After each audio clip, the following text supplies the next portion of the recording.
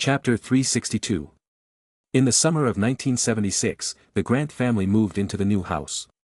However, that wasn't the only thing that moved this year. In Parliament, a few laws were passed. And immediately after that, the Queen called Magnus to the palace to have some really important words. Magnus took all his siblings, as the old woman wanted to meet them. However, Magnus noticed the eyes of a few other royals being malicious towards him. He could understand Queen's children, but even other relatives were doing this. "So, what's the matter?" he asked Queen Elizabeth. "Dear, take a seat first and drink some tea. I have fabulous news to give you. You have turned 16 already, so I have decided to announce you as the Crown Prince, while Adam takes his name back publicly, announcing he's not interested in kingship," Elizabeth said excitedly. Ah, so this is why others were showing me hostility, he realized. Well, it was bound to happen someday. I too think that 16 is the right time and age. How will you do it? Just directly tell. I recommend first letting Dad go in public and saying that he does not think he can be a great king, he's a great inventor, but the other things, he's not confident. He suggested to her. Indeed, a good suggestion. We need to make it as palatable as possible before announcing it to the world. By the way, dear, have you started dating yet? She inquired.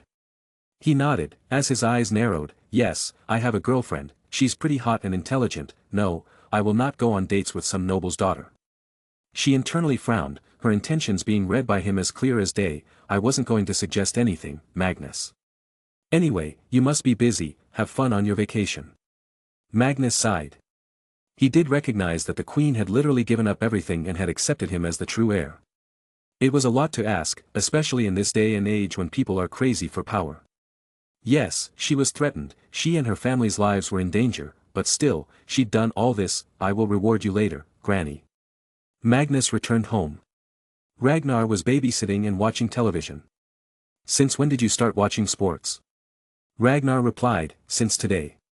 All these muggles, jumping so high, with poles and whatnot, throwing heavy things so far.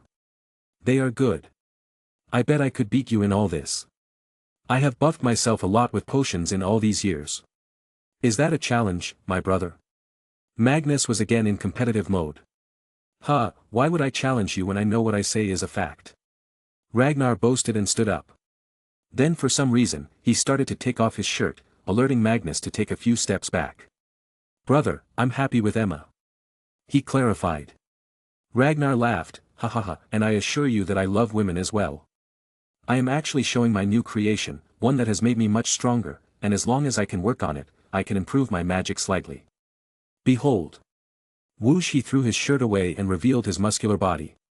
Now, it had a lot of tattoos, they looked borderline runes. It's a work in progress, probably will take me years. But when I'm done, I can possibly chop a man in half with my hands. Whoa. Magnus came close and looked at his chest. This is amazing, you just created biorunes? Well, it's pretty painful and probably comes under the category of dark magic as it requires self-harm, so keep this to yourself. Ragnar requested. Thud. Rag. You got tattoos? However, with Ragnar's bad luck, Grace entered just then. Mum, I can explain, these aren't tattoos, I mean not the tattoos that you think. They are magical, they help me with my magic. He tried to explain. But, it's still a tattoo. Right? You should have gotten permission from us, it must have been so painful. Grace scolded him. Ragnar realized that she was not angry because he got the tattoo, she was angry because it must have been painful and he didn't tell them. Truly, only a mother can worry like this. Sorry, Mum. I just wanted to make myself stronger and these are really helpful. He calmly explained to her. Grace nodded and patted his head. Although he was taller than her now, it didn't deter her. You don't need to do anything in secret, sweetie, we're always going to be with you and support you. He hugged her, a bit emotional. She reminds him of his late mother all the time. Thank you, Mom. I hug. I hug. The three little gremlins also jumped around them. Magnus chuckled and waved his wand to make them fly to them. All of them had a group hug then. After they moved back and Grace went to make lunch, Magnus challenged Ragnar. Boy, if you seriously think you are better than me now, you're mistaken. I shall see you on July 17th in Canada then. Humph. Ha, I will break your confidence, just watch. Ragnar accepted wholeheartedly. 3 weeks later. What are you watching? Adam sat beside his dear wife and hugged her. Nothing, Magnus told me to keep this channel on the television. Why does he want me to watch this show? Grace wondered.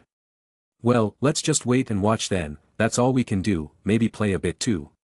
He touched in inappropriate places. Grace smacked his hands and looked back. The kids were sleeping in their room. No, not now. Well, who said we need to do a full course? Adam continued. However, their little fun time was spoiled when the announcement on the television voiced, the next athletes for pole vault are both from the United Kingdom, and they are none other than the royal princes, Prince Magnus and Prince Ragnar. What the? Are they participating in the Olympics? Adam exclaimed in the middle of a deep kiss. Grace also looked and the scene showed Magnus in sportswear, bickering with Ragnar. She gasped, I remember now, a few weeks ago Ragnar said he could defeat Magnus in these games. They are so crazy they took the fight to the Olympics.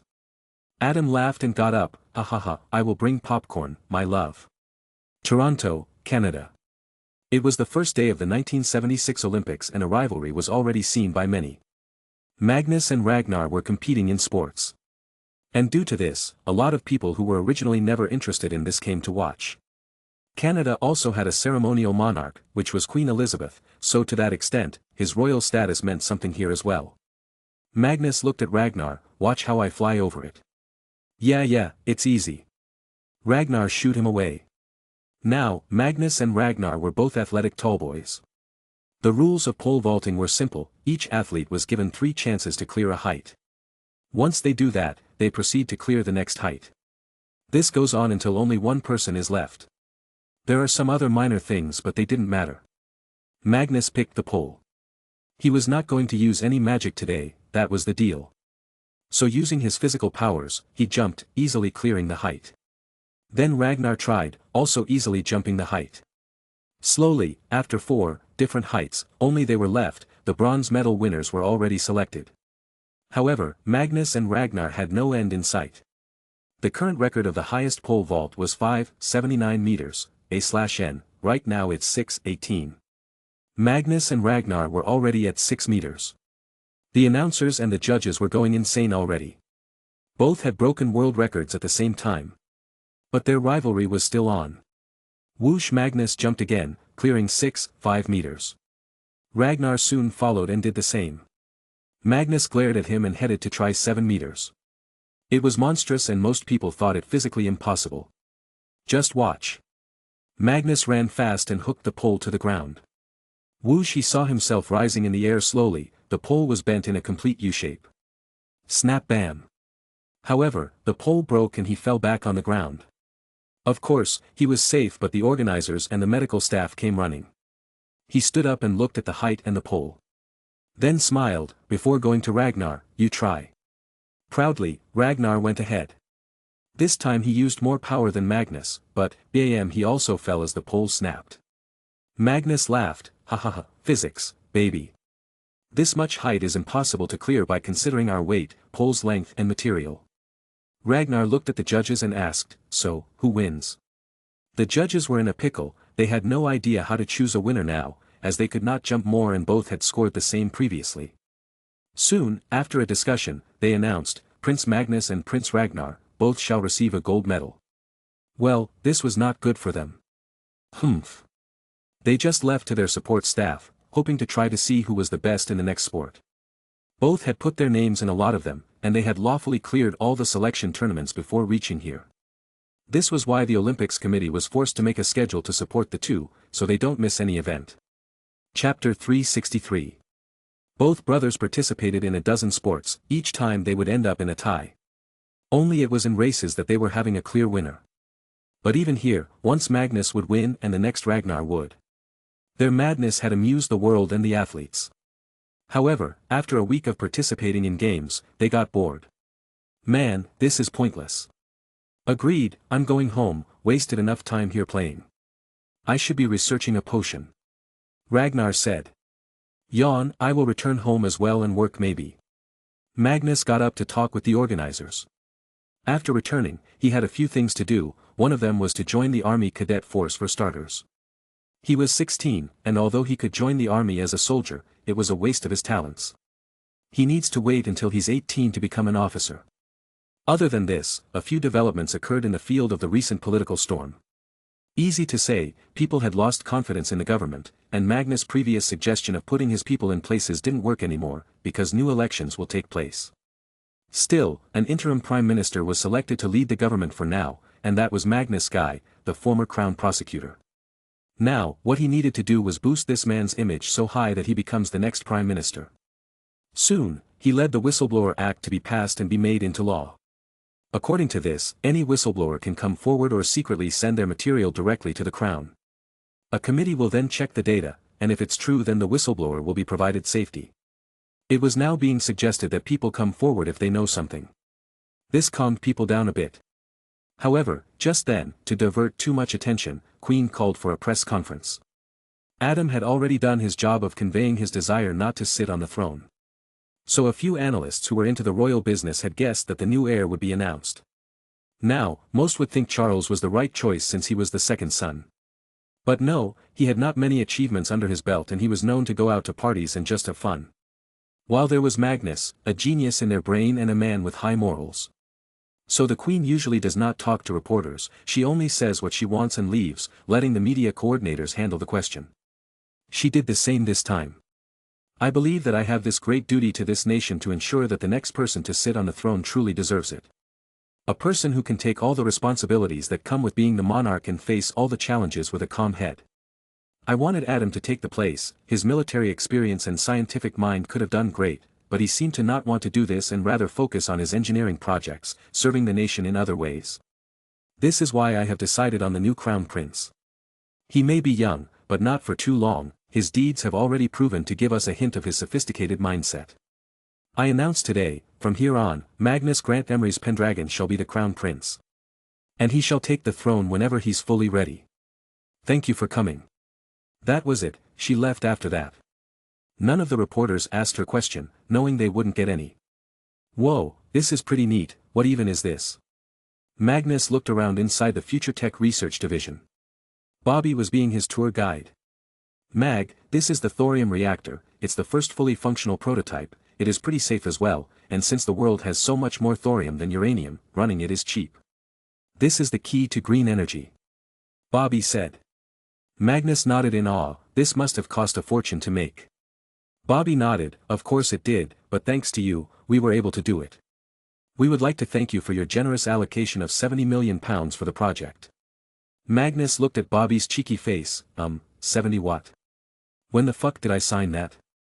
I know that feeling, pal, Bobby thought and answered, well, you signed it last year, did you not sign on a paper called, Money for the Green Energy? I clearly mentioned that it was for the reactor.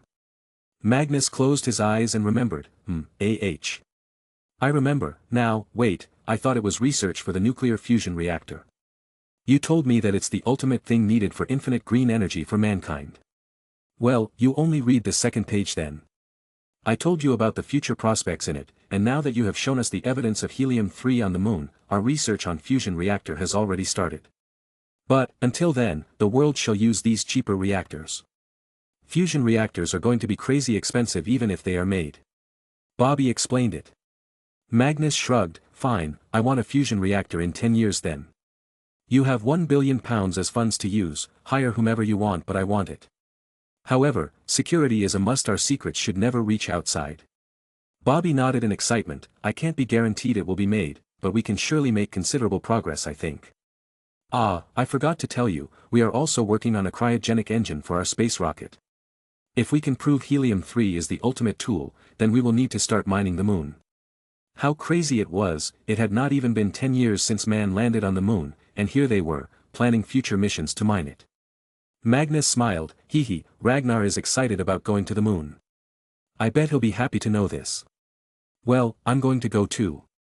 I want to feel what it's like to stand there. Bobby also dreamt. Ring ring. Magnus picked it up. It was from Ted, the head of his dragon service. Soon, he had a frown on his face, so he went to Bobby's office to talk privately. Yes, speak now. Magnus, our people have found something disturbing happening in Africa, by the United Nations. It was found that UN officials and soldiers have been forcing children to commit oral sex in return for food. The higher-ups received the information, but the file went from one table to another, eventually being lost. 3 journalists have been silenced by them, 2 were silenced institutionally and 1 was murdered. What do you want to do? Ted asked. A/N, this is a real crime committed by the UN, you can search on Google. However, in our world, it's recent. Magnus boiled in anger, so this is where those bastards were spending the money aid we sent. Is this how they are removing world hunger? Bloody degenerates. Gather all evidence and use my media channels to destroy all those who were a part of it. I don't care if it's the Director General, a soldier, or even a president of an African nation. I want all of them to be trialed right in Africa, in a country where capital punishment is valid. All of them must be sentenced to death, as long as they knew about it and did nothing while having the power to, they must die.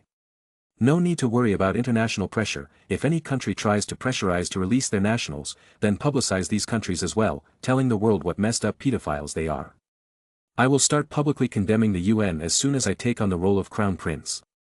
One more thing, take over the UN, brainwash whomever you need to, it's damn time the United Nations starts uniting the countries. After getting the support, Ted hung up and got to work. It was about time Tonks and Tonks cracked a huge case and became a completely global company. However, one would think, how can Magnus be sure that his people will not be the same? Will they not exploit the poor children? Well, the reason was simple, all thanks to the busiest department under Magnus, the audit department. However, it was not about auditing money, it was about auditing minds. It was directly under Meta, meaning Adrian. Their job was to do random audits on all the top and any other person working for them that had the power to cause harm. What happened? You look angry, Bobby asked him. Magnus sighed, nothing, just the usual, evil corrupted world. Ah, you brought a sandwich. Thanks. Chapter 364. Summer flew to Magnus and sat on his shoulder.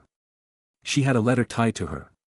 He quickly opened it and found out it was the result of the LS outstanding, O, was the highest one could get, and as he expected, he got an O in every single of the 10 subjects he took. What about you, Rag? Magnus asked him. Ragnar didn't have O in all, however. Since Ragnar knew theory really well, even in charms he was able to get an acceptable. Transfiguration and defense against the dark arts were also acceptable. Basically, all subjects that needed the use of a wand were acceptable. Meanwhile, he got an O in potions, herbology, care of magical creatures, history of magic, astronomy, arithmancy, muggle studies and study of ancient runes. In total, he failed in no subjects. In short, Ragnar was satisfied. I cleared 11 subjects, and you only 10. I got O in all that I took.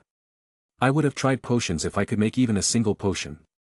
Let me call Emma and Severus and ask them. He dialed Emma first. Actually, he was planning on going to meet his girl. Got your results?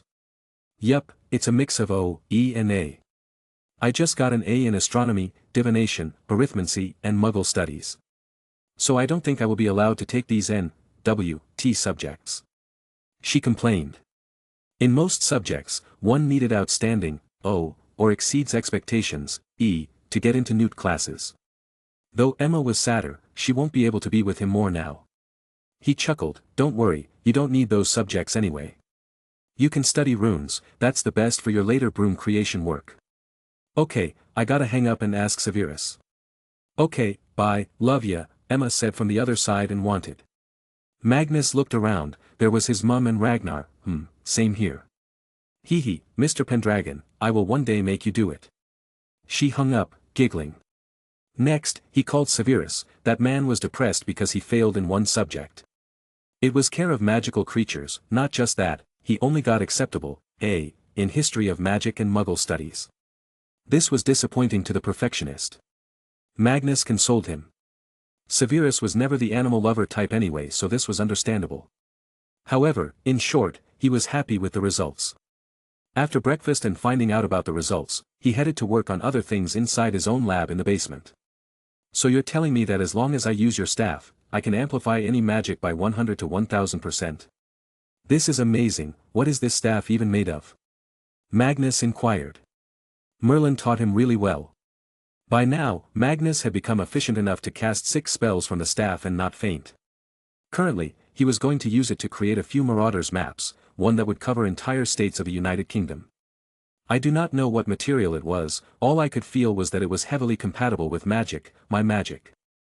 I found the crystal inside the tree from which I made it too. My theory is that the tree grew on the ground where a mysterious object from the sky hit, engulfing the crystal as well. Merlin revealed. Maybe it's also made from elder tree? Magnus inquired.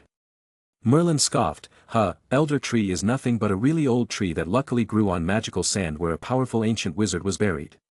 The elder wand is nothing but a child's toy in front of my staff. Whistle, that's amazing. So do you think I can cast homunculus charm from this staff that can make the map of the entire state magical? You should be able to. But you need a vastly detailed map, one that has entire streets, small or big, marked on it. Merlin advised him. No need to worry, I already got it. Meta keeps a map like this, it even has secret underground passages on it. Let's try it now. Magnus put the map on the ground and pointed the staff at it. Whoosh! The homunculus charm was slow, a beam of red light hit the map, it first made the map resilient to stand the effects of time, then it slowly started to turn golden, each line on it started to become magical. By the third minute, a lot of footmarks and names started to appear on the 1 meter by 1 meter map. From a person driving, walking to sleeping, all was being recorded in it and shown in real time. A.H. Ragnar. Magnus noticed Ragnar in it, right inside the building he was in. Now, the only thing the map could not do was show the insides of every house. The reason was, one needed to explore the place first, of course, none could see inside each home. Such a task of mapping needed huge manpower. However, Magnus did one thing later, it was to make sure it could not track him, Ragnar, Emma and Severus and look inside his own house. Nonetheless, he was impressed by this, it will take me a few days to make a map of each state, once that's done, we will be able to make the country safer than ever. However, I wonder if one day I can make a world map like this. That's absurd, how big of a map will you need? Merlin asked. At least a map 100 meters by 100 meters big. Only this way we can see the streets. We can make it proportional to our own world, this way we can use longitude and latitude to pinpoint any location. Magnus planned. But, all this was for the later, he wasn't strong enough to make such a thing yet. So, what do you think? Magnus arrived at Meta headquarters and showed the map to Adrian. This is real time? Adrian inquired. Yup, you can check with one of your employees if you know where they went. Magnus suggested. Adrian did just that and looked for a field agent. He soon found the man tailing someone on the road. This is revolutionary. Our work will become so easy now. Exactly, I will make maps for all states in a few days. But remember, they must never leave this place. He warned as it would be devastating if an enemy got these. Magnus spent his days playing around, training and preparing to take the mantle of Crown Prince. He was planning on taking the throne once he was 18 as well. Until then, he would keep on making something for the world that will keep his popularity high. Just one morning, when he was out for a walk and passing by Sirius' house, he saw Sirius coming out, running angrily, I will not return now, bitch. I hope all of you just die. Magnus could see Sirius' mother standing at the door and shouting back, yes. Leave. You are nothing but a disappointment, a blood traitor, a mudblood lover, a weakling, a shame on the house. Never show your face again here, for you are not a black anymore. Magnus shouted at her, woman, you know speaking words such as mudblood are banned now.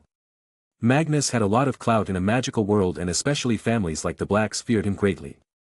So, as soon as Sirius' mother saw Magnus, she shivered in fear and ran back inside, shutting the door. He helped Sirius pick his bags, I see, you have made a decision. Do you need a place to live? Sirius thanked him, nah, that bitch doesn't know that my uncle, Alfred Black, named me his heir. He's dead now and I got all his money. I'm gonna buy a new place to live, then head to James. What about Regulus? Won't he be a victim of their bullying now? From what I know, he's the only kid in your house, as even Narcissa has left after marriage. Magnus asked him, worried about the poor kid. Sirius was a fighter, a crazy guy. Regulus was an emotional kid. Sirius shrugged, no, even he's joined them, he tried to convince me to agree to my parents' demands. They want me to get engaged to some pureblood 60-year-old whore for their money, since thanks to you, the purebloods have lost a lot. Magnus didn't believe it, maybe Regulus was just acting his part to not get the beating. But, I can't stop you. I will talk to him at school. Do you need a lift? I can use apparition, you know. Sirius looked at his big bags. Yeah, help me get to Leaky Cauldron. Sure, they disappeared. Emma's home. As school time was coming closer, she had started to pack her bags. However, as she was in the middle of it, her dad came to her room to ask her about her life. My sweetheart, Dad hasn't been able to spend time with you. I hope Magnus is treating you right. If you have any problem, you can tell me. Mr. Whitehorn warmly said.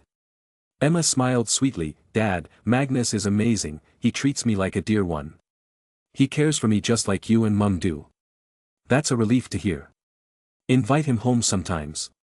We can eat dinner together. I too would like to talk to him about something as well, he suggested to her.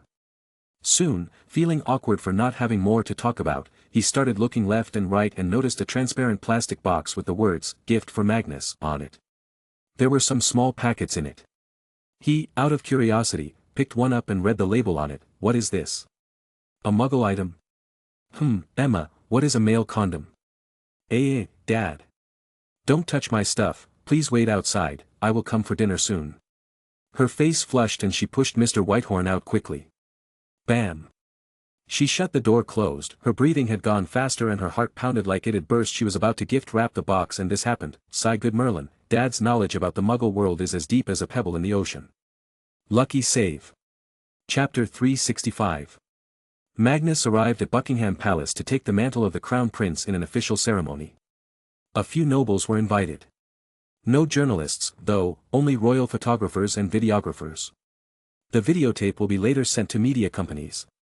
In the ceremony, Adam officially resigned from his position. Then Queen Elizabeth called Magnus forth and appointed him as the Crown Prince. After that, Magnus was to give a speech. And in this speech, he was going to speak about the future, what he had in mind and how he envisioned the country. People would believe him more since he was a big businessman and unofficial richest man in the world. I have so much to say that I'm afraid the cameraman will have to change the tapes a few times. But I shall say it anyway. When I was 9, I saw this country going through the worst economic crisis possible. People were losing jobs left and right, businesses were closing. Of course, I was too small back then and had to ask my mum, why did my favorite ice cream shop close down? To this, she told me that people were not coming to buy it anymore. I asked why, and she went on to explain inflation. I understand nothing, of course, not until I turned 11 and completed my high school studies. I slowly realized that the reason why there was inflation was because of the entire world market. There was less demand, hence, we were making less and people had no jobs. At that time, I thought, we needed to develop an internal consumption structure, where our country's own consumption of local goods is so much that international economies downtown don't affect us too much. I'm happy that we're on that path. I hope that a person of this country doesn't just hope to find a job, but also hope to create jobs. Entrepreneurship is the future. Slowly, the world is changing, technology is the future of entrepreneurship. Of course, it may sound foolish right now. But with time, production becomes easier and cheaper. For example, FutureTech's phone used to cost £350, now it costs £250. Why? Because of the lesser cost of production. I am optimistic about this nation. And I hope, you all stay too. However, with this, I would like to talk about what I'm not optimistic about. The United Nations. I am disgusted by what has come to the light and commend Tonks and Tonks for taking up the case for free for the poor children who were wronged. It is clear that the United Nations is everything but united. They receive hundreds of millions of dollars every single year, yet we still have food shortages, hunger in countries. Where were they when we, the United Kingdom, were sending food during the Bangladesh famine? What has happened is inhumane and a crime none less than what a devil would do. To be honest, Hitler died back in 1945, but now, we have small Hitlers, sitting in powerful positions all around the world, using their influence to commit all kinds of atrocities. But I vow, there shall be no little Hitlers in this country, as with the help of the recent Whistleblower Act, we will stop them from ever rising. Take care, drink more water and I will pray that the people of this great nation and the nation itself remain healthy forever. Magnus gave a light nod to the camera and left. The camera stopped as that was the end of the official event. Now, it was just about the party. He met a few loyal nobles, brainwashed by Lord Mountbatten into thinking they would get something in return by following Magnus. Mountbatten was already a member of his Order of the Merlin and was happy to serve. After a tiring day, he returned home with his dad. That was a great speech there. Who wrote it? Magnus scoffed, Dad, you don't think I can write it? Okay, Mum helped me a bit, fine, she wrote 60%. But she only phrased the words that were in my mind. I'm not very good at being polite. Huh, I can see that already. The older you get, the grumpier you become. Adam noted. Magnus sighed and wondered, maybe, it's a disease all wizards must face. Look at the old Dumbledore. As all things come to an end, the summer holidays did as well.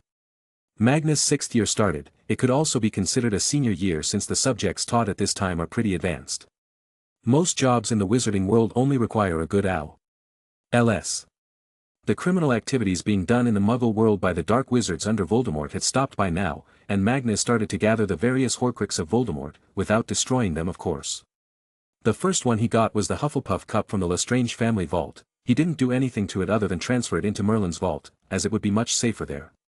However, this was it, although they knew that these Horcruxes are related to the 4 founders, the thing was, they had no idea where all these treasures were hidden. Maybe you should try searching in the school. He was in the school once, right? Emma suggested to him while they were on the train. They usually talked without mentioning the key details. Do you know how big the school is? Actually, Mag, I have another great idea, Ragnar started, acting like a smart ass. You should find a way to better use the time turners, this way you can go back when he was a baby and snap. Break his neck. Emma and Severus looked at him as if he was a monster. Magnus chuckled, you monster, we're talking about a demon baby here, at least we need to boil it in oil to sanitize it and then burn it in the fire. Emma and Severus looked at each other's faces. Magnus clarified, come on, guys, we're talking about a magical Hitler, of course, we'll kill the baby if we get a chance. Ragnar nodded in approval, true.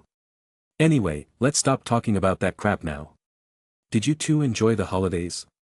I told you to come to my place, it's now even bigger and better. Magnus told them about his new amazing house. Emma blushed and replied, I wanted to, but saw you were so busy in the news so decided against it. Magnus gave her a grateful nod. He loved this about Emma, she knew how to read the atmosphere and act appropriately, well, not when she's not horny, as when that happens, she goes crazy. I also moved my home. Previously I tried to remain there because I was, as Ragnar says, a WAP boy, crazy after a girl who saw me as nothing, not that I blame her. I have actually bought a nice villa in London, so I can be close to you two and work on projects together. The entire summer went into buying some stuff and filling the house. It's too big for the two of us. Severus revealed, and this really made everyone happy. Emma patted his back, I'm happy you're over that bitch. But, I'm also sad now, I'm so far away from you all. I guess I'm gonna have to blackmail Dad once again. Magnus chuckled but ignored her crazy ideas, and rather gave Severus better advice, a tip from me, here, take this business card. Elf's touch. What's this? Severus read the text on it. My awesome butlers, Abraham Lincoln and George Washington had the idea of helping all the homeless elves. So they first got them registered under my big house, Camelot. Then they started this company, with which wizards can hire elves for house service. But the contracts are really strict. If one mistreated an elf, even verbally, then the entire might of my army will fall off them. It provides these mistreated folks with the good income stream and dignity that they deserve. He digressed in detail. Emma all of a sudden got up from her seat and jumped down on his lap and wrapped her arms around his neck. Magnus was taken aback, but not for long, as his one hand quickly found itself touching the bare skin of her legs below her skirt and the other held her curvy midriff. God bless Hogwarts uniform, he thought. She kissed his cheek sweetly, my Magnus, I'm so proud of you. Loving you was the absolute rightest decision of my life. He chuckled, holding her ever tighter, I agree, who falls in love with a crazy son of a bitch like me from first year and stays loyal for so long? I admire your perseverance. Bam Ragnar suddenly stood up and opened the cabin door to head out, all right, I gotta vomit. However, just when Ragnar opened the door and looked out, he saw a running figure of Lily. He didn't say anything but did wonder, was she eavesdropping on us? Chapter 366. Lily Evans, top of her class, amazing in potions, one of the best students of her year. She today realized she was the dumbest girl in the school after hearing Magnus being so much in love with Emma and finding out Severus was keeping himself closer to her before and even now didn't blame her. Truth be told, she was one of the girls crazy for Magnus. Who isn't? But, she tried to use her tactics of being the silent lover. She purposefully wore a revealing dress during last year's Christmas night, hoping to waken up Magnus' lust, but the opposite happened. Magnus announced that Emma was his love with the most passionate kiss she had ever seen. Heartbroken, she was angry. Magnus didn't even look at her, forget thinking about her. She had pushed even Severus away from herself, and now she lost it all. Severus, her first wizard friend, the one who taught her the basics, who stayed by her side at all times, stood up against Petunia when she bullied her. But she slowly realized she was a real bitch, accepting to date James as a discounted version of Magnus, but someone leagues better looking than Severus. Yet, she was not happy internally. That smile plastered on her face was just to fool others. Surely, academic intelligence didn't correspond with general intelligence. It was the 6th year officially, and the 6th year had a few privileges. One of them was a private room for all students.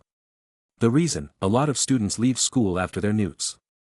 Magnus had already told the elves to customize his, Severus, Emma and Ragnar. When he entered his, he whistled, "This is sweet."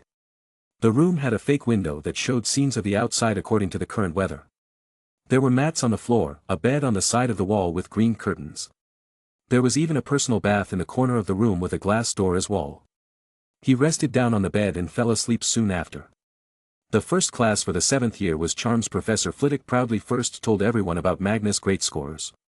In Newts, most classes were held with students from all 4 houses, as the number of students significantly decreased in each class due to specializations. With Magnus were all his friends, since they all passed the Charms class.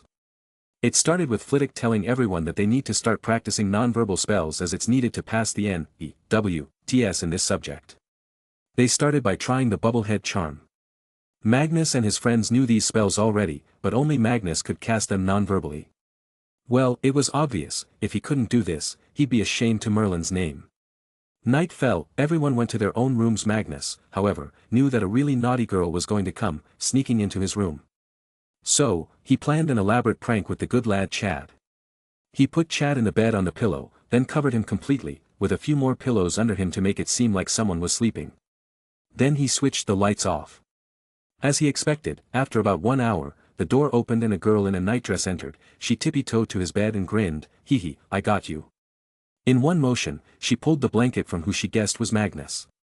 However, only a fat chubby innocent cat face was there, staring at her. "Meow," Chad spoke up. Snap. Magnus clapped, turning the candles on. The room was illuminated, and with that, he saw Emma.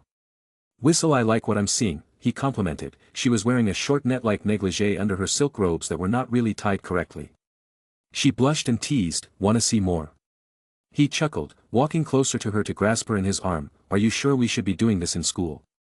She rolled her eyes. "Come on, we're old enough, and we've got a private room now.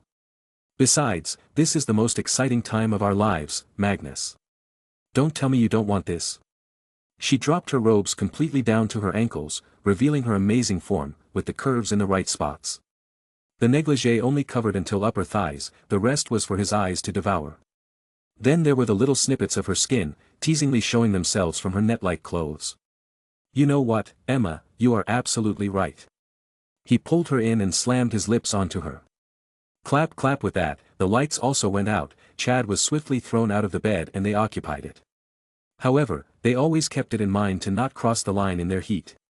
The next morning, the curtains on their own slid away, letting the morning light enter. The naked bodies of the two remained wrapped around each other as they woke up.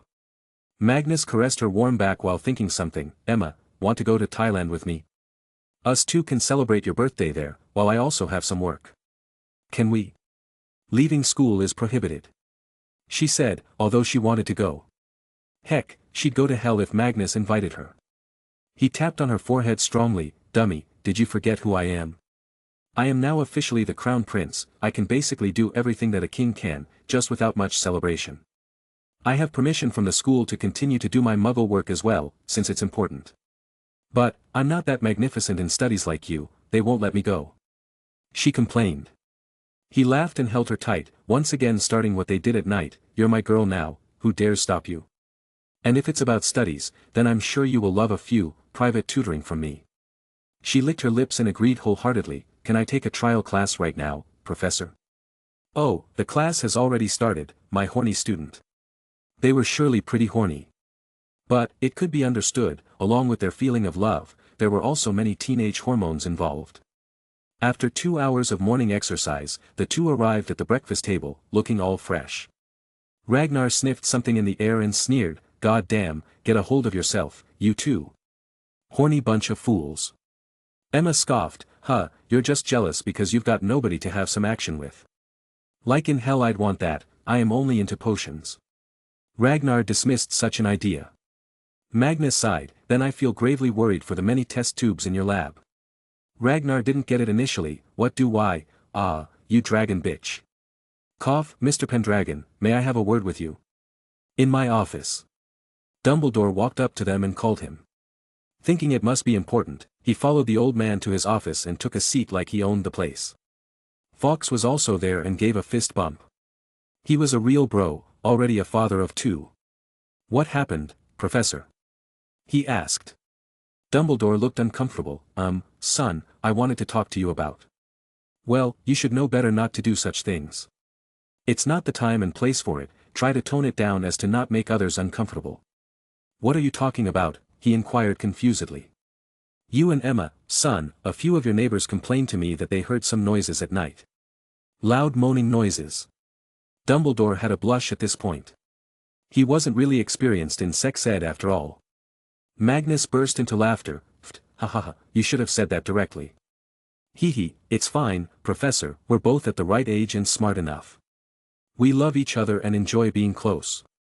About the complaints, I'll see who did it, though I will fully soundproof the walls now." Dumbledore was annoyed, he wanted Magnus to stop. "No, Magnus, I need you to stop, or I will be forced to add some new rules that are magically enforced." Magnus frowned. "Professor, if you don't like girls, that doesn't mean you have to stop all those who do. And if you want to go ahead, then do it, bring in new rules. I will simply leave the school with Emma, I'll teach her everything myself." He had Merlin too, after all. Why would he submit to Dumbledore now? He didn't want to stop the fun activities with Emma at any cost. Well, Magnus' first words hit the old man hard. Indeed, he didn't understand the interest between a man and a woman right. But when he thought about his own experience with his lover, well, that changed everything. "Fine, but make sure no sound comes out. And don't cross the line." He chuckled, "Sure, Professor, besides, there are hundreds of ways to have fun without crossing the lines. Oh, one more thing, I'm leaving for Thailand tomorrow, it's an official visit, I will be meeting the Thai king, Bhumibol Adulyadej." Dumbledore nodded, "This was already agreed previously, bring any exotic potions and books you find there. I think the school can do research on them and see if we can add something new to the curriculum. We have a lot more foreign students these years, all thanks to you." "Deal, see you later." He silently left, not telling that he was also taking Emma. Chapter 367. Let's go to Hagrid. He makes the best chocolate milkshakes. Ragnar suggested after their last class ended. "Yeah, let's go. Does he not feel lonely every once in a while?" Emma wondered. Magnus sighed, "He's a half-giant, Emma.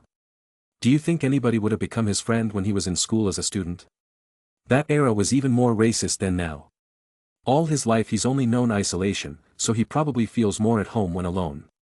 "Yes, that's a possibility." Severus nodded. Magnus wondered then, he's a half-giant, right? A normal giant is anywhere from 20 feet tall to 25 feet tall. How do you think his wizard father was even able to do it with his mother? Everyone silently tried to think, but there was no bloody answer. It was like trying to insert a pencil inside a Hogwarts sewage pipe.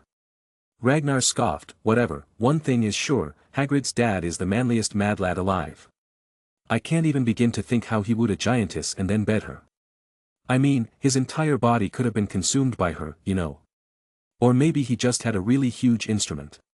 It's fucked up no matter how you think about it," Magnus muttered. "Arg, it started raining, and look there." Emma pointed her finger at a distance. A boy and a girl were running with robes over their heads. "Is that James and Lily?"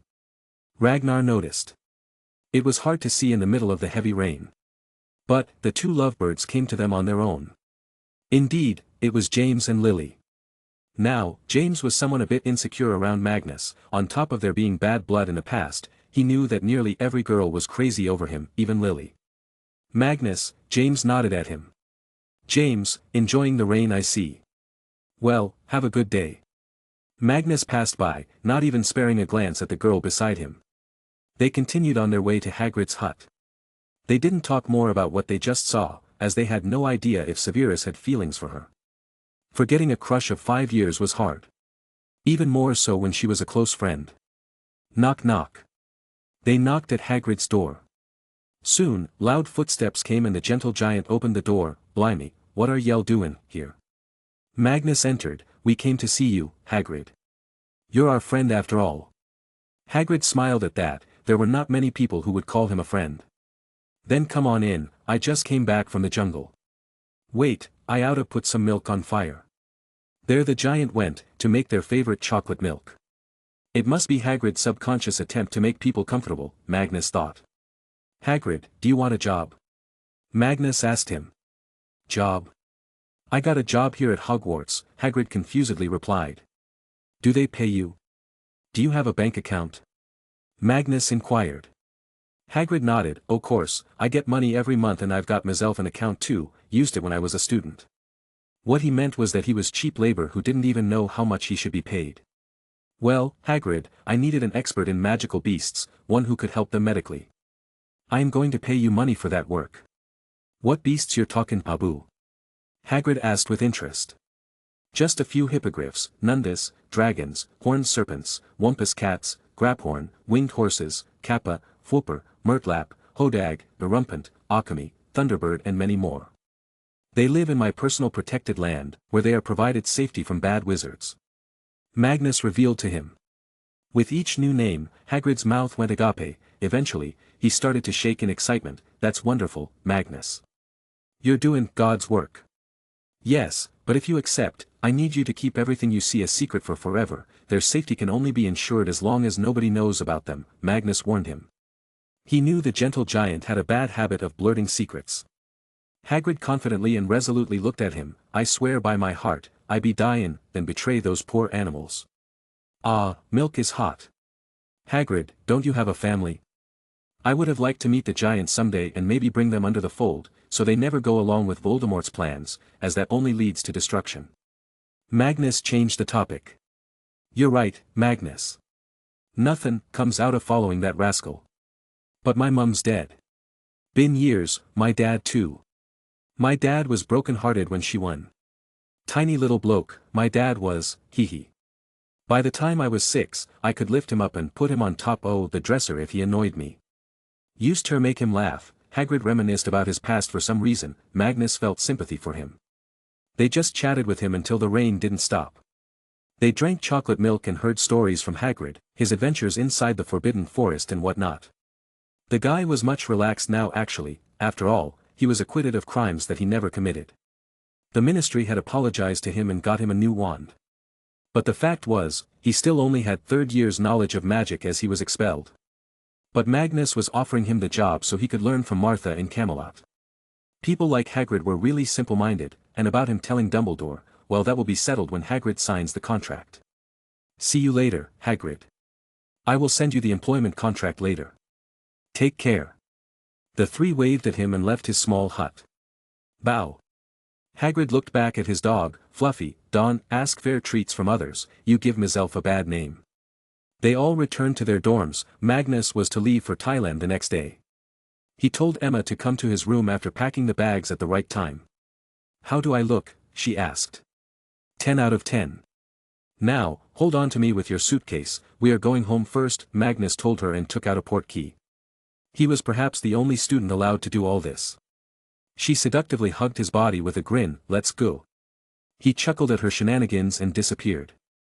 A moment later, they arrived in Magnus' new villa, in his room. "Wait for me in the living room, I need to go to the palace first, I will be going to Thailand with a Muggle delegation this time." However, as soon as Magnus opened the door of his room to walk out, his mum appeared. He was taken aback, as he thought she'd be in the hospital having resumed her work. "Ah, Mum, how are you?" he asked. Grace was also surprised. "When did you come? And why do you look so scared?" "Nothing, I am going to Thailand for official business," he replied. "Oh. Hello, Mrs. Grant, how are you?" Facepalm. Magnus glared back at Emma for coming out just now. He noticed Grace's teasing eyes. She chuckled, "Oh my, Emma. Are you going to Thailand as well?" "Yes, my birthday is coming and he offered me to celebrate there." She blurted. "How romantic." "Ah, Adam is like this too, always surprises me with his romantic ideas." "Okay, I won't disturb you too, have fun, my sweeties." She patted their heads and left. "Why did you tell her everything?" He pressed Emma. Emma blurted, "Why should we keep a secret from her? She already knows that we're dating. And, she's like an angel, I can't lie to her and sin." Magnus just sighed, "Fine, just go to her and talk a little, I will be back soon." He operated away to meet the Queen and the delegation at the Buckingham Palace. Meanwhile, Emma went to Grace. She also played with the 3 little additions to the family. Grace soon cheerfully brought a large book. "Come, Emma, I will show you Magnus' childhood photos." With stars in her eyes, she rushed to the opportunity. And just then, somewhere in London, a certain blonde boy felt a shiver run down his body. "Emery's Construction HQ. You got the proposal ready?" Magnus questioned. "Yup, everything's done. Land acquisition simulation, cost of construction, revenue generated, everything has been calculated. We only need the right agreement from the Thai government now." Edgar informed him. "Good, Thailand is a monarchy right now, great threats of communism are looming over it, not to mention, the military is too strong there, massacres are common these days. The king is anti-communist, thankfully." Magnus muttered, already done his homework. "But your other demand is a bit too much, I'd say. I don't see them selling their land to you honestly," Adrian suggested. Magnus just chuckled, "You two have no idea how far my hands reach now. The Thai king will surrender as long as a strong enough threat is placed on his country. All thanks to a certain new friend I made from the Soviet Union. Let's go now." Chapter 368. Bangkok. "Nice," Magnus couldn't help but say it after reading the big sign over the airport building. "What nice?" Emma asked him. He shook his head, "You are far too young to understand the complexities of our reality, girl. Be happy in your ignorance." Before she could retaliate, Magnus walked away. It was a fresh breath of air in a new country he's never visited before. Bangkok was pretty westernized in some cases and not so much in others. The government clearly didn't know where their priorities should be. He knew that this was the era of investing in healthcare and education so that in the future they can have a skilled workforce. But here, money was spent on the army, building new offices and stuff. What was the point when the people remained poor? This was the problem with a majority of Asian countries that were not Japan. Magnus admired Japan, how it came out as an economic powerhouse was something to be taught for generations. But a few flaws in their society were already clear. Toxic work culture would destroy them, he reckoned. In the United Kingdom, he was going to issue new labor laws with designated better minimum wage, holidays and benefits. Of course, it cannot be too much or else producing things will become too expensive. "Sir, the car is waiting," an assistant directed them. A whole entourage of 7 cars were there, all Rolls-Royce, black in color. There was a UK and Thailand flag on the hoods. The truth was that the Thai king was more interested in Magnus' wealth and business tycoon image than his prince status. That's why he was ready to provide the best treatment possible. On their way to the reserved hotel, Magnus saw a variety of things. The roads were mixed with modern vehicles and also traditional animal-pulled carts. There were nice shops as well as traditional small stalls. The country gave the feeling of one stuck between 2 eras. The same was the case for most countries in the region. "Why are there so many police?" Emma asked. Just a few days ago, a violent crackdown by Thai police and right-wing paramilitaries was carried out against leftist protesters who had occupied Bangkok's Thammasat University. Papers in our country are calling it the October 6th event. The official statement says 44 dead, unofficially says 100. Magnus briefed her. She was taken aback. The world is so strange, who needs a Voldemort when we got mini Voldemorts in all countries? Magnus chuckled, this was similar to what he had said at his royal crown prince coronation ceremony. Why did the prince come here just after that incident? A general asked the king. He didn't come all of a sudden, it was planned a month ago. And it was you who couldn't even do a little crowd control. Know this, the more such incidents occur, the less likely we are to get any kind of investment. The king warned the general. But the general was dumb. Why should we worry about outsiders? As long as we control the country we can have money. But the people will be poor and angry. You can't kill everyone who raises a voice. At one time, they just won't care as they'll have nothing to lose. You will not have enough bullets then, you will scream as they shred you to pieces. And, you're fat, can't even run. The king mocked the guy. If Magnus was here he would have burst into laughter and given the king brownie points. The next day, the official meeting was to take place. Magnus Dragon Service had already checked the country's magical community. It was also done for Magnus security. It was, after all, better to know if any enemies were hiding. Simple to say, Thailand's magical community was not unified. Spread around into various smaller communities. Thankfully, they were not communists. He sent Emma on a sightseeing trip with Adrian, while he came to the palace with Edgar and Ted. The Muggle diplomats would deal with their things while he did his own. He soon arrived at the Grand Palace, the official ceremonial residence. The king was 49 years old, he was crowned in 1946. Magnus was somewhat disappointed in the fact that he wasn't able to achieve anything worth mentioning until now. He didn't have complete control over his country, there was so much violence going on around. He was received by King Adulyadej. The man wore a military-styled royal dress. Magnus quickly checked his mental shields, and there were none. Strange for a king. Welcome to Thailand, Prince Pendragon. The king greeted him and shook his hand. So he does not know about my other identities. Ignorance is bliss, for me. He happily looked inside the man's head while talking to him normally. There were the usual things, lunch, serious talks about useless stuff. The real talking would happen in their secret discussion. With Magnus was Ted, while with the king had some random guy, a translator. Magnus started, do you know why I came here? The king was taken aback by Magnus' way of talking to him informally. However, Magnus was going to give him the shock of his life, as he had read the mind and knew that the king didn't really have anything against the wizards. Instead, it was the wizards who didn't give him any importance. Do you really not know anything about my other identity? Fine, Ted, show it to him. It's better to start the real talk after we both know where the other one stands. Magnus instructed. Ted quickly took out a file from his bag and handed it to the king. There were a few things written about his identity. The magical one as well, including whose descendant he was and his standing in the magical community.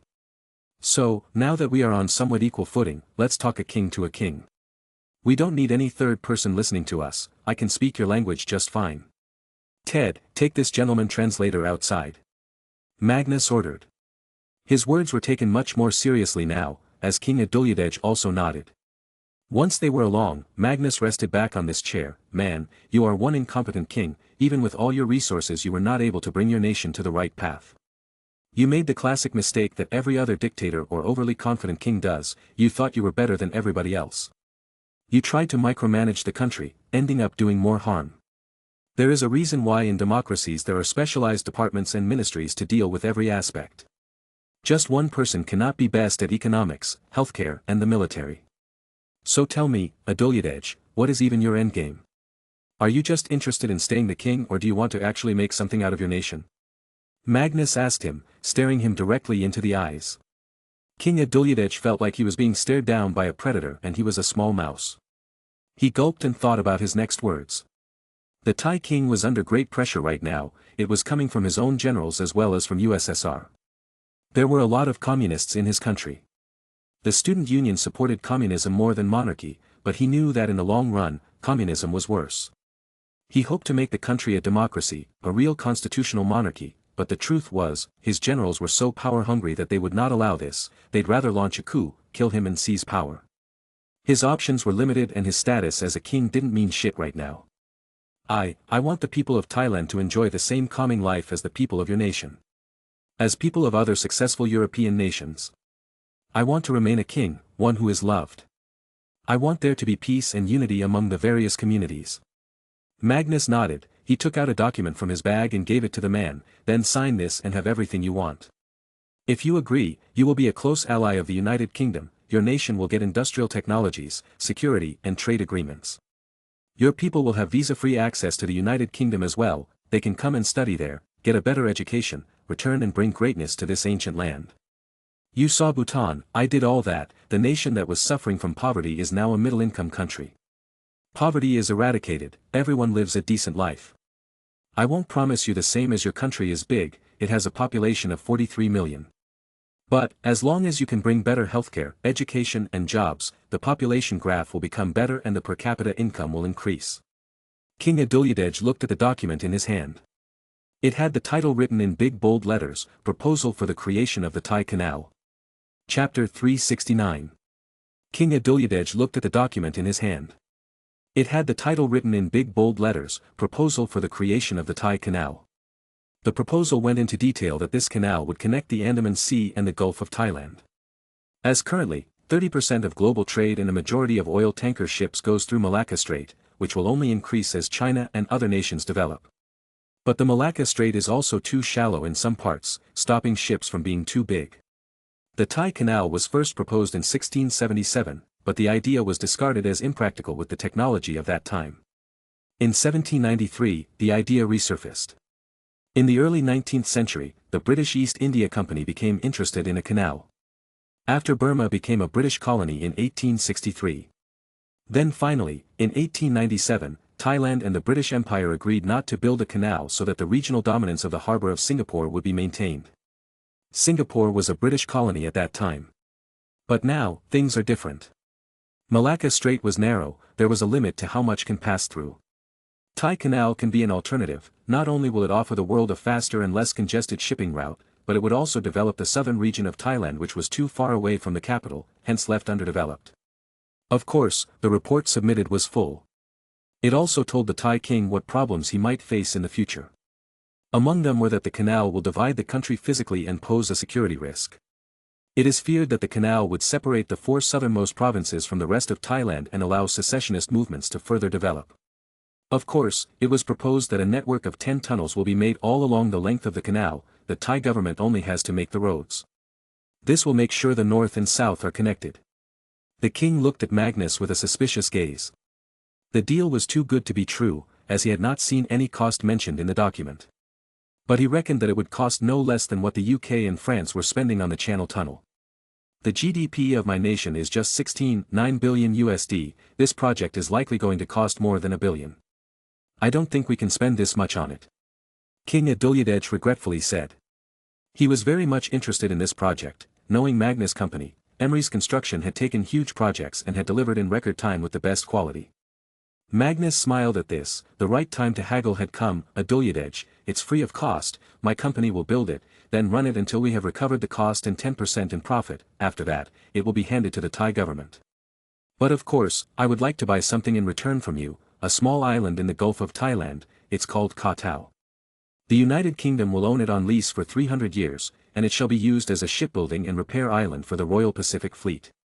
We are increasing our navy after the exit of the US from Vietnam. The whole region is unstable with communist regimes popping up in all countries. Because the island is close to Thailand, we will be able to buy necessary materials faster. Of course, it can be in the agreement that no armored ship will dock at Koh Tao. In return, Thailand can become a military ally of the United Kingdom, it means that an attack on you will be an attack on us.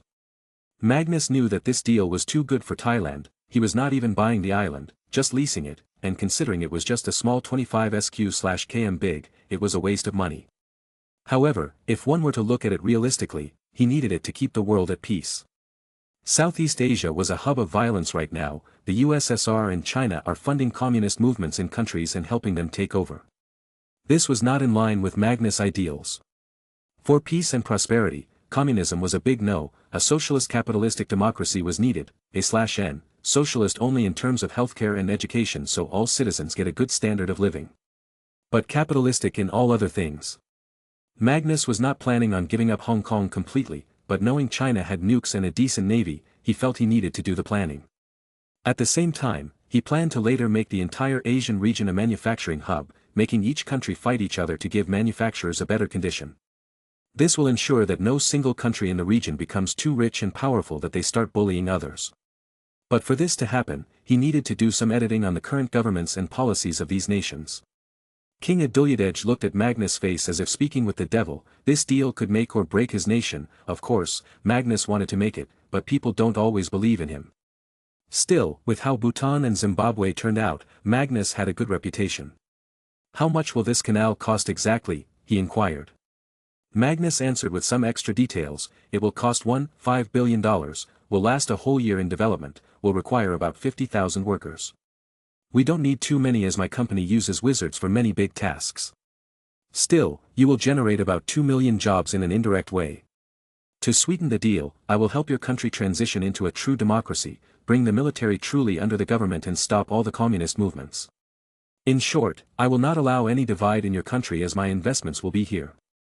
My ways are extremely peaceful too. Again, examples were many, like how the UK solved Uganda's threat. King Adulyadej took a long breath, his brain hurt. This was a lot. The major problem was the lease of the island. The people will spread propaganda against him that he's selling the country.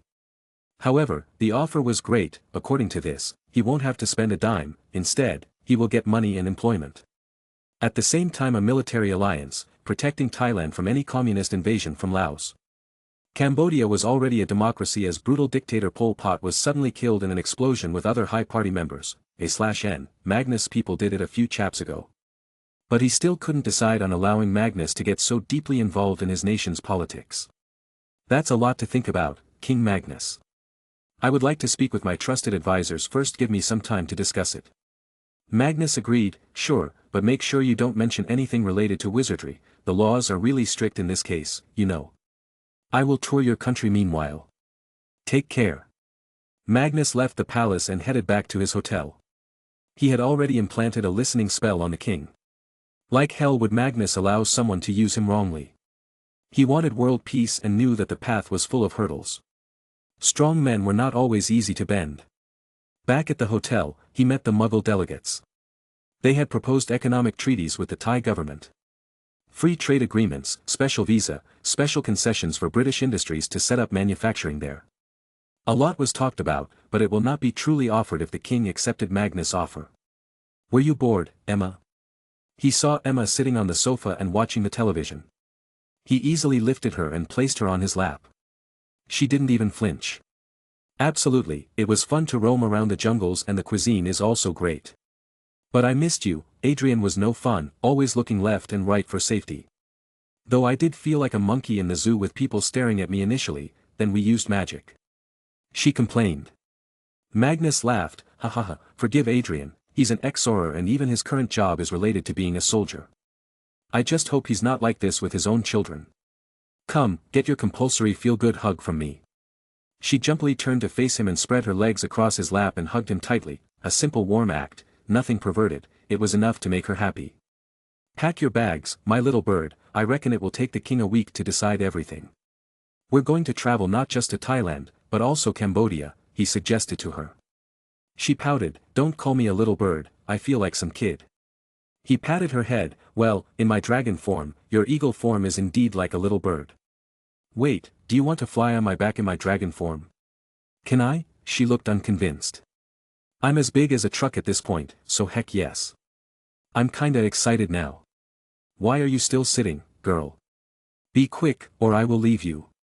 He suddenly shouted. Emma quickly ran to pack her bags, damn it, too much pressure. By the way, what Magnus is doing is huge, the Thai Canal can have a big effect on world trade. In our real world, Malaysia fears this all the time. But right now, China has signed a deal with Thailand showing interest to develop the canal, the work hasn't started yet though. Chapter 370. Well, it was not so simple to convince the Thai government as the king was not supreme here, unlike Saudi Arabia and Bhutan. Here, the king had to at least get the support of a few powerful people. They declined outright. They were happy to get the canal but they didn't want to sell the island or allow Magnus to interfere in their country's internal matters. They said they didn't want a military alliance either, as they felt they were fine with handling any border aggression on their own. Well, second day after Magnus' initial offer, all of a sudden a Soviet bomber flew inside Thailand's boundaries and then returned. It happened again later, where the Soviets dropped a bomb near Laos and Thailand border. The Thai government panicked, they had meetings day and night trying to understand what was happening. Meanwhile, Magnus was playing around with Emma. Woohoo, I love this. Emma screamed as Magnus flew in the air in his dragon form. On top of his back, she sat while hugging his neck. I wish I could fly without having to turn into a dragon, Magnus muttered.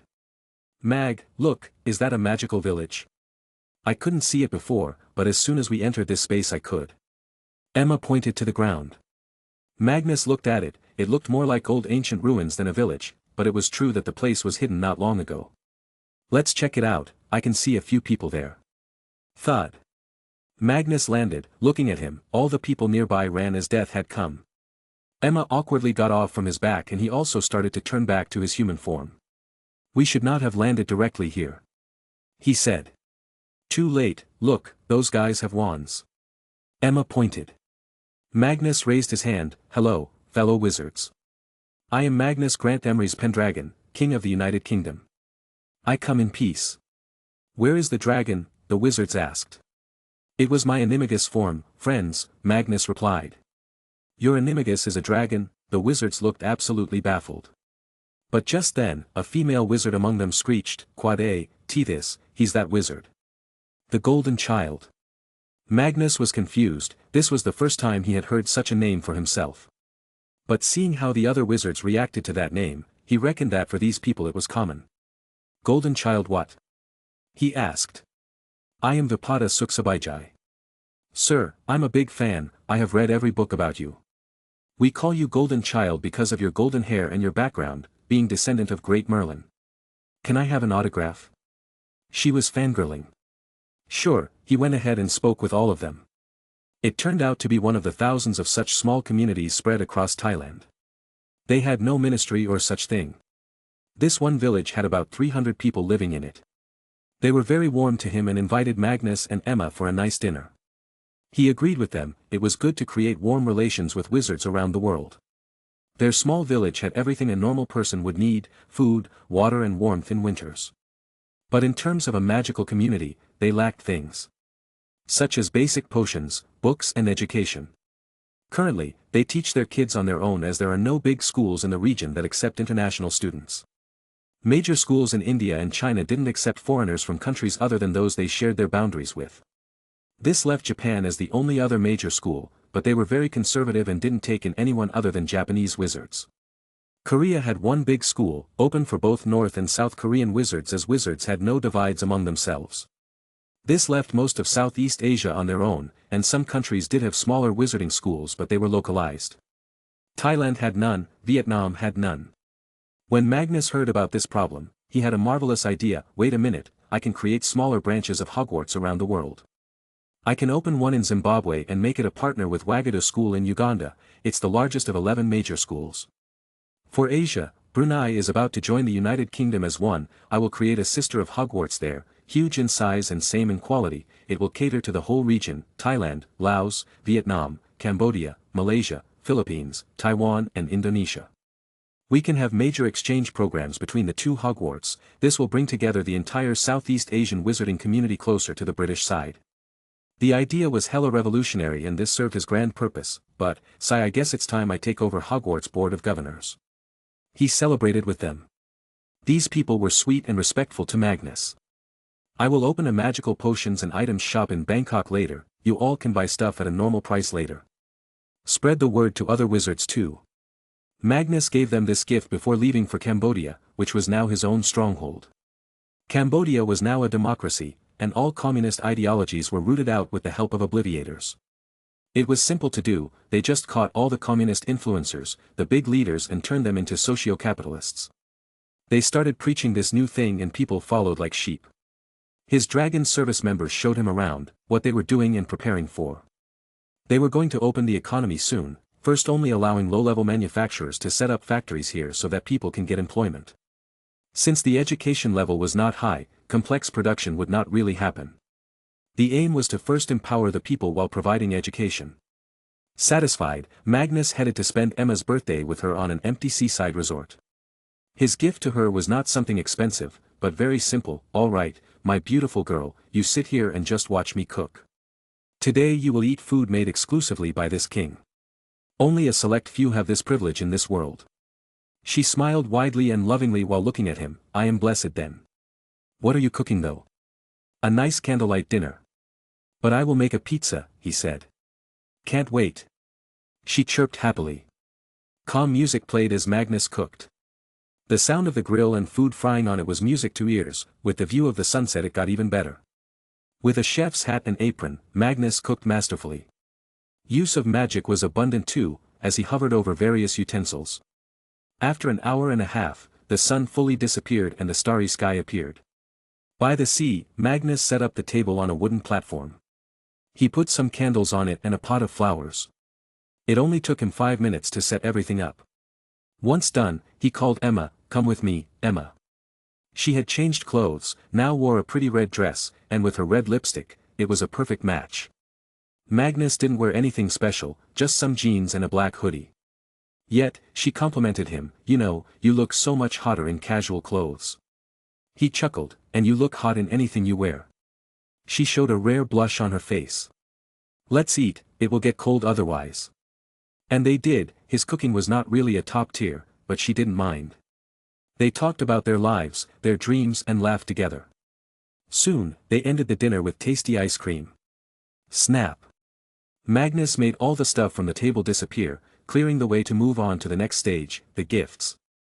He took out a small box and opened it. It had a gold-chained necklace in it, with a tiny small red stone attached to it. Her gray eyes shone as she took it. She knew it can't be as simple as just a necklace. What is this red thing? He quickly held her hand and pulled her towards himself, to plant a kiss on her lips. After moving apart, he explained, "That is 10 drops of my blood condensed into a crystal. It has none of my DNA, but if someday you are gravely wounded, just eat that crystal, it will heal you." Shocked, she looked at the necklace like it was a priceless treasure. I don't have the guts to wear something like this on my neck. What if someone got to it? Your blood is precious. He smiled and walked behind her to tie the necklace. "Don't worry, it's meant to be only noticeable by you. And you must wear it at all times, Emma." He hugged her from behind and whispered in the ear, "I don't like the thought of losing those I love, so, you are precious to me more than to yourself." She giggled. Hee, I got a present for you as well." He took his seat again excitedly. "Really? What is it?" Emma handed him a wrapped box. Her face had a blush the whole time as he opened it. When he was finally able to, Magnus laughed. My dear, you didn't need to give me these." "Is that so?" Then, she grabbed the box and threw it into the water swiftly. Even more quickly she also pushed the table aside and sat down on his lap, facing him. The truth was, she knew he didn't need it, but she wanted to use it as an excuse to start. Magnus held her meaty waist, then slid his hands down to feel her bottom. She let out a loud breath as she felt his touch. "Let's take this activity inside." He stood up. She was still in his arms. He operated away. Inside the resort, in a bedroom, Emma found her back on a soft bed.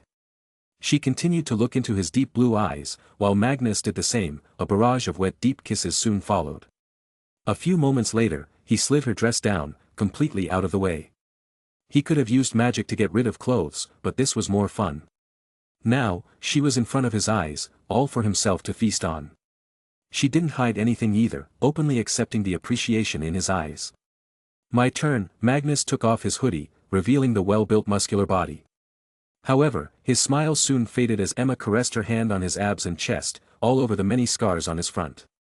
Her eyes sparkled as tears developed. "Disgusting, aren't they?" he asked, holding her hand. She quickly shook her head. "You were so young when you got these." "These aren't disgusting, they are proof of your hard work. No one in the world has any right to say you could have done more, because you gave your best. I just hope they don't increase," she muttered. This was her first time seeing them openly, as the last time they were in bed the lights were off. He chuckled. "Let's forget about all this, tonight." "Make me forget then." She opened her arms wide to welcome him. The two lovers continued to do what lovers do.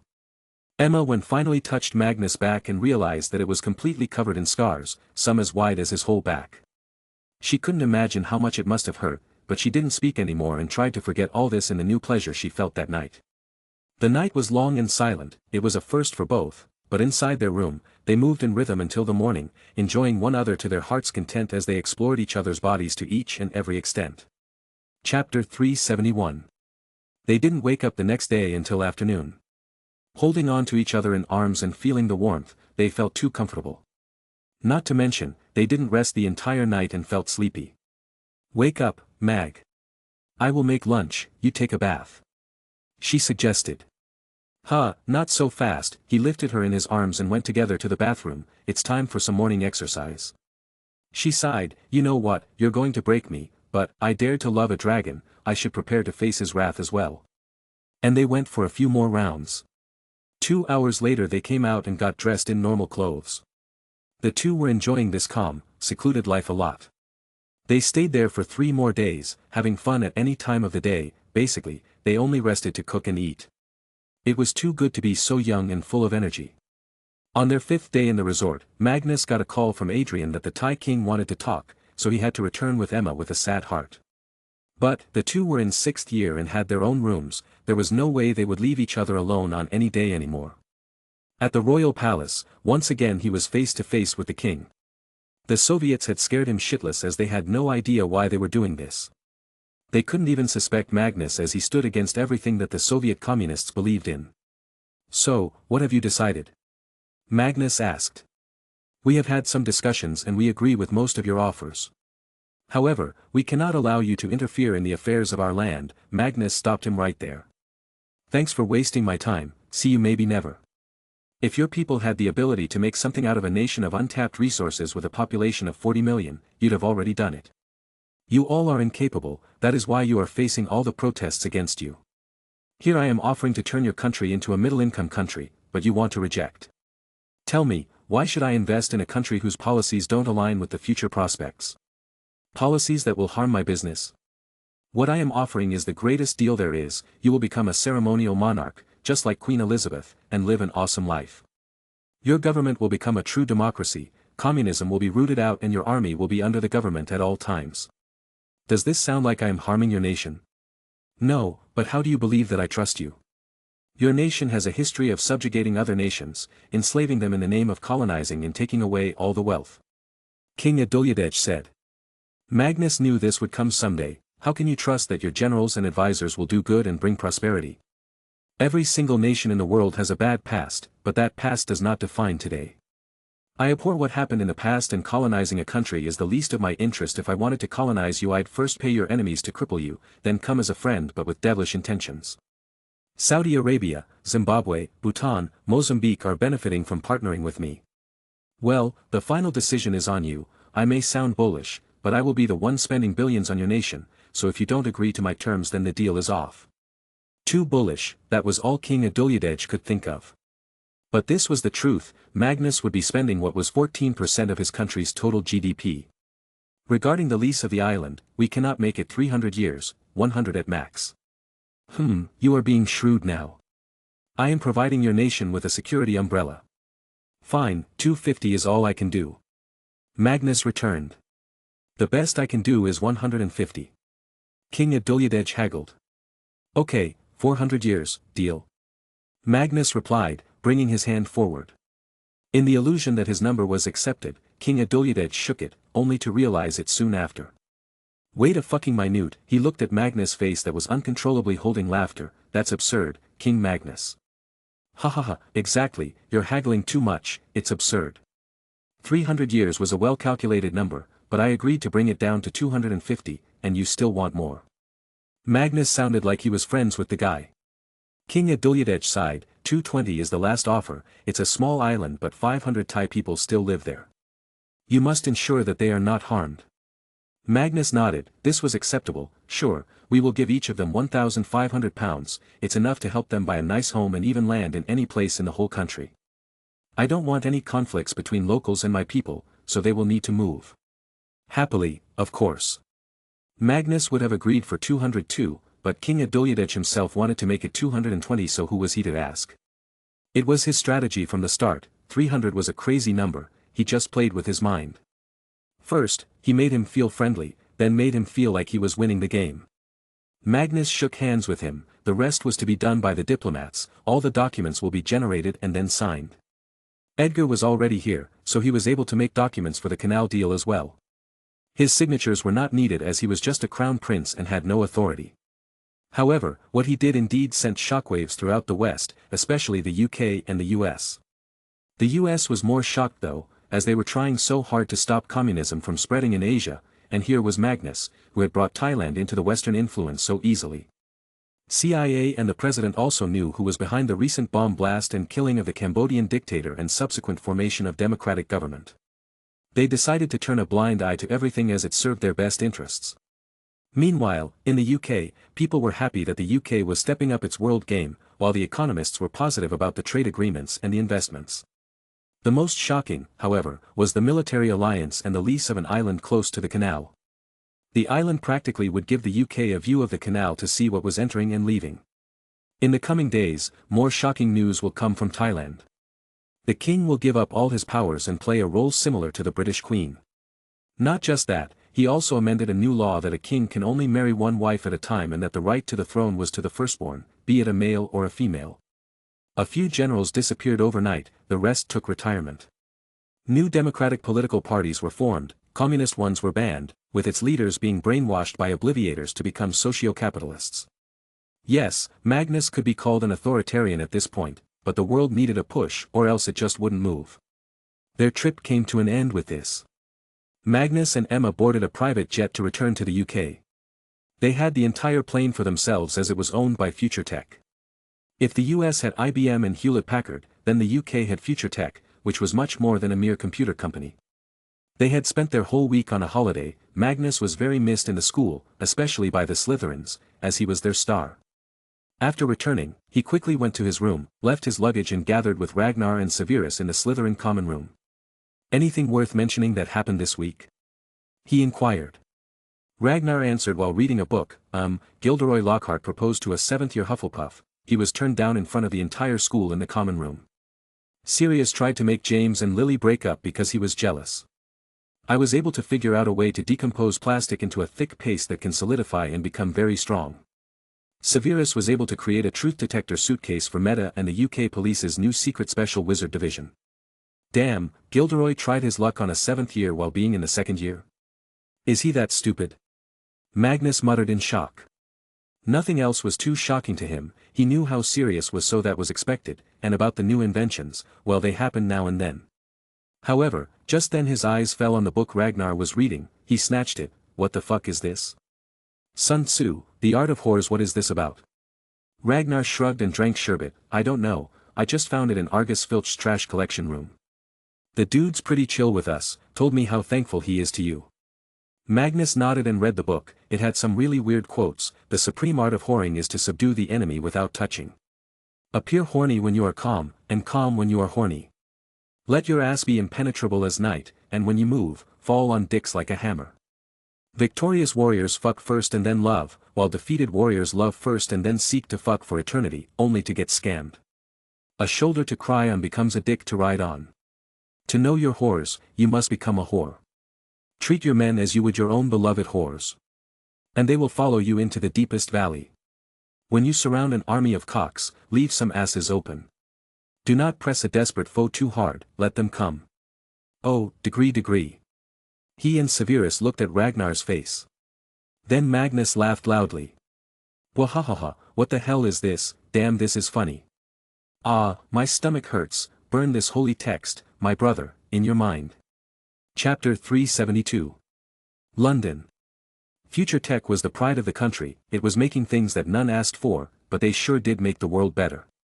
What started with just making computers had by now expanded into energy tech, defense tech and much more. The Future Tech just released the news that they had successfully developed thorium reactors that were much cheaper than conventional nuclear reactors. Thorium-based reactors were safer because the reaction can easily be stopped and because the operation does not have to take place under extreme pressures. Compared to uranium reactors, thorium reactors produce far less waste, and the waste that is generated is much less radioactive and much shorter-lived. Another advantage was that these reactors cannot be used to make nukes, hence, even nations with doubtful reputations can have these reactors. A/N, simple to say, Iran's problem is solved. If they still go for uranium reactor, then their intentions will be clear. The best part, thorium was available around the world. With India 963,000 tons, United States 440,000 tons, Australia 300,000 tons, Canada 100,000 tons.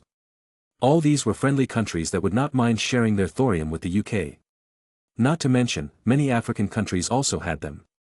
After this news was released, and a few runs of propaganda, people felt more at ease with there being a thorium reactor near their neighborhood than a uranium one. Soon, the British government ordered for 30 such reactors to be made across the United Kingdom, including the new Greater Britain, A/N. Whenever I say the United Kingdom, assume I am also including all territories. Not only this, but FT Motors also announced that they will be making EV charging stations across the United Kingdom. In the coming 3 years, their plan was to have charging stations at a distance of every 50 to 100 kilometers. While in the cities, they will be strategically placed all around. The push for electric vehicles was real this time, as the company just launched a new electric scooter, designed by Atom. This came with the new solid-state batteries, which were smaller and better, and also had a shorter charging time. The only thing stopping electric vehicles from getting mainstream is the time it needs to charge. Atom was working on this exactly. Their focus was to at least minimize it to just 15 minutes. At the same time, a silent war was going on. When Sony released the Betamax tape in 1975, it quickly took over the market with its high picture quality. However, Sony limited the capacity to a recording of 1 hour. This would mean that for a person to watch a movie they needed to change the tapes. In 1976, the current year, VHS tapes were launched. Although their picture quality and sound quality were inferior, their ability to store footage of 2 hours was seen as a better alternative. Due to this, slowly Betamax's market share started to drop. Magnus owned Sony, but he did not want to allow Betamax to become irrelevant, not when the company invested a lot to make it. Betamax was sent to Future Tech to be researched and upgraded. At least a full movie should be able to be stored in it. But, despite all their hard work, Betamax was just not feasible for longer recordings. Doing so forcibly will make the tape and also the video player too expensive. This was a loss for the company, hence a new project was started, discarding Betamax completely. This was the formation of a smaller compact storage device that can store really high-quality movies. And hence, a smaller circular disc was designed, called DVD, digital video disc. The disc could store 2 gigabytes of data. It was great for movies. But the thing was, to run these, one needed a laser reader/writer, and these were not cheap to make. However, the strength of Future Tech was to provide tech at an affordable price. Their televisions were selling like hotcakes because of this. They currently had 40% of the television market around the world. Their strength was in mass production. The cheaper it was to manufacture, the lower its cost will be. So, an experimental assembly line was made to try it. Hogwarts. Magnus sat with Emma in Charm's class. He was very regular nowadays in the classes, but only Ragnar and Severus knew why. That was because he liked to mess around with Emma, touching places that would make her squirm and jump. But, today he had to stop his daily activities and return to his small office room. A call had come from his good friend, Saudi King. Yes, they have finally agreed to sell you. The price was accepted. Everything is accepted by them. Congratulations, Magnus. King Faisal said on the phone. The proposed deal with Algeria, Libya, Niger and Chad had gone through. They agreed to sell him land in the Sahara Desert. But the truth was, Magnus had already told Emery's Construction to secretly start digging and making huge underground facilities. They were supposed to harbor countless vertical farm fields. But now with the official land deal, he can make advanced solar farms to make electricity. I will send someone to make the deal then. Thanks for the help, old man. Magnus gratefully said. It's fine, I'd be dead if it weren't for you, rotting in hell. By the way, I am still waiting for your new method of making the soil fertile. King Faisal reminded him. Magnus embarrassingly replied that, well, there is no saying how long that will take. For now, we have the technology of vertical farms and solar farms. These two combinations can grow us limitless food. I will give you a technological transfer. My goal is to eradicate hunger anyway. You can maybe grow some exotic items with it. Acceptable, I will look into the project then. Their talks went on for half an hour. The old king was interested in what happened in Thailand. Magnus only gave a short altered answer. There was no need to reveal his secrets. Greenland. This was the only place that Voldemort could hide in, as the Muggle population was too scarce and only lived on the southern coasts. He found his refuge in the middle of the large island. With himself he had brought just a handful of followers. The rest were sent around Europe to gather money and entertain themselves. Along with him, his faithful bedwarmer, Bellatrix, Lucius Malfoy and a few others remained. He had a new mission right now, one important for him to get stronger. But it was hard to get, so he called 2 of his faithful servants, Not Senior and Thorfinn Rao. I have a task for you too. Go to the Forbidden Forest and bring me unicorn blood. It needs to be fresh and at least 100 liters. The 2 Death Eaters kneeled and left quickly. No questions or intentions were asked. As Voldemort had only lost the fight, he was still physically a powerful wizard. Voldemort then glared at Lucius. Why has your wife not given you an heir yet? You do remember what your responsibility is, right? I need access to Lestrange vault at all costs. Lucius bowed, my lord, I have tried enough times, I think there is a problem with her, I need to take her to a good healer. Then do it, whatever it takes, Voldemort sneered. He had gotten very moody and annoyed ever since his loss. He had lost everything, all the properties, money and influence in Britain. He never planned to tackle such kind of war, and according to him, it was going to end with a wand fight. Clearly, that didn't happen. Hogwarts. Come, Fluffy, we will get some herbs from the fours. Hagrid picked up his large wand and a basket, then headed straight into the dark forest. Woof X3. Fluffy had 3 heads, hence 3 barks. Each had a different personality too. Hagrid loved the 3 in One Good Boy. Don't worry, boy. We'll be back before dinner. Hagrid was always cheerful, not knowing that today the dog's instincts were not lying. The forest was a bit extra dangerous. Magnus is such a good kid, we'll make some special apple herb pie for him, Hagrid muttered. The school had changed so much, all teachers knew it was because of Magnus, Hagrid too. Growling, bow. Fluffy growled loudly suddenly, angry. What happened? Hagrid became alert. Thud. Thud. Loud thuds started to come, it was continuous. Soon the ground started to shake, Hagrid quickly realized, it's a stampede. Whoosh. Just then, out of nowhere a red flash came and hit a few animals, he took out his wand, wizards. But he didn't shoot anything as there were so many animals, he was too inexperienced for fights and just with his third-year spells, he couldn't really do much damage. Ha ha ha, look who we have here, the retarded giant, 2 voices ridiculed Hagrid. But the men were nowhere to be seen, most likely using cloaks of invisibility. Come on out you monsters. You shouldn't come here. Hagrid angrily roared as soon as he saw 5 dead unicorns. Lord Voldemort sends his regards, you oaf, it's you who shouldn't have come here. Avada Kedavra, the enemies shot green lights from their wands straight at Hagrid. Bam! It connected directly to his chest, sending him flying back. But since he was half-giant, he had some magical protection, which saved his life, albeit leaving him gravely injured. Fluffy, run, Hagrid weakly murmured. The 3 heads off Fluffy thought about where to go, soon they came to a consensus and ran straight towards the school. Meanwhile, finally, the 2 men showed themselves. How are you doing, Hagrid? We didn't miss you. Hagrid recognized them from his old days, Nott and Raoul, the same as ever, losers. Fate gave ye a chance, ye still wanna die. Crucio. Nott, in anger, sent the torture curse. But badass Hagrid chuckled, hee hee, ye fools, it don't work on me. HAA. Bam. He threw a stone straight at Nott's face, chipping off his nose with it. Hagrid may not feel as much effect of the spell, but it hurt like hell though, and slowly his body started to become weak. Chapter 373. Yawn. Magnus woke up in his room, for sure, Emma was with him too. They didn't do the adult stuff every day, on some nights they just cuddled and slept. Ah, it's cloudy outside today. I need to take the dueling classes today, Emma, you also need to focus on dueling. The King of the United Kingdom can't have a weak wife.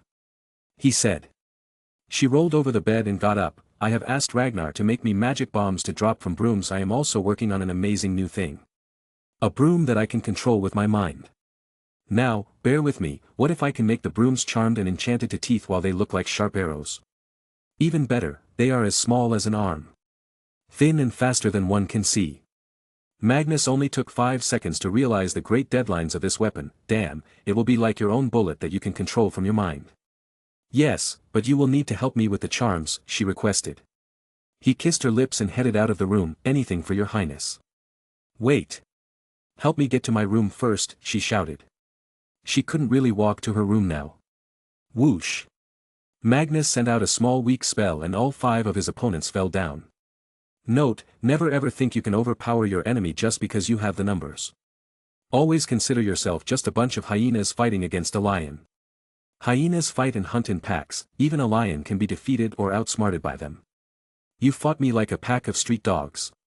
No coordination and each one of you was scared of me. He was scolding while teaching the dueling club members about the fight. The club had been thinned down, when it had started there were about 200 members, no there were just 50, and all these were those who were truly serious about their hobby. I want to do it again, how is this possible that not even one of my spells landed on you? Gilderoy Lockhart said. You're a second year, get accustomed to the spells of second year first. I can see what you're trying to do, you're trying spells of fourth year. Everyone starts learning counting from 0 to 1, you don't straight up jump to 10 and start from there.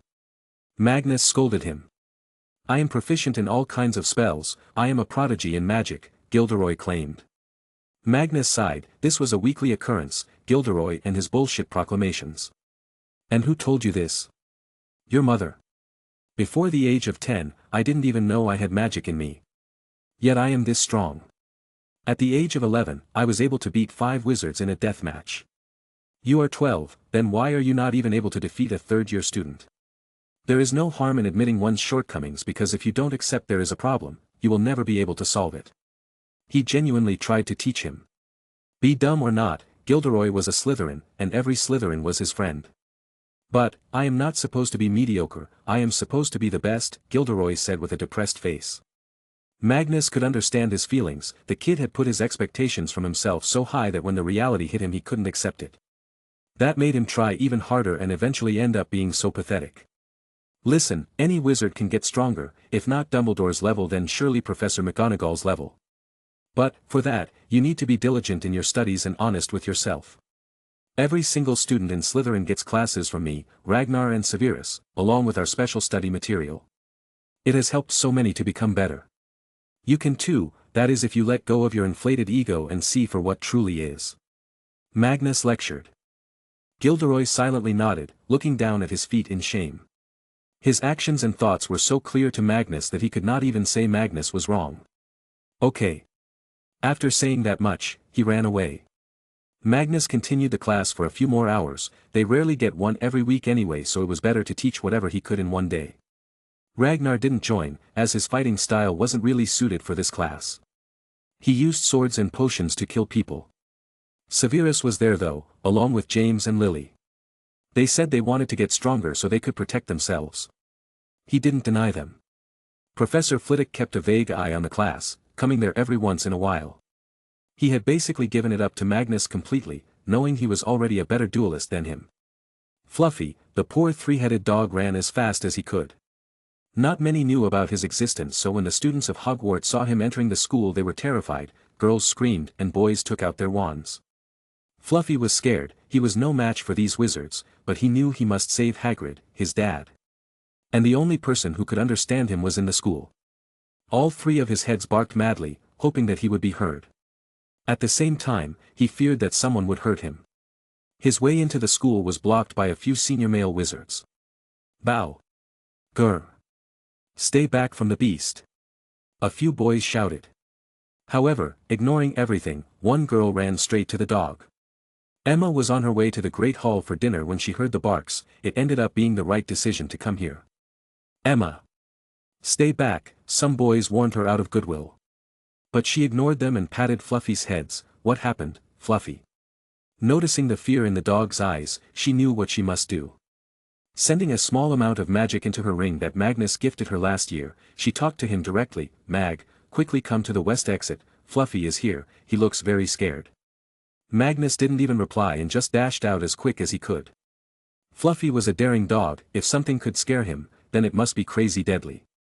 Ragnar and Severus also followed him behind. Magnus moved aside the crowd and rushed to Fluffy. He picked the good boy in his arms and talked to him.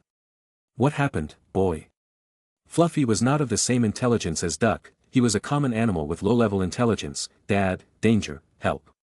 That was enough, he turned to Emma, take out brooms. She swiftly opened her expansion pouch and gave him a broom, then to Ragnar and Severus. He quickly flew away, keeping Fluffy in his arms so he could tell where to go to. As soon as they hovered over the forbidden forest, Magnus saw a few strobing lights. Angrily, he landed a few meters away from where the main action was taking place. He looked back at his friends. Stay silent, wizards are close by. Take out wands. They slowly moved towards the scene of action. It was already night, so the jungle was pitch black, no moonlight fell under the thick blanket of the trees. Soon they heard some voices. It was Hagrid and 2 more men. I will take care of it, he said and took out the ancient staff, the one that used to be Merlin's. He was good enough to use it in some conditions. I will melt their bones while keeping them alive. Wait.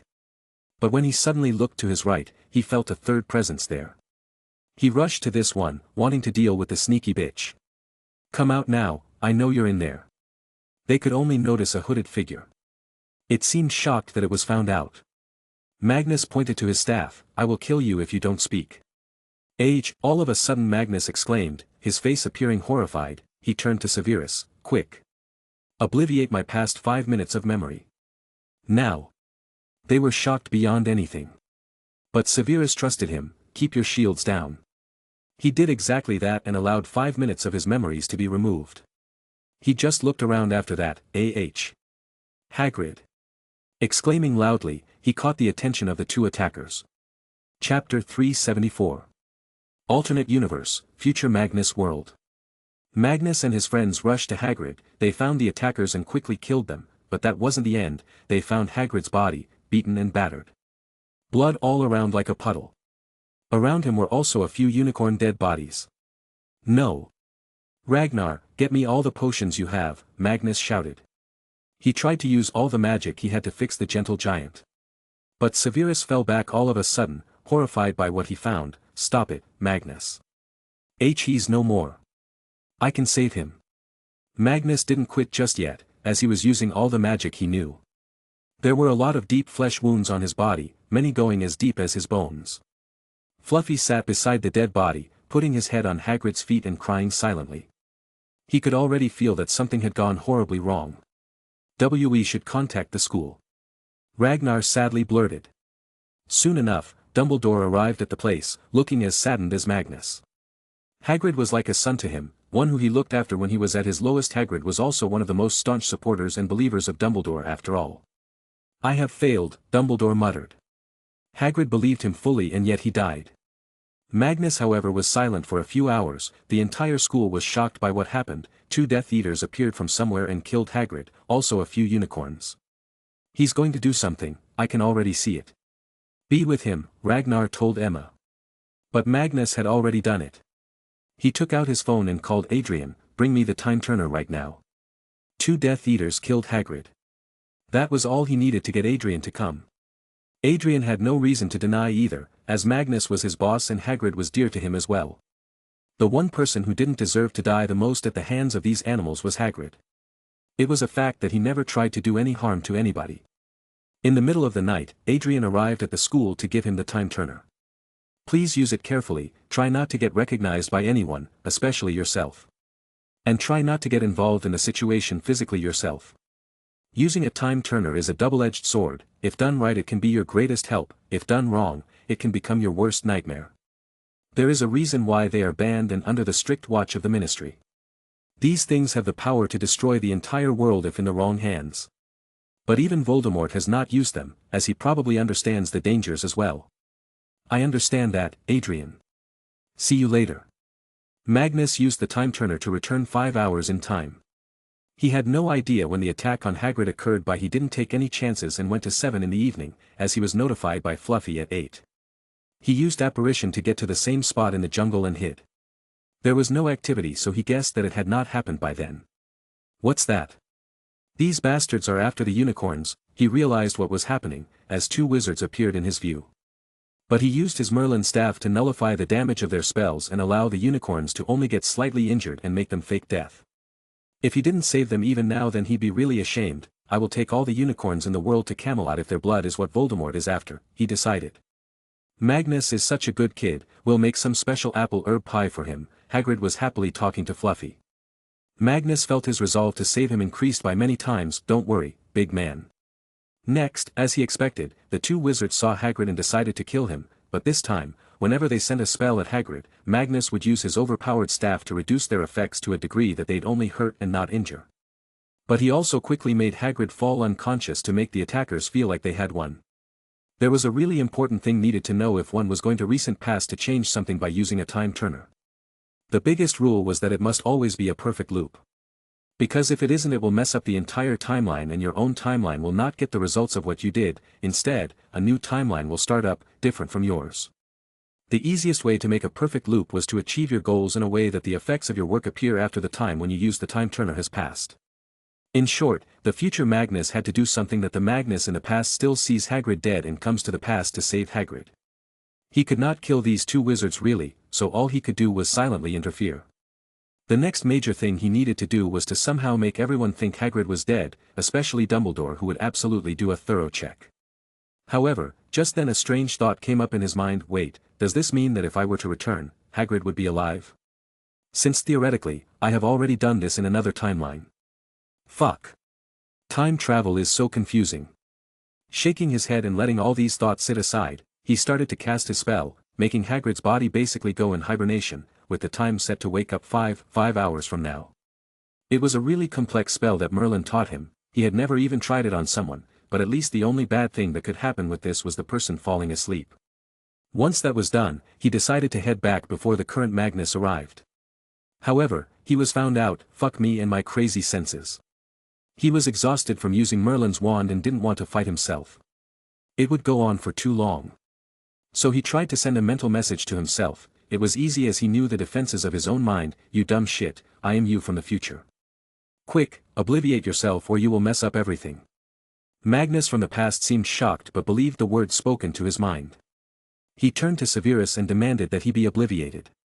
Seeing this, future Magnus quickly left the scene just in time to return from where he used the time turner. Though one thought remained in his head, does this mean that this interaction took place with me as well but don't remember because I obliviated myself? Prime timeline, present Magnus world. Magnus headed straight to where Hagrid was. He was in a puddle of blood and two wizards stood near him. They were cursing. Fuck, why is he not dying? I will tell you. Magnus jumped near them and pointed to his staff. Just one single flick was all that was needed to melt the bones of the two wizards, but it was done in a way that they did not immediately die. They also tried to get away by operating away, but Magnus was not the one to make stupid mistakes of letting them go. He rushed to Hagrid and used the staff to heal him, but no matter what he did, he was not able to save Hagrid. He had already lost his life and was not breathing. The two Death Eaters were caught and Hagrid's body was taken to the infirmary by Dumbledore soon. Hagrid was declared dead officially at that time. The news was sent to all important personnel and the ministry was notified of the resurfacing of the Death Eaters. Magnus was really sad at that moment, so he made up the plan to go to the past and fix everything. 5 hours later. Magnus found himself standing in the same place where he used the time turner before. Adrian was nowhere to be seen as he had smartly left, knowing it could cause complications. He dashed towards the infirmary to check up on Hagrid, to see if his hard work was even fruitful. There was a crowd gathered in there, all looking grim. His heart shrank a little, feeling that his attempt was unsuccessful. Chapter 375. What happened? He rushed in. And just then, he heard loud laughter and a few words. Haha, I was dying, it was dark, but fair Merlin sake. Magnus arrived at the right time. Good boy Fluffy too. He looked at the bed where Hagrid's body was laid. Now it was surrounded by the people, but he could see the head of Hagrid, as he was too tall even when sitting on the bed. He laughed and talked to everyone. How are you, Hagrid? Magnus asked him. Magnus. I am grateful to ya. Yeah, and Fluffy saved me life. Hagrid grabbed him to give him a tight hug. He just chuckled. Yes, Fluffy was the best boy. In a change of perception, people didn't feel weirded out of Fluffy. Instead, they loved him now for his intelligence. It seemed that having 3 brains had increased his brain power to some extent. Hagrid however was still hurt physically, so he had to stay inside the infirmary for a few more days. Slowly everyone dispersed and Magnus gave the time turner back. I was successful, but time travel is too strange. Dangerous. Adrian agreed. He had experienced it too. I dislike it too, but sometimes, you just have to take the risk to right a few wrongs. What do you want to do with the 2 Death Eaters? Give them to me, I will make them speak. He ordered and headed to his bedroom. He hadn't eaten dinner, so he asked the elves to bring some food to his room first. Then, he used the special port key to arrive in Camelot with 2 new prisoners. Having already healed their bodies, he threw them inside the same cell Rodolphus was kept. It's you. The 2 shouted, recognizing him. Rodolphus was a broken man by now and said nothing like a lifeless doll.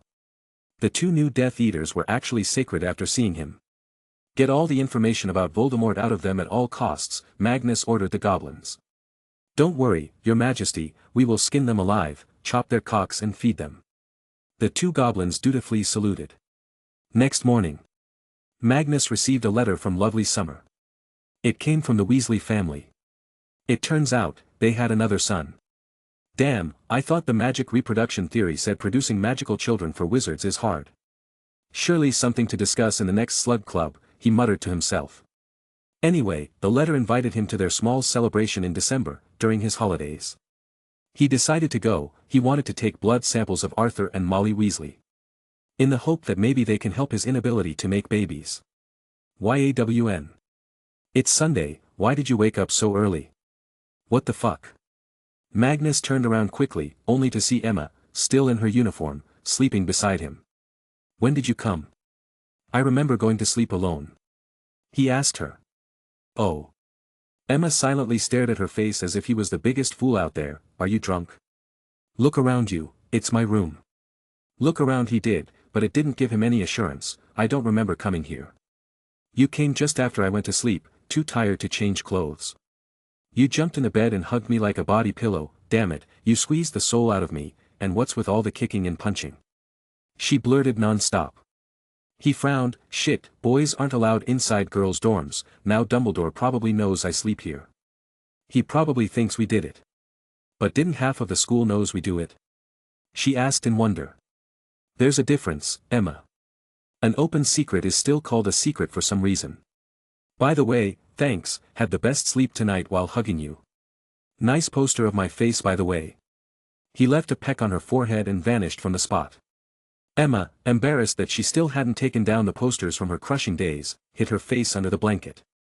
Magnus arrived back in his dorms, only to find Ragnar in there, playing with Chad. What got you out of your hole? Dumbledore's looking for you. What did you do now? Ragnar inquired. Magnus was truthful. I mistakenly operat inside Emma's room and slept there. Wahaha, be careful, brother. The last thing we want is for you to mistakenly sleep with a random girl and get the tag of sex fiend. Ragnar laughed. Annoyed, Magnus left. Chad, scratch him. Headmaster's office. Magnus just entered and spoke. I know. Nothing happened between us. I operat there in sleep and just silently slept. Dumbledore blankly looked at him. Sleep apparition. Slept? What are you talking about?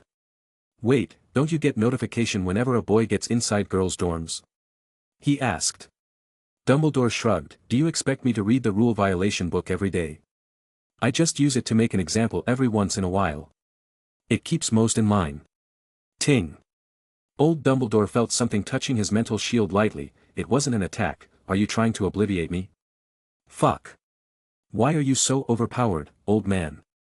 He cursed. Dumbledore warned him, language, son. And my power comes from repetition and focus. There's nothing better in me that makes me a cut above. It's all about the training. Most don't do diligently, most slack off to play, break rules with their lovers. Hey, don't taunt me. Hogwarts also couldn't change with time. It's your fault. By the way, I got a new idea. I want to open a new Hogwarts in Brunei. It will teach students from all of Eastern Asia that don't have a magic school. What do you think? We can even do student transfer. Hogwarts will then become the world's biggest wizarding school. Magnus suggested to him. Dumbledore rubbed his beard in deeper thoughts. It was indeed a good plan, but Hogwarts had no money. It ran on what the ministry allotted. The Board of Governors was the one responsible for managing the funds. All he did was look after the administration. The idea is good, what matters now is the execution. The Board of Governors will not give money for this project so easily. Dumbledore warned him. But this time Magnus was not going to spend money from his own pocket. He had already been warned by his account managers in the Muggle and magical world to slow down on spending and let current projects be completed first. Don't worry, I will be changing the board soon. They are too incompetent and do nothing for the school. They lack the decision-making skills for the betterment. Seriously, when was the last time the school was painted and renovated? Yeah, you don't remember. The school does not need renovation, the elves clean it every day, Dumbledore argued. Magnus contracted his face. Are you joking? Look around. Arthur calls the castle the sex dungeon. I can honestly guarantee you that if someday parents of Muggle students came here they would take their kids back. Correct, Arthur appeared in one of the photo frames, the one of Phineas Nigellus Black to be precise. The two were friends by now and had a love-hate relationship. Ah, you should have seen my castles back in those days. They were all so beautiful, colorful and always giving a warm feeling. Arthur reminisced. Magnus scoffed just then. Well, the grounds on which the school was made were owned by Salazar Slytherin. I can somewhat understand why it feels so depressing. That man probably had some kind of a Down syndrome with depression. Huh, if Gryffindor had heard you, he would have hugged you right now. Arthur blurted, laughing. Dumbledore was shocked to learn that Arthur had met Gryffindor. You met him? How was he? Chuckling, Arthur spoke. Look what we have here, a fanboy. Well, Godric Gryffindor was, as one would expect, a loudmouth fool, who swings his sword before actually analyzing the situation. Honestly, I was considered the most cheerful, happy-go-lucky man in my era, but truthfully, Godric was a few notches above me. He used to laugh a lot with a loud noise, drank like a fish, sang, danced and bedded multiple women at once. What a man, truly. Magnus laughed. To be honest, this is exactly how I imagined him to be after seeing the traits of Gryffindor House. Is that a personal attack, Magnus? Dumbledore interjected. Magnus just whistled. Well, who knows, but you don't worry, Professor, you are more like me, a bit of all house. Yup, he got the dumbassery of a Gryffindor and you got the sliminess of a Slytherin. Arthur offended both at the same time and ran away. Get back. You rotten piece of wood. Magnus chased him from frame to frame. Chapter 376. Slowly, as time elapsed, Magnus kept on studying, training himself to get better in all things magic. At the same time, he studied a few Muggle subjects, mainly those related to technology. His next plan was to ensure that the country believes in him. The first step was to generate a good amount of goodwill and trust. For this, the people needed to feel grateful to him. The biggest problem was that the majority of the people around the world had a short-term memory. So it was important to somehow make them store his image inside their permanent memory, and for that, something big was needed. Something that would take over the minds of all the people, something that would stay in buzz for years. For starters, the first of its kind report was published by Dragon Holdings, revealing to the world what the company had done for the nation. It turned out, Dragon Holdings, since its inception, has provided jobs to 3.5 million people in direct or indirect ways. It has brought up the country's GDP at least 0.34 points, which is a lot actually, considering it's just one company. Then there was all about how the company invests in various universities around the country, various researches and other things. Zimbabwe literally got changed because of the company. At the top sat Magnus, the sole owner of it. This time it was revealed that Dragon Holdings was completely owned by Magnus, created from scratch with no help from any royal contacts. Magnus' looks helped him in making people believe in him as he was very tall and looked older. Of course, there were people who were jealous that a kid made more money than them, but a majority was happy. December of 1976 started to come to an end. It was time for holidays and also to wrap up their unfinished projects. But, the four decided to not go home this time and rather focus on their studies and whatever they were doing. Magnus never had any restrictions on going out, so it wasn't as if he was not misusing that and going home to meet his family every now and then. Yes. I have finally finished my research. Behold, the flavor potions. You can even pour it on shit and the shit will taste like your favorite food with the tastiest taste in the world. Ragnar proclaimed loudly. Severus scowled. You made it taste like shit? Ugh, no, you dumbass. I made it so I can make food taste like your favorite food. Here, try this piece of bun and tell me how you feel. Ragnar passed on a small plate. Severus had his suspicions, but Ragnar would not joke around at this time since he was trying to prove that his potion works. So, he picked up the bun and took a bit. Initially, he didn't feel anything, but then, this is so good. He started eating as if he couldn't take the bun away from his mouth. He was licking and biting it at the same time. Heck, his face started to sweat. Just then Magnus entered and paused after seeing the scene.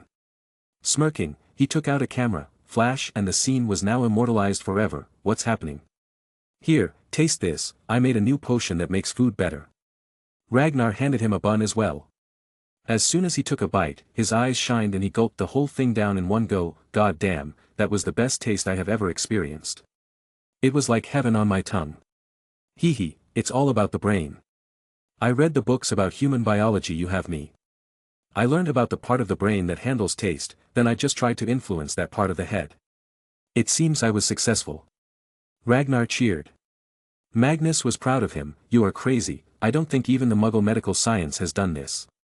Hee hee, I am a genius, of course. Anyway, take Sev away, he's weirding me out, still licking the bun. Ragnar narrowed his eyes at Severus. Laughing, Magnus took him with him.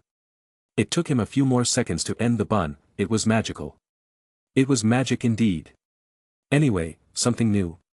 Magnus inquired. Well, Lily's sister is marrying some guy named Vernon Desley next year. He's a fat guy, works at a drill-making company. A dumb woman. I warned her to get better in life or she'll end up under some fat guy, just living her life satisfying her man. Severus distastefully said. But Magnus fell into thinking, I think I have heard that guy's name somewhere but can't remember. Meh, must be worthless.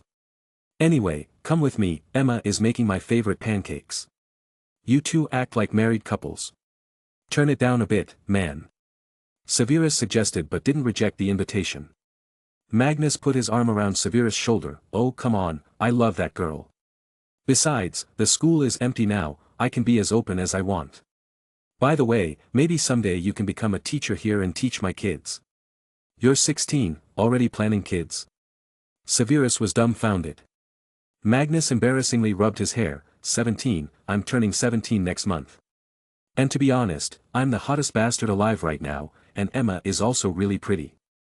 I'm kinda interested in seeing what our kids will look like. I guess I should congratulate you, by this speed, you will probably be a dad before you even graduate. Severus mockingly said. He didn't know about Magnus' problem. Hiding it from him was wrong at this point as others knew, so Magnus replied, looking a bit sad, that's the part where you're wrong, my friend. Sai, do you know about the theory of magic reproduction theory? Yes. It says that the stronger the wizard is, the lesser chances he has to have a child and reproduce. Wait. He realized something, connecting the dots.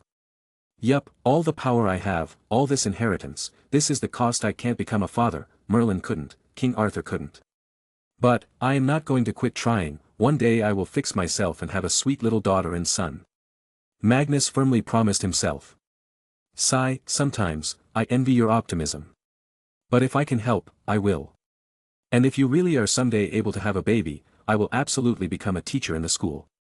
After all, there needs to be someone to pass on all the embarrassing stories about you. Severus joked. Hey. Your turn will come someday too, Magnus said. But he had no idea whom Severus would even end up with.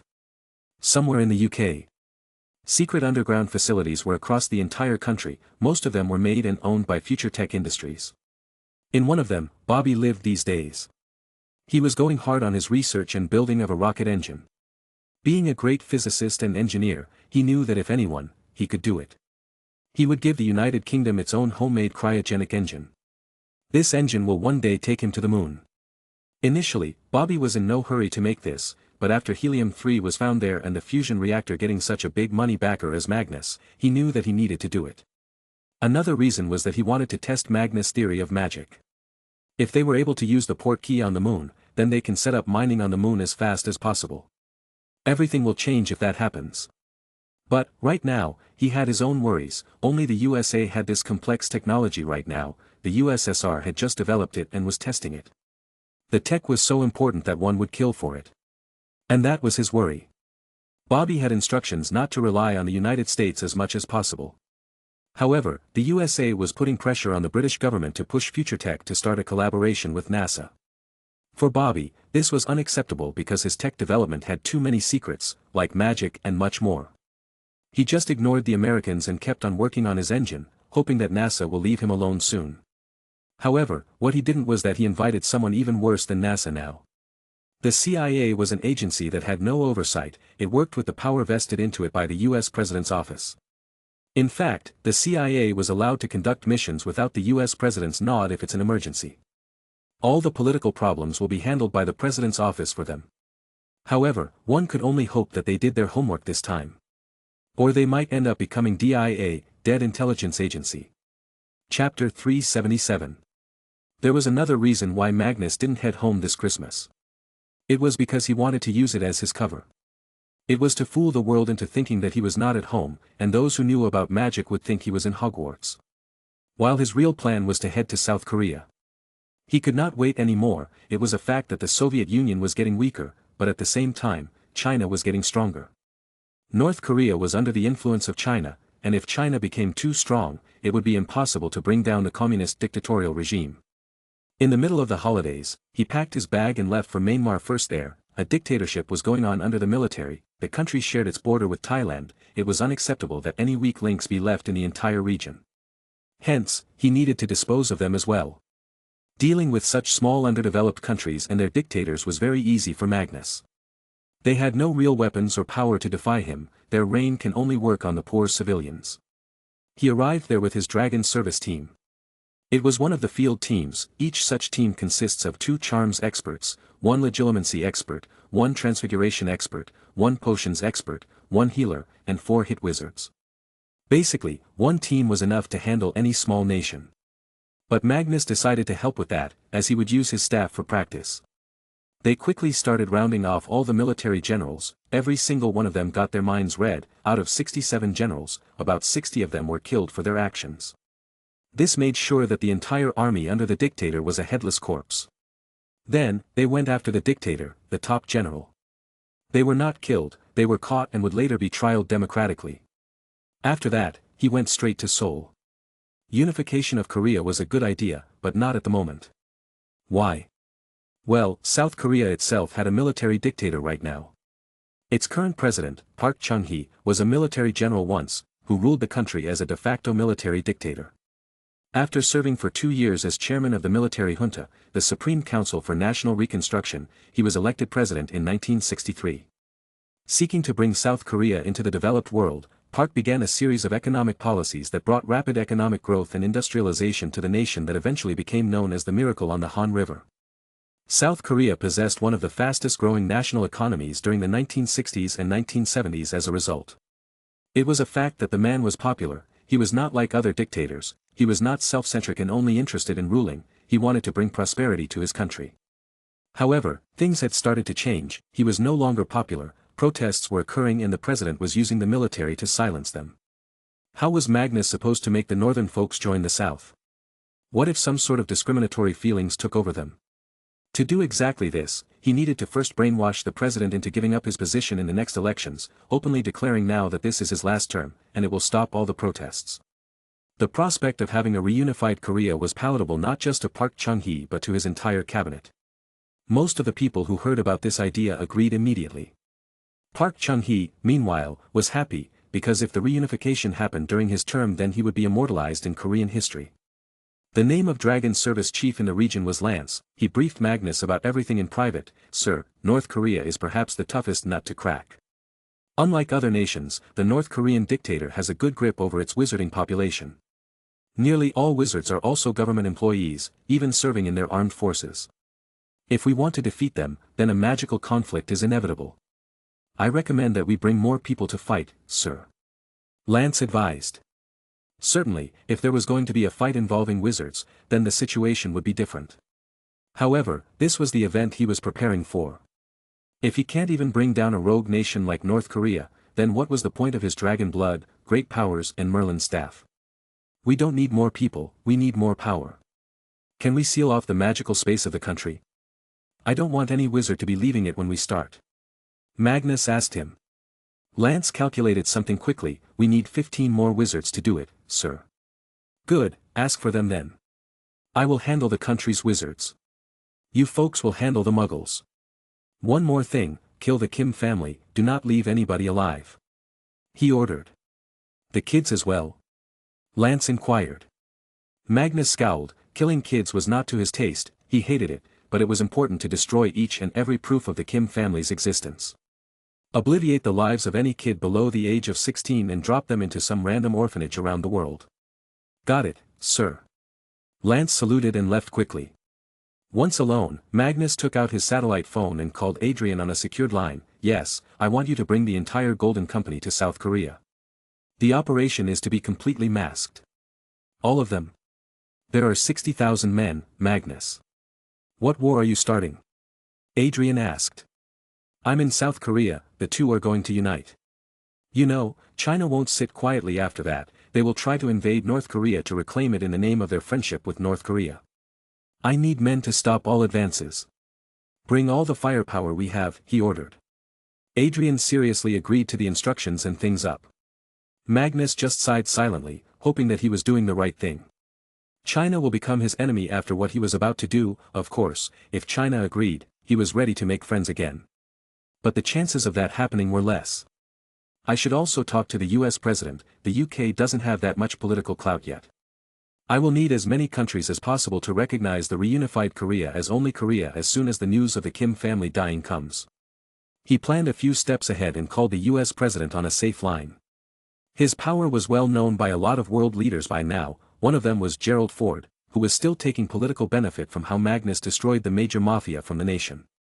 After he heard about what Magnus was about to do, he was pretty excited. After all, the Korean War was not a successful war for the United States, because they were not able to stop the division.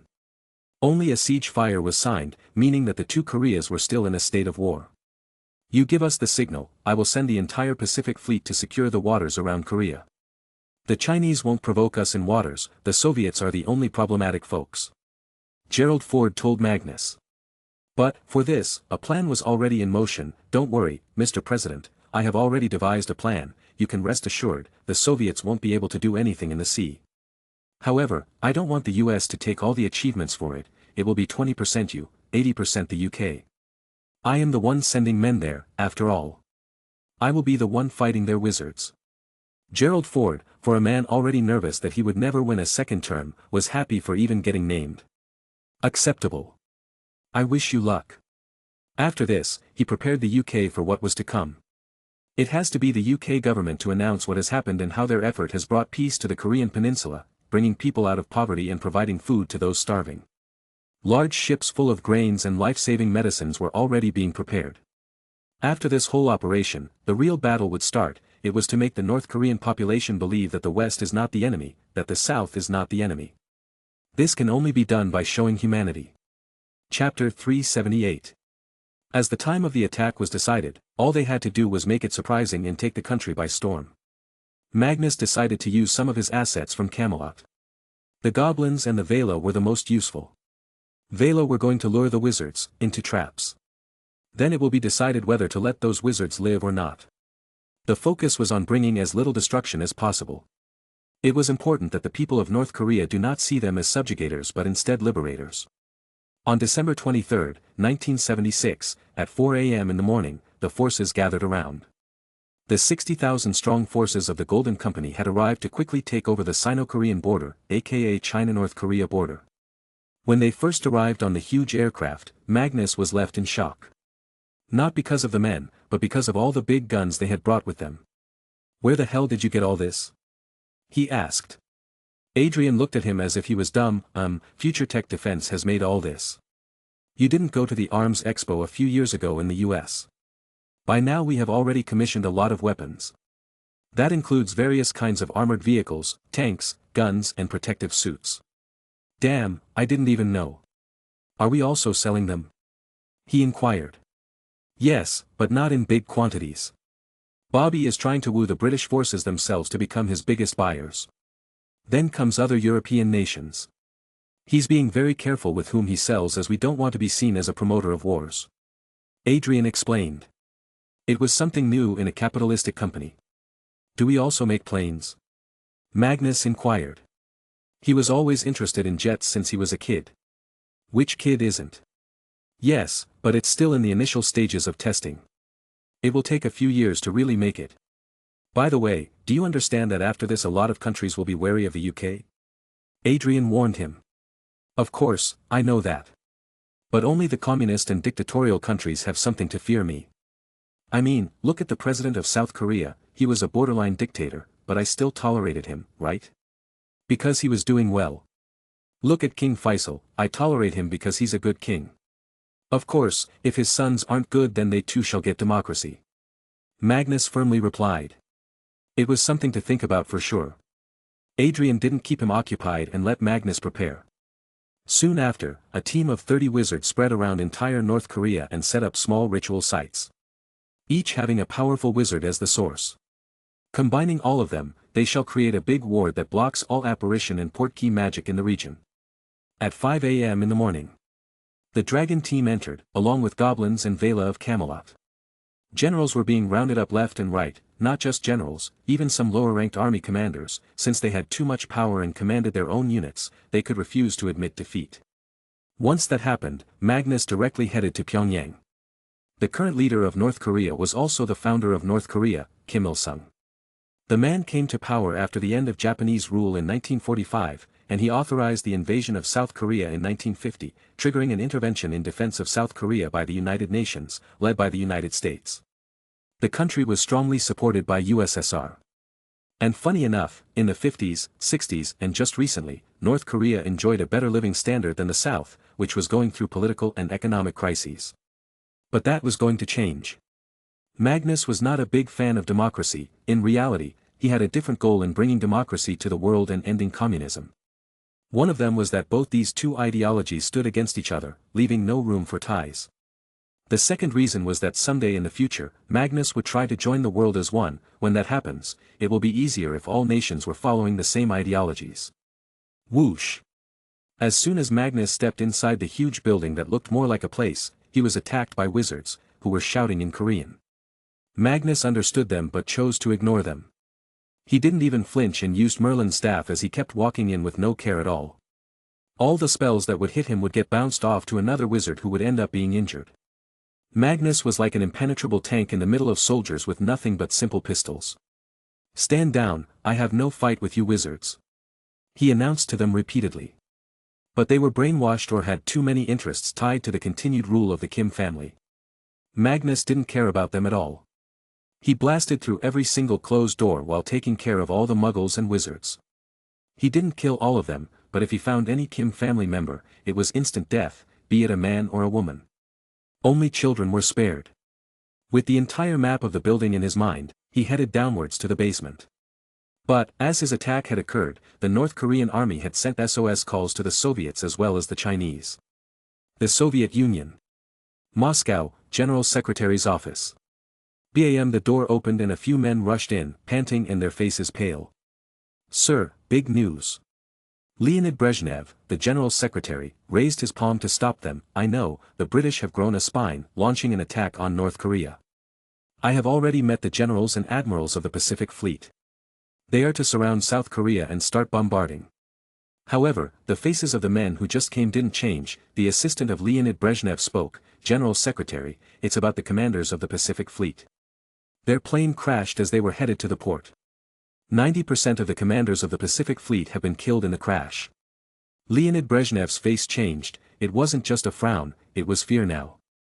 "Who else knows this?" "Nobody, the plane is nothing but ashes, nobody knows who was in it other than those in high command," the assistant replied. "Fine, fine, keep it a secret, the Americans must never find out about this. Meanwhile, call off the attack. Keeping our borders safe is more important than keeping North Korea. Get me through to the Chinese. We may have our differences but they would surely not want North Korea slipping." Brezhnev blurted a series of commands one after another. "And where is Comrade Putin? Send him to the crash site and let him investigate and hand me a detailed report of how this happened. We have a specific protocol to not let all commanders travel in one aircraft. This same accident has occurred in the past as well." He asked them. "Sir, Putin is already on the scene," the assistant replied. "Good, call the KGB chief next, we need to find out who is the traitor in our country. Too many coincidences are happening," he ordered. On one side, USSR found itself in more trouble than it wanted. On the other hand, China was alerted by what was happening. Mao Zedong, chairman of the Communist Party of China, died on September 9, 1976. At the time of his death, China was in a political and economic quagmire. The Great Proletarian Cultural Revolution and subsequent factional fighting had left the country much poorer, weaker, and isolated than it had been in 1965. Scores of capable party officials, bureaucrats, intellectuals, and professionals were languishing in prison or laboring in factories, mines, and fields. Many schools had been closed, and an entire generation of young people were unable to obtain an education. Chinese people mourned Mao, but not in the more emotional way they had mourned the late Premier Zhou Enlai.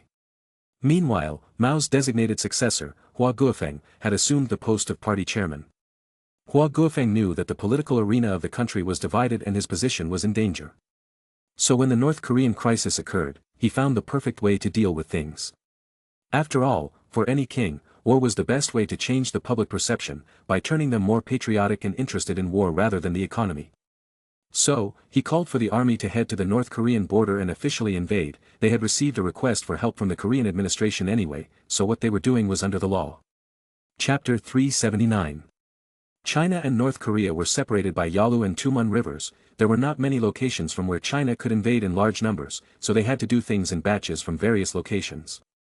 This gave Magnus' army a better chance. The members of the Golden Company were by now one of the fiercest warriors in the world. With their specialized equipment, they were deadly, each of them equaling the power of 10 men. Their guns, their armor, all were made by future tech. Their general was Frank Willis, a retired U.S. Army general, one who was wrongfully forced to retire, wronged by the nation he served. He was also a member of the Order of Merlin, hence his loyalty was absolute. Being well experienced in warfare, he commanded his troops like a god of war, positioning tanks and artillery in places he knew enemies would come. There was a surprise waiting for the invaders. Boom! Future Tech's tanks boomed as they covered the sky with shells. High-intensity bombs fell on bridges connecting China and North Korea, destroying them in one scoop. The Chinese military could only try the pontoon bridge, but those were also under the radar of wizard units in the sky keeping an eye on all activity. With SATCOMs, General Frank devised the troop movement carefully. The Chinese side had a lot of men, too many in fact, but they were mostly meat shields. While 60,000 Golden Company men were all supposed to be the best soldiers possible. The war didn't even start and the Chinese side had to retreat. Their army was not modernized enough to deal with this. Their men could only shoot guns, only a select few units were strong enough. Slowly, they learned that the entire North Korean side was like a fortress right now. Nothing could get it and nothing could go out. At the same time, the American Pacific Fleet also arrived, encircling the entire Korean peninsula with their nuclear subs and carriers. Dragon Team caught 200 generals, 500 commanders, and killed them right there and then. A selected few were still there who had a good heart and instead worked diligently while helping whomever they could. North Korea had a population of 16 million, out of which 1 million were soldiers. Among the soldiers, 20,000 were killed for they were too evil and deserved nothing less. 140,988 were arrested and would be put on trial for crimes against humanity. 300,876 were arrested for offenses such as rape, murder and kidnapping. At the same time, in Pyongyang, Magnus blasted through the last door, leading to the biggest underground chamber, a lavish panic room for the president of the country. Kim Il-sung, come out, no need to hide behind the sofa, Magnus called the man. He was in here with his wife, and 3 kids, he had 3 more but they were already killed. Even the 3 that were here were adults. Whoosh! Magnus just pointed his staff at them and the 3, as well as their mother, fell down like lifeless dolls. He could at least give these people painless death by destroying their hearts and mind at the same time. Kim Il-sung was terrified and he cried seeing the destruction of all his life's work. Why are you doing this? Take whatever you want, money, people, take anything. The day you stood alongside the communists, you signed your death warrant. I have no real problem with communism, but the problem is, none of you are true communists. If Karl Marx was alive, he'd rather be disappointed with you all. You are just a dictator, living like a king, establishing his own dynasty. Magnus said. You are also a king. Kim Il-sung argued. Yes, but I am different. I do not run the country, elections happen, people choose their own leader. What I am doing is just like the cherry on the top, I am the secret engine to the already moving train that is my nation. While you are the engine that's standing like a boulder in front of a moving wagon. If I don't remove you, that wagon will not move. Magnus said, talking in analogies. You're a hypocrite. Kim Il-sung accused him. Magnus shrugged, who cares, my fist is heavier than you, so, please die. And Magnus did punch his face, but he was not going to kill the guy, so a proper trial was needed to really kill him. However, Magnus did obliviate him, after all, he couldn't have him scream about the British king using magic and killing his family. As soon as Kim Il-sung fell unconscious, Magnus called all the leaders of the attack and told them, got him. That was enough for them to understand the signal. This meant that all were to go full power and take over the entire country. A few generals who were good were used to making sure that nobody in the army does something stupid. Golden Company made their hold on the border stronger, while the South Korean army was also on high alert at the DMZ. To make sure nobody trespasses. On December 23, 1976, at 11 a.m. in the morning, the new Prime Minister of the UK, a man under Magnus, came on the television and made an announcement. Today, I am announcing something that the UK took part in and has successfully won. At 4 a.m. in the morning, South Korean and British intelligence launched an attack on North Korea and successfully won over. I am to announce that there is only one Korea now, while at the request of the South Korean administration, the UK will send a contingent of 60,000 soldiers for peacekeeping. His Highness Prince Magnus spearheaded the entire operation while being on ground zero. The Kim family has been removed from power and many have been arrested. Next, their crimes will be investigated and they will be given a proper trial. The news took the world by storm. Such big things don't usually happen all of a sudden, but here it was. Korea was unified, the US failed but the UK succeeded. All so-called experts that appeared in the news were left in shock. Why? Well, they too acknowledged the fact that things such as launching an attack on North Korea and taking it over was a huge task and such things don't happen silently. The planning takes months if not years. Then soon, the South Korean new president, democratically selected this time, announced that Korea was unified now and Kim Il-sung was arrested. After that, the UK announced that it will be sending tons of food to Korea to tackle starvation. Meanwhile, the common man of the United Kingdom was at first shocked, then they felt proud. Because finally, their country was entering the global stage and bringing some changes to the world order. One thing any sane person had noticed was that behind most of these activities, Magnus was there. Magnus went to Saudi, he brought oil. He went to Thailand, he got contracts, a new military ally and an island. There was so much, and behind everything, Magnus' presence was noticeable. It didn't take long for Magnus' popularity to shoot through the roof, and every single news channel and paper made multiple stories about him, his life and whatnot. His name was slowly taking over everyone's tongue and mind, forever to make an impact and stay. Magnus' new house. PFFF, what the hell? Magnus did what? Grace, who was drinking water, heard the news and spat out. Big Brother Mag. 3 little kids shouted as soon as Magnus' image appeared on the television. Grace turned to Adam, do you know anything about this? Adam shrugged, I have absolutely no idea. I had some doubts that something big would happen because Future Tech Defense was having too much activity, but it'd be related to him, I didn't know. I hope he's safe. Grace, like any mother, worried. Adam laughed, dear, he's probably eating pancakes in Kim Il-sung's office. Don't worry. Adam was wrong, Magnus was not eating pancakes, he was eating chicken with tasty kimchi, as he rested in Kim Il-sung's chair, feet on the table. Adrian, General Frank and a few more important people sat opposite to him, eating noodles and talking as if they were on a picnic. Sir, how did you deal with the Soviets? I thought I would have to fight them. General Frank asked. Magnus smirked, hee, can't tell you, Frank. This one is my personal secret, only I can use it because it's too sensitive. Maybe, the day USSR disintegrates, I will tell you. Adrian nodded, no matter what, your plan was great, things went smoother than we ever expected. I'm sure your name will be written in history for years to come now. Shrugging, Magnus continued to eat, who knows, history has proved to be inaccurate many times. Every writer has his bias, so, history isn't really history, it's just someone's views on an event that occurred. Chapter 380. Magnus had a lot of work to do. By making the Prime Minister tell everyone that they are sending troops for peacekeeping, it made it easier for Magnus to mask his Golden Company's presence. Just the day after, the US, Canada, Europe, Bhutan, Thailand, Cambodia, Japan, Australia and a lot of African nations officially recognized the Republic of Korea. With more than half of the world recognizing it, China had to do the same, for it was not as powerful to push away the West, yet. They neither agreed nor denied the existence of a Korea, but they still sent a diplomat, silently accepting the status quo. Meanwhile, USSR was furious, they were unable to do anything all this time.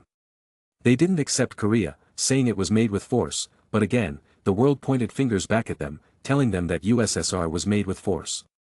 In the end, nobody tried to shout too loud about it. If any country had problems, it had to either silently suck it up or plot secretly. Yet, Magnus very well knew that his work was not done. The people of North and South by now had more than 2 decades of experience of hating each other, there were new generations that only grew in disunited Korea. So, it was heavy work to ensure that discrimination does not occur. For one, mention of South or North Korea was removed from any identity cards or places. Nationality was just called Korean. The entire citizen registry needed to be created since citizen records in the North were flimsy. A huge panel of 10 judges was made to preside over the Pyongyang trials, 3 were from Korea, 2 were from the UN, 3 were from the UK and 2 were from the US. The Korean government hired Tonks and Tonks to make sure that all the criminals get punished. After all, the firm boasted the highest success rate in the world. With that, he left after signing Lance, the Dragon Service team leader, to preside over the Korean region for the coming 5 years, to make sure that no human rights violations occur and democracy wins. With that, Magnus companies were also given preferential treatment. Emery's Construction won a lot of contracts. At the same time, many free trade agreements or preferred trade agreements were signed by Korea with the US and the UK. December 25th. Although Magnus was officially still in school, since it was Christmas, he brought Ragnar, Severus and Emma with him to his home just for the day. It was important for another reason, as it was the day the triplets were born. They were turning 3 today. They were told that Magnus and Ragnar wouldn't be coming and they were sad due to this. But when they appeared, the 3 bloomed like sunflowers. They came running into their arms. Clementia looked a bit better now with her empathic abnormality under some control. She giggled as the rest. "What did my 3 potatoes do when big brothers were gone?" Magnus asked them. Maximus puffed out his chest. "I help Mummy every day. I learned to make tea as well." "Humph, you only put sugar in the end, that is not learning." Aurelia snarled. Her attitude was that of a highborn. She was usually very sweet but also spoke whatever was in her mind. It doesn't matter if the other person won't like it. Meanwhile, Maximus was a kind young boy who liked helping wherever he could. Clementia on the other hand was a mystery. Her personality was the hardest to understand. Aurelia then climbed onto Magnus' lap and sat down proudly. "I learned how to play the piano." Magnus hugged his cute sister. "Really? Let me hear you play later." "I don't even know how to play the piano." Aurelia had stars in her eyes for knowing something her seemingly sage-like brother didn't. "Yes, I will play it tonight. Dad said he will bring me a big beautiful piano." "Really? I hope he brings the best one." Ragnar fawned over them. "Don't worry, I will apparate to him and make sure he gets the right one." Magnus left away quickly. In a luxury piano shop in London. "Sir, this is Model D Steinway, one of the best grand pianos in the world that you can buy. The price of £20,000, £130,262 today, is absolutely fair for this piece of instrument. Made with hands with utmost care." A salesman happily showed Adam around. His job was to buy toys for his lovely kids. His first stop was this shop. Adam had no bloody idea about piano, so he was just buying the best one. "This seems fine. Aurelia can play it for years to come." "Dad." Magnus arrived soon enough. "You're here. Good, help me select a piano." Adam tiredly pulled him closer. However, Magnus was as much of a noob as Adam in this. "Well, if it's this expensive, it must be decent. I've heard the company name." The salesman was silently going crazy at the moment. Crown Prince of the English throne was in the shop, in front of him. But he tried to keep his professional attitude. Nobody wants to be fired on Christmas. Adam nodded. "Then I will get this." "Wait. Paint it pink." Magnus requested all of a sudden, a bit too loud, making other staff and a few rich customers look at them. You want this to be painted? I assure you that this instrument used the best wood out there. It's very exotic. If you paint it, its value will decrease." The salesman spoke. The request was too strange after all. Who paints a £20,000 piano? Magnus didn't budge. "No, her favorite color is pink. Paint it pink and deliver it to Strawberry Hill House by evening." "Your Highness, even if we paint it, it will take at least 3 days for it to dry," the man said. "Fine, just pack it and drop it at Strawberry Hill House. I will get it painted myself," Magnus said, and left the shop with his father after paying up. Other things that they bought were a trampoline for Maximus and an expensive radio for Clementia, since she loves to listen to songs. Mostly jazz and other slow songs. Strawberry Hill House. It was still an hour before the birthday party started. Edgar came rushing to the place, but only found Magnus relaxing. "What happened? You said there was an emergency." "Ah, thanks for coming. Can you help me paint that piano pink?" Magnus requested. Edgar blankly looked at Magnus and the piano alternatively. "You called the CEO of Emery's Construction to paint a piano?" "I also invited your wife and daughters. They would have loved to join the birthday party, but you didn't bring them," Magnus added. "You said it was an emergency and I came," Edgar argued. Sighing, Magnus told him to check his phone, and that he did. "Ah, I didn't see the next message." "Understandable, just call them and tell them to dress up." While we paint the piano. Magnus got up and accio the painting tools. It was a small birthday party, yet a lot of big names had come to be present, including the Queen and a few of her children. Prince Charles, 28 years old, was also there. He was much younger than Adam. Still, 28 for a royal prince was a big age, and since Magnus was the boss of royalties, it was his duty to make sure that Charles does not fuck up anywhere. "You're 28, any lady in sight you want to marry?" Magnus inquired. "I have not yet, there was one, but Schott got married and now has a kid. I do like one though, but she's too young." Charles replied, sounding frustrated. "Who is she?" Ragnar asked. "Her name is Diana, she's 15 right now, I think I will wait." Charles unsuspectingly said. "What the fuck, you're 28, she's a minor." "Dude, no, that's so wrong." Ragnar spat out water. Magnus questioned him. "True, she's even younger than me." "I hope you are mentally sound, Charles. I can't even imagine how your wedding will work, by the time she turns 18, you'll be 31. Ain't that a bit too much of a difference?" "Everything is fair in love and war," Charles replied. "Sigh, you know what, if you ever do end up marrying her, make sure you treat her right, a single speck of controversy and you're fired from the royal family. Stop going to parties too and start working somewhere, if nothing then serve in the military." Magnus warned him and left him alone. Severus did the same, but Ragnar eyed Charles weirdly as if looking down on him. Anyway, the birthday party continued. Queen Elizabeth treated the triplets like her own grandkids and played with them to her heart's content. Chapter 381. Shoo, he might wake up if we make too much noise. First, we attack Big Brother Rag, and then Mag. Maximus, Aurelia and Clementia tippy-toed towards Magnus and Ragnar's room. Their first target was Ragnar, and as they entered the room, they heard loud snoring and Chad sitting on Ragnar's face. They giggled at the scene. Chad was a cat with heightened instincts. He noticed the 3 mini-humans, but since they were his loved ones, he ignored them and continued to watch. "Let's take that chair," Maximus whispered. In no time, they worked hard to bring the chair adjacent to the bed. Then, they claimed on it, 1, 2, 3.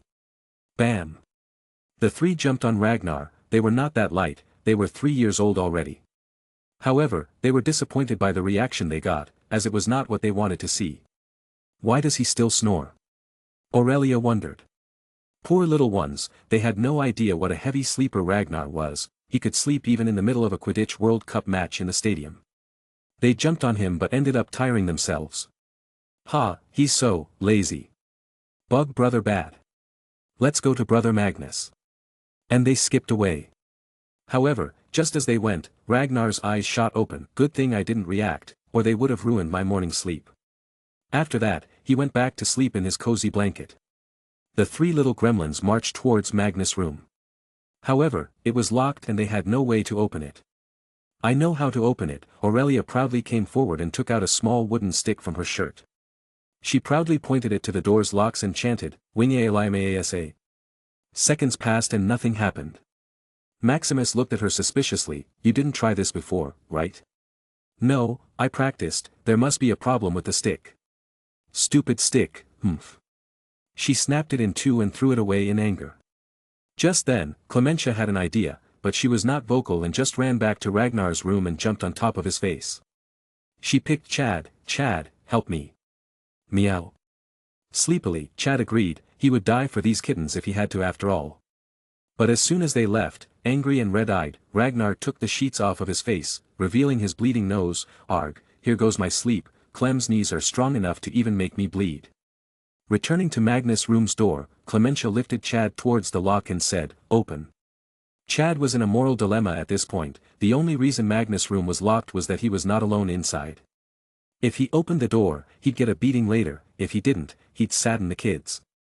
"Mimo," he said the equivalent of his "fuck it," and started to wave his paws at the door. He was, after all, the grandson of Martha and had magic. Crack. The noise came and the door opened. Yay. The 3 barged in like a storm entering. Magnus had his eyes shot open as soon as he heard the voice, but he panicked, for he was not alone under the blanket. Hugging him was another naked body. "Emma, wake up, emergency," he tried to wake her up. But she didn't even budge. Crap, She sleeps like a tank, he exclaimed and quickly waved his wand to summon clothes over their bodies. Being caught together was better than being caught naked. Big brother. They climbed on his bed and jumped on him, trying to get under the blanket. However, Aurelia noticed another big bump under it. Who is this? She took the blanket off and found a sleeping Emma. Gasping, Aurelia shouted, "Whoah. Sister Emma? When did you get here? Did you also want to prank Big Brother?" Emma slowly opened her eyes and looked up. She smiled and muttered, "Why am I seeing Aurelia in dreams?" "Because it's not a dream," Magnus interjected. "AAA," Emma screamed in terror that she was naked. But as soon as she looked down, she was in her normal night suit. Taking an appreciative sigh, she hugged Aurelia. "Of course, I wanted to prank Magnus." "Yes, just prank him. I love pranking him." "Nice," Aurelia hugged back.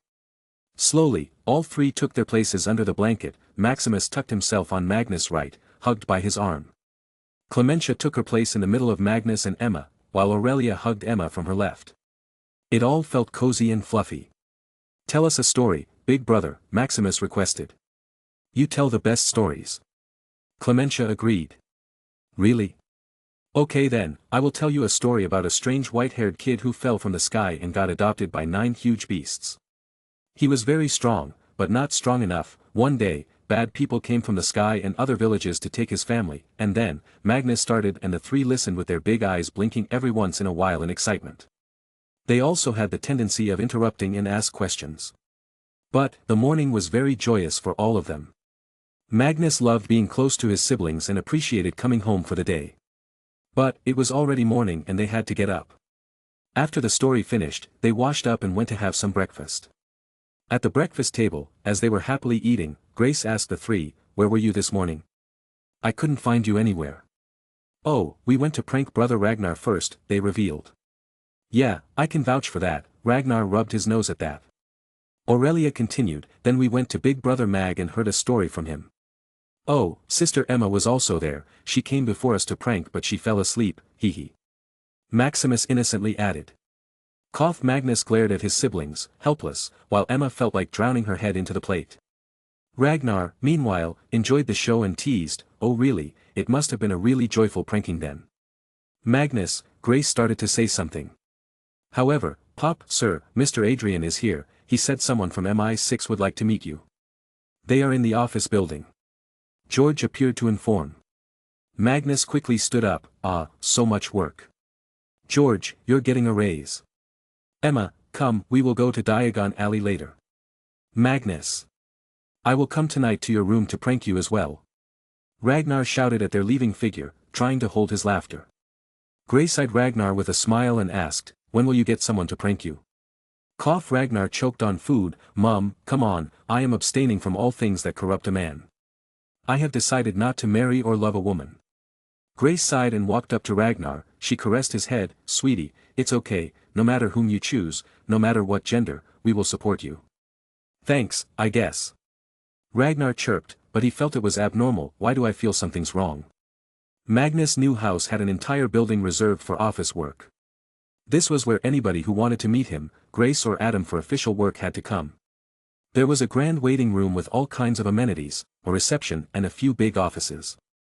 Magnus arrived in his office from the back door and called Adrian and the MI6 guy in while he poured some tea in cups. "So, how can I help you gentlemen?"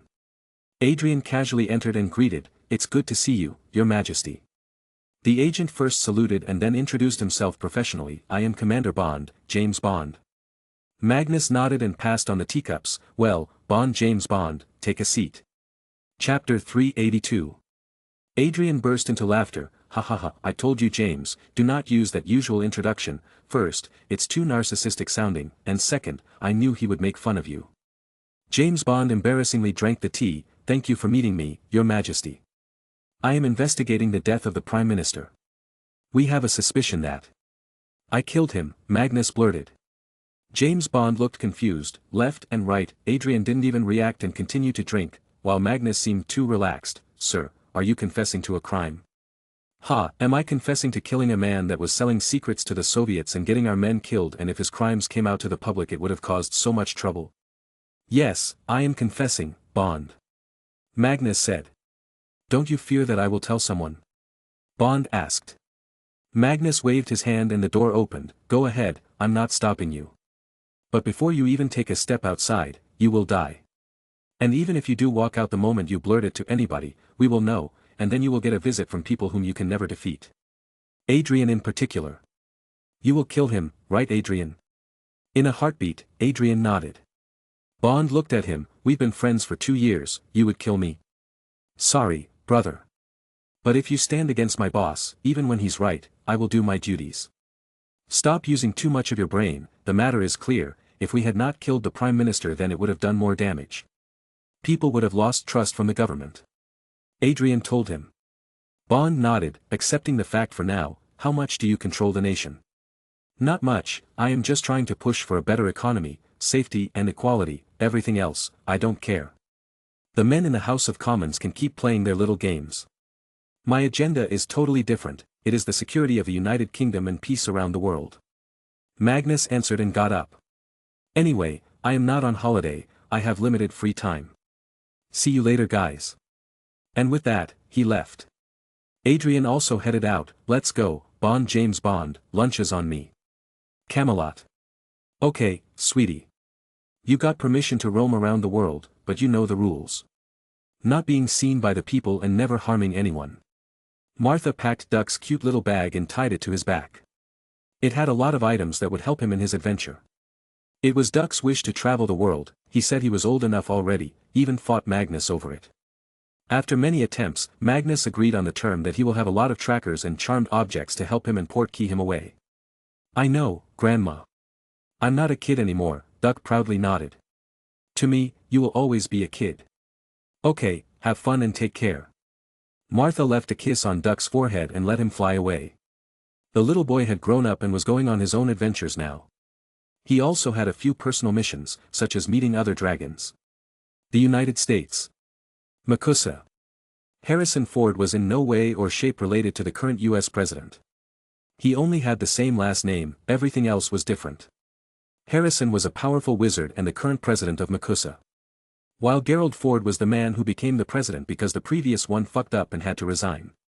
Now, Harrison was a bit worried about his nation. He was officially 90 years old and had seen all kinds of wars in the US, mostly started by no-majas. The only time wizards were involved was way back in the American Indian Wars, also known as the American Frontier Wars because of the extensive use of magic by natives. The natives had weird magic as well, and since experienced no-majas couldn't understand it, wizards were called in. Makusa tried to stop this exactly, use of wizards in no-maj wars and matters. Or at least extensive use.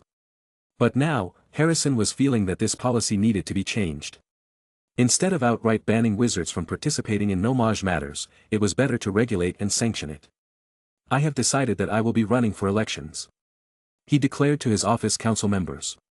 He gave the example of Magnus, how he was using a healthy balance of magic and no-maj influence to make his country better. He told that no-majas have tried and failed again and again, so he should try. In the end, he got approval. Now all he needed to do was make new real documents for reducing his age and then establish himself in politics. He was not giving up his position as the president of Makusa either and would instead try to become the first person in history to be the president of wizards and no-majas at the same time. Magnus had to return to school as he was technically still there, but he was called to Magic Maid Studio by Wim Joubert, the CEO. He said that he needed to talk to him about a new movie. George Lucas also wanted to talk to him about something.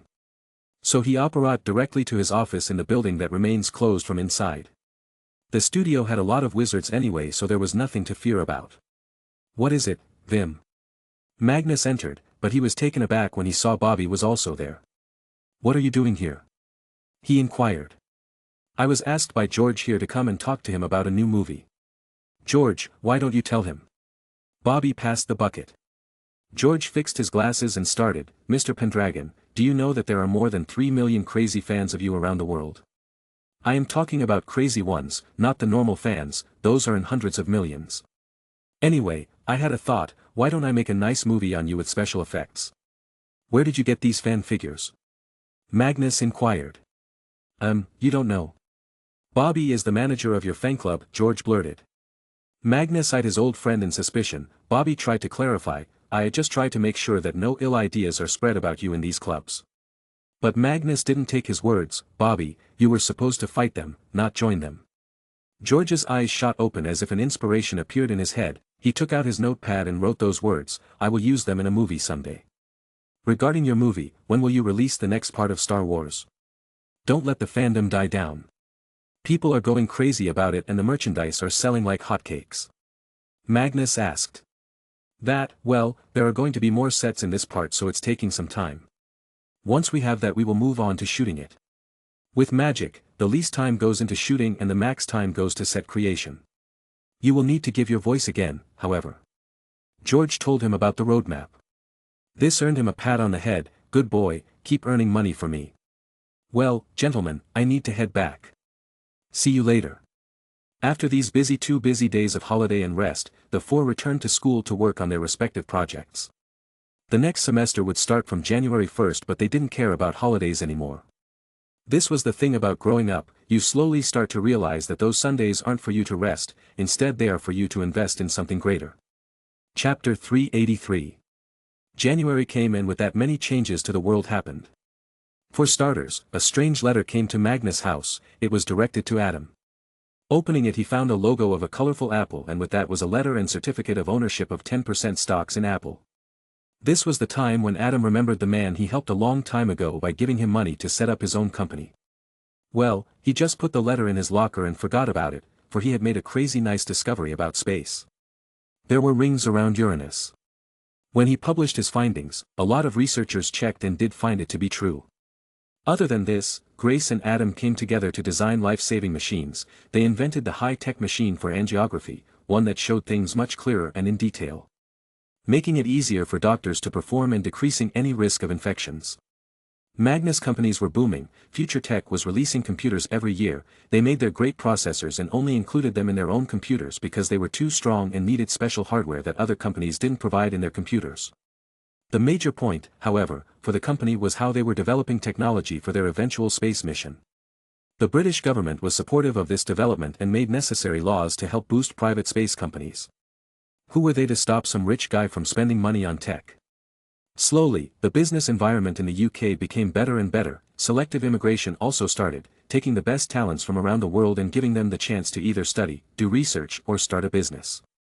Not only that, Magnus knew the pain of getting your invention patented. It was a costly process because each country had their own patent laws and registry. Hence, if one wanted to really patent something, they would have to file for patents in various countries. For this, Magnus forced a solution. As the United Nations was his bitch already, he made them pass a thing called Unified Patent Portal. Most of the countries around the world signed into it. With this, a mega patent library was made with all patents from around the world in it. After that, the United Nations Patents Portal would become the world's biggest patent managing company. This would decrease the cost of patenting to the extreme. At the start of January 1977, the Silicon Valley of the UK, Plymouth City, now called Cyber City, was completed. 60% owned by Future Tech Industries and 40% owned by the government. The place was made to be the safest with the best public transport and security systems. Companies flocked there to open their offices or small research and development departments. Most of it was related to computers, however. For any other kind of innovation and development, there were various cities around the country. Zimbabwe was the biggest place for any kind of manufacturing right now due to other mineral-rich African countries being nearby. This year, the GDP of the UK was supposed to be $355 billion USD, in reality it was 263. However, at the same time, the US would just touch $2 trillion, further widening the gap between the two. Magnus knew that if the UK wanted to get out of the American influence, then it needed to get richer and better, but that would take time. And it was now that he realized that he should not have killed the New York Mafia or even asked the Americans for help. He lost the chance to set up a puppet US president. Because of the eradication of communism from a few Asian countries, along with it the reunification of Korea, US President Gerald Ford was able to secure another term, A/N. This is where history diverges. Gerald Ford was not a popular president, but thanks to Magnus' actions akin to dropping an axe on his own foot, Gerald won. But Magnus was going to make sure not to help any such presidents from now on. It was January 15th of 1977, Magnus' birthday was here, and as always he threw a party. Now was the time for his next plan to make sure that Hogwarts never goes corrupt as it did before, especially the Slytherin house. Right inside the school, he started putting a few paintings discreetly. These paintings were of old wizards, but they were made so they could be connected to the outer world. Most were in the Slytherin house. This was necessary as it would work as an early alarm system if any Slytherin student tried to tilt towards the dark side. From what Magnus understood, Slytherin was so full of purebloods because most pureblood kids have prior private coaching, and in these classes, they are mostly unrestricted. A pureblood family usually owns a lot of books, many of them are related to dark magic. So slowly, the kid tries to expand through the knowledge, not to mention, until now, most pureblood families truly believed they were superior and were okay with dark magic. This was changed now. Ever since Magnus' purge of Wisengamot in 1973, most such families have tried to please him by renouncing their pledge to the Dark Lord and giving their dark magic-related books to the ministry. These books mostly included illegal ones. Slowly time passed and Magnus found himself walking towards the room of requirement with Ragnar. They were discussing how to find other Horcruxes, as they hoped to end this whole Voldemort menace before leaving school. "Man, I wish there was some way to just wave the wand and things would appear in front of you," Ragnar muttered. "Actually, it might be possible, as long as you have enough magic to cover the entire planet under the magic blanket, then you can accio anything from anywhere in the world," Magnus hypothesized. "I hope you can get that strong someday. I wonder if Merlin could do something like this. Must have been dope. I could just swing my wand and say, Playboy magazine issue number 69, and it would come to my arms," Ragnar dreamily said. Smack. Magnus hit him behind the head. "Can you ever not be horny? Look who is calling me horny, one who practically slithers like snakes with Emma every night." Ragnar barked back. At this, Magnus proudly replied, "At least I got someone to slither with, while you can only jerk off to your 2D photographs." "Hey, I love those 2D girls, I salute their daring hearts, to appear naked in front of the world just for money," Ragnar defended. "Of course, I am not shaming them, I am shaming you. Now, shut up and let me open the gate, we gotta brainstorm about finding the Horcrux later." Magnus walked in front of the wall 3 times and the door appeared. While bickering, they entered, but as soon as they looked around, they froze. Ragnar cursed, "Where the hell did you bring us now?" There was so much around, mostly broken furniture, rotting books, lots of potion bottles, boxes, cannons, armors, swords and lots of magical items. Magnus exclaimed just then, "Fuck, look, in that cage, that skeleton has 5 legs." Magnus too had no bloody idea where he was. "Rag, either we found shit, or the greatest treasure in Hogwarts." Bam! Out of nowhere a ball of wood slammed onto Ragnar's stomach. "Arg, Motherf, who hit me?" "It's not who, it's what. Look, there are winged catapults." Magnus pointed at the strange wooden things flying in the air. Strange how they had life in them even after probably being trapped there for too long. "Let's look around, I am excited to see where we end up being. And if my guess is right, we'll probably hit the jackpot." Magnus moved in. "What exactly are we looking for?" Ragnar asked him, still in pain. Horcrux. Chapter 384. Magnus and Ragnar spent 3 hours looking around, and up until now, they had found a lot of items in great proportions, broken and damaged furniture. Thousands and thousands of books, flying catapults, fanged frisbees, bottles of congealed potions, corked bottles whose contents still shimmered evilly, what looked like dragon eggshells, several rusting swords, a heavy, blood-stained axe, an enormous stuffed troll, hats, jewels, and cloaks. Many cages in various sizes. A chipped old bust of an ugly warlock. A few heavy broomsticks. A record turntable that skipped. A banjo. A set of dominoes. Various metalware, including cauldrons. Various trophies. A mask. Various portraits, also frames. Suits of armor, some disassembled. Various textiles. Damn, I'm taking all the metal and will give it to the goblins of Camelot. As for the books, I think Hogwarts students would appreciate having a few extra ones, especially those who can't afford to buy them." Magnus planned. But Ragnar gave an even better idea. "Brother, you said we're making a new Hogwarts in Brunei. Why not use all the furniture and metalware here to stock that school after refurbishing everything here?" "Whoa, I never knew you had a brain. A really good idea. I guess I will hire the elves of Hogwarts to work here for a day and meanwhile order food from outside for the students." Magnus planned for it. He was sure that if all the elves did it then it was one day's work. But they were yet to find what they wanted to. "Okay, I will try to accio the Horcrux, you stay on alert and if anything comes flying towards me, don't let it touch me," Magnus requested. Ragnar became alert, got it, Magnus took out the staff instead of the wand as it was much stronger. Okay, here we go. ACCIO Horcrux. Nothing happened for a few seconds. But they didn't bring their guards down. Tap tap, they heard the sound of something hitting wood. So they walked towards the noise, only to end up in front of a cabinet. So it's in here. Damn, he really left a piece of his soul in the garbage. Magnus was shocked. He cancelled his Accio from the previous spell so it wouldn't jump on him, then slowly opened the cabinet without touching it. He was told that these Horcruxes can corrupt a person even if they were merely touching it. The door of the rotting cupboard creaked open slowly. It was empty, except there was a nice little diadem in it, placed as if asking to come and touch me. SSSS, come, touch me and get your wishes fulfilled, you want power, the hissing voice spoke from the diadem. Magnus and Ragnar dumbly looked at it, their mental shields were like castles with a billion castles made around it for security. Ragnar cursed, Holy Merlin, Voldemort is a pedophile, listen to that voice, and the way he's inviting. Great, another criminal charge to be put against him. Anyway, I will head to Gringotts for a while to store it in my vault. You look around in the meantime, or maybe head back. Magnus put a cloth on the Horcrux and picked it up. Then he apparat away to Gringotts.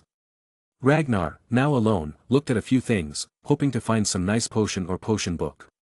Gringotts. It was one of the few wizarding organizations that was under his control. The influence of Gringotts went way beyond the borders of the UK, they were present in every major nation in the world. Goldruck got the second one, he told the chief of Gringotts, the goblin was also the chief of the goblin tribe in Camelot. Magnus then went straight into his vault, the vault had no features to allow him to just apparate or port key in it, this was to eliminate any way of exploiting this means of entry. The only way to open the vault was to have the blood of Merlin and Arthur in their body, something only he in this world had. Going inside, he went straight to the cabinet he had emptied just to keep these Horcruxes. Now, he had two of them, the Hufflepuff cup and now this diadem. I wonder how many more there are, he thought. Then, he refilled his disposable wand storage and returned to the school. It was a surprising but bountiful day for sure. Adventures of Duck. Duck had decided to fly west, he soon flew over the big freedom goddess statue in the river, he was told that Uncle Rag was horny for this goddess. There was a big city with tall buildings likes of which he had never seen. The streets were full of people and cars, all kinds of smells hit his nose as well. It was nighttime, so he decided to land in the park in the middle of the city. He read the board there, and it was easy for him now, see Central Park. Anyway, he uncloaked himself and became visible. Then he took off his cute backpack with Star Wars Yoda art on it. Taking out a small paper bag, he cast magic on it to make it grow big. Then he started eating happily, Grandma makes the best chicken sandwich. He joyfully munched his sandwiches alone when all of a sudden a dark-skinned man and a kid, about 5 years old appeared. The man didn't have tidy clothes, while the boy with him also looked tired and unclean. Being taught to always be kind, he offered them a sandwich, want some? I got a lot of them. There was a giant, dark-scaled, yellow-eyed dragon sitting in the middle of Manhattan, how could any muggle digest that so easily? The man's face went pale, he wanted to run but his legs froze. Christopher, run. Yes, his son did run, towards the dragon, he cheered, whoa, are you dragon from fairy tales? You look so cool. Duck blushed, hee, I am actually better than those dragons. Here, eat some. The boy, trusting that dragons are noble creatures from various stories he had heard, innocently took a bit, his eyes shined, Dad. This is so tasty. It took a few minutes for the man to realize that the dragon, or whatever the creature was, didn't mean any harm, or he'd be dead by now. Instead, hearing his voice, the dragon seemed young and kind. He too went ahead and sat beside his son and took a bite. As soon as he did that, his body felt a surge of warmth and his eyes teared up. Duck noticed it, oh, what happened? Are you sad? The man spoke in a breaking voice, thank you, I don't know who or what you are, because of you, we won't have to sleep empty stomach. Why would you sleep empty stomach? Duck inquired. Sniff. The man introduced himself and told his story, I am Chris Gardner, some years back, I invested my life savings in bone density scanners. However, they do not sell as they were just marginally better than the current technology at a much higher price. Because of lack of money, my wife left me, I lost my house, my bank account, my credit card, I am now working as an unpaid intern, but, I have no place to sleep or money to buy food right now for my son. What's a credit card? And your wife is a bad girl. Dad often says a friend in need is a friend indeed. Duck replied, still munching on food. Gardner chuckled, you are right, Mr. Dragon. And a credit card is what you use to pay for money as a quick loan from a bank. Really?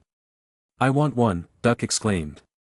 Ea, all of a sudden a scared shriek resounded and a man ran away after noticing Duck. Seeing this, Duck packed his bags, oopsie, I need to go. And I don't understand what your problem is really about, I don't know what a cone density maker is, but take this is my dad's company, call them and say anyhi, Duck gave it to you. And, he fiddled in his small bag. The truth was, it was an expansion punch, hence it takes time to find things, Got it, Dad taught me that in this world, you can buy things with money. Here, I can give you this much only. Okie, Grandma said not to talk to strangers, bye-bye. Wagging his giant tail, he flew in the air, the little boy happily waved his hand, and the man was left in shock. Duck soon activated his invisibility and left the park. Chris Gardner was left in shock, as once again tears covered his entire face this time, he stared at the sky for a long time, pinched himself to know if this was real, and then only one idea was in his mind, out of billions of people, it was a beast who showed me warmth and kindness at my lowest. I will return this favor one day, I promise. Dad, what happened? The little boy asked. Chris Gardner smiled and ruffled his hair, let's sleep in a warm room, Christopher. That angel helped us a lot. Duck, without knowing about the currency or monetary values of the world, had left behind a 5-kilo bar of gold with the man. In money value, it could feed the man and his son for months and get him shelter. For Duck, this was an act of obviousness, as helping people was what good boys do. He didn't even remember the man and the kid for long, he just thought, where should I go now? Chapter 385. Magnus returned to school and did as he planned. He did ask Dumbledore before doing anything. The old man had no real problems with it as all the items in the storeroom would be used for the new Hogwarts, the name for the new school was not decided yet. Anyway, Magnus announced that for the coming day, the breakfast will be sandwiches, eggs and juice.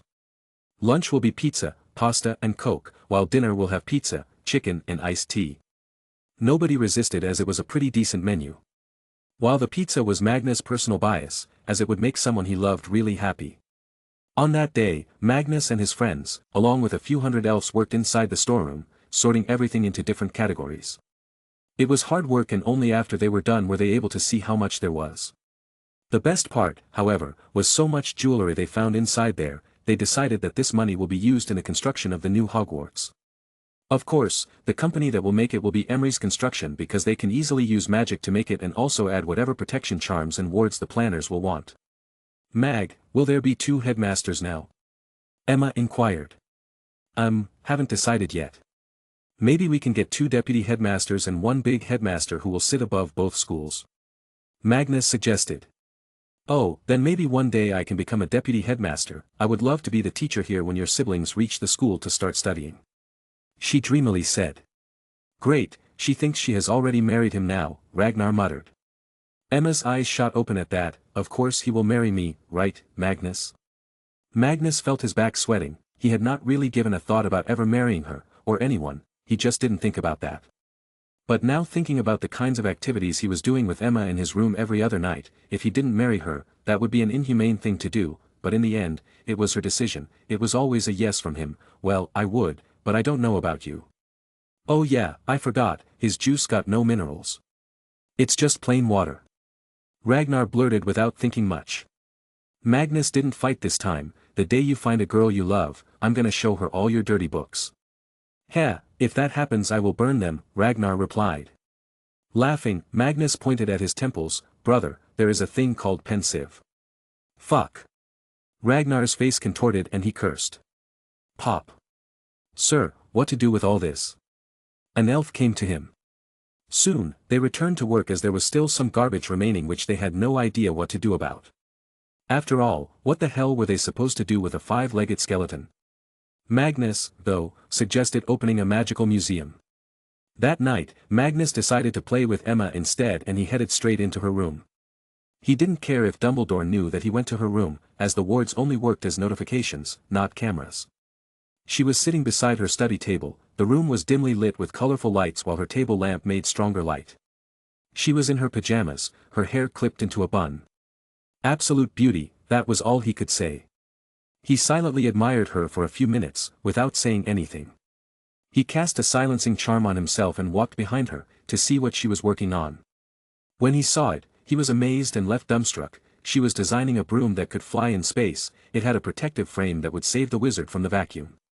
Smiling, he wrapped his arms around her neck, startling her, prompting her to jump like a frog, but Magnus held her in place. Hee, I didn't know you were such a bookworm who forgets her surroundings when busy. His breathing beside her ears activated goosebumps. Well, you thought your girlfriend was good for nothing, airhead big-boobed bimbo? I'm not a Hufflepuff, please.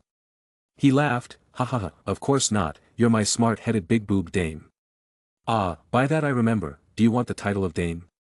I will be the king next year, I can confer upon you the rank equivalent to a female knight. Nope, I will be the queen consort, why would I want to be a stupid dame? She blurted quickly. Hearing this, he intimately picked her in his arms by her hips and then walked to the bed. In that case, let me inspect this queen, as I have lost something very important to myself. Thud. He dropped her on the bed. She was enjoying every second of it and asked, really? What has my dear king lost? He poked his finger on her left breast, my heart. She giggled and swiftly changed her position, forcing Magnus down. She sat on his bump, that was cringy but smooth as fuck. Alright, drop that act now and let's fuck. Damn, I love this girl, was all Magnus could think as Emma took the initiative. The next day. The problem in Slytherin House was that it was in the dungeons. There was no way of getting sunlight, or seeing pretty birds in the window. It was depressing. Magnus got out of bed. Emma didn't. I'm tired, she said. So he dressed up and went out to take a walk. It was Sunday, with no classes and all the free time.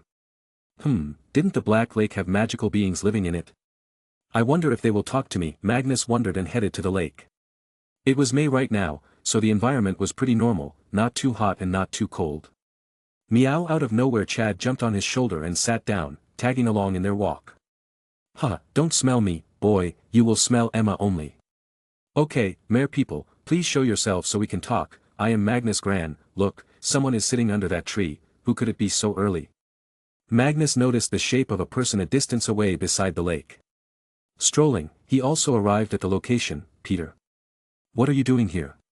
Peter, who had been sitting calmly up until now, looked nervous all of a sudden. I was just taking fresh air, Mr. Pendragon. Ah, quit it with that, man, call me Magnus. We're the same age. Magnus sat beside him. Chad meanwhile jumped over to his lap. I can see something's bothering you, what is it? I am the big brother of Hogwarts, I can solve everything. Magnus proclaimed. Can I change my animagus form? He blurted. At that, Magnus' enthusiasm fell. That is not changeable, it's basically a part of your biology now. Why? What happened? I'm a rat, that's what happened. Who wants to be a rat? It's shameful, and they nicknamed me Wormtail now. Peter sounded like he was in anguish. His frustration was caught up inside him as he didn't have the guts to let it out. Magnus felt bad for this guy. He remembered the first time he met Peter. He had already deduced that he had social issues, and constant verbal harassment of James and Sirius didn't help. Well, you can protest it, just tell them not to use that name, that you don't like it. I'm sure they will understand. Magnus suggested him. Peter shook his head. It's easy for you to say that as the most popular guy in school, country actually. Possibly the strongest wizard, dating the hottest girl in school. You have everything that I desired, how can you understand me? Sirius has his money and magical power, James has his rich family and now a hot girl. I am nothing but an ugly poor sack of fat meat. People like me don't really have many choices in life. We just accept whatever is thrown at us because even that is better than nothing. Damn, this guy is broken, Magnus thought. If you were in Slytherin, you would not have faced all this. Look at Gilderoy, he was stupid and crazy, now he works hard to improve and nobody bullies him. The problem is not with you, it's with Gryffindor. In their chase of glory and fun, they lose track of what's right. To them, everything is a joke and should be seen as a joke, they don't really think about another person's life. Slytherin was like this, much worse actually, but I changed it. Trust me, you can change your life too. Look at Ragnar, he lost everything to Death Eaters, but look at him now, he came out of it. That guy has worse wand magic than anyone, even you can defeat him in charms. And about you being fat, exercise. Nobody is to blame for it other than yourself. While for your face, here, take this free pass and this prescription, buy it from Ragnar's store in Diagon Alley. These will get rid of your acne on the face. And get a better haircut. You just need to take better care of yourself, my friend, rest will happen in itself. The first step to building yourself is to change your mentality. Do not look for validation and silently keep working, Magnus advised him. Peter took the card carefully, this was the kindest anybody had ever been to him, thank you, Magnus. Don't mention it. Anyway, I'm going to try to attract the mere people by playing the banjo now, so relax and listen to my songs. Magnus took out a banjo that he had found in the storeroom in the room of requirement and started singing while playing it. Chapter 386. Did Magnus know how to play the banjo? Absolutely not, but that didn't stop him from trying to play it and also sing at the same time. Peter just silently tried to hold his laughter while massaging Chad. Oh, people from the underworld. I want to meet you and talk to you. Introduce you to this furry kitty curl. I think the meeting has been due. As I am Magnus Grant Emery's Pendragon. Awesome and best king and wizard. Much better than all those previous turds. So come on out and talk to me. We can eat a pizza, the taste is my guarantee. Don't worry, the foolish stupid Ragnar ain't here. So you won't get his stupidity in there. Wanna be my friend? It's a limited offer. So bros, quickly come out of the water. Whoosh. Ree. Fuck. They came out, and look angry. Magnus was shocked by the sight of an 8-foot-tall merperson coming out. He looked strong, muscular, and had a trident in one hand. He also had some ornaments but overall looked ugly and scary. Peter, scared, hid behind the tree. Magnus, I don't think they liked your songs. What? But I tried my best, I'm sure the lyrics were decent. Magnus said and walked to the merfolk. Hello there, I am Magnus Grant Emery's Pendragon, how do you do? He forwarded his hand to shake. Ree. Well, that was their language, but thankfully, Magnus could understand him just fine. Yes, I am Merlin's descendant. I wanted to talk to you all. I heard what happened to you people back in the days. The history of merpeople's relations with the wizarding British government is somewhat rocky. I know, Chief Elfrida Clegg refused to accept merpeople as beings under her definition of the term as those who could speak the human tongue. She thought mermish to be inadequate as it could not be understood above water. Her decision upset both the merpeople and your allies, the centaurs. If I could bring back that bitch's soul, I would torment her or gift her to you. But, the world has changed, I have taken over, the dream of Merlin is my dream, which is peace and prosperity for all sentient species. Besides, I am best friends with the centaurs and goblins. Ree. Magnus was taken aback, you want me to come with you? Fine, let's go. Oi, Peter, you also come, see how interesting and dangerous my life is before you think I am the luckiest guy. Chad wanted to run away as going underwater was just like inviting anxiety and heart attack, but he was caught by Magnus.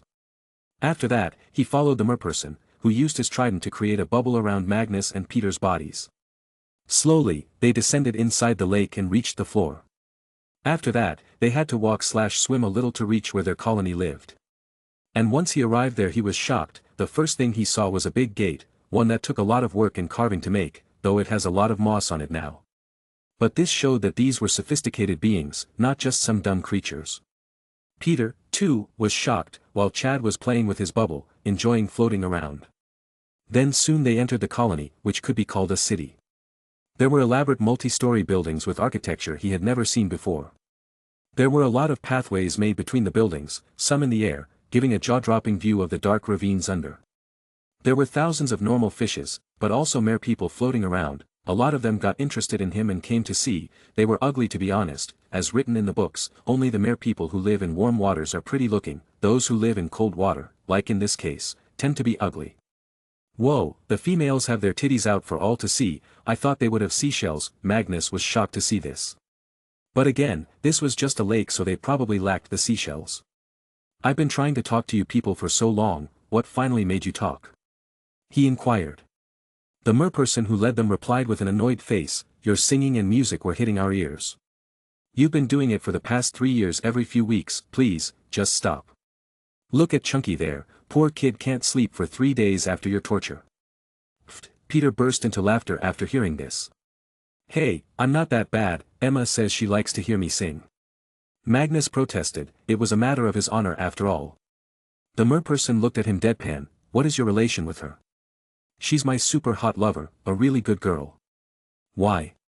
He replied. The merperson shrugged, you're smart enough to know what's wrong with her praising you and why it does not count. Anyway, I am Chibuas, I will take you to meet our king. Wait. You're speaking my language. Magnus just noticed. Of course I did, you think we don't know your language after inhabiting this lake for thousands of years? The strong ones among us know your language but just choose not to use it. Chibuas explained. What do you all eat? He inquired. After all, managing food in such a small lake must be hard. Humans, was all Chibuas answered with. This scared Peter, while Chad didn't care as cats were not named. And cats, Chibuas added. Meow. Chad quickly swam into Magnus' arms for safety. Soon, they arrived in front of a large building. It wasn't anything special, they were led inside where a big empty seat was placed. Where is the king? Magnus asked. But, Chibuas suddenly went forward and sat down on the throne. Pleasure to meet you, King Magnus, I am King Chibuas of the Mere People of Great Lake. Peter looked at Magnus while Magnus was taken aback. The king came to meet me? Why would you come to the surface yourself? To show that I mean respect. And I am not really a big king, our population is just 2,500, can't really be called king at this, tribe chief is more like it. Chibuas replied, seeming pretty chill, but his face was always destroying that frankness as he looked too scary. So tell me, why did you want to meet me? Chibuas questioned. Magnus didn't really have an aim, he was just messing around, trying to see if he could talk to them, but surely, this was more than he was expecting, not really much. Just wanted to talk to you all. So you didn't come here to trade with us or sign any sort of treaty?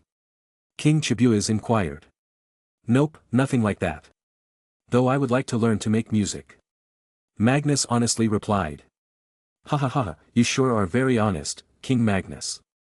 You see that crystal behind you, if that had lightened up, would have tried to kill you. That crystal was gifted to my ancestors by Merlin so we could understand the intentions of humans if we had to ever talk to them. Why do you think we mere people rejected the offer of the ministry to classify us as being? They were secretly attempting to classify us the same as hags and vampires. King Chibuas revealed. Magnus felt a drop of sweat on his forehead, he had no idea that they were ready to attack him, of course, he knew he wouldn't die and instead end up killing their entire population, but that was not what he wanted, being labeled a genocidal maniac was the last thing he needed. In response, Magnus decided to treat them as he would any other nation. Well, now that we have initiated a contact, wanna trade? Chapter 387. Well, since there was a crystal that could tell if Magnus was lying, there was no harm in at least talking about it, even better if his people can live a better life. What kind of trade do you want? What currency do you use? Magnus inquired. We use barter, not currency. King Chibuas answered. Well, this was a pickle, he couldn't give them money either as they had nothing of value to trade it with. What is the most precious thing you produce? Jewelry, we are experts in creating jewelry, the king responded enthusiastically and even went on to whistle loudly. Soon another merperson came, the king ordered him in his language and soon he brought a big box full of jewelry. Simple to say, most of these were made of precious stones, as gold and silver can't really be worked on inside the water. Can you produce them with gold, silver, and platinum as well? We've only had a small amount of gold and silver in our possession and we used it to make the crown and a few pieces of jewelry for the king. But we do possess the tools and mastery to work with that. Chibuas said. Magnus used his big brain. Damn it, here I go making a company again. Okay, barter system does not work in the real world, you will have to make real money. You probably don't have any means right now but I can provide you with a business proposition, I shall bring you gold, silver, diamonds and gems. In return, you shall make my jewelry, you will get paid in cash, and that cash you can use on whatever you want, I will open an outpost in your city where you can buy everything. In fact, you should buy televisions, they can provide you with entertainment and also a glimpse of what the outer world is like, especially the Muggle world. Magnus proposed. Will there be some sort of target to fulfill? The king asked. Not really, you can decide on how much to make, it depends on how much money you want to earn in return. Since I will be providing the material, out of the profits made from selling them, you will get 70% and I will get 30%. Magnus laid down the terms. Well, this was super palatable. It was a win-win for both of them. I will give you an answer after talking with my counsel. Until then, you are free to look around in our shops but do not enter any location without my guards. We are not really friendly with humans. Cool, I will keep that in mind. Magnus, Peter and Chad quickly left the merperson and roamed around the colony. Calling it beautiful was an understatement. I wonder if we're the first people to see this, Peter muttered. Not the first, but surely the first in recent times. Let's go back now, Emma must be looking for me. And Peter, you just saw it, that guy was ready to kill me. This is the life I live. Sure, I am enjoying a great many things, but they were not free. Some cost me my real blood. So, just focus on yourself, work hard and shut your haters yourself. Remember one thing, nobody will try to help you if you yourself are not trying to help yourself. Magnus advised him, hoping Peter's life would get better. Peter genuinely nodded, thanks, Magnus. Talking to you and going on this adventure really helped me freshen up. I will try to do as you advised. Soon, they reached the surface of the lake and walked back to the castle. Yup, see you later, bud. If you ever need any help, you just gotta ask. Whistling, he headed back into the Slytherin common room. It was his second favorite place to be in the school, first being whichever bedroom his girl was.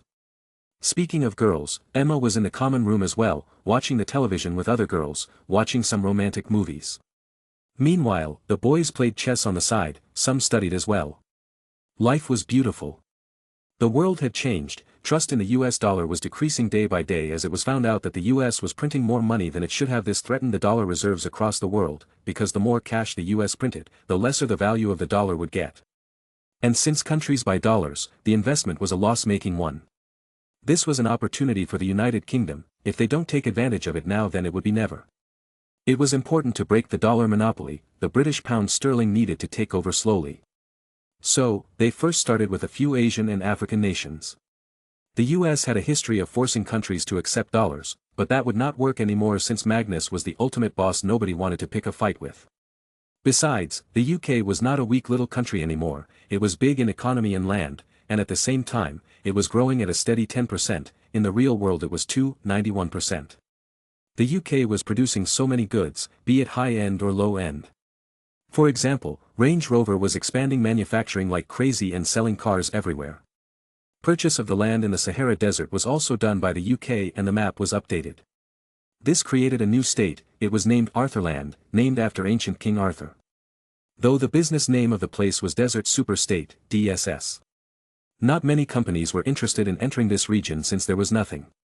But as soon as it was revealed how Magnus companies were growing food underground, the place became important. Breaking a monopoly was never easy. The US was the absolute uncrowned king of the world. For now, the UK was able to go on without much trouble, but soon policymakers in the US Congress will realize the threat of the British economy. They would try to do everything in their power to harm it secretly. But the plan of Magnus was to become so big before they even notice that they feel scared of doing anything to you. Sometimes, to beat a bully, you just have to become a bully.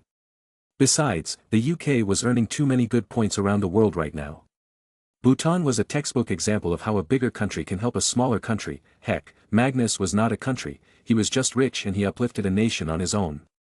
What happened to Bhutan, many others hoped would happen to them.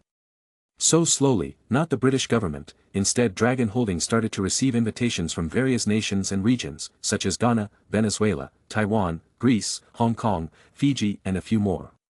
They were not ignored, a few got visited by representatives from the company, and a few got dates to when Magnus himself would come there.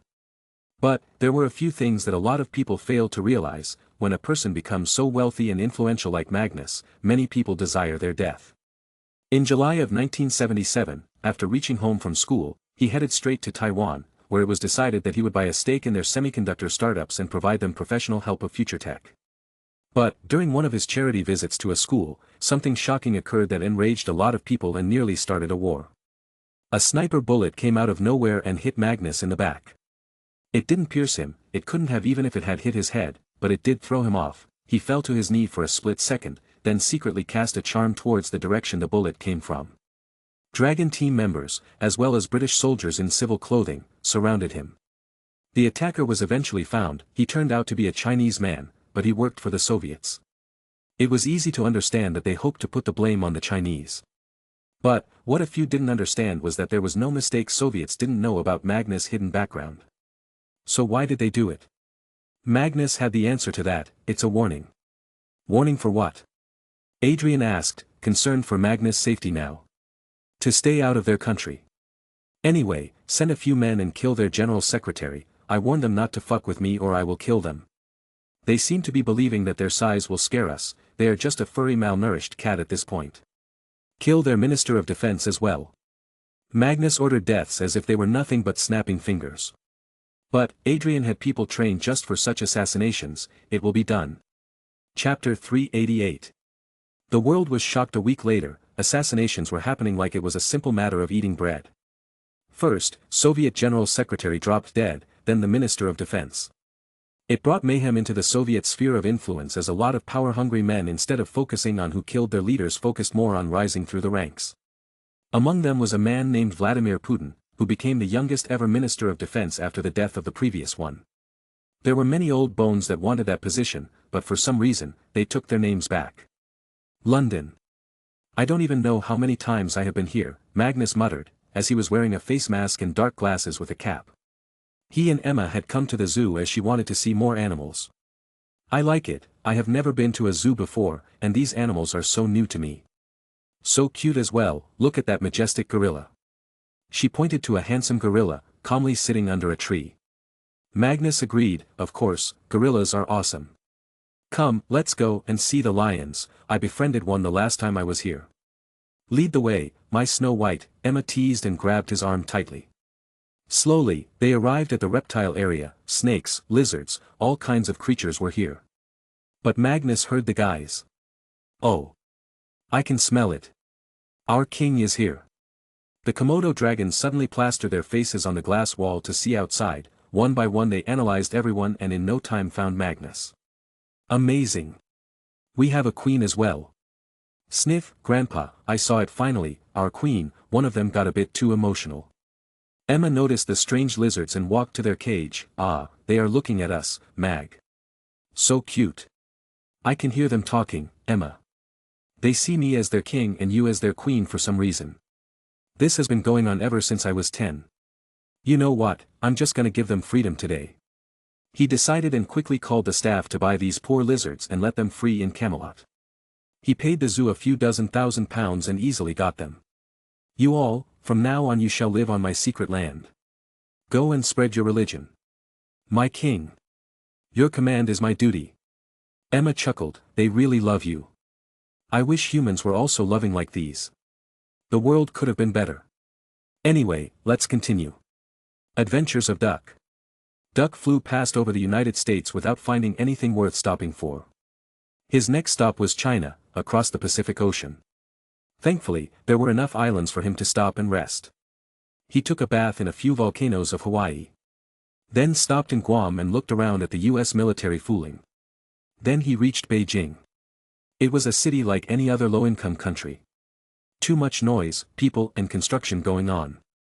He knew there was no way he'd be able to find dragons here, so he flew inwards. The Green Mountain, lush valleys, full of natural life, animals, trees, and small rivers. It was too beautiful. The fresh air hitting his face was calming to his mind and body. No wonder they call it mystical East, Duck thought. He saw a few magical beasts and asked them where dragons live. He was told the name of a forbidden valley. A lot of Chinese dragons live there. So he flew straight into there, not knowing it was a heavily guarded and protected region. The Chinese wizards loved and respected their dragons and had a mutual understanding going on. That they will keep their habitat protected, and in return dragons were to give their dried fallen scales, hair and teeth to the wizards. Whoosh! Duck landed in the middle of the valley. He was much bigger than any dragon in history, so even other Chinese dragons got scared. Whoa, you all look so different, tiny legs and wavy body. Duck exclaimed in awe. Who are you, young man? An old dragon asked him in their dragon language. Oh, my name is Annihilus Grant Emery's Pendragon. I am 6 years old. Nice to meet you, Gramps. Duck respectfully introduced himself. The old red-scaled dragon laughed. What a good child. I am Hakumo. Our species is called Chinese Fireball. We are not like other dragons. We don't mind sharing the territory of our kinds, and the wizards say we are smarter than normal dragons. Ooh, my dad says I am very smart as well. I scored full marks in my maths test last month and got a lot of praise. Duck babbled. I do not know of the words you speak of, son. Why did you come here? The wizards might catch you. Hakumo warned him. But Duck puffed out his chest. I am very strong, and I am on an adventure to see the world and meet other dragons. I am looking for species that look like me. I also want to learn from other dragons. I have traveled my fair share of the world myself, but a dragon like you I'm seeing for the first time. About learning, I can teach you how to breathe fire from your nose. Hakumo suggested to him. Fire from my nosy. Duck quickly imagined himself looking angrily, and whenever he exhales he breathes fire from his nose. I will look awesome, he thought, and strongly nodded. Please teach me. Good boy, come with me. You can take my daughter's room, she has already made it and left with someone else. Hakumo invited him. Because of how dangerous Duck looked, the people designated to protect the Forbidden Valley got serious about neutralizing this threat. They all issued a command and gathered around to plan for the mission. Zhou, you will take the lead with the members. We must stop this new dragon before he kills ours. Be careful, we have no idea what species it is, and from its size, it seems to be a few decades old, the department chief was ordering his people. Whoosh! A man on a flying sword arrived just then with a document. Here, orders from the Central Wizarding Committee. The man read it. It had the description of Duck and information that he will arrive here soon, and not to worry as he is Wizard King Magnus Dragon, named Duck. Go back to your post, boys, it's just a normal guest, he quickly ordered the men, then himself went inside the colony to see what was going on. The moment he saw how sweetly the new dragon was acting, he just chuckled and left. He's even tamed dragons, truly, Merlin's blood is crazy, he thought. Back at Magnus' home. Do you think you will become the head boy? Ragnar asked him. Not only will I become the head boy, my girl here will become the head girl, he proudly replied, not an ounce of uncertainty in his words. Just then, Maximus chimed in just because he wanted to feel included in big people's talk. Yes, brother and sis will do a good head job. They just looked at the boy's innocent face, which didn't have a hint of understanding of the word he just spoke. Maximus, did you do your counting studies? Magnus quickly changed the topic. Severus' house. Severus Prince, now very rich because his grandparents died, leaving him to become the lord of the Prince family. But, all this didn't bother him. What did bother him was that he had no idea what he wanted in his life. The initial years of his schools were filled with the desire of having Lily. To appear good to her he worked harder every day. But, now that she was gone, he had no idea what to do. Am I so pathetic I can't even get over a useless girl, he talked to himself. Being with Magnus and Ragnar was like constant pressure on him, as both boys were making progress in whatever they did, but his progress was slowing down. Each new creation took more work and time. It annoyed him a little, but the fact he had no place to use that talent was worse. What are you thinking, dear? His mother arrived back home from work. She ran a potions shop opened by Severus. Mother, what do you want to see me as in the future? He asked her directly.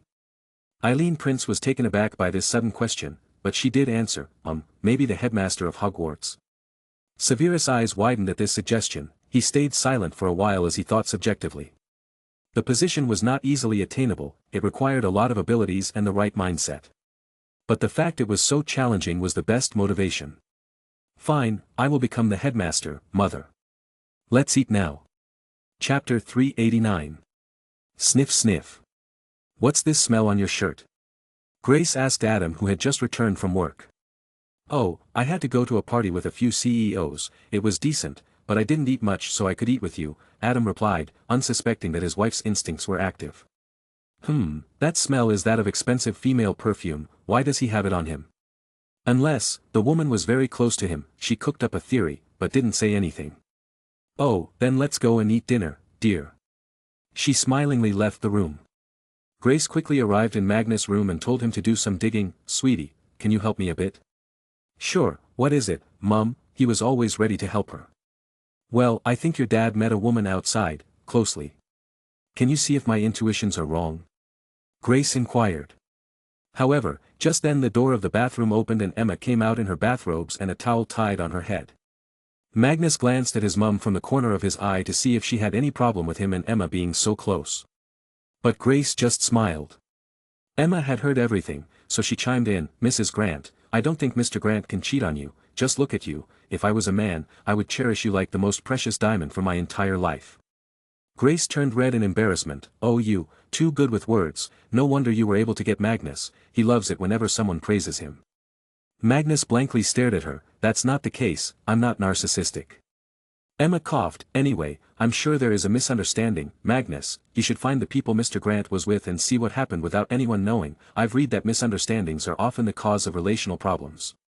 Already on it, Magnus got up and left. He had already sent a message to Ted to get him Adam's whole day's schedule.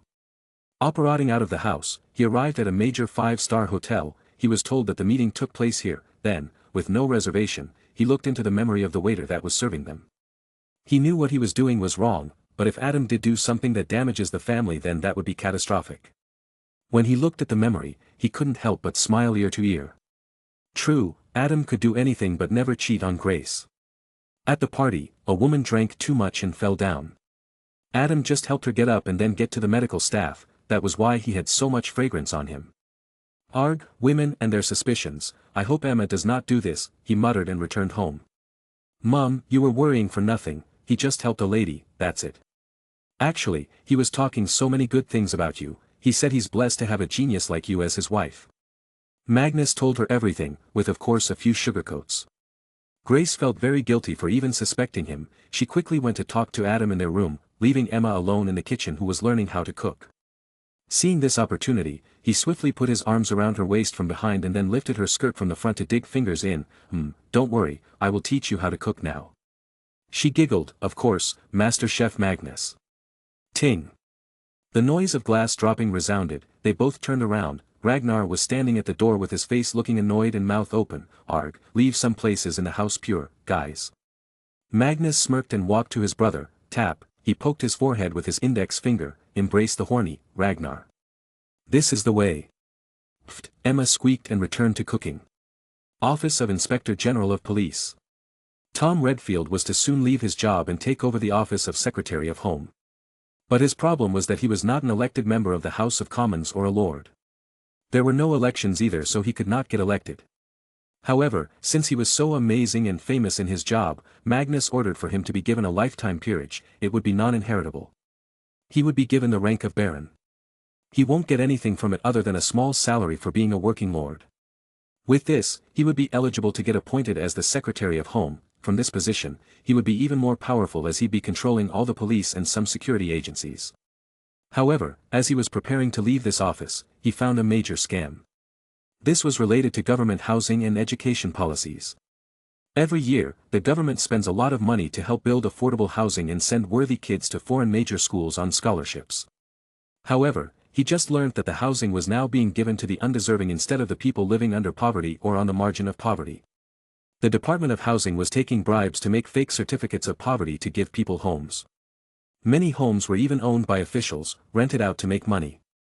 And in education, bribes were being taken to send kids to major schools that cost too much money. Officials were also sending their kids.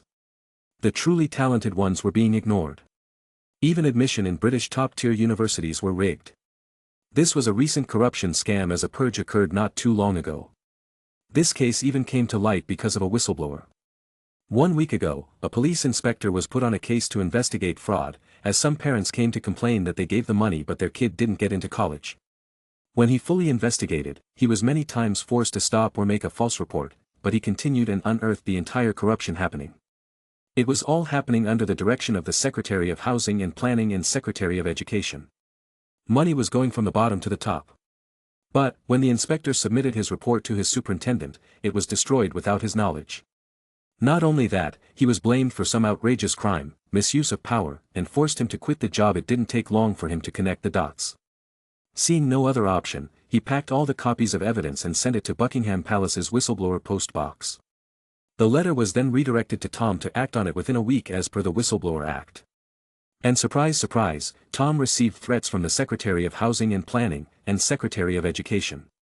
Fools did not know he was a partner of Magnus.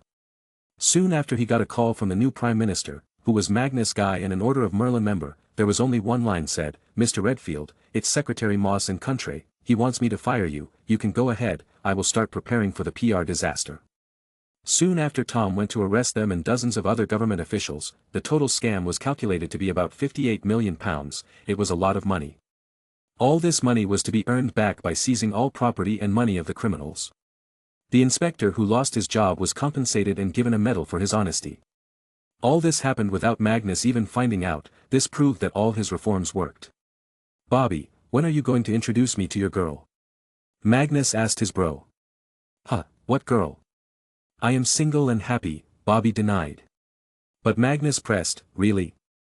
Then why are you always texting someone on the phone?" "I can only think of a girl." Well, it's the fifth secretary. We're going to soon launch the next generation of cell phones. It needs a lot of preparation," Bobby replied, still texting. Ragnar grunted, "Then why did you even join us if you were so busy?" "Like hell I will not go out with you guys and enjoy life, always working is too boring. And I know Mag would have complained later if I had not come." "Oh, why is Emma not here?" he asked them. "Sigh, she went shopping with my mom. I hope Mom doesn't tell her embarrassing stuff about me." Magnus was full of worry. "Huh, like when you used to lick your bugger and tell everyone it tastes good?" Bobby blurted. Ragnar burst into laughter. "Wahaha, really?" Magnus defended, "I was just 5 back then, and I was better than you, who used to pee in bed and then shout to his mom proudly about it like it was an accomplishment." "Great, I'm friends with Bugger Eater and Piss Boaster. Sigh, I guess only I am the cultured one." Ragnar shook his head, but the truth was, he was worse, but they didn't know anything about his childhood. Though that didn't stop Magnus from shaming him. "Says the guy who has a whole cupboard full of dirty magazines and wanks 5 times a day." Magnus shamed him. Ragnar was a shameless guy. "No, Magnus, you are absolutely wrong. I don't wank 5 times a day, only 3 times a day actually. So it's like eating food for you. You are one horny guy, Rag." Bobby scowled, unable to imagine what it must be like to wank so much. Magnus added, "Yes Rag, you need to stop, or by the time you date someone your pipe will be rusted and just a heap of loose flesh." "Humph, I am the greatest potioneer in the world, you think such things will stop me? I can populate entire planets each day if I want." Ragnar boasted, not that it was something worth boasting about. "Ah, we're here, let's go in." They arrived at Severus Mansion. Chapter 390. "What's that? What's this? Nice." Magnus, Ragnar and Bobby touched each and everything they found interesting in Severus' new home without even asking. Initially Severus tried to object but soon realized that he was dealing with 3 Neanderthals. "Don't touch that, I made that after 10 hours of work," Severus warned. 10 hours? This looks like a waste of time, catch, Mag. Ragnar threw a stone carving. Magnus chuckled and put it back in its place. "Don't worry, Severus, he's just messing with you. We just came here to see your house. Where is your mum?" "Work, she runs my shop." "Do you want anything to eat?" Severus moved around waving his hand, initiating magic. "Will you cook?" Bobby inquired. He had never seen Severus in the kitchen before. "Of course not, I have a few helpful elves now. Anyway, Magnus, I have a favor to ask you for. Next year our school will be ending, we will be looking for jobs. Can you make me a teacher in your new Hogwarts? I can teach potions, charms, dada and even dueling." Severus asked him earnestly. Magnus put down whatever he was holding and moved towards him. Hee, what are you planning, my friend?" "I want to be the headmaster of Hogwarts someday." Severus blurted without wasting any time. Ragnar and Magnus looked at each other's faces blankly. They never thought Severus would be interested in this job out of all the things he could do. So Magnus asked, "Why?" "Just because I want to do it. I lack an aim in life and I think I will try doing this," said Severus. "Fine, I will get you the job, that's easy for me at this point. Anyway, let's go out to eat, maybe Diagon Alley and show Bobby the magical world while at it." Magnus suggested, prompting Bobby's eyes to light up like bulbs. "We will be breaking so many laws, but who cares?" Ragnar was on board. After they ate in a nice restaurant, Magnus wished to go back to see his old home on 10th Privet Drive. It was the same as before, small and comfy, so many memories were connected to it, almost making him emotional. "Man, I should return to live here in the future," Magnus muttered. "You should after you get married," Ragnar added cheekily. Magnus also instinctively nodded. He would really be happy to do that, but he won't, because he will never leave his mom, dad and siblings alone. "Arg, look there," that's Lily's sister, don't tell me she and her fat husband moved here. Severus pointed to a distance where a car had just stopped in the driveway. Really? Let's go and meet them. Magnus headed forward with no reservations. But, the more he walked closer the more he felt like he had seen this fat sorry sack of pork before. He tried to remember from his memory and soon a scene replayed in his mind. The day was when he was a little kid playing in the community park, a frisbee struck his head and this fat guy was the one who threw it. Then he invited him to play. His name was Vernon. He remembered everything. But, Petunia noticed Severus before and made an ugly contorted face. She crossed her arms as if feeling proud. Look who is here, you used to lecture me like some benevolent lord, and she didn't even date you. She was talking about Lily not choosing him as her lover. Magnus didn't like that. Careful there, girl. And it's Lily's loss. Severus here is a millionaire, a genius, and he got me as his brother, while Lily is dating a bully who survives on his parents' money. Oh, hello, Vernon. The big fat young man was shocked that Magnus knew his name, as he had already recognized Magnus as the royal prince. Am I, your Highness? How do you know my name? This guy will probably kneel naked if I told him to, Magnus thought, noticing the reverence in Vernon's eyes. A long time ago, when you and I were kids, you threw a frisbee and it hit my head, I remember you from there.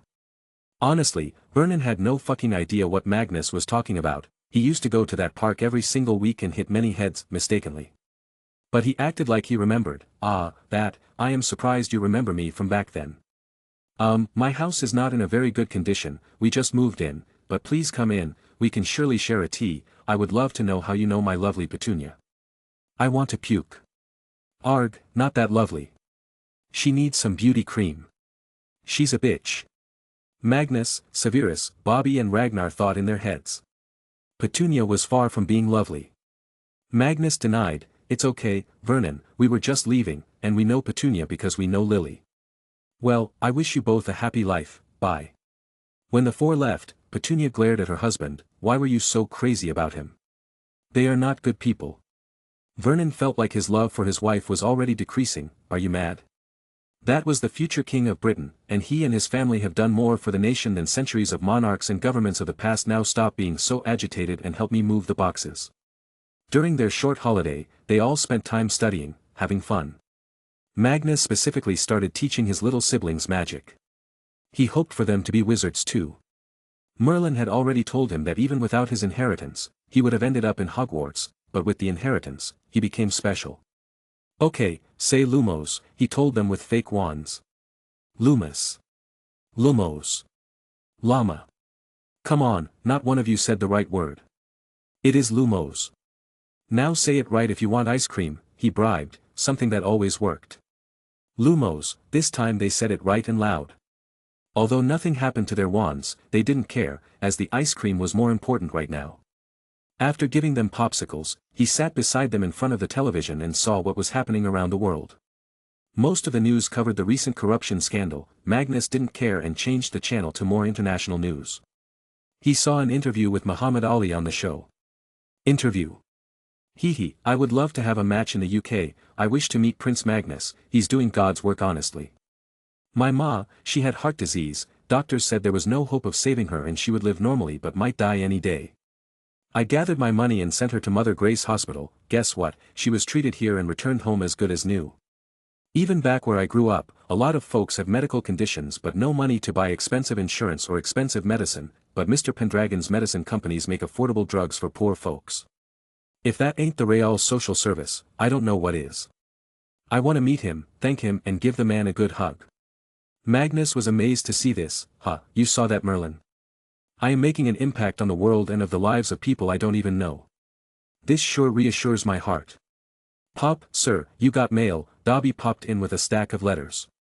Magnus read them quickly. Invitations, so many of them. Birth of a French noble's daughter Fleur Delacour, the birth of ministry official's kid, Cedric Diggory. There were too many to count, many of them had already happened. Put them in the storage, I gotta go and prepare for school. 7th year, the last year of Hogwarts was here. Magnus packed his bags and apparat straight to the train station. In front of them appeared the good old Hogwarts Express, so many memories were connected to this train. Look! Ragnar nudged him quickly. Magnus focused and found Peter loudly talking to James and Remus. He smiled widely. Boy grew up. Just at that moment, Peter was scolding his two friends for calling him a wormtail in public and also fat. I have a name if you must be reminded, it is Peter. I have faced enough of your bullying, but no more. If you two consider me your friend, then I hope you will see what wrong you're doing. And Remus, you're smart, you should be able to tell them what's wrong. Saying that, Peter haughtily entered the train carriage. Ragnar was shocked. Whoa, when did he grow a spine? And, does he look thinner and smarter? Yup, Peter did look better, there was no acne on his face now, he also seemed thinner, his hair was also not in a mess. Rag, learn something from him, if even he can change, why can't you stop your master body, Piety. Ragnar quickly put his hand on Magnus' mouth, do not say that in public, little dragon, for I know many of your secrets too.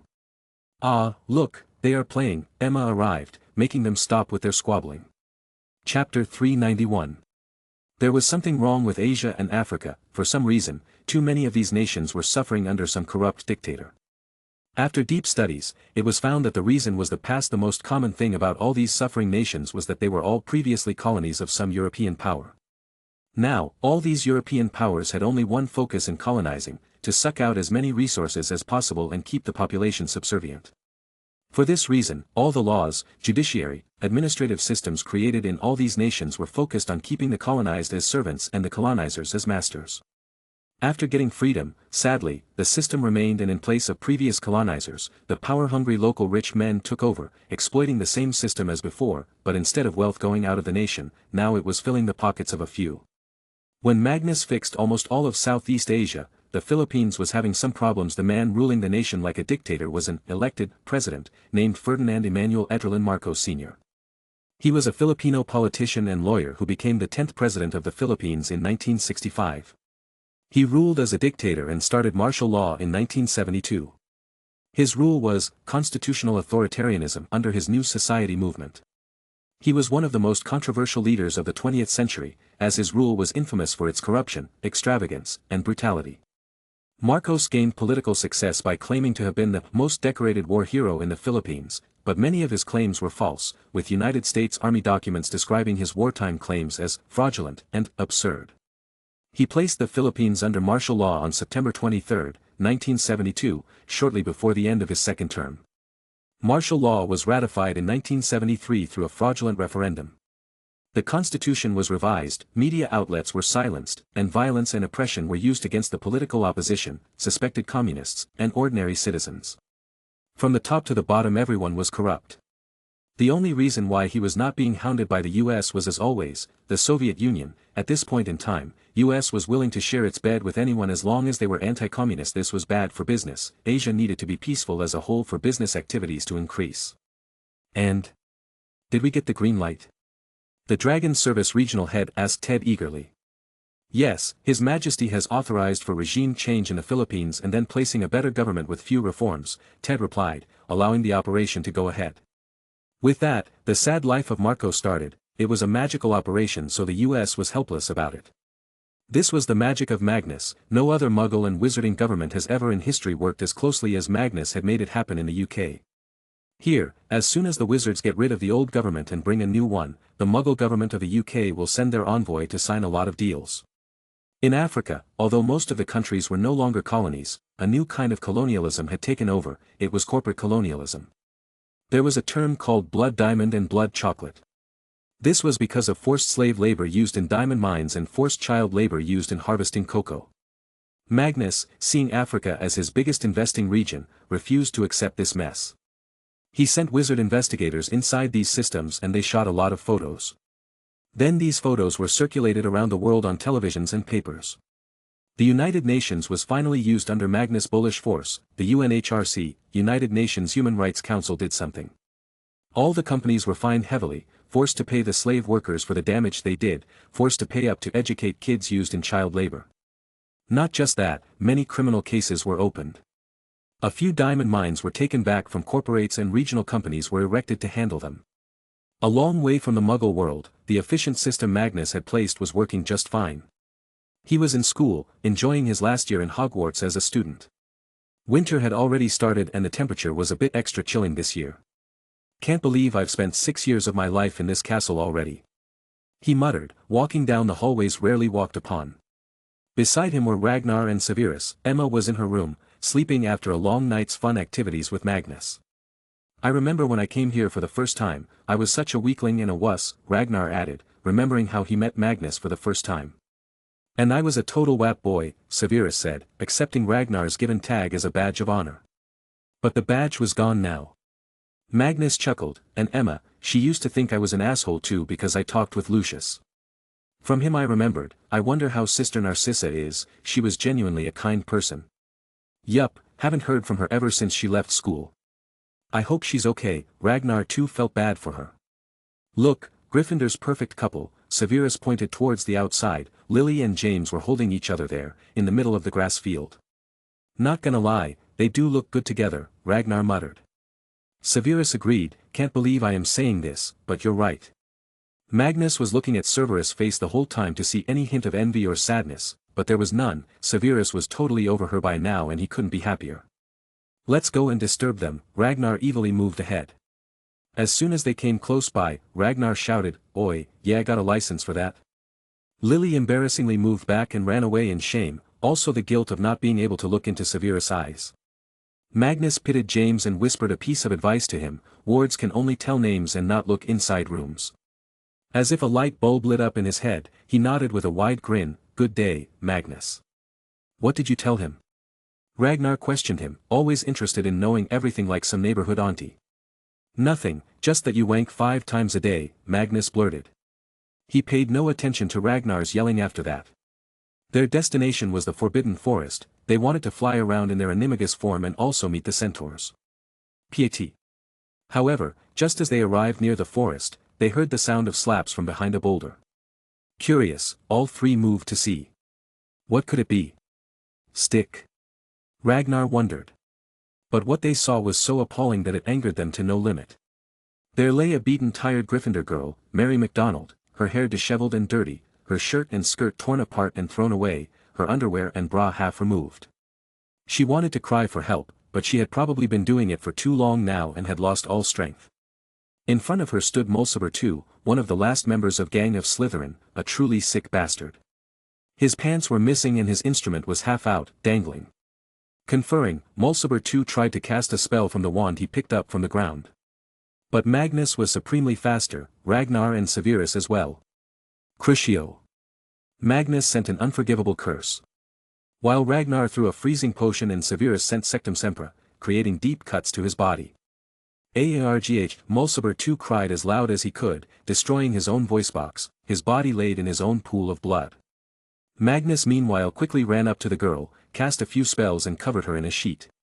Ragnar took out a rejuvenating and calming potion, drink this, sister. However, as soon as she returned to her senses, she screamed, her mind was still in panic and seeing so many boys around scared her, Quad A, help. Help. Sev. Apparate and bring Emma, quick, he shouted. Moments later, Emma arrived, in her regular night pajamas and untied hair. What happened? Calm her, Emma, she was possibly or nearly raped by that pig, he told her and backed away with his brothers. Emma just hugged the girl tight and shushed her. Magnus turned to Severus, let's call Professor Dumbledore and Professor McGonagall. He waved his wand, generating a Patronus that could send a message, then swiftly send it to the headmaster's office. Chapter 392. Dumbledore was in his office, reading the report about the construction of the new Hogwarts and also the management of the school. Thanks to Magnus, who had built such an efficient system to catch and punish dark and evil wizards that he found himself with much more free time. The time that he did not waste, as he too wanted to do something for the world. Fawkes, will you bring me that ledger from the wall? He called his friend. Fawkes was a responsible father now, he was berated by Chad for being useless and not doing anything productive, since then he made Dumbledore ask him to help him in the office in return for a salary. It was not really needed, as Dumbledore would even give him all his wealth if Fawkes asked. Whoosh! Out of nowhere, a blue light entered his office from the window, illuminating the whole room. A Patronus? Professor Dumbledore, it's Magnus, please come to the opening of Forbidden Forest 300 meters away from Hagrid's hut. A heinous crime has been committed by a Hogwarts student against a girl, Magnus' voice briefed the old man. As soon as Dumbledore heard the last words, he frowned. If Magnus was calling him, instead of taking care of it himself, and even saying it was heinous, then it was something really bad. Fawkes, follow me, boy. He operated away. Whoosh. Professor McGonagall was in her office room, preparing to head to teach the 5th years, as they had classes on Saturday too. Magnus Patronus reached her and informed her of the situation. The same happened with Slughorn, who was in the potions lab. All of them rushed to where Magnus called them. By now, Emma was able to calm Mary McDonald. The girl realized that it was Magnus and felt much calmer. At least the Hogwarts students were confident in Magnus. I was here to get some herbs for my potions experiment. I need to practice to get ANWT in it. But, he followed me and, she told them everything that happened. Luckily, they arrived in time and Mulciber too was not able to violate her. Speaking of the devil, he was still on the ground, injured and weak. Magnus had only stopped his bleeding, he was still injured and in pain. His fate was to be decided now. Soon enough, the 3 professors arrived in a rush. When they saw the scene of Mary McDonald being covered with a white sheet and hugging Emma, while Mulciber too was on the ground, it all became clear to them. Still, Magnus explained everything. Slughorn was so angry that he nearly stomped on Mulciber too's neck. No one had ever seen him this angry. There was somewhat of a racist reason why he was so angry. It was common knowledge that Slughorn favored the purebloods as he saw them more cultured. But, what Mulciber too did was totally uncultured. It was the worst thing a pureblood could do in his eyes. McGonagall instead went to help the girl. Dumbledore stayed standing there thinking about what to do now. This was the first time he had such a case occur. Magnus gave an idea. Let's end all this mess right here. We will tell the students that she was assaulted by Mulciber too in the forest, but the centaurs punished him. You mean to kill him? Dumbledore asked, totally not in favor. Come on, Professor, his entire family is either dead or in Azkaban. His family's entire wealth has been seized by the bank and the ministry. Look at him, he is as evil as they get. Don't you have the regret of not killing that boy when you had the chance? Well, I feel the same about him. I am a true believer in second chances, but I gave him many already. Any more chances are just us being dumb. Magnus rested his case. Dumbledore looked at him with a conflicted gaze, but there was a hint of a decision there. I as the headmaster of this school cannot and will not accept killing one of my students. I shall take Miss McDonald to the infirmary and make sure she gets the best treatment. As soon as he said that, not even wasting a second glance, Dumbledore operated away with teachers and the girl. Ragnar, confused, asked, why did they leave so suddenly? Magnus smiled, well, they are teachers, of course, they cannot see me killing a student. They are just trying to turn a blind eye to whatever is going to happen to this fool. He walked to Mulciber too and crouched beside his body. The boy was truly scared. You little piece of shit, despite so many chances, you just had to mess up and give me a chance to destroy you. Okay, what should we do to you? Give you to the Acromantulas or centaurs? Death is imminent in both cases. And no. Should have thought about it before. Rest in pieces. Ragnar mocked him. Then, Magnus grabbed his hair and dragged him into the forest. His choice was Acromantulas because of how terrifying they look and their love for the human brain. Mulciber, most of the wizarding world has already accepted my power. They have accepted that Voldemort is nothing against me. Then why did you cling on to it? What gave you the confidence? He asked him. Lucius, he will get to you, mark my words. Ragnar burst into laughter. Damn, you guys are so easy to brainwash and manipulate. Do you really think this? Did you become his bitch or something? What a loyal bunch, even united in death. Rag, I say, we should take notes from them on how to be loyal. Magnus said. Crunch. Just then, Magnus mistakenly stepped on a small spider, one of the millions of children of Aragog. If you all don't want to die or get burnt, move away and let me meet your boss. Remembering the last time Magnus was in the forest, they stepped aside. They could not take on him in 1,000 years. Magnus soon enough arrived in the cave of Aragog. The giant elephant-sized spider with milky white eyes knew of his arrival. It was blind, so it rarely left the place. Why have you come now, Merlin Spawn? Why torment us more? Come on, you attacked me the last time, it was a fair fight. And I am not here to torment you today. I want you to eat this boy up while inflicting as much pain as possible. He requested. Why do you want your own kind dead? Aragog questioned. Would you not kill a spider that keeps making mistakes and refuses to learn to fall in line? He's the same, Magnus replied. I am Lord Voldemort's follower, do not kill me if you want to live, beast, Mulciber screeched. Bam! Aragog threw a log of wood on him to shut him up, then I shall eat you even slower. That vile creature is an enemy of us Acromantula. Magnus nodded, good, this is what I expected from you. Fine, I will head back now. If I ever find out that you did not kill him, I will burn down your entire colony, remember this. Humph, we don't let our food go, Aragog snorted and munched on Mulciber's leg. No, Magnus, please, save me, don't leave me here, please. Mulciber cried. For a second, he did feel some pity, but it went away with the thought of, what if he was late today? You deserve all of this, Mulciber, Magnus said before leaving. How is she now? Magnus arrived at the infirmary. As good as normal, Mr. Ouroboros' potions were top class, they did their job exceedingly well. Madame Pomfrey exclaimed.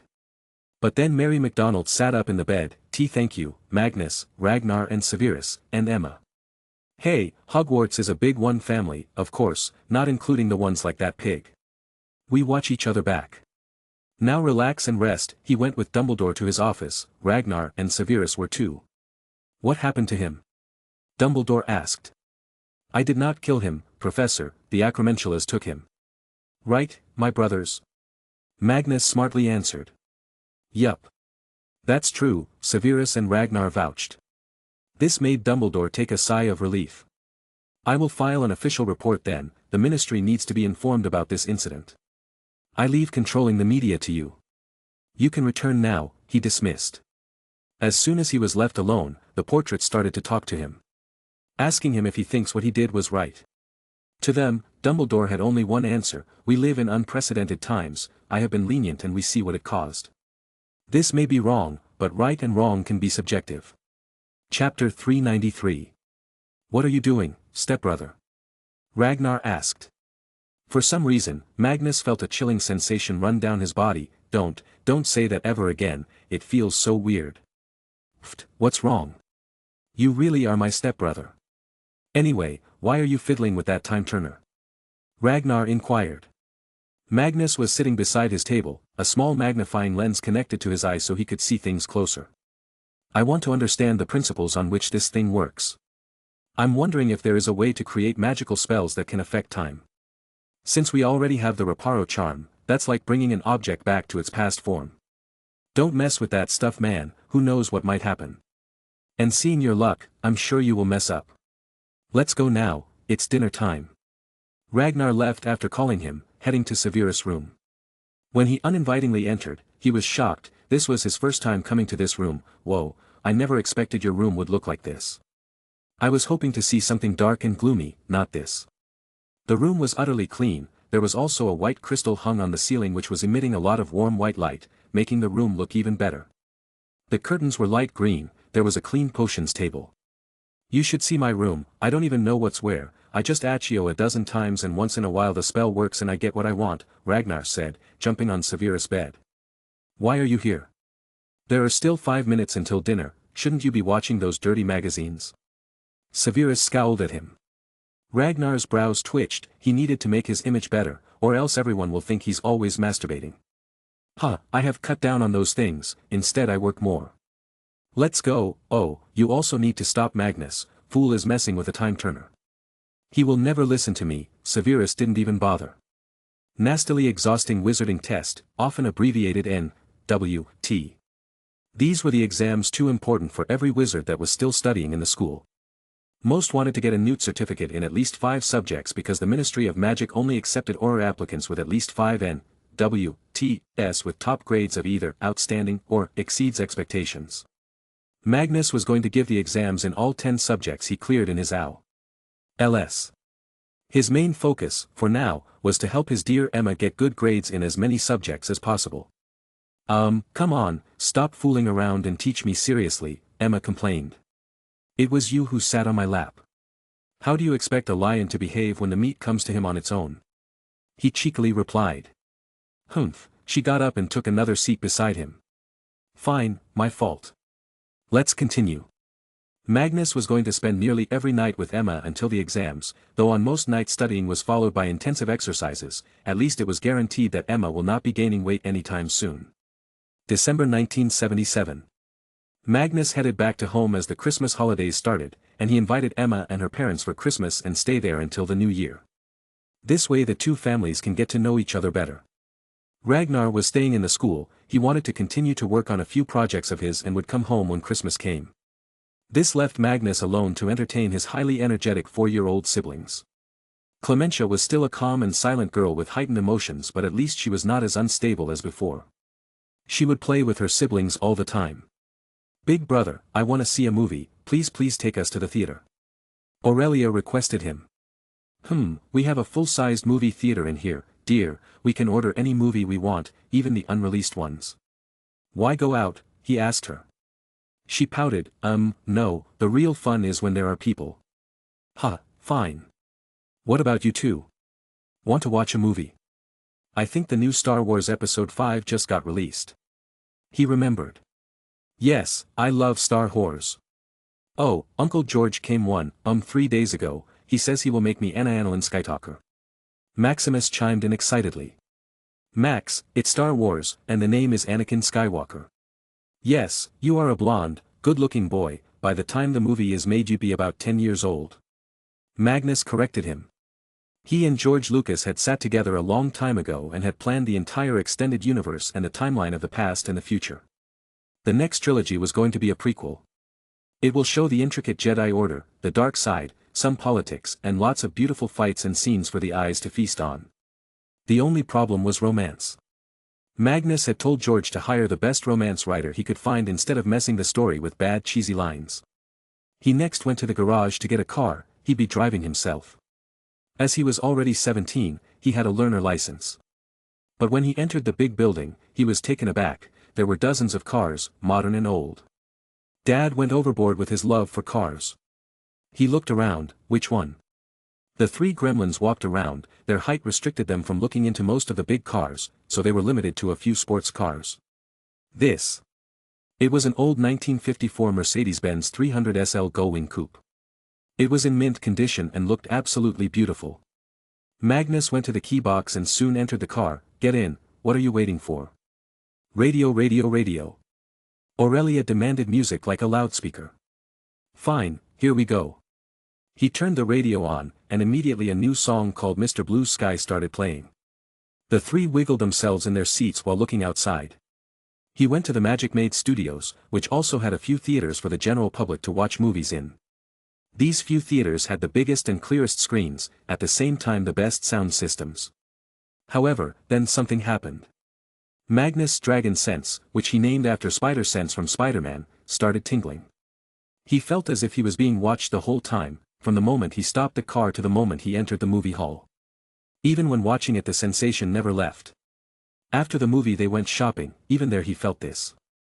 It was strange because malicious intentions always felt different. What the hell is going on, he wondered. No matter where he went, a pizza shop, the mall, anywhere in the public space he felt strange. The feeling only completely disappeared when he reached back home. He took out his phone and called Ted to ask what was happening. Eventually, the man arrived with, as always, a file. "What's going on? Why do I feel threatened everywhere I go? It is as if a lot of people around me want me dead," he asked directly. Ted opened the file and put it in front of him. "Do you have any idea how much the bounty is on your head? It is $230 million, more than $1 billion in 2021. That's a lot of money. Who is funding it? Voldemort?" Magnus asked him, shocked apparently. "No, Voldemort can't do this. Magnus, your enemies aren't just in the wizarding world anymore. You are trying to change the world order, a lot of powerful and rich people are mad at you and want you dead. Every year they increase the bounty on your head, but now it has become so much that nobody can ignore it. 230 million sounds too juicy for even the smartest assassin," Ted explained to him. But Magnus was confused. Who in the hell is the enforcer of this bounty? They gotta be a pretty powerful criminal organization if they want to kill me, and don't they know how powerful I am as a wizard? I literally took over North Korea in a week. Ted nodded and turned the page of the file. They are indeed a huge and old organization, and they know about your background, but to them that makes you even more of a valuable target, because if they can kill you, they will be able to send a message of their superiority to all. They are called the High Table. Chapter 394. The High Table, what a nice name. How old are they? He inquired. Old enough to be a global organization. It is rumored that they have been in existence ever since the Aztecs lived. But they were not global until the age of colonization. They were the shadow rulers of the world, doing all the evil things that the rich and powerful wanted them to. The High Table is a council of high-level crime lords that governs and oversees the underworld's most powerful criminal organizations. The council comprises 12 seats, with each seat often owned by a family. Held by the Russian Mafia, Cosa Nostra, Yakuza, Triads, and other mafias. Their strongholds are currently in the US, Japan and China. They have all kinds of businessmen, politicians, officials under their belt. The leader of the High Table is called the Elder. This seat is currently held by some Arab rich family. There is another assassin organization called Continental Hotel which works under the High Table.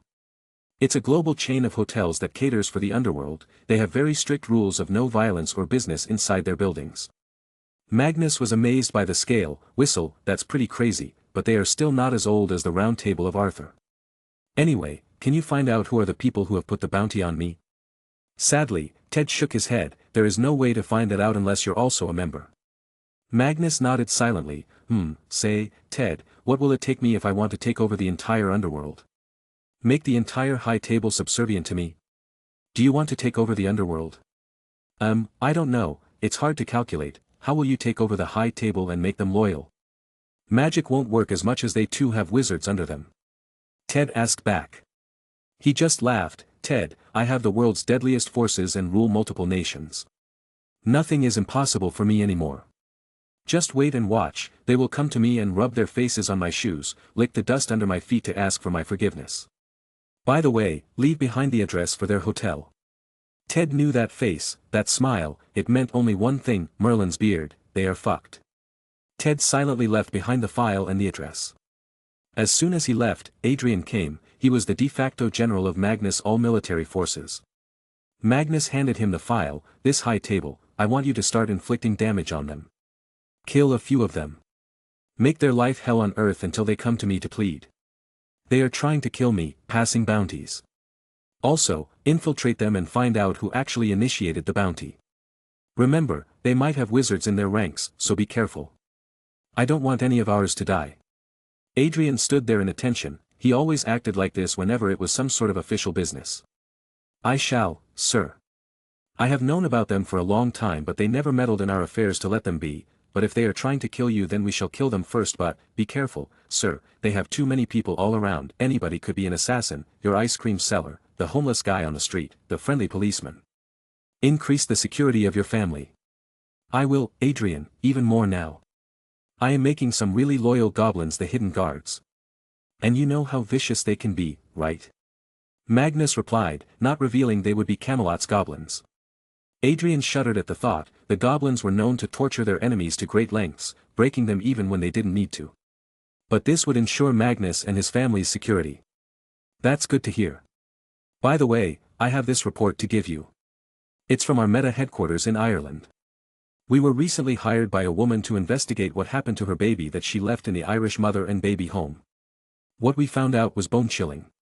Adrian's eyes showed a hint of sorrow for some reason. I will read it and get back to you, Adrian. You may start the campaign against the High Table until then. He dismissed Adrian. What is it, dear? Grace appeared and took a seat in his office. She must have something to talk about, but she noticed the report on the table and its name. What happened in Ireland? I don't know. Magnus read the report. It started with history. Ireland was an extremely Catholic nation. So much so that anything done between a boy and a girl before their marriage was seen as a sin. Kissing, holding hands was a sin. Heck, condoms were banned in the nation. The worst fate was of those women who got pregnant before marriage and of those children born of such relations. In the eyes of the church, these babies were impure. These women get sent to mother and baby homes that are run by nuns. During the pregnancy, a lot of them would get a miscarriage due to malnutrition, starvation or some other form of punishment. If the child is born, the mother is sent away. The child is then taken care of by the nuns, who either die from starvation, disease or simply go missing. The mother of the child was always informed of what happened to their baby. But because of social fear, they can't even fight for their child. It was truly the most regressive a society could be. Religion is good when it stays spiritual but a menace when it becomes the dictator of one's life. Now, coming to the recent case taken by the Meta Ireland branch. Meta found the grave of the son of the woman who hired them, not just them but 300 more graves, then 5,000 more across the few mother and baby homes they secretly investigated in. They took the photos and all the bodies were of kids. A/N, this is real, investigations are still ongoing. When Magnus finished reading about it, he felt sick to the core. This was the lowest any human could fall, to mistreat babies was the same as doing the devil's work. Babies are too innocent, naive and underdeveloped, they have no idea what's going on around them. They cannot understand why they are feeling the strange sensation of hunger or pain or why they are being beaten, they can only cry. And to hurt them, all those nuns deserve nothing but the same treatment as Rodolphus got. Grace was appalled after knowing all this, what will you do? I can't do anything inside their country when we just got some peace. But I will deal with it in my way, Mum. You don't worry, he assured her and called Adrian on the phone. Yes, send a secret team to Ireland to investigate the entirety of it, I will try to take care of things from my end. He gave the green light. What will you be doing? Won't this cause a war? Grace asked him, worried for him. He chuckled and got up, not really. I guess it's time for me to meet one of the most powerful men on earth, the Pope. After reading about what happened in Ireland under the influence of religion, he had made up his mind. Letting people slowly become less extreme in religion automatically due to a better life was not working. He needed to give it a push, for that he needed to bring big religious leaders under his control. And the Pope was one of the biggest ones as too many Catholics exist in the world. He started to prepare a conspiracy to place his own guy as the Pope. Because he himself was publicly a Protestant, he could control this segment, with Pope under control, he could change the lives of a large chunk of the world with just a few sentences. However, for Ireland, he hoped that the current Pope would agree to do something about it immediately, or else, mass media will be his only tool for now. After making sure all plans were in order, he called King Faisal, his old pal, to ask about this elder guy who leads the high table. Them. They want to kill you, fools. The elder is the son of a powerful oil field owner in Kuwait. Do you want his name and address to kill him? Just write it down. Faisal was so ready to give the name that it felt as if he was happy. Haven't decided if I will kill him, but surely will do something to him. The name will be appreciated, Magnus replied. Laughingly, the old happy king gave all the information.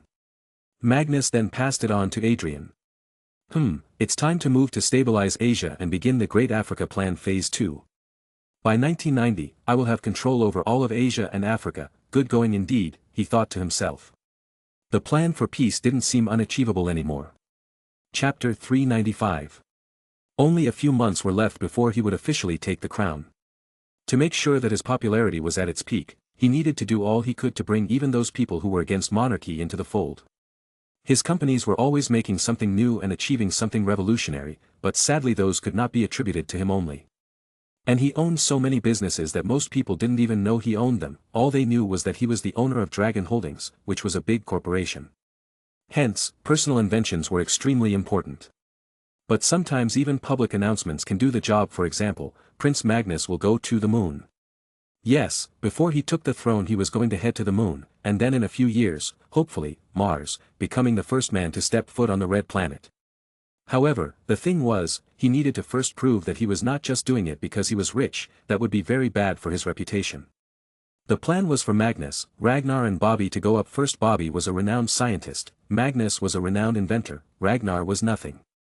He was not known in the Muggle world and remains a mystery to most in the wizarding world. He was hailed as the greatest potioneer of millennia, however.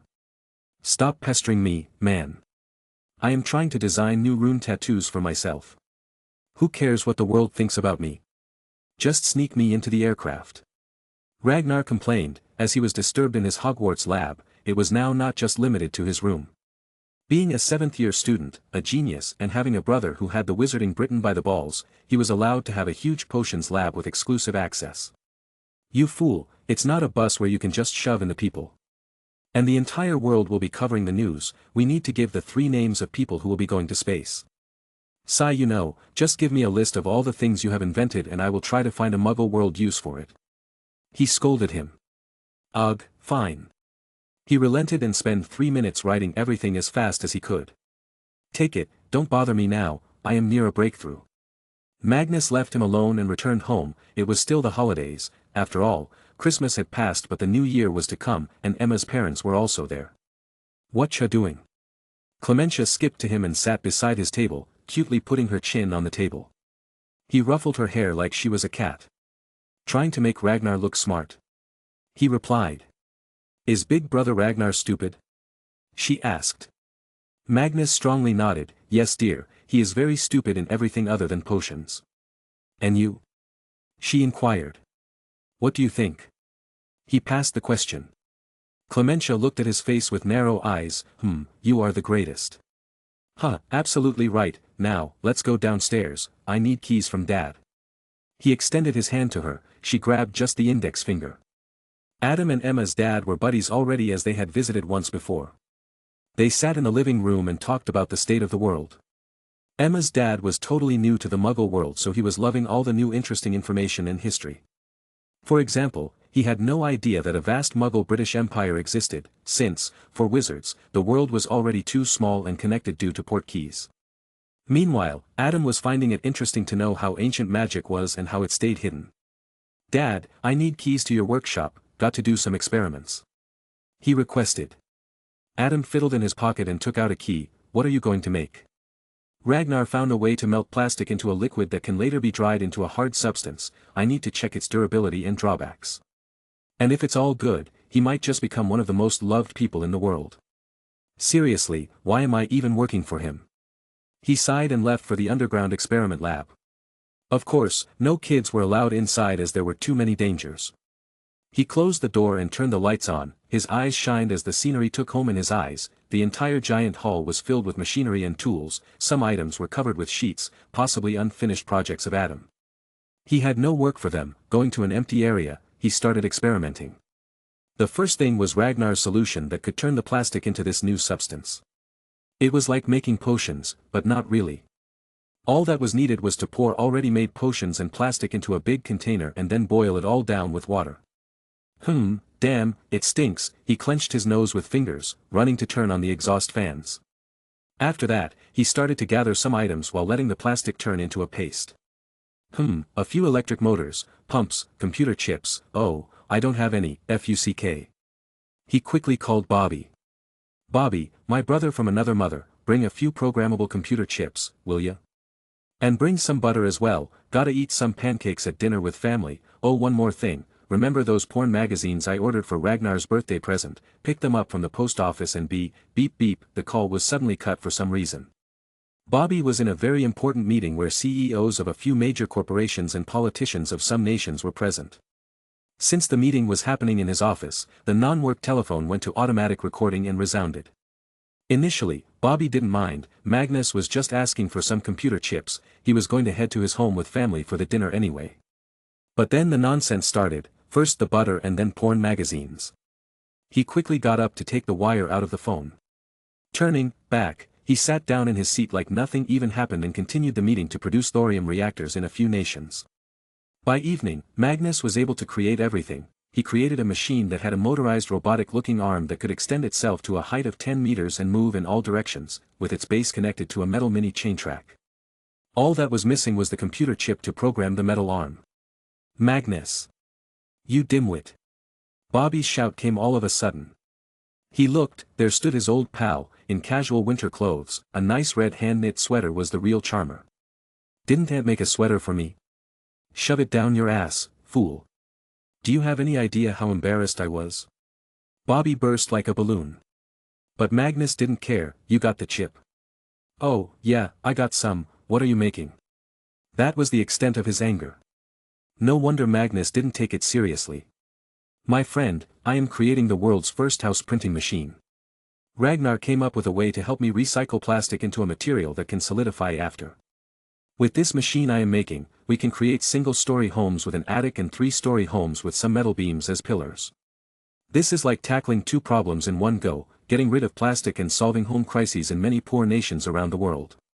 Magnus revealed his grand plan to make Ragnar famous. Bobby nodded, not that shocked by this. There were already ways to recycle or destroy plastic out there, but they were too costly and harmful in themselves. As he was researching nuclear fusion, nothing could shock him anymore. You do know that plastic making is a multi-billion-dollar industry? There is a reason why the tags for recycling and plastic resin codes are similar. It is to fool the world. There is a reason why companies suggest to people that they throw away their plastic because there is no money if one uses a polythene bag again and again. And the best part, the world is addicted to oil right now. Plastic is made from its byproduct, why do you think people will ever stop using plastic? You won't just go against plastic companies but also oil companies, and let me tell you, it's super dangerous. But Magnus shrugged, meh, who cares? The bounty on my head already stands at more than $200 million, who cares if it increases? If it gets too much I will just fake my death, get the money and then return to life, wahahaha. Chapter 396. It turns out, programming a chip to make a house was painful as hell, it took too much time and brain. Magnus had the brain but not the time, hence he outsourced the work to Bobby's special computer team that had been working with him since his school days. He meanwhile decided to spend time with Emma. She wanted to go shopping, so he straight up took her to Italy, Milan, the fashion capital of the world to be precise, so she could buy the most authentic clothes. What about this dress?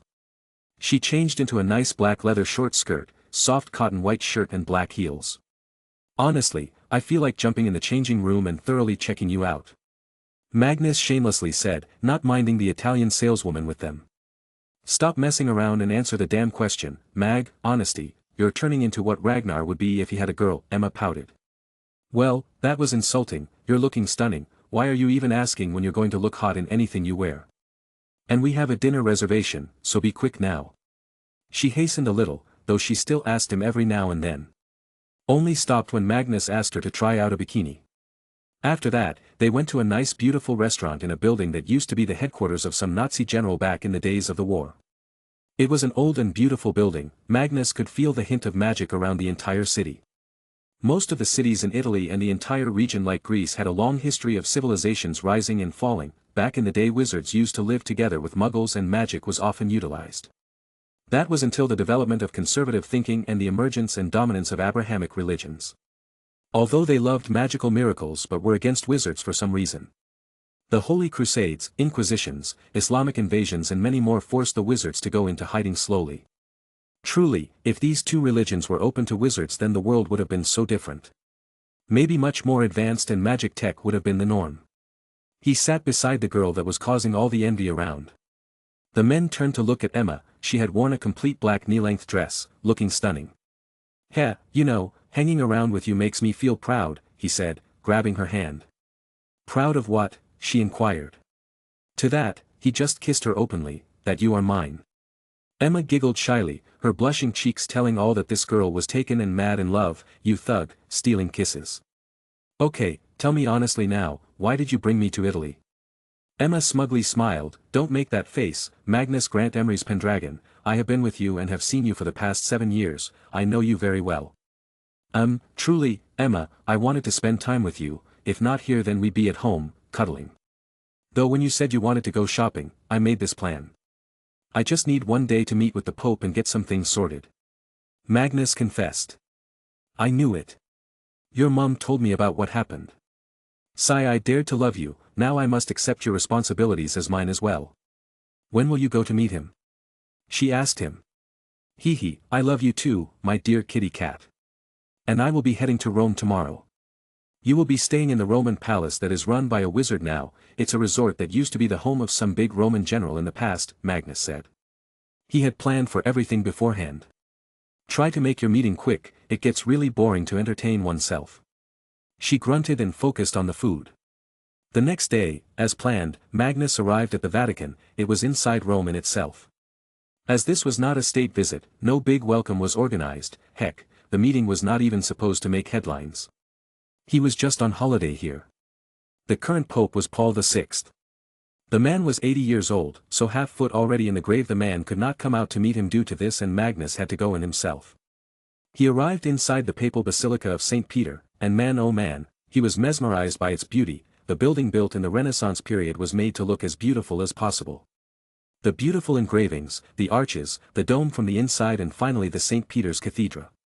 The scale of the place was massive and even gave Magnus, one who owns a castle many times bigger than this place, a sense of being small. No wonder the Pope is considered no less than a king. I want a throne room grand like this in Buckingham Palace too.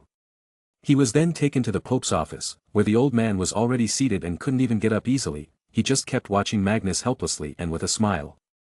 It's a pleasure to see you, Your Highness. I didn't know His Holiness was to call me Highness, Magnus said in a questioning tone. The old Pope chuckled, I believe in a higher plane, and for a man to achieve so much in such a little age like you, it can only be the divine will of his. You are a blessed soul from what I see. All blessed souls deserve respect. He seems like a real deal, a real religious man, Magnus felt. Now, let's have some tea and talk privately. I was given the file you sent me. I am deeply appalled and concerned by what is happening in Ireland. At the same time, I have a favor to ask. Pope Paul VI spoke, his eyes looking sad for some reason. Did something happen? Magnus wondered. Rome. Italy was the land of the mafia, Sicily was too close, and it was the home of most of the Italian mafia. They were most active in the US and treated Italy like a holiday trip where they can lie low until the heat dies down in the country. There were a lot of gangs. There were also a lot of extremist groups, such as the extreme left terrorist group called Red Brigades. The Pope's worry was related to the last one. Emma was enjoying her time in Rome, sightseeing and watching various plays in theaters. What she did not realize was that around 400 men worked around them to keep them safe. Out of them, 50 were wizards of varying powers. They would take care of all threats to their boss and his loved ones. So, Emma didn't even know, and these security staff had already bagged down men from the Italian mafia left and right. The mafia was involved in everything, from day-to-day life to the governments, so it was easier for them to get away with things and also commit crimes. In return for all this, the mafia fed the politicians a lot of money. But this was a cancer that, if not treated, would destroy the nation. Magnus was speaking to the Pope at the same time. He knew about what happened in Ireland and had agreed to intervene. While he had his own problems, one that worried him day and night. The ex-Italian Prime Minister, Aldo Moro, is a close friend of mine from early school days. He was kidnapped by a far-left Italian terrorist group known as the Red Brigades 2 weeks ago. His whereabouts are unknown, and I have tried to negotiate with the terrorists. But they demanded the release of 16 Red Brigade prisoners. The government does not seem interested in saving Aldo, they are still trying to find him in a manhunt. I do not feel he will survive for too long, Your Highness.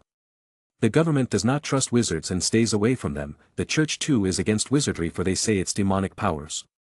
So I can only ask you to save him. Pope Paul VI requested sincerely. What are your thoughts about wizards? Magnus asked him in return. Whoosh! Out of nowhere, the Pope made a ball of fire in his hand. It was wandless magic that shocked Magnus. Why, you're a wizard as well? Yes, none know of this, however. My father was a lawyer, journalist, director of Catholic Action, and member of the Italian Parliament. He knew very well what would happen if the church found out about my gifts. So after consulting a wizard healer, it was decided that I would get secret lessons so I don't die as an obscurus. Wizards are blessed people in my eyes. But sadly, we here at the Vatican try to look for miracles everywhere while ignoring the true miracle of God, this magic. Pope said fervently. Just then, Magnus' mind came up with a scheme. Maybe I can use this guy. Chapter 397. He needed to take over the Vatican and install his own pope, but that would take him years, as he would first have to find the right cardinal and secretly support him. Then that man would have to win the election. It was too much work, but here it was, a man with one foot in his grave. Even if the pope can live until 90 with special potions, then that would be helpful. I will help you if you in return help me. Magnus voiced. Pope Paul felt that this was surely not about Ireland. What may it be, Your Highness? I want your support in ending religious extremism in Christianity, making Christianity a religion of faith and mental peace, not a way of life. Make people believe in science alongside the faith. I will try to do the same with other religions, but all this is for world peace and unity. Magnus requested. He could always obliviate the guy if he said something radical. The Pope looked at him in shock. This came out of nowhere. Why would you want to do this? Does it not support the capitalistic agenda if the people stay divided? Magnus smiled. The old man was smart, but not more than him. Trying to test him was dumb. I am the inheritor of Merlin's will, Your Holiness, and with him, I inherited his dreams, the one that I share too, a world where peace exists, humanity is joined as one, no discrimination of skin color, nationality, religion, caste or anything of such kind. A world where magical beings live together as a community and pure-blood thinking does not exist. You want to join the two worlds? Pope asked him. He explained briefly, no, that would be catastrophic, that cannot happen until the entire humanity has sorted out its own problems first. Otherwise, if we try to reveal the wizarding world right now, some politicians will create hate against magical beings to further their political agenda. So, tell me, are you going to help me? In return, I will try my best to prolong your life.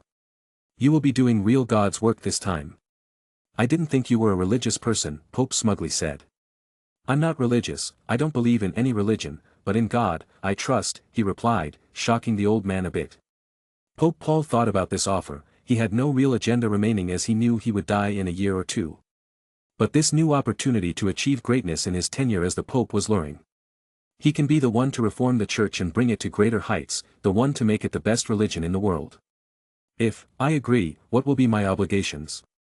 You are to preach tolerance, equality of race, against religious extremism, pro-science and a few things along this line. In return, I will make you live longer, help you avoid any backlash from the Church with a few wizard helpers, make you the most loved Pope in history, even more famous than Pope Leo I and Pope Innocent III. Magnus offered. This was more like a devil's deal in reality, but it was subjective to who was the one being used. Magnus cared only for the future of humanity. Religion had no place in the space civilization, because he knew, if religion and its more extremist parts still survived, it could result in a catastrophic situation. Just imagine entire planets being taken over by some fanatic cult ideology or something, /n, basically Star Wars. Pope Paul, a man who learnt not to be greedy, did feel the greed that was called greed for greatness. All popes strive to be the best, and only a few out of the 256 past popes have been able to leave a mark in history. He looked at Magnus, unable to see any evil intentions. Him being a Protestant meant nothing, for he too was a believer of Christ. Then I agree with you, Your Highness. Marvelous, let's sign the necessary agreement and have an unbreakable vow, so we both stand by our words. He proposed. So, the two slowly came to terms and wrote them down on a magical contract paper. Then, these same vows were to be taken. A third witness wizard was needed, so Magnus called Emma to come via apparition. She was amazed by the architecture of the building, but Magnus mentally reminded her to stay silent. The Pope spoke his terms. Will you, Magna Grant Emery's Pendragon, help me reform the Church, speak about the idea of peace, love and acceptance, and help me truly become the most loved Pope in history, without harming the Church? Again, harming the Church was subjective. If Magnus, by doing whatever he wanted, was stopping people from losing their faith from the Church, then all was acceptable. I will, Magnus agreed. Immediately, a string of lights came off of Emma's wand, who had placed it on the clasped hands of Magnus and the Pope. This was perhaps a history in the making. Decades from now, this event might as well be regarded as the most important point in the history of Christianity, and Magnus would be regarded as an unofficial saint for working to unite the world. Magnus spoke his terms. Giovanni Battista Enrico Antonio Maria Montini, will you to the best of your ability work as I ask you to ensure the betterment of the world, to spread peace and unity? Magnus kept his terms vague. This will give him a lot of leeway to make the Pope do some things. The Pope nodded. I will. Once again, a string came out of Emma's wand and tied the hands. This finalized their unbreakable vow. The one to break it shall die. The contract paperwork was also signed. He shook hands. Please call me Magnus from now on, Paul. Pope Paul happily agreed. So, what should we do first, Magnus? Ireland, you should first speak against what's happening there. Punish the bishops working there. You need to make the world regain their trust in papal authority and show that you are just and kind. Stop ruling like a politician, rule like the popes of the long past, like kings. Magnus suggested to him. Of course, it would be a king without authority and army, but still, as long as Paul shows a backbone, it would do wonders. And here, drink this rejuvenation potion. He handed him a vial. The same one that made Lord Mountbatten so loyal. With this, Magnus made a deal that would change the world. Now, it was time to deal with his annoyed bored kitten and tell the Italian branch of Meta to deal with the kidnapping of the ex-Prime Minister. Yeah, get the man and kill or arrest all the members of Red Brigades and hand them to the police. After giving his orders, in merely 1 hour the ex-Prime Minister was found and brought to the hospital. /n, in real life, he was killed. I'm bored, she complained. Fine, I will give you a piggyback ride. He sighed and took her to a secluded area. From there he turned into his dragon form and headed back home. Woohoo! Emma screamed in excitement. Enjoy, but my body aches every time I turn into a dragon. It's too much body manipulation, I guess, he muttered to himself. He flew directly over the English Channel and then around the UK and landed in Camelot. The reason was that he could not turn invisible. Speaking of turning invisible, Duck had been gone on his journey for a few months now. Where is Duck now? He asked Martha. He is currently in Africa, playing with a few native tribes there. Wherever he goes he makes lots of friends. Next he will be going to a few European countries. But I am worried he has some secret motives, she ended with a warning tone. What plans? He inquired. Duck was telling me about how dragons are treated badly in some places. I am worried he might be planning on liberating them and bringing them here to live. She revealed. Taken aback, Magnus laughed at the same time, ha ha ha, as I would expect from my boy. Tell me when he starts liberating the dragons. If any wizarding government tries to harm him I will intervene. I will just proclaim that my dragon blood has attracted me to the pleas of the poor dragons. Since I rule the mass media, I can shut them up quickly. Martha sighed. You seriously spoil him. I reckon you'd even help him if tomorrow he says he wants to eat the sun. Magnus quickly looked up. I will have to make some new spells for that. He's really considering it, Emma exclaimed. Bwaha, just kidding. Grandma Martha, get ready, it's New Year's dinner at my home. He nudged her. She was, after all, family. However, a shiver ran down his spine as he thought that and an image of a crazy bald man appeared in his head. Chapter 398.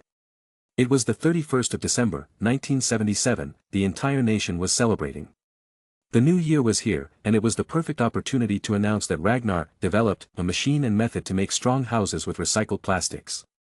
Oi, have you read all the things I gave you? You just need to tell vague things about the composition of your plastic dissolving liquid and talk more about the machine. We have already constructed a sample house with the machine in our warehouse. The press will be called there. Magnus prepared for his brother's fame in the Muggle world.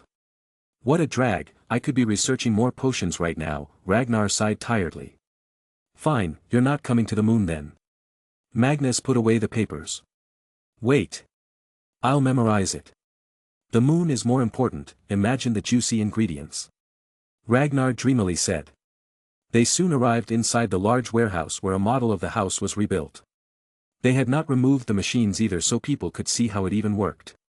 Bobby had taken care of the PR, the people had no idea that Magnus and Ragnar would be there as well.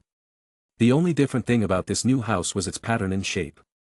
It cannot have a sharp corner, so the end result does not look box-like and rather more futuristic. The house they had prepared was a duplex house. It had a big master bedroom on the ground floor, big living room and kitchen. On the top floor were 2 more bedrooms, 2 balconies, and then the top was the terrace. The entire thing had a very pleasant look. From inside it was fully furnished to show what good investment on the inside can get one. Of course, when these houses are made in poor nations they won't be made to look futuristic but rather to provide cheap homes. This is the team that programmed the machine for you. You already know Freya, the CEO and the founder of Daily Mart. You invested in the company, it's now spread around entire Western Europe. Bobby introduced them. Magnus remembered this girl and her idea. He invested in it and he was gaining a lot in return. The company had worked wonders and now covers the entirety of the United Kingdom and even newer territories. While in other European countries the service was only available in the cities. Well, everyone, this is my brother, Ragnar. He might sound dumb sometimes but I assure you he's smart. Magnus introduced Ragnar. Fuck you, Magnus. And hello, I am smarter than this guy actually. Ragnar finished his sentence by using legilimency to say it in Magnus' head. This guy can't even brew a first-year potion. Don't start a fight now, let's go and meet the journalists. I've been feeding them snacks this whole time and they eat like whales, I don't want to be bankrupt. Bobby jokingly pushed them along to the small platform made for them to sit on. It was advertised that they would be making a huge announcement so a lot of national and international news agencies had come. The hype was increased because whenever in the past the company made an announcement it turned out to be a billion-dollar idea. They were very confused right now as they could see the machinery in the background and the big house. But had no idea what was so special about it. Once everyone was set in their seats and the cameras were rolling, Bobby entered, with Magnus and Ragnar. This alone earned a lot of awes and noises. Bobby started, thank you for coming here, everyone. I called you here for 2 things, 2 announcements will be made. One concerns all 3 of us and the future of this nation, while the other concerns Ragnar here. Let's hear him out first. Ragnar nodded and stood up, a mic was in his hand. Hello, I am the secret mysterious prince, Ragnar. Well, I will keep it short. The building you see behind me was made entirely via a printing method. Yes, the building is printed. The material used in it was nothing but recycled plastic. I have found a new way to turn plastic into this thick liquid material that when hardened is stronger than cement. The machine behind me can create a variety of houses. In the first phase, Magnus and I have decided to develop a housing district outside London in collaboration with the government to build highly affordable housing for the people to buy and move in. This will be experimental for now, if it's successful we will expand it all. The best thing about these houses is that they can easily be demolished later and the material be reused. You all are free to enter the building behind me and check it out. We will resume the press conference after lunch, thank you. Ragnar put the mic away and walked off the stage. Magnus and Bobby followed. Haha, that was much better than expected, Bobby praised him. Magnus too, yeah, I'm surprised he didn't start cursing and speaking nonsense. Seriously, who are you? What did you do to me, sweet little bother? Ragnar scoffed, like hell I'm gonna show my true self to the world. I'ma be like those Hollywood celebrities, shit in real life, a saint in real life. Anyway, things proceeded as expected, the people were left in awe of the building. It was unimaginable to think a machine made it, the only thing that differentiated it from a normal house was the pattern of the wall. After lunch, everyone gathered in their places again and it was Magnus who spoke this time. Hello, we are going to make a big announcement today. We have been working on this for years now, thousands of scientists, researchers, engineers, my dad himself was involved in it. I, Bobby and Ragnar helped too. The Future Tech Space has decided to send a manned mission to the moon next year in August. The 3 people going there will have a few objectives. 1. To check if water can be extracted from the surface. 2. If we can establish a base there. 3rd, if there is anything worth extracting from the moon soil. Our goal is the advancement of humanity as one species. The 3 people who will go there first will be Bobby, me and Ragnar. Since Bobby is a genius in computers and mechanical engineering, I am good at biology, physics and mechanical engineering. Ragnar meanwhile is great at chemistry, biochemistry, and a lot of different subjects related to the science of elements. The cameras flashed faster than their eyes could blink, the journalists launched a barrage of questions, like who made the rocket, was the government was involved or when will they get to see it? Where was the launch site going to be? The launch site was being developed as a permanent launching pad for all future missions, but it was not an easy task to decide on it. The problem was that in the east of the UK there was an entire Europe. It is a known fact that the rockets are launched eastwards because it provides an additional boost to the rocket due to the rotational speed of Earth. So, eastwards was the only logical way to send a rocket. After extensive research of finding a launch site, they came upon the one British overseas territory that had not long ago joined the United Kingdom. It was the small nation of Belize, earlier known as British Honduras. It was a small Central American nation, adjacent to the Caribbean Sea. This means they can do an eastward launch without any worry of mishaps. The small addition to the United Kingdom was happy with this new development as this would bring in lots of jobs and industries. After 3 long hours of answering the questions, they retreated to their personal offices. That night, the Grant family, Emma and her family, Bobby and his family, Severus and his family, and even Dumbledore with Fawkes and his family gathered in the Strawberry Hill house to celebrate the new year. They gathered around in the huge open yard of the house where decorations were made. Nice food and drinks were readily available. Even the Queen arrived after fulfilling her official obligations at the palace and addressing the special dinner. Oh! The old immortal lady is here, Maximus exclaimed. He and his 2 sisters had just turned 4 this Christmas. Queen Elizabeth laughed, why do you call me that? Because you are our grandma but still look so young, Aurelia said. Well, I'm sure your mum will look even better than me at my age. What will you call her then? The Queen asked them. The triplets confusedly tilted their faces, then Aurelia replied like it was so obvious, oh, mum is mum, and because she is mum, she will always be younger than grandma. Yes.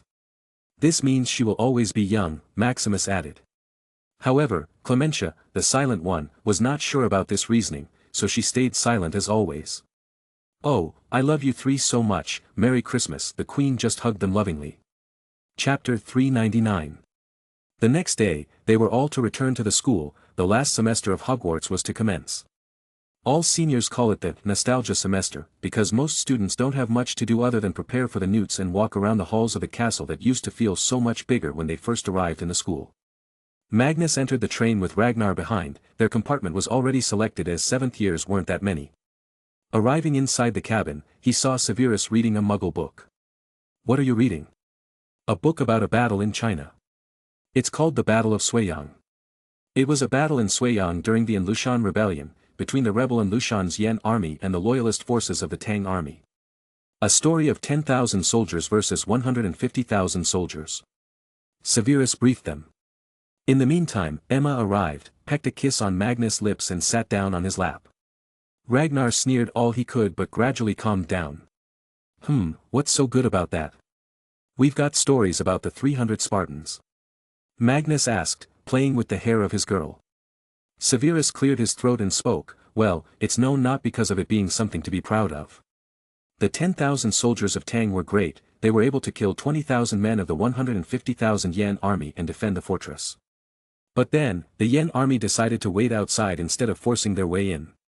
This proved to be a problem as Tang soldiers and the Suiyang fortress started facing food shortages, eventually leading to a famine. Yet they continued to thwart all attempts of enemies. Eventually, only 1,600 of them were left, all sick or hungry, and the battle would soon be a lost cause. By August, all of the insects, animals and vegetation in the besieged area had been eaten. They asked for help from a nearby fortress but got none. The starving Tang soldiers, numbering about 1,600 in total, fell into despair at the lack of outside help. Almost everyone tried to convince Zhang Sun, the commander, to surrender. But, the commander didn't budge, because if Suiyang fell, entire southern China would be free to conquer. Let me guess, wizards came to help them, that's why you're reading this. Ragnar scoffed. Severus shook his head and continued, no, what I'm about to read is a paragraph from the original book compiled in 941. Zhang Sun took his concubine out and killed her in front of his soldiers in order to feed them. He said, you have been working hard at protecting this city for the country wholeheartedly. Your loyalty is uncompromised despite the long-lasting hunger. Since I can't cut out my own flesh to feed you, how can I keep this woman and just ignore the dangerous situation? All the soldiers cried, and they did not want to eat. Zhang Sun ordered them to eat the flesh. Afterwards, they caught all the women in the city. After the women ran out, they turned to old and young males. 20,000 to 30,000 people were eaten. People always remained loyal. This is it, the battle resulted in the death of 9,600 Tang soldiers and 20,000 to 30,000 people were eaten, while 60,000 soldiers died on the enemy side. What the fuck? Magnus interjected, this was not how he was expecting this heroic tale to go on. At least tell me they won. Severus shook his head, nope, they all died soon after, fighting. But they were able to slow down the enemies long enough for the reinforcements to arrive, so I guess it was not all a waste. I personally don't know how to take this story, as a heroic tale or a tale of defenders turning on those they were defending. This is the most fucked up thing I've heard in a long time. Damn, who eats his own wife? See this, Emma. Be careful, there is no telling when these fighter generals and all would want to eat their wives. Ragnar warned her. Emma, still on Magnus' lap, seductively looked at his face and asked innocently, oh, I know, he can never eat me, right? Magnus smiled evilly, actually, Emma, I'm not so sure, I might just eat you as soon as we get to our room. She blushed, really? You will eat your lover? Oh, that's the most fun part about being lovers, Magnus replied. Fuck. Shut up. Goddamn, horny fuckers. Ragnar cursed at them, got up and left the cabin. The train was already moving so he could not go to many places. However, he did end up with a few juniors, he sat with them and talked about some fun stuff, some crazy potions. Ragnar was, after all, still a handsome and smart man. The entire day was spent on the train and evening was spent at the dinner and the sorting ceremony of all the new first years. This year about 300 new students entered the school, this was much more than ever before, this meant that Magnus' work was showing its effect. However, this made the Great Hall seem a bit crowded, though it was solvable with just a wave of the wand. Magnus, being the head boy, was supposed to show the new 70 Slytherin students to the Slytherin dungeon. But after giving them the initial tour and informing them of the rules, he headed to spend the night with Emma, while the prefects explained about all the fun stuff inside the common room. Hey there, my dear love, I have come to eat you. Magnus entered her room, closing it behind himself. Emma seemed to have been ready, lying in the bed, she suddenly threw away the sheets from herself and revealed her completely exposed body. Then she gestured to him with her fingers to come forward while slowly opening her legs wide. Magnus just gulped and jumped on her like a hungry wolf. Despite being a really busy semester for the seniors, Magnus, who was teaching Emma all the time, found himself spending parts of his days working on the time turner. He did it until he started to find out something new. Rag. Look. Magnus cheered, calling Ragnar himself. They were inside the room of requirement. What? You cracked the secret of time turners? Ragnar asked him excitedly. No, not that, instead, I found a way to make it even better. Now I know why it used to restrict the users from going too far behind. The main fear was that the longer the body goes back when it returns it will age that much. So if you went 100 years in the past, you will just die once you return. I have found a way to make the time turner ensure that the user's body's time stays stopped. Magnus revealed, this was huge. This changes everything, although the return system needs to be worked on. It's amazing, if we can stop it from aging us then a man can infinitely go back in the past. Ragnar was elated and took it in his hand to see what runes Magnus used. What's this rune? It's incomplete. He muttered and scratched the time turner with his nail. Magnus jumped in fright. Fuck, don't do that's the activat. Whoosh whoosh. No. Magnus cried in fear. You fool. You activated it. Ragnar, frightened, asked, how do I stop it? You cannot stop the time. Damn it, I don't know where we will end up now. Crap, I don't know how we will return. Magnus was worried about his future now. Slowly, they got engulfed in white light and their bodies disappeared from the place they stood on. A moment later, when the lights vanished, they found themselves standing in the same place, but there was a garden and green grass under their feet. The sun was shining upon their hair. Where the hell are we? Ragnar wondered. Magnus looked around, his heart quickly sank. No, this is bad, we're in Hogwarts before it was expanded. Look, that's the school, we're in an extension of the Forbidden Forest now. Ragnar's eyes lightened up. Wait. Does that mean Merlin and Arthur are alive right now? Magnus honestly had no idea. I don't know, Rag, and I don't want to know. People in this era were savages, and rule number 1 of time travel, never meet people, keep the interaction as minimum as possible. I don't think that will be possible. Mag, look behind. Ragnar pointed away. Quickly, Magnus turned around, his wand in hand. Out of nowhere, a tall, muscular, red-haired and bearded man with a sword appeared. Who goes there? Children. Why are you not at school? Fuck, Godric Gryffindor. Magnus instinctively cursed. Godric laughed. Wahaha, kids, I like to hear that only from the gals in the tavern. Now, who are you two cheeky blondes? Chapter 400. They had unknowingly returned nearly 1,000 years in the past somehow. The Hogwarts was made just a few years ago. Godric Gryffindor, Salazar Slytherin, Helga Hufflepuff and Rowena Ravenclaw were the 4 bosses currently. Who are you? Ragnar stupidly asked. Gahaha, I am the best, the greatest, slayer of evil beasts, seducer of queens, the greatest swordsman Godric Gryffindor. Wait, aren't you students? Godric boastfully spoke. Magnus introduced himself. I am Magnus Grant Emery's Pendragon, this is Ragnar Grant Ulrich Ouroboros. What year is it, Professor? Godric looked confused as hell. Oh, it's the Muggle year 970 after the birth of Jesus. And Emery's? Pendragon? What? Did they fuck and make a baby with some dark magic? And you're from Ouroboros family? Good folks, not like that slimy Salazar shit. Godric said, patting Ragnar's head. He sure had a bad mouth. What Magnus needed to do now was to find a way to get away from here. Staying in Hogwarts was a big no-no because it might create too many changes to the future school. Rag, hold, he shouted. Ragnar immediately grabbed his arm. Magnus operat away. The wards of the school had not changed much no matter how long it would come to pass. As soon as they vanished, Godric frowned, not showing an ounce of jolliness from before. This is strange, nobody can apparate out of here, and their uniform, too strange. Pop. Magnus and Ragnar arrived in London, or what existed of it. As they appeared on some sort of hill, Ragnar scowled. Where are we? Welcome to the London of 900 AD, it is called Londonburg and Alfred the Great is the king of West Saxons, Arthur is probably the Grand King of all of England, Scotland, Wales and maybe some part of Ireland. Magnus told him the history. What should we do now? Do you know how to return to our time? Ragnar asked him, his stomach making rumbling sounds. When they arrived there they were about to head to lunch. Shaking his head, Magnus sighed. No, time tuner works in a way that the user must return to the same position he used the instrument at the right time. We cannot do that, waiting for 1,000 years is impossible. So our only option is to find Merlin. Wait. He quickly tried to talk to the Merlin in his locket. Merlin, are you still there? However, there was nobody, no voice returned. It seems, our only option is to find him.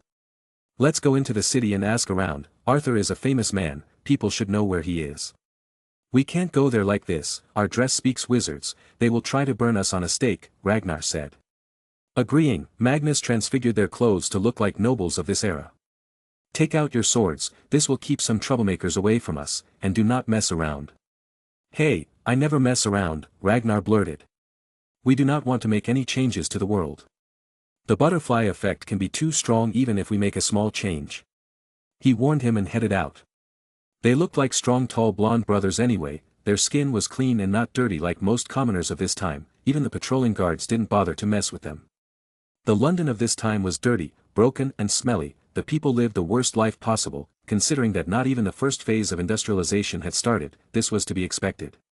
Europe had not yet found the best route for the Eastern nations to colonize and were yet busy fighting among themselves. In particular, England was being raided by the Vikings at the time. You know, I feel like the world is more beautiful right now. Less steel, less artificial construction. Let's head out and see the wilderness of this nation, it's gotta be pretty. Ragnar suggested to him. We will eventually have to go. Oh. Suddenly a loud shout came, stand ho thee, pagans. Magnus turned around, it was a man followed by a dozen guards clad in armor and holding spears. The man in the lead looked rich like a noble, as he had some gold on him. They pointed their spears at the two, who is art thee? Which clan? Ragnar looked down on them, the average height of this era was much lower than in the future due to worse nutrition, Magnus and Ragnar were more than 6 feet tall, much more than most other men in the world at this time. What the fuck are you saying? We're Christians. What language doth thee speaketh? The man asked them. Magnus sighed and waved his hand, all guards stood back, ugh, we speak different English. Fine, I'm gonna mind fuck this snob. He used legilimency to enter his mind and read everything. The man turned out to be the son of the governor of Londonburg. A narcissistic young master with a love for both men and women. He found him and Ragnar to be good-looking and that's why he approached them. He didn't have very good intentions, just to be clear. Magnus did not need all this information, rather he looked for any mention of Arthur, and he did find one. It said that Arthur was staying in a castle in Wales, it was called Camelot. Currently, England was being invaded by Vikings and they called them pagans, that's why security was high and Arthur had decided to make a deal with all the Viking clans to instead peacefully settle down, though it was being opposed by smaller regional kings. Done with him, he obliviated the man of the memory of meeting him. Let's go, Rag, we're headed to Wales, good thing I got my small pouch. They left the city and went to the wilderness outside. Then Magnus took out 2 brooms and they flew away. The landscape of this era was too beautiful, all the wilderness, even the small villages, towns and monasteries made everything look beautiful and in synergy with the surrounding. The animals roamed freely all around, men and women walked on roads less traveled, some getting eaten by wild animals. Ah, the air, so fresh. Ragnar sniffed strongly. Magnus agreed, yup, refreshing indeed. This is the kind of atmosphere we should strive to create in the future. Ha! Out of nowhere, a loud trumpet sounded, it was a literal horn, made of some animal's horns. They looked down, it was a large monastery being raided by Vikings. Ragnar felt his blood rage, man, I want to go down there and join in on the fun. But, what if we end up killing some important guy? We can surely look though, Magnus said, also interested in seeing how the Vikings of this time live.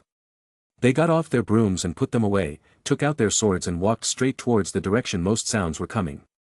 Loud grunts and screams resounded in the small village around the monastery. Blood was all around, like a fest of hounds. Swords were not clashing with other swords but instead the bones of the villagers and monks. Magnus and Ragnar could not do anything and nor did they care, they felt too disconnected from the people here. And since they were tall blonde strong men, they somewhat looked like Vikings, so nobody attacked them either. I wonder who is leading them, Ragnar pondered. Must be a vicious jarl. Look at their shields, they are from some bird clan, I'd say Raven clan, Magnus noted the artwork. However, when he looked at his side, Ragnar was not there, fuck, he ran around to look for him, and soon found him near the monastery gates. Ragnar stood there stupidly, his face had a wide grin and his eyes shined. Magnus knew clearly what this expression meant and he felt worried. He looked towards the direction, and there he saw, a tall strong woman Viking with red braided hair, light green eyes surrounded by some red paint, spots of blood and some sort of ornament was on her head, a deadly beauty for sure. She wore light armor and had a fur cape. In her one hand was an axe and in the other. Ah, Magnus, remember I told you once, I will only fall in love with the woman who makes me hard. You won't believe it, but my cock is as hard as rock, right now. I am in love, brother, Ragnar dreamily spoke, slowly heading towards the woman. Magnus quickly grabbed his collar. What the feck, Rag, look at her, she just beheaded a man, the head is still in her hand. So strong, so beautiful, that body, that waist, that chest, ah. My love. Ragnar didn't budge and continued. Just then, the woman's eyes fell on the two. She studied them with a suspicious gaze first, then threw away the head and lifted her axe. Odin is with us, she howled, prompting all the other Vikings to do the same. It was clear she was the big boss. As expected, she sped towards them. Fuck, Magnus unsheathed his hope and despair swords. Let me suck your stones. Pump it up the ranks, mate. Chapter 401. The female Viking came running to attack them, her axe sharp and pointed towards them. Ragnar was mesmerized by her beauty and Magnus was trying to pull him back. There was no fear of life for them as they were basically superhumans at this point. Look at her, Mag, the way she runs, the way her hips move, ah, what a beauty, Ragnar muttered dreamily. Magnus facepalmed himself, stop being horny, Rag. We're not even supposed to be here and you want to fall in love. Everything happens for a reason, brother, the fact we're even here is proof enough. Come, my lady, plunge into my arms so I can share my warmth with you. Ragnar opened his arms wide. She didn't stop and directly jumped on him. Ragnar kept his arms wide but didn't allow to get cut by the axe. Instead, he maneuvered his arms and easily knocked the axe out of her hands. What remained was her waist in his one arm and her other hand caught by him. Magnus just stepped back and sat down on the side. The monastery folks felt an ounce of hope, but Magnus just scowls. Don't look at me, I ain't here to save you. Ragnar was in the middle of flirting. He caressed her face with his fingers, those fierce eyes of a tigress, I feel like drowning in them, my lady. That meaty waist, I want to hold it and pull you in. Hiya, she was a warrior, like hell she would go down so easily. She took out a dagger from somewhere hidden and tried to stab him. Ragnar easily parried her and tapped on her nose, so cute. This annoyed the woman much more, as each touch meant she lost. Ragnar could have killed her multiple times boy now, so she annoyedly asked, who are you? He smiled, just a traveler, may I know your name, beautiful lady? Magnus on the side took out an expansion pouch and some food. A few Vikings also joined him as they finished killing and looting. Without talking, Magnus gave them nice chilled beer bottles to drink. Is she you, Jarl? The men nodded, yes, and the fiercest one in the land. Her father was one of the most legendary Vikings, Ivar Varinsdottir, also known as the Wolf-Kissed. She took over after he died. It must have been hard to fill her father's shoes, Magnus muttered. Which clan are you two from? I know no warriors as tall and fierce as you two among the wretched Saxons. They asked him. I am Magnus Grant Emery's Pendragon, he revealed. The Viking men seemed to be taken aback and gasped, why are you related to the sage King Arthur? I am related to Arthur and Merlin, Magnus replied, showing them a dot of light in his hand made of magic. He wanted to see what reaction they would have towards magic. Surprisingly, they were full of reverence, a gifted one. Amazing, we never see you people outside of the castles. At the same time, near them, Ragnar was getting the woman's name, while she was pinned in his arms after a good fight. Tell me your name and I will tell you mine. I am Freyja Varinsdottir, Jarl of the Raven clan, she annoyedly spoke. He slowly let her go. Ah, your name means, lady, perfect for someone as fierce and beautiful as you. I am Ragnar Grant Ulrich Ouroboros. As soon as she heard this, her face changed completely and she stared at him. Ouroboros? Yes, what? You've heard of this name? Ragnar inquired. She nodded and looked around. Her people were safe and eating with Magnus. Let's go to my camp, we will talk there. Ragnar smugly smiled, sure, lead the way. He followed her behind, appreciating her with his eyes. After a short boat ride, they arrived at a big riverside camp. It was decently big with all kinds of small industries there. The biggest longhouse was Freyja's and her close commanders. Inside, they had a small feast while sitting around the fire. Ragnar drank merrily and sang some tone-deaf songs about love. Magnus made sure to watch it carefully so he can make copies of this memory later. Magnus didn't give a shit anymore, he decided to just obliviate all of them once they were gone. However, he too was interested in knowing what this female Jarl knew about the Ouroboros family. But, when she came out after changing her clothes, all the looks of her being a fierce warrior were gone. they were exchanged with a charm of absolute beauty. Her hair was tied better, there was no armor or face paint anymore either. Just raw untamed beauty. Of course, Ragnar loved this even more. They were invited to eat with her beside a bonfire. Ragnar happily sat close to her. So, you gonna tell me why you changed after hearing my name? You don't know anything about the Ouroboros family? She asked him again. Ragnar shook his head. Nope, I mean, I know we're pretty old but not the details about it. She informed him then. Ouroboros clan was a royal wizarding clan that was revered by all of Viking clans in Norway. They decided to not move with the Viking raiders to England but did send a small contingent to help those going, by providing medical aids, but later due to some treachery, the Ouroboros clan, which only had about 10 members, was eradicated in Norway. It was a great loss for all of Norway and we all mourned for it. But, the 4 Ouroboros sent to England decided to join the English Wizarding Society after that, becoming a household name in potioneering. They now work at Camelot with Sage King Arthur and Wizard Merlin. Magnus and Ragnar were amazed by this story. However, if they wanted to know more they would have to go to Camelot. Why are wizards so revered in Norway? Magnus inquired. She answered truthfully, wizards have major respect in pagan religion, especially the seers and potioneers. But most wizards die at a small age, so those that are left are the most valuable assets in any clan. Christians are fools for hurting the gifted ones.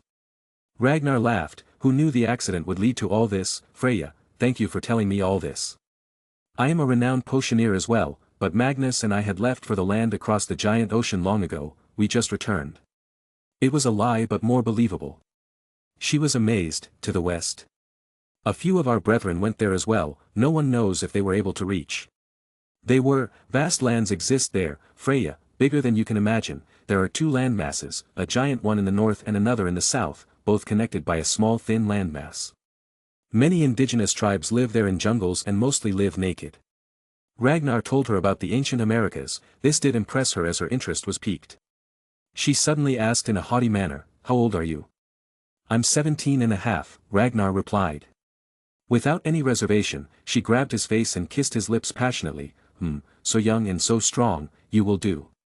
Everyone, retreat to your dwellings, we have a big raid tomorrow. She took Ragnar along to her bed chambers. Magnus laughed. His brother got lucky today, it seemed. But seeing him getting the actions, he frowned. Damn it, I miss Emma. I should always keep her beside me so we can end up on adventures together. Poor Magnus had to sleep alone in a bedchamber.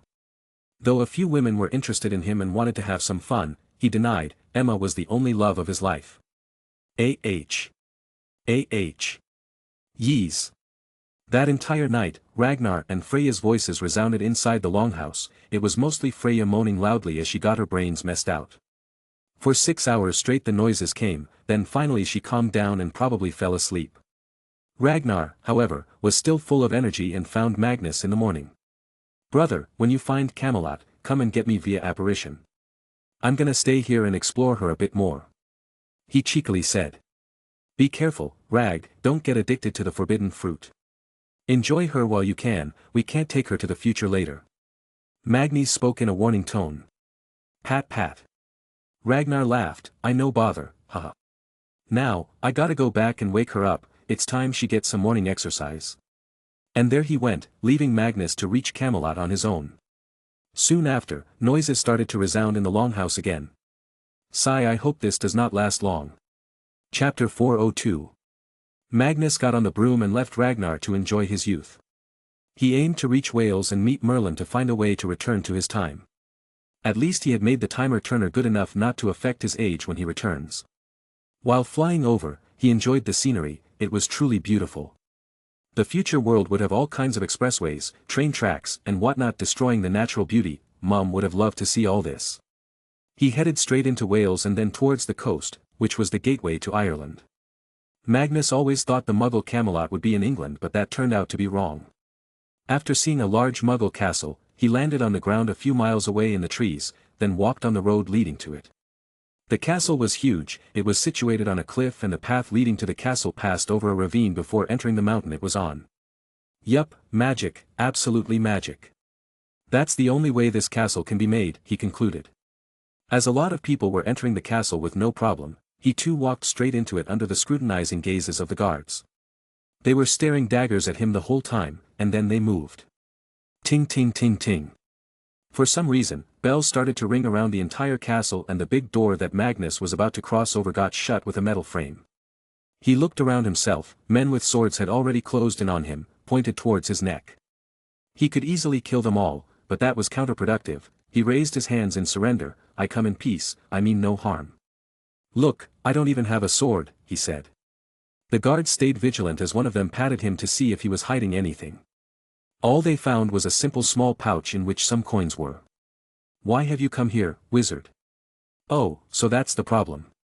The place has wizard detecting charms, he realized. I came here to meet Lord Merlin. It is a matter of utmost importance. As long as he sees me he will understand.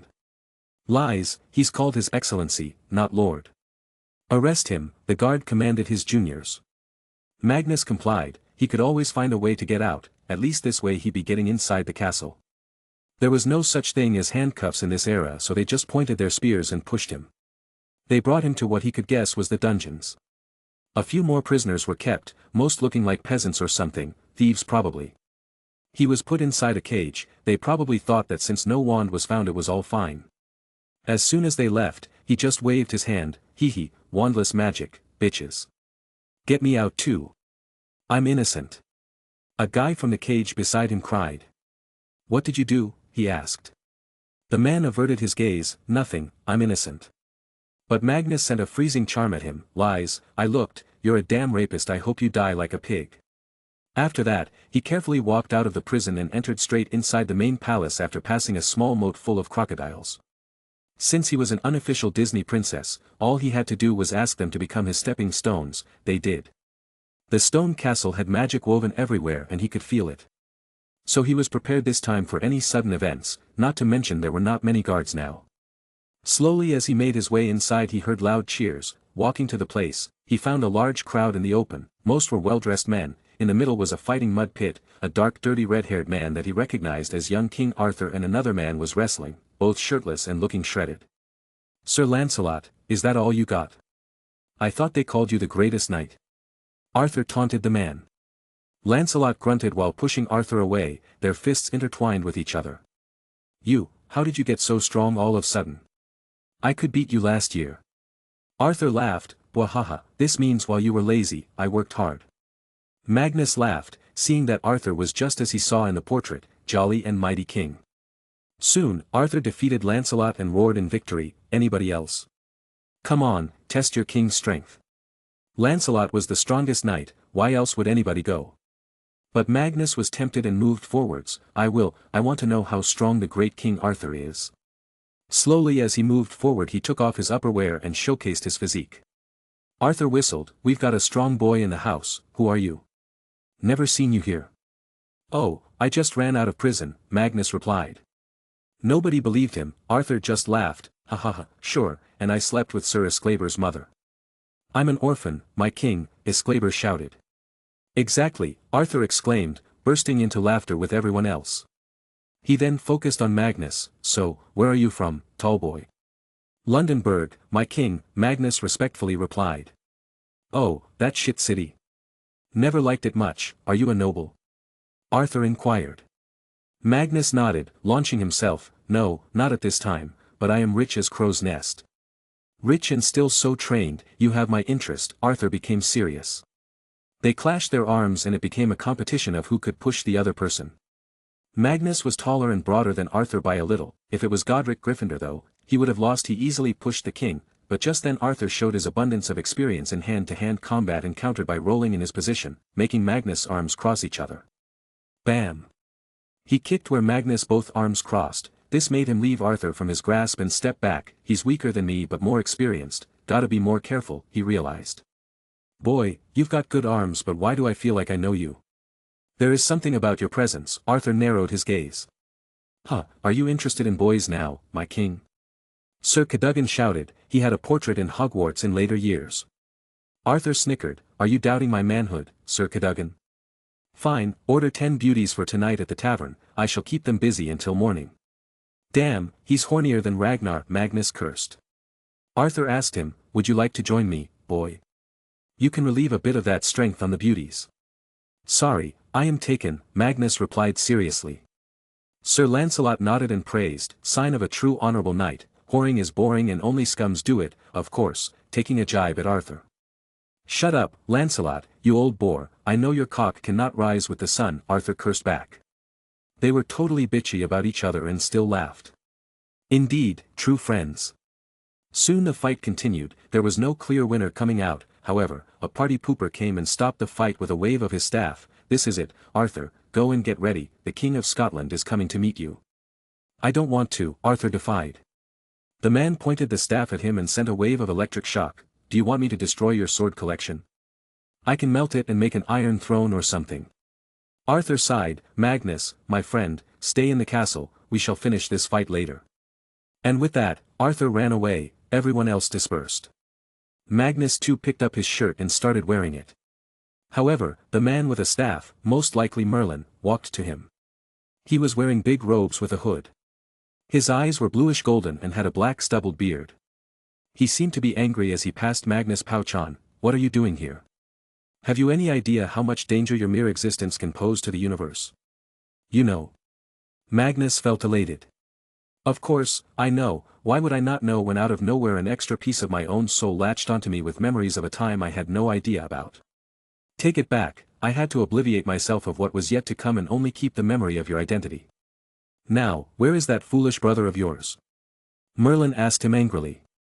Sweat took over Magnus. He fell in love and stayed to spend time with a Viking woman Jarl. Merlin facepalmed himself. Now I will have to obliviate the entire England. Whoosh. Out of nowhere a broom landed beside them. Ragnar got off. Magnus, you found the place, Merlin. You look so young. He brashly hugged the young Merlin. You came back so fast. What happened to Freya? I thought you would at least spend a few more hours with her, making her scream all languages in the world, Magnus asked him with a mocking gaze. Ragnar's face turned sad. Ah, my Freya, so hot, so sexy, poor girl, she died. What the fuck, was all Magnus could utter. Chapter 403. What the fuck? Magnus exclaimed. The absurdity of what Ragnar said was too much. I'm not lying. After we were done with our morning activities she headed out to raid another monastery, but this time King Alfred had sent some soldiers. She was stabbed in the chest with a spear and died. As you said, I did not interfere or heal her. Ragnar replied, somewhat saddened, though he seemed relaxed. You know, Mag, she was a bit crazy. When we did it last night and this morning, she constantly asked me to choke her tight, slap her, twist her, be as rough as possible, play with her like a toy. I complied as I was in ecstasy at that time, but after doing it I felt some kind of regret, brother. I don't think she was right in the head. Ragnar replied awkwardly. Magnus and Merlin just blankly stared at him with a judging gaze. Magnus especially because of the way Ragnar had gotten so crazy about her he expected him to cry to bring her along. But, this was good too. Well, you have my condolences.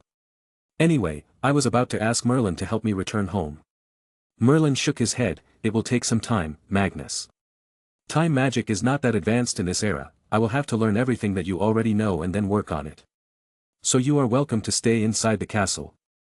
Cool, I always wanted to experience a medieval lifestyle, Ragnar cheered. Sighing, Merlin let him in and showed them a spare room. At that Magnus remembered, oh, I ran out of the prison a while ago, your guards might be getting a little agitated. You can do wandless magic? Merlin muttered, astounded. Grinning, Magnus showed him a fireball. Hee, you trained me and I am the inheritor of you and Arthur after all. Don't tell me too much, I will have to obliviate myself again. Merlin cursed internally. He didn't care who Magnus was or what his powers were, he already knew he was related to him and Arthur and that's all that mattered. Magnus was helping Merlin learn about the time turner so he could help him. Simple to say, he was blown up by how proficient Merlin was in magic. All he had to do was tell him once about any concept and Merlin would grasp it fairly easily. Seeing things going smoothly, Magnus tried to talk about some of his personal problems and what he has achieved. I'm pretty successful in attaining the dream, you know. The dream of peace and equality? Merlin asked. Yes, the future world is vastly different, a lot of atrocities will have taken place by then. The world population will be huge. But, with my overwhelming strength and secret ploys, I was able to influence a big part of the world. I won't say I can bring peace and equality completely, but maybe 80%. Magnus explained. Merlin chuckled, 80% is more than I was aiming for. I am here busy with just micromanaging this kingdom, I don't know when I can even start working on the world. It's good to know you fulfilled it. Magnus then changed the topic. By the way, Merlin, I wanted to ask you something. Is there really no way to cure our infertility? You know, I will become the king of the United Kingdom, and I have a beautiful girl I love. I want to have a family. Children someday. Merlin stopped working and looked at him with a face full of sorrow. I'm sorry to have brought this curse upon you as well. Sadly, I have not found a way to cure it yet. Is there a possibility of finding a way to cure it? Magnus inquired. Nothing is impossible, Magnus. The reason why we became like this is the infusion of dragon blood into our bodies. If there is a disease, there is always a cure, you just have to find it. Merlin replied, giving Magnus hope. I hope you are right, Merlin. Anyway, do you want to know anything about the future? He asked him, relaxing. Merlin was honestly extremely interested in knowing about the distant future, but even knowing about it can cause harm to the timeline. Does the world remember me and Arthur? They do, but as fairy tale characters. People in the future think you two were just legends and not real. Though I changed that, Magnus revealed. Merlin chuckled, why am I not surprised? The church hates me and Arthur as we do not bow to them. They must have done all they could to erase any mention of us too. Oh, so this is what happened, Magnus realized. But why? Isn't Arthur the supreme ruler? He is, but he just does not care. And because we are trying to help the pagan religion followers to also settle down in the so-called Christian lands, they call us traitors of the church. I could have destroyed the church long ago, but Arthur stopped me. Magnus felt taken aback by how old these two were but how progressive their thoughts were. Well, maybe not Arthur, but Merlin sure did. He had to remember that some things that were unacceptable in the future were merely a part of daily life in this era. Which house did you get sorted in the future? Merlin inquired. Slytherin, me and Ragnar are both from there.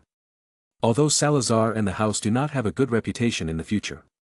It's known to produce one big dark lord that I am still fighting and many more dark wizards. I have changed that, however. I took over the Wisengamoth with my power. Magnus briefed him. He didn't tell him about the basilisk, however. Merlin scowled. Ugh, I remember Salazar was going crazier slowly at the end of my days in Hogwarts. He wanted me to become his heir, but I rejected him, for his ways were sometimes too cruel. Well, he got what he deserves then, crap heir. Magnus snorted at it. If Voldemort was Slytherin's heir, then the old man deserved his legacy to be stepped on. Stop talking and get back to work now, Magnus. The more time you spend here the worse it is. Merlin handed him a few tools quickly. The year 1978, Hogwarts.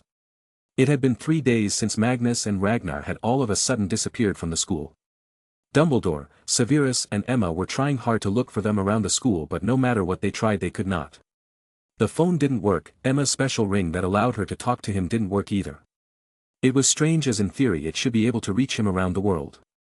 I have no idea where he could be, it's as if he's not in this world, Emma worriedly said. Dumbledore, Severus, Adrian, Ted and Moody were present. As soon as that was spoken, Severus' eyes widened. He remembered something. I think I have some idea. Before the holidays started I heard Ragnar saying that Magnus was experimenting with a time turner, trying to understand its principles. If Emma is not able to reach him, then this can mean that he's not in this time, Dumbledore finished. Shit, this is even worse than being caught by Voldemort. If you're not able to reach him, then this means he's way in the past, Moody cursed. Now they had only one option. It seems we need to pay a visit to the Department of Mysteries, Dumbledore proposed. But we need to keep it a secret that it's about Magnus. Nobody should find out that he's not among us anymore, as some opportunists might feel powerful due to it. Severus warned them all. We will be taking over the ministry, Adrian suddenly voiced. Moody faced him angrily. What do you mean by that? You have no authority over the ministry. Trying to take it over is the same as what Voldemort wanted. But Adrian didn't care. I do not trust the ministry. Who knows how many more spies there are. Meta and Dragon Service will take over the ministry until Magnus is back. You can try. Moody slammed his staff to the ground. Emma shouted at them, guys. Stop it. If Magnus was here he would have smacked both of you. When you need to work together you are fighting. Ministry and Meta can secure the ministry all together and keep an eye on each other. But please, let's hurry.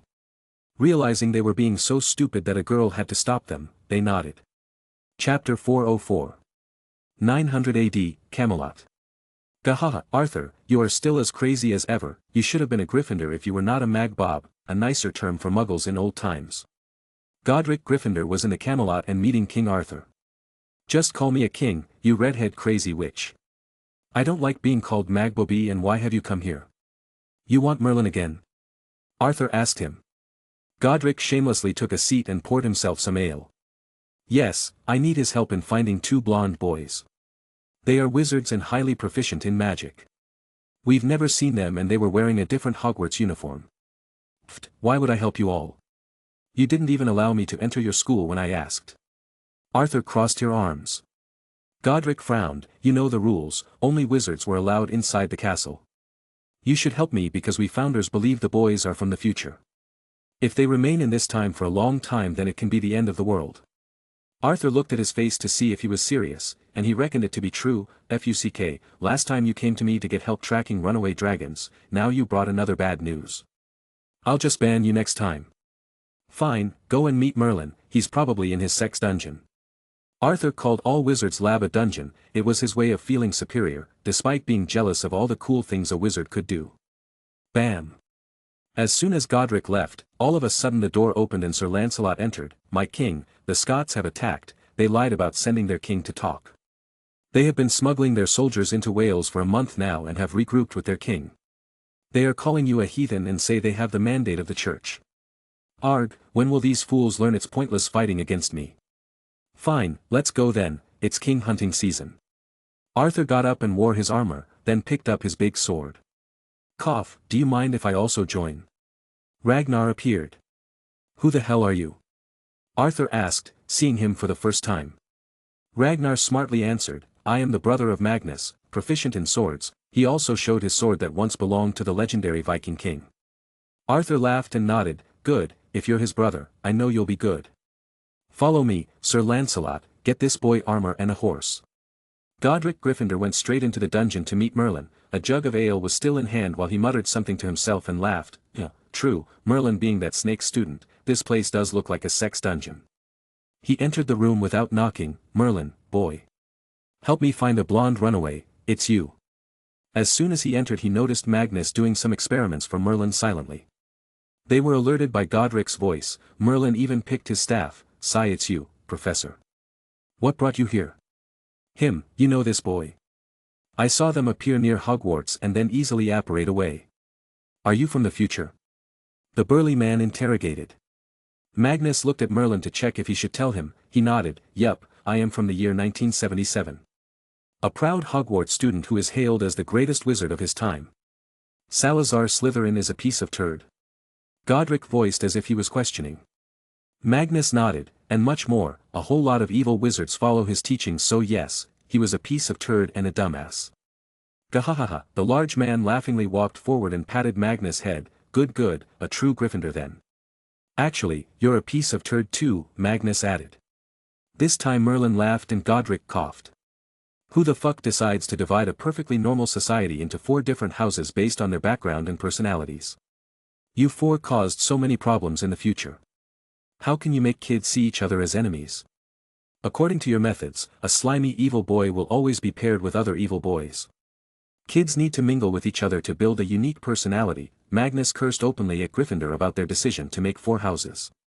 Merlin totally agreed. I knew it, I told Salazar that this would create a problem. I was in the first batch of students and still could see the problems. Magnus shook his head. Anyway, don't do anything to change things now, I have sorted them out in the future. At least you're seen a mighty kind wizard in the future. I am. Cheers to that. Godric emptied his ale jug.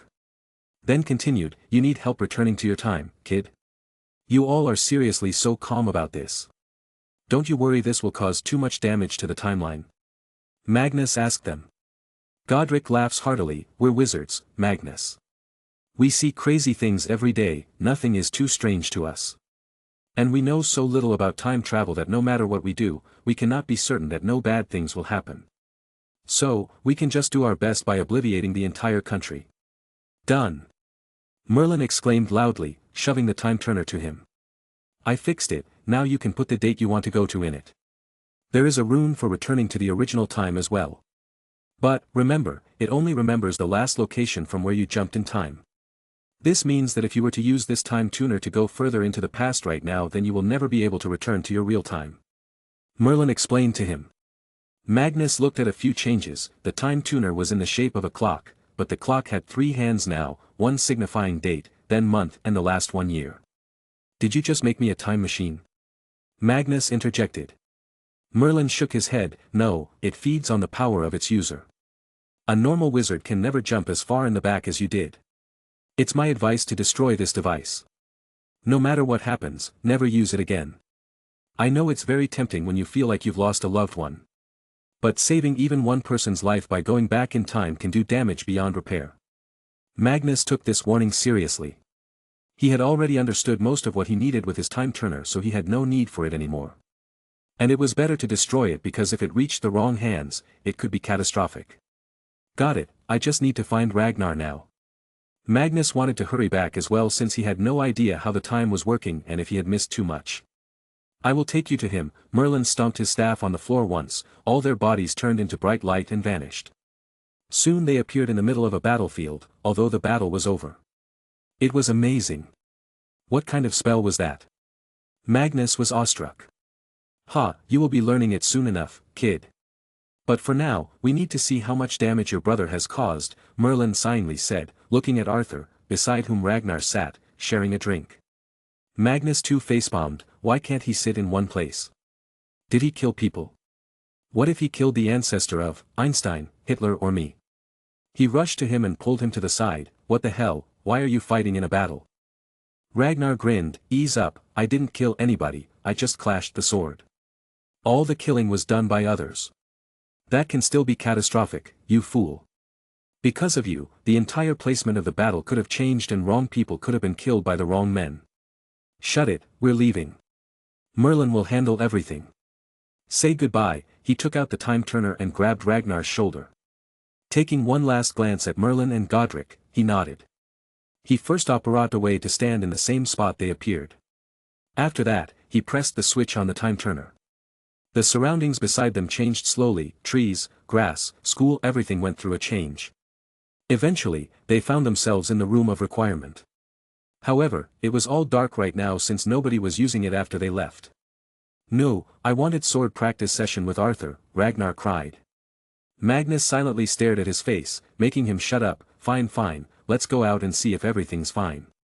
They quickly reached the headmaster's office. Nobody was there except McGonagall. She told them that everyone was at the ministry. Before she could ask for more, Magnus and Ragnar operated away. He sensed Emma's presence due to the ring he gave and directly reached for her as he had already mapped the entire ministry in his head long ago. Pop. Inside the time chamber of the Department of Mysteries. Emma, Severus, Dumbledore, Adrian and Moody had gathered to get Magnus and Ragnar back. They were making the unspeakables use their instruments to check for any kind of disturbances in the past since Magnus had gone 1,000 years in the past. It was taking too much time. What are you guys doing? Ragnar voiced from behind everyone. Emma without realizing replied, finding Magnus. However, realization soon hit. She turned around, saw Magnus and jumped to hug him. Ragnar, meanwhile, looked at Severus and opened his arms. Come on, I know you want it, little rascal. Ugh, wherever you went, you should have left him behind, Severus sneered. Chapter 405. After Magnus left, Merlin and Godric Gryffindor had to do something about all the damage done by the recent madness. They had to follow back in their footsteps and obliviate anybody who saw them. So, what's the worst thing they did? Godric asked Merlin. Magnus fought Arthur in a wrestling practice and Ragnar mated with the Jarl of the Raven clan, Merlin grunted. Jaw open and shocked out of his mind, Godric facepalmed. I have met her once, she is one fine beauty. But that dumbass, he will create an entirely new bloodline and slowly it will expand like a tree. She's dead, died from a spear in a raid, Merlin finished. Godric paused, taking this new information in. That kid either has the best luck or the worst. Let's not dwell on that though, we're going to use your dragon pet to obliviate the entire England and Wales, Merlin said and headed straight to the castle. Kid, I can get you a nice rare dragon egg. I'm telling you, they are much better than snakes, they are intelligent, loyal and just cute. Godric offered him. Merlin thought a bit about it and agreed, fine, I guess I can use some help flying around. 1978, Hogwarts. Where were you? Emma asked him worriedly. 1,000 years in the past met Godric Gryffindor, Merlin and King Arthur. Ragnar here fell in love with a Viking girl and lost his virginity, but sadly she died in a raid on a monastery. Magnus briefed them. Ragnar vocally sighed, poor Freya, she was twisted in head, but so good in bed. Magnus continued, Merlin helped us return by helping me with the time turner. Now, I shall destroy it. Not just this, I am ordering you to destroy each and every time turner in our possession and also start a hunt for any illegal ones out there. His demand was reasonable. The thing was too scary.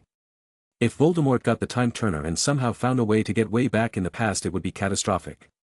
However, when everyone was agreeing, an unspeakable spoke, Lord Pendragon, you must not, they are very important for. They were wizards or witches who worked in the Ministry of Magic's Department of Mysteries. Little was known about their workplace, and even less is known about their jobs. Employees of the Department of Mysteries were forbidden from discussing their jobs or disclosing any information about their department, hence the name Unspeakable. As soon as Magnus heard the man, all his natural instincts started to tingle. He quickly probed into the man's head and found strong mental shields that should not be possible unless the man himself was a Dumbledore-level Legilimens or if a Dumbledore-level wizard installed the shields for him. Why? It's better to destroy them, Magnus insisted. But the man persisted, Sir, time turners are the peak of magical studies, we cannot let such studies be lost in time. And your time turner seems special because it can go so far back. And if Merlin worked on it then it's a must for studying. Magnus didn't buy it, he looked at Adrian, hold this man tight. Or Moody, please don't tell me you did not audit the Unspeakables. Moody frowned, we did not, because they knew too much dangerous information. Nobody was allowed to read their minds for it could cause catastrophe. This angered Magnus to no bounds, you and your sensitive information. Just one, that's the number of rotten fish it takes to spoil the pond. This fucker here has mental shields as good as Professor Dumbledore, I'm sure Professor didn't cast it, then care to tell who else in this world is so good this? They all eyed the Unspeakable at the same time. There was no place to run away either. Adrian moved swiftly and cast a charm to bind him. This is why I said I don't trust the Ministry earlier. Magnus didn't take a minute to break the mental shield of the Unspeakable apart and read every single thing from the day he was born. And well, surprise surprise, Moody, you have disappointed me. Adrian, you're auditing the Ministry now. This man here is none other than Augustus Rookwood, and guess who he's in bed with? Voldemort. Everyone took a cold breath, especially Moody, his constant vigilance was worth nothing now. The enemy was sitting inside their home, just waiting. Magnus had none of it, who blocked the audit of this department. Why did you think there wouldn't be any spies here? The entire Ministry was literally employing people pureblood families and you thought this department would be safe? Bring every single Unspeakable to me and I will read their minds myself. The clause about mind audit has already been in regulation for years now. If what they do is so dangerous that knowing it can be dangerous, then that makes the possibility of being spies ever riskier. Moody, you're getting 3 months pay cut. The Minister for Magic will be having a 5-month pay cut. He ordered them and reprimanded them verbally. He knew he had no authority over them officially, but unofficially he was also the King of Magical Britain. Moody nodded and went away to bring out all Unspeakables. Augustus Rookwood, meanwhile, was bleeding, please don't kill me, I haven't done anything yet. All I was asked to do is be prepared when the Dark Lord asks. Ragnar stomped on his chest and forced him to shut up, yes, the keyword being, yet.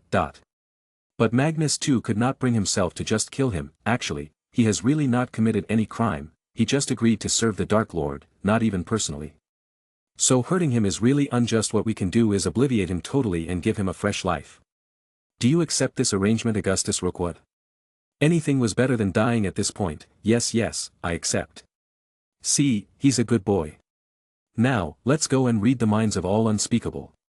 He walked out.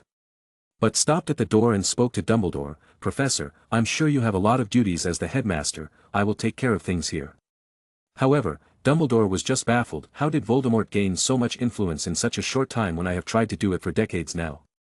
Chapter 406. Soon, about 50 men, all clad in dark hoods covering their heads, were brought to Magnus. They all seemed as if they had not seen the light of the day in years and looked scared of him. These are all of them, Moody reported. Magnus nodded and started looking into their minds one by one. A few of them had a bad life, abusive childhood, that pushed them deeper into their studies, and that was their getaway from all life problems. However, Magnus soon started to find out things more than he asked for. The knowledge these men gained, what they saw and what they worked on was all received by him. He realized what these men even do, and honestly, he was amazed by a few. The first person to meet his legitimacy was from the brain room. It was a long and rectangular room, lit by low-hanging lamps. It contains a tank of encephala, or brains, that swim in a green solution. What they did was amazing. These wizards were trying to create what humanity had already done, computers. Yes, these men wanted to use human brains as programmable minds that can work like a much more advanced artificial intelligence. Until now they had tested it on a few homes that could be automated by this mind. The possibilities were just endless. Keeping this in mind, he moved to the next batch of people. They came from a place called Space Chamber.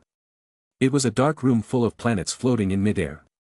Surprisingly, these buffoons in the ministry were researching space while Muggles had put a man on the moon. At least they were doing it. But again, what if they had the help of NASA, for example? Space is one area in which if both Muggle and magical sides cooperate right, it has the most potential to bring something good. Furthermore, the room had a big model of the solar system and the chamber even had anti-gravity charms. When Magnus learnt this, he felt this could be revolutionary for training for space, or maybe somehow this charm could be reversed to create gravity when absent. Other rooms included the Hall of Prophecy, Love Chamber A.K., Everlocked Room, Time Room, and at last the Death Chamber. And honestly, he knew what went on in the other rooms, but the Death Chamber interested him a lot. It was a large, square room that somewhat resembles Courtroom 10 of the Wizengamot. It was dimly lit, with stone tiers leading down to a pit in the center. In this pit was a dais, upon which stands a very old stone archway with a tattered black curtain hanging from it. This arch separates the world of the living and the dead, or so it was believed. After checking everyone and finding no more spies, he went to see the so-called Veil of Death.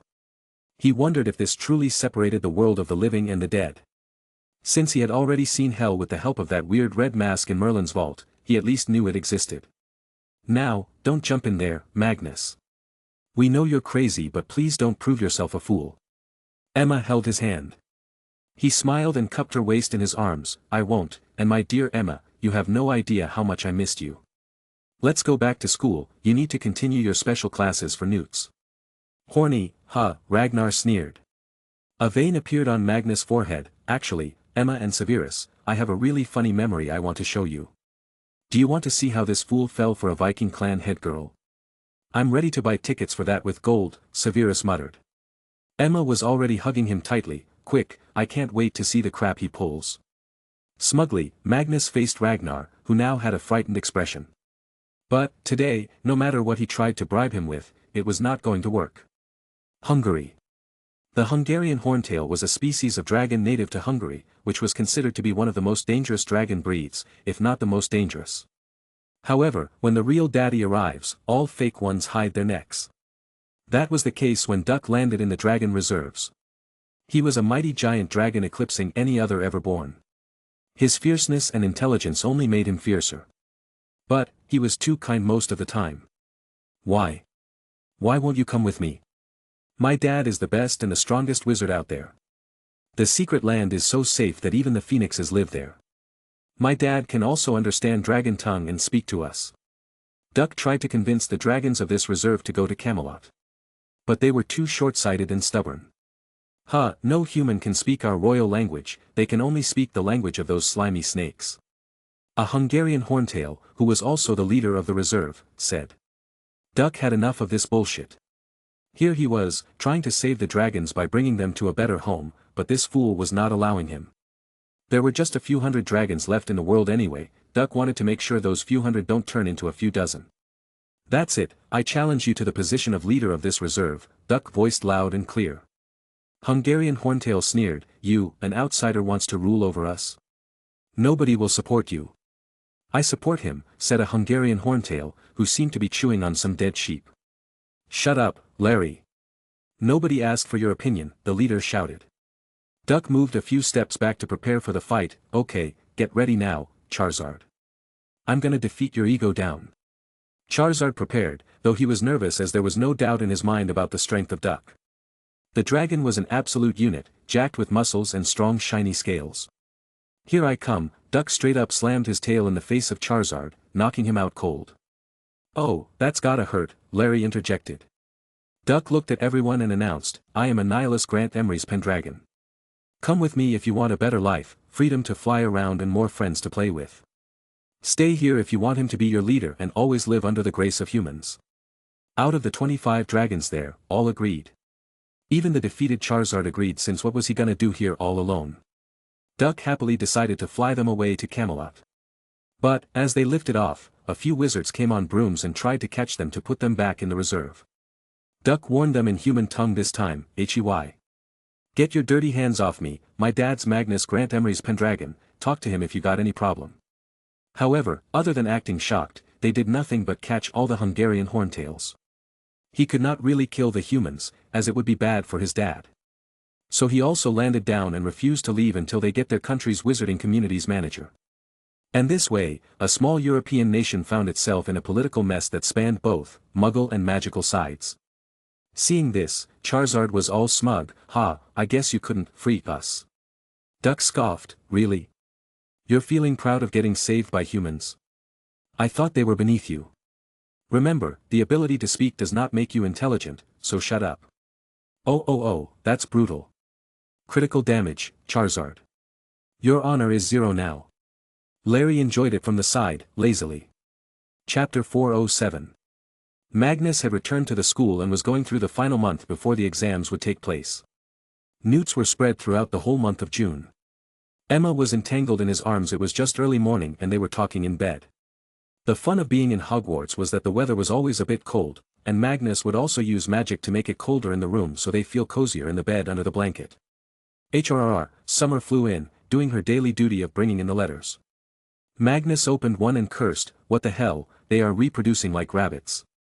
"What? Who?" Emma raised her head to look. "The Weasleys invited me to a small party. It's for the birth of twins, Fred and George Weasley," Magnus said. Emma was also left speechless. I thought wizards were not supposed to have so many kids." Nodding, Magnus felt jealous. Such a strange fate, those who want, can't have kids, and those who have, keep on making more. Emma snuggled under his arms. She was his mental support. They stayed like that without any care. However, how can he have mental peace? Knock knock. "Mag, come out. Duck needs you," Ragnar voice came. Magnus waves his hand and clothes appeared on himself and Emma. He didn't care to drop her off in her room anymore. "What happened?" he asked, quickly opening the door. He was trying to liberate dragons from Hungarian reserves. But they won't let him go. It has caused a bit of a mess from their end as they fear you will get offended. Ragnar briefed. "Offended? Why would I do that as long as they agree to my requests? Emma, do you want to see the beautiful city of Budapest?" He turned to her. "Absolutely, I heard it's beautiful." Emma was on board. "Well, Rag, are you coming?" They turned to Ragnar. After thinking a bit, Ragnar shut the door. "With you too?" "Never, it's boring. You'll keep slithering in each other's arms and forget to actually tour." Magnus then packed his and Emma's bags and headed to spend the night in Budapest. Just a night though, he needed to spend his last days in school at least. In an hour he was in the capital of Hungary. As expected, it was beautiful, but not that much. It didn't feel as awe-inspiring and instead felt like, just another generic old European city. Magnus went to sort out the mess. As soon as Duck saw him, he cried, "Dad, they are bad people.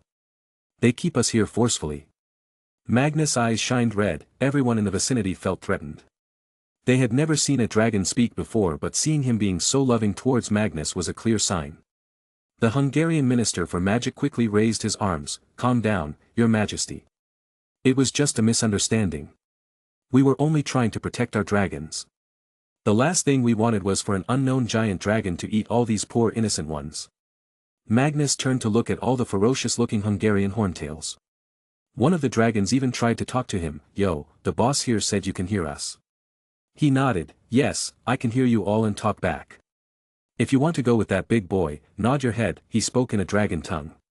All the dragons nodded. Magnus asked another question, but this time in both languages. "If you don't like it here, nod your heads." They all did it again. Shocking the minister. But we give you everything here. Except let them fly away. Do you have any idea how important flying is for a dragon? It's like magic for us wizards. Poor kids, look at them. He walked to the one that spoke to him earlier and started caressing the giant head. The dragon too seemed to be a playful one and acted like he was crying. Magnus secretly chuckled, oh, look at their pain and sorrow. Poor kids can't even tell humans their problems. Wah, the dragon cried loudly. Magnus had to whisper, don't overreact, boy. The Hungarian wizards could not understand what they were saying, to them any crying dragon was a crying dragon. It broke a few hearts, that in their quest to help and safeguard them they ended up hurting them. If we let them go, where will they be taken to? The minister asked. Magnus answered energetically, oh, they will be going to the same secret animal sanctuary where that big boy lives. All kinds of endangered beasts live there. And don't ask me for location, the survival of all those animals depends on secrecy. But sure, if someday you want to see how they are living, you just need to ask and that big boy will lead all these dragons to meet you. The deal sounded good. Taking care of dragons had only one main reason, the various ingredients one can get from them. Otherwise, keeping dragons was very expensive. What about the ingredients we get? That, you will still be getting them, just through the mail, Magnus assured. So we won't be having to keep the dragons here, take care of them and feed them but still get the materials. How will you be making money? The minister asked. Magnus scowled, when did he say he was doing it for free? I think you got the wrong idea. It won't be for free. After deducing the charges for harvesting them, you will get your items but of course, there are no charges for feeding them. That's a deal then, the minister agreed. This was as good as getting paid for doing no work. Good, boy, lead them out. And I am going to have a look around your capital city. Magnus waved his hand and vanished. Duck also left with the dragons. This left everyone a bit confused. Weren't we supposed to get some sort of signature? The undersecretary asked. The minister shrugged, not really, he's the king of Britain, we know where to find him. Let him enjoy his time now, make sure no fool disturbs him. Magnus and Emma roamed around the streets, both looking like the perfect couple in people's eyes. Both tall and sexy, as if some actors or models. But, none had seen them before. Magnus was famous though, but magic was at work earning them some privacy. Mag, wanna know something juicy? It's about James and Lily, Emma said. The two were sitting for lunch in a high-end restaurant with a nice view. What? They broke up? Magnus asked. She grinned, it's actually the opposite. They have decided to get married next year. Magnus was taken aback, really? We just turned 18, and they are probably not even 18 yet, as their birthdays are yet to come. Damn, they sure are crazy. With this speed, they will have a kid before they turn 20. Emma laughed, something must have happened. You just don't decide to get married so suddenly. Anyway, have you thought about us? Getting married? I have actually. I don't want to do it at least before we turn 24. I feel that it would be the best age. By then, my little siblings will be 10 years old. And if, somehow we are able to produce, offspring, it will be the right time. Magnus told her of his plan. She lovingly held his hand, good idea, I agree with you. You are also the king, so I'm sure you need to keep your public image of not being a barbarian by marrying so early. I'm in no hurry, as I'm very much enjoying the current us. Magnus suddenly exclaimed, he felt something touching his nether region. It was her leg. Come on, we're in public, Emma. He scolded her. But this only bolstered her mind. What? The strongest wizard turned out to be a wuss. She teased. In reply, he just caught her hand and pulled her into a kiss, a long deep kiss. The people around them either whistled or cheered. Magnus didn't care, they would forget about them the moment they got out of their vision. Girl, you're just a tigress, and I have raised a dragon son alone. Then, I will turn into a dragoness. She seductively replied, licking her lips. Damn, I love this girl, he thought and operated away with her. Of course, first ensure nobody can see them. Chapter 408. The final days of school had come. It was weird that when it was time to leave they felt reluctant, but on most other days they used to feel tired. So many memories were made here, so many fights were fought. Everyone, this may as well be the last party where I am present. But don't worry, for I will keep sponsoring parties for years to come in Slytherin Common Room. Not to mention, the day my siblings turn old enough they too shall come here. Magnus announced it to all the juniors. He was hosting a big event, a farewell party of sorts. Most of the 7th years who were soon going to leave the school already had job letters in their hands, so everyone let themselves go. It was all thanks to Magnus' vast industries that employed wizards. Everyone, the time spent in this hall has been like living with a family. So much has changed. Initially, when I came here, the atmosphere was that of fear, that foolish Lucius was ruining everything with his homoerotic love for Voldemort. But, I was able to push him back. Then, I launched a war on the depressing atmosphere in this hall, bringing in music and television, parties every weekend. I am really happy that you all could forget the foolish pride. It literally does not matter if you're a pure-blood, half-blood, muggle-born or a muggle, because, in the end, we all are buried in the ground. So, if our destination is the same, why mess around? This year, I will become the official king of the United Kingdom. The country is far bigger than before. We have a land of the same size as England, Wales and Scotland in Africa, called Zimbabwe, now known as Greater Britain. We have vast lands in the Sahara Desert, called Arthurland. We have many more territories around the world. Everyone, my goal is peace, peace across the world. Not just in the wizarding but Muggle world too. Because when we will have peace, maybe Muggles and wizards can come out in the open and live together. So, I hope many of you will help me in the coming years in fulfilling this dream. Thank you for being amazing friends. He ended his small speech meant for the Slytherin friends. Most were his juniors, however. After this, the party started. All kinds of food and beverages were available. Even the alcoholic ones, but these were only for those who were above 18 years of age. Sad for Emma, she could not drink them. This is unfair. If I can't drink it, why did you even bring these? She complained. It ain't my fault you were born in September. So good, so refreshing. He tried to make her feel jealous. Ragnar patted her shoulder. It's okay, Emma, it's not even that good. Most alcohol tastes bitter as hell. I don't even understand why people drink it, but again, it's probably got something to do with age. As we grow we also turn bitter and start liking bitter things, maybe.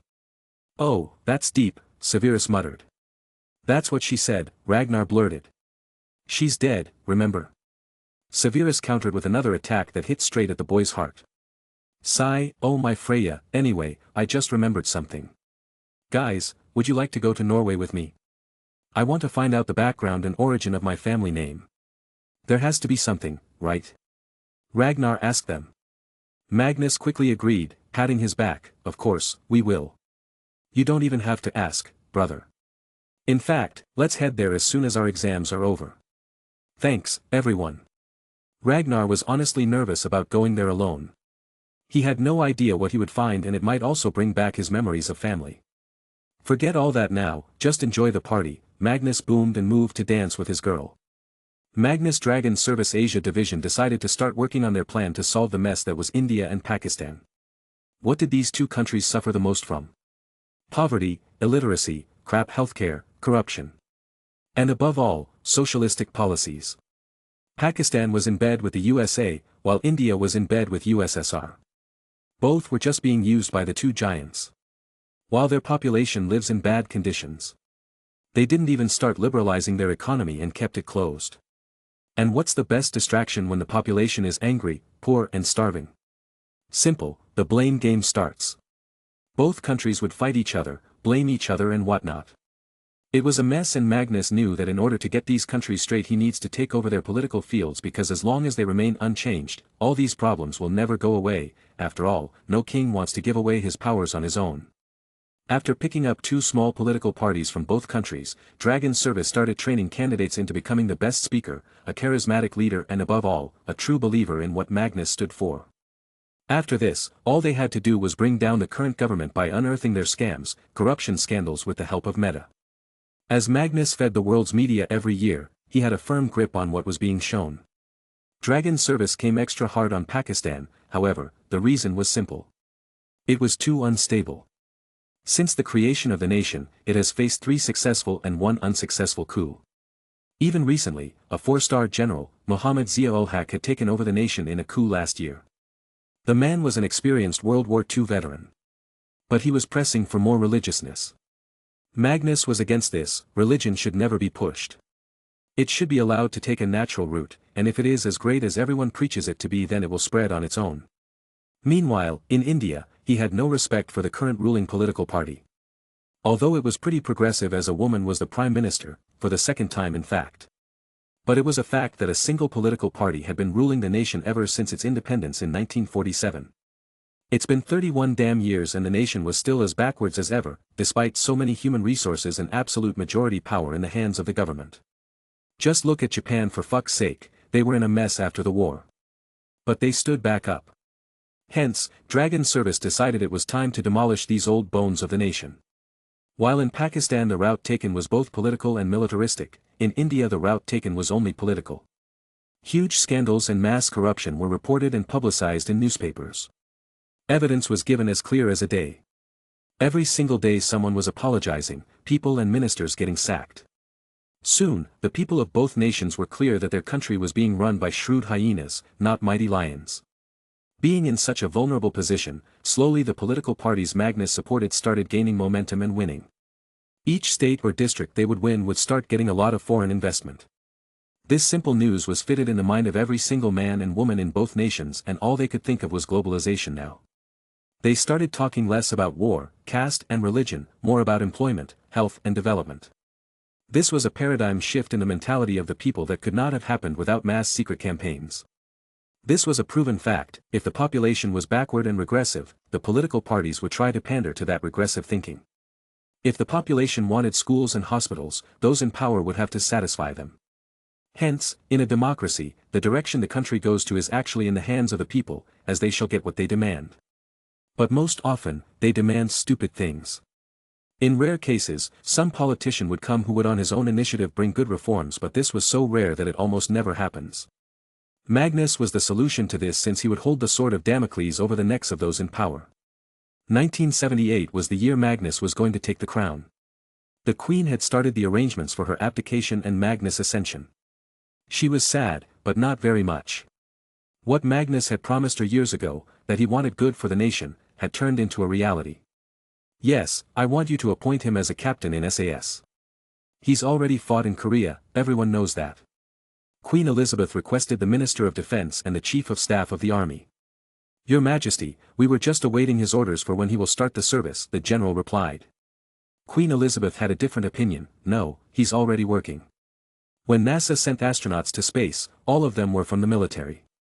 Magnus, Ragnar and Bobby will be going to space, it's better we give them military rank as well. It's a private company and a private venture, but by doing this we will be able to include government participation. It made sense.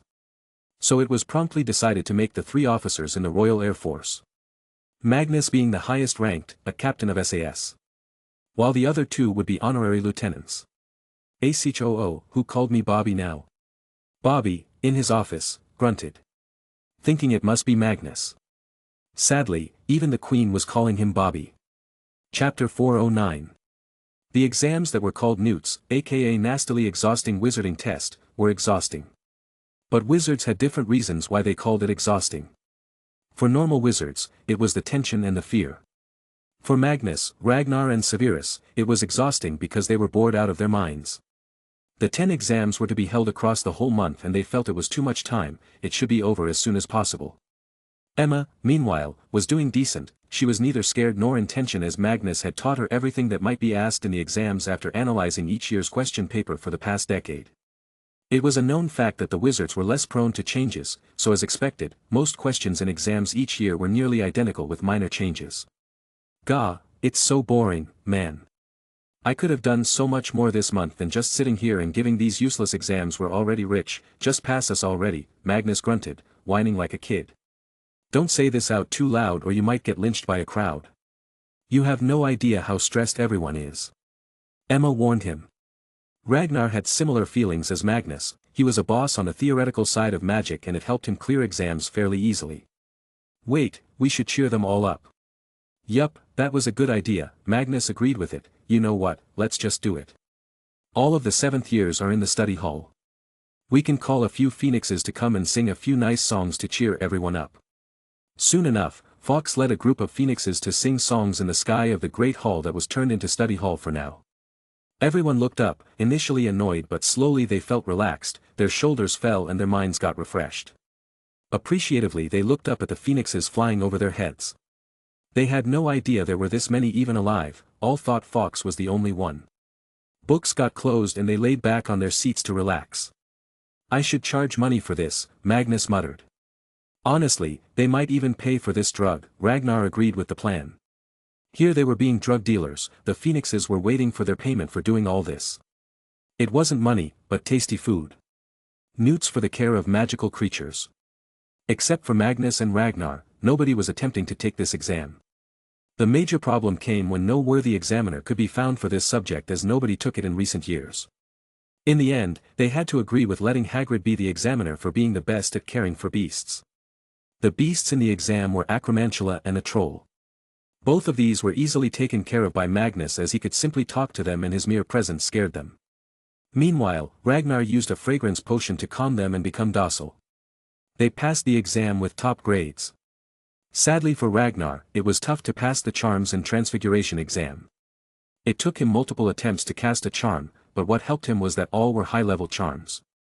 Emma was good, she was an above-average student and highly consistent in whatever she studied. So even if she did not pass with the top marks, she would not fail. Severus achieved amazing grades meanwhile, getting great marks in charms, potions, transfiguration, data and a few more subjects. The only subject he scored lesser on was potions, because Ragnar was the boss there. Of course, the result was not announced yet. June 30th. The last exam was over, all 7th years threw away their wizard cone hats in the air, signifying their reducing tension. Even those who didn't have very nice exams were cheering up. The last day of Hogwarts was coming up the next day. It was depressing, girls hugged each other, even those who used to call each other enemies not long ago. Magnus didn't feel very sad, his best friends were his brother who lives with him, Severus who was family at this point, Emma who was soon going to be family. Living in a castle. He can come here any time he wants, and he owns so many castles. Yes, he will miss the daily scheduled life but there was so much more outside to accomplish and experience. Ugh, why are they crying as if this is the end of the world? Emma sneered at a group of noisy girls.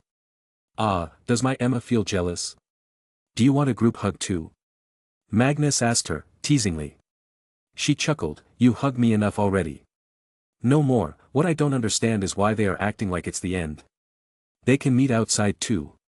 Just forget them, let's prepare to head to Norway after tomorrow's graduation ceremony. We're not going home this time, Magnus said, planning to send the luggage home and then port key to Norway.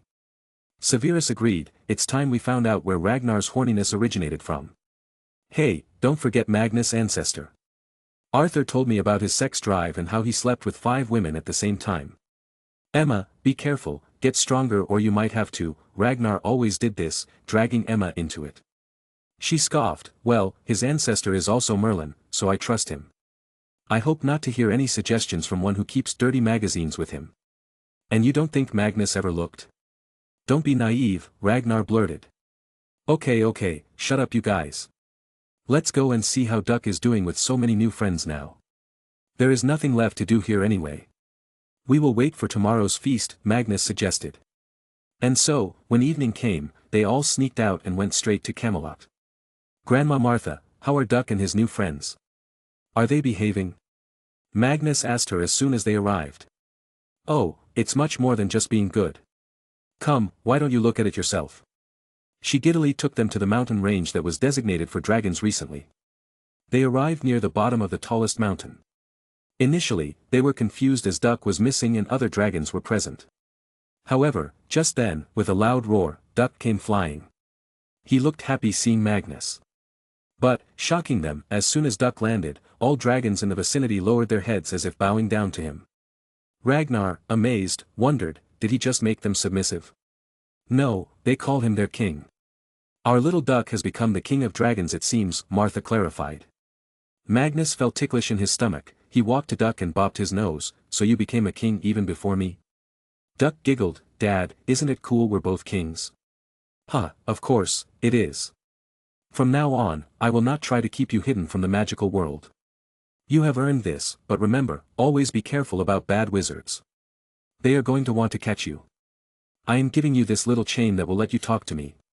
Magnus hung over a gold chain around Duck's scaly neck.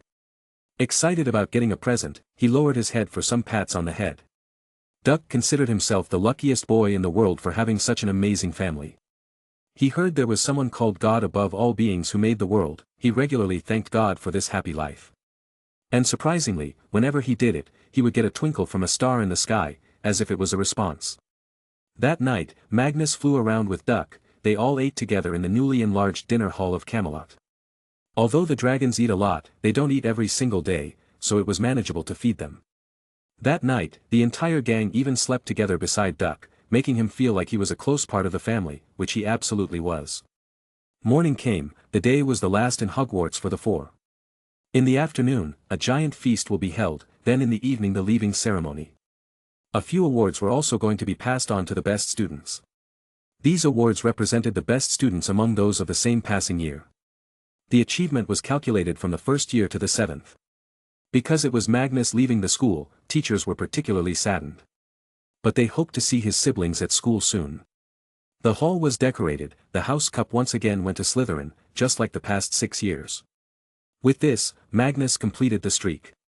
Dumbledore was speaking from the podium and finally called the name of the best wizard of the class of 1978. I suppose there is no need for suspense, for we know who it is. Magnus, come here, son. Dumbledore happily called him, clapping at the same time. These past 7 years, he had earned respect from every single student and teacher. No matter which house one was from, they all clapped and whistled for him.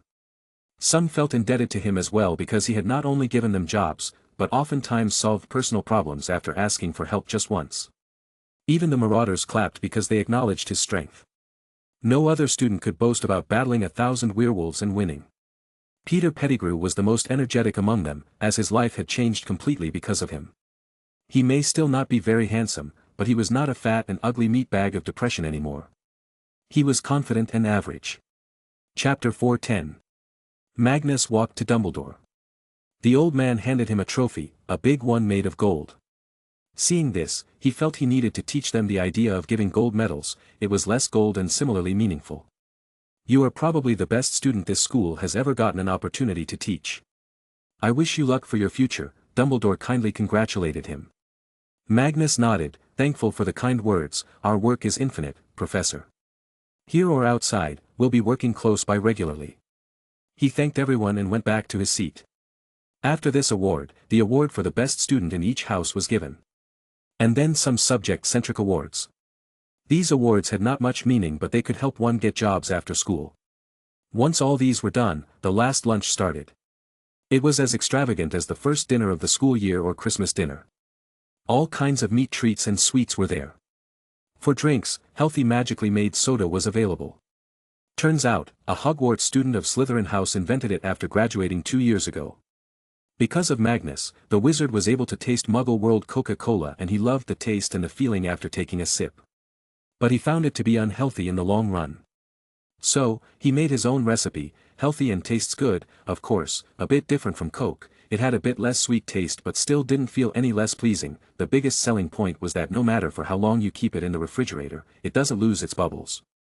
The wizard had recently taken investment from Magnus in return for 10% of his company, and he will be expanding into the Muggle world now with the help of Dragon Holdings Business Consultancy A.K., the DHBC, a service specifically designed to help wizards expand their business ideas in the Muggle world. This pizza is so good. The elves really created a new recipe, it seems. Emma was munching on a whole full-sized pizza with 8 slices. Of course they did. Before leaving, the one thing I wanted to do in the school was to make their life easier. So I told Professor Dumbledore to hire more elves. Now, instead of 2 shifts, they work in 3 shifts. This gives them some time to relax and even experiment with more food. Hence, new recipes. Magnus explained. Ragnar agreed. The chicken he was tasting felt different and better. I want to steal whoever made this chicken and make him be my permanent cook. You mean make them your slaves? Severus snarled. Oh really? Says the guy who actually has house elves as cooks. Ragnar barked back. I pay them according to the ministry's guidelines. By the way, Magnus, how many more spies were found? Severus asked. Adrian had heavy-handedly conducted an audit on the ministry. All the remaining employees were brain-scanned, even the minister, as Magnus was angry at her lack of awareness. In the end, 12 spies were found. About 12, all of them are either dead or obliviated for their whole life. Nice. Nice. Noise. Emma, Severus and Ragnar approved together. They were totally as crazy as Magnus at this point. "Ahem, sir, can I have a picture with you?" a junior asked. Magnus happily smiled, "Of course, grab a leg piece of chicken, we shall have a food pic." Photo guy? Where are you?" Soon enough, a boy popped up with a big-ass camera that looked as if it came straight out of the 30s. But it had the magical feature of making the photo a moving photo, so it was understandable. Just as the boy happily left, another came, then a girl. One by one, a long line formed, all wanting to take a photo with Magnus because this was possibly the last time they could so easily approach him. The camera guy was annoyed and announced that he will be charging money for all the reels he was using. Even the 7th year came to get photos, he obliged. But this delayed the entire schedule for the school. After lunch, Magnus called the entire 7th years of Slytherin and asked them to get a class photo together. This photo will be printed and sent to each of them so they can remember and boast about studying with Magnus for the coming generations. "Say cheese!" he shouted, sitting in the middle. Beside him were his friends. His hand was on Emma's waist and one arm on Ragnar's shoulder, going as far as pulling Ragnar's ear beside Ragnar. Straight behind him stood Slughorn, as he felt jealous for not being included. Click. The flash brightly shined and the moment was captured forever to be remembered, to be spread around a chronicle that was in the making. The life of King Magnus was an ongoing historical event and none had any idea. Okay, let's get going, the boats are waiting. Hagrid must be bloody bored right now. Magnus clapped and made everyone move fast, dragging out their luggage from their rooms. He too took a glimpse of his room, where he spent so many moments with Emma. Then the common hall, the place where he made his friends, partied, met Ragnar and Severus, Emma too. The memories he made here were treasures to him, and that made him a bit emotional. One chapter of life was closing, and many more were awaiting. Time never stops, even for the strongest wizards. "I'm glad I was sorted into Slytherin, I got to meet you because of it," Emma muttered, standing beside him. Ragnar and Severus also arrived, and they looked at the music system that Magnus placed in his 2nd year and the television he placed in his 4th year. Ragnar cursed, "Fuck, go back in," tears. "Men don't cry." "Really? Then why were you crying like a bitch watching that movie?" Severus rebuked his manliness. "You leaving? I will miss your presence." Regulus came out, looking rather sad. Magnus straight up hugged the boy.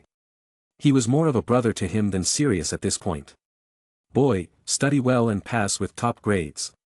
You're going to join me after that, learn from me how to bring peace to countries and around the world, how to run companies. Keep sending me letters, and you got the phone." Regulus nodded silently. Magnus handed him a piece of paper. "If you're ever in trouble, just tear this paper and I will know your location." Thanks, he put it in his pocket. After that, he took one final glance and headed straight out towards the lake.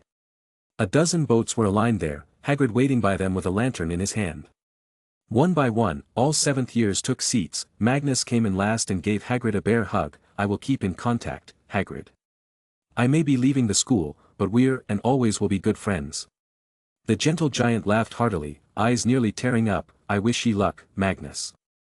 Yevi changed my life, got my wand back, Savon, my life. Thank ye fair everything." He got on a boat, Severus, Ragnar and Emma together. They rowed it away from Hogwarts. The giant castle that appeared magnificent on their first day here was still as spectacular as ever. Everyone was silent, a difference from the day they came here. Instead of being in awe, they were feeling sad. The thumping of water from the oar was particularly audible tonight. "I'm gonna miss waking up and walking to the Great Hall for breakfast," Ragnar muttered. Severus sighed and added, "And I will miss a reason to wake up every day. But I guess, being a teacher at the new Hogwarts, I will just be reversing my role from a student to a teacher." Emma chuckled, "Hee, Sev, I hope you become a good fun teacher, not a snarky boring one. You know what I'm talking about." Yes, students love teachers who can make a decent joke. It also makes them appreciate the class and work harder in your subject. Slughorn knew it best. "Oh, you will be teaching potions and data, you can take some pointers from Slughorn I think," Magnus suggested to him.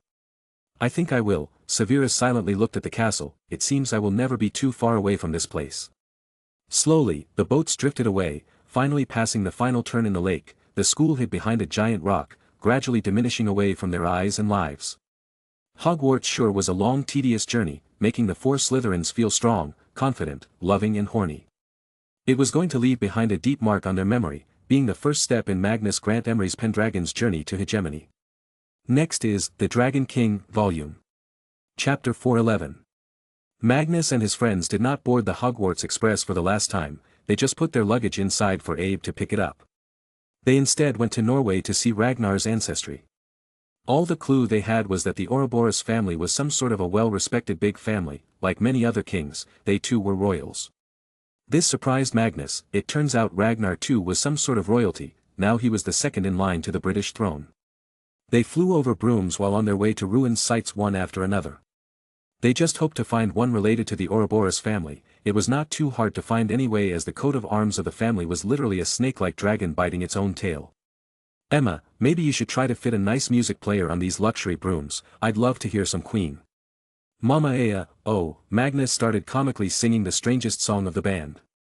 It was just too catchy, A/N, it's 1978, a lot of their songs have already been released. I personally like the We Will Rock You, Emma added. Ragnar had a different taste though, I too like the We Will Rock You, but I always add fuck instead of rock whenever I sing along. Everyone looked at him with a weird look. But they loved this Ragnar, he was a crazy, unpredictable, but a good loyal man. Severus, meanwhile, was clueless, not very cultured in the Muggle music and movies. Remind me to lock Severus in dungeons below my house and let Dobby play all kinds of movies and music.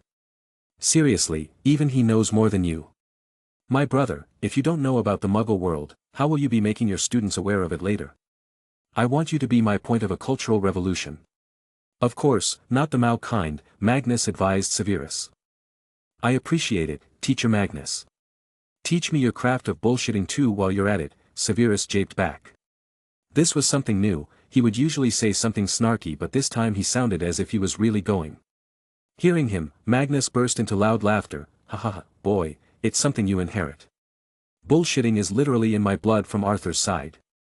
I can vouch for that, he was a loudmouth, Ragnar strongly nodded. All four were either already 18 or on the verge of turning 18. They were adults and it honestly brought some new confidence and freedom to their minds. They were not bound by common kids' laws anymore. Heck, even the ministry could not do anything to them because of Magnus. Magnus may not be officially king yet, but the world's wealthy and influential already see him as one. We're here, the fifth ruins of the day. I hope we find it here, I'm seriously tired of flying so much, Emma complained, stretching her arms. They descended on the side of the snow-covered mountains and walked towards the place. There wasn't much that could tell them it was a ruin, but what they did have was a very sensitive magic scanner. This means that whenever there is magic in the surrounding, the instrument will make noise. Much like a radiation scanner. It seems it's a dead end once again, Ragnar, disheartened, said. For all they could see there were just rocks and snow. Emma and Severus too started to walk back, but Magnus stayed there, with his eyes closed and his nose making movements as if it was sniffing something. Stop, he shouted at them.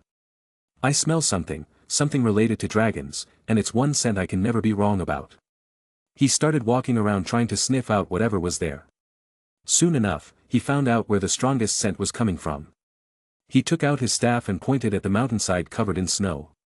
Casting an incendio spell, a big ball of the fire melted all of the snow, revealing what was underneath it. It was a wall, that also felt like it was a gate. On it was also the coat of arms of Ouroboros clan, carved into the stone itself. Hee, a galleon and thanks will be enough, my brother, Magnus cheekily grinned. Ragnar's eyes opened wide in astonishment, he ran to the wall and put his hand on it. As expected, the Ouroboros art drawn on the wall shined in light and noise started to come. What's with all these old vaults and caves opening up with our palms? Magnus muttered to himself. They silently watched as the entire wall, at least a few dozen meters high, slowly went into the ground, revealing the giant entrance to the cave. Inside the cave was a big castle.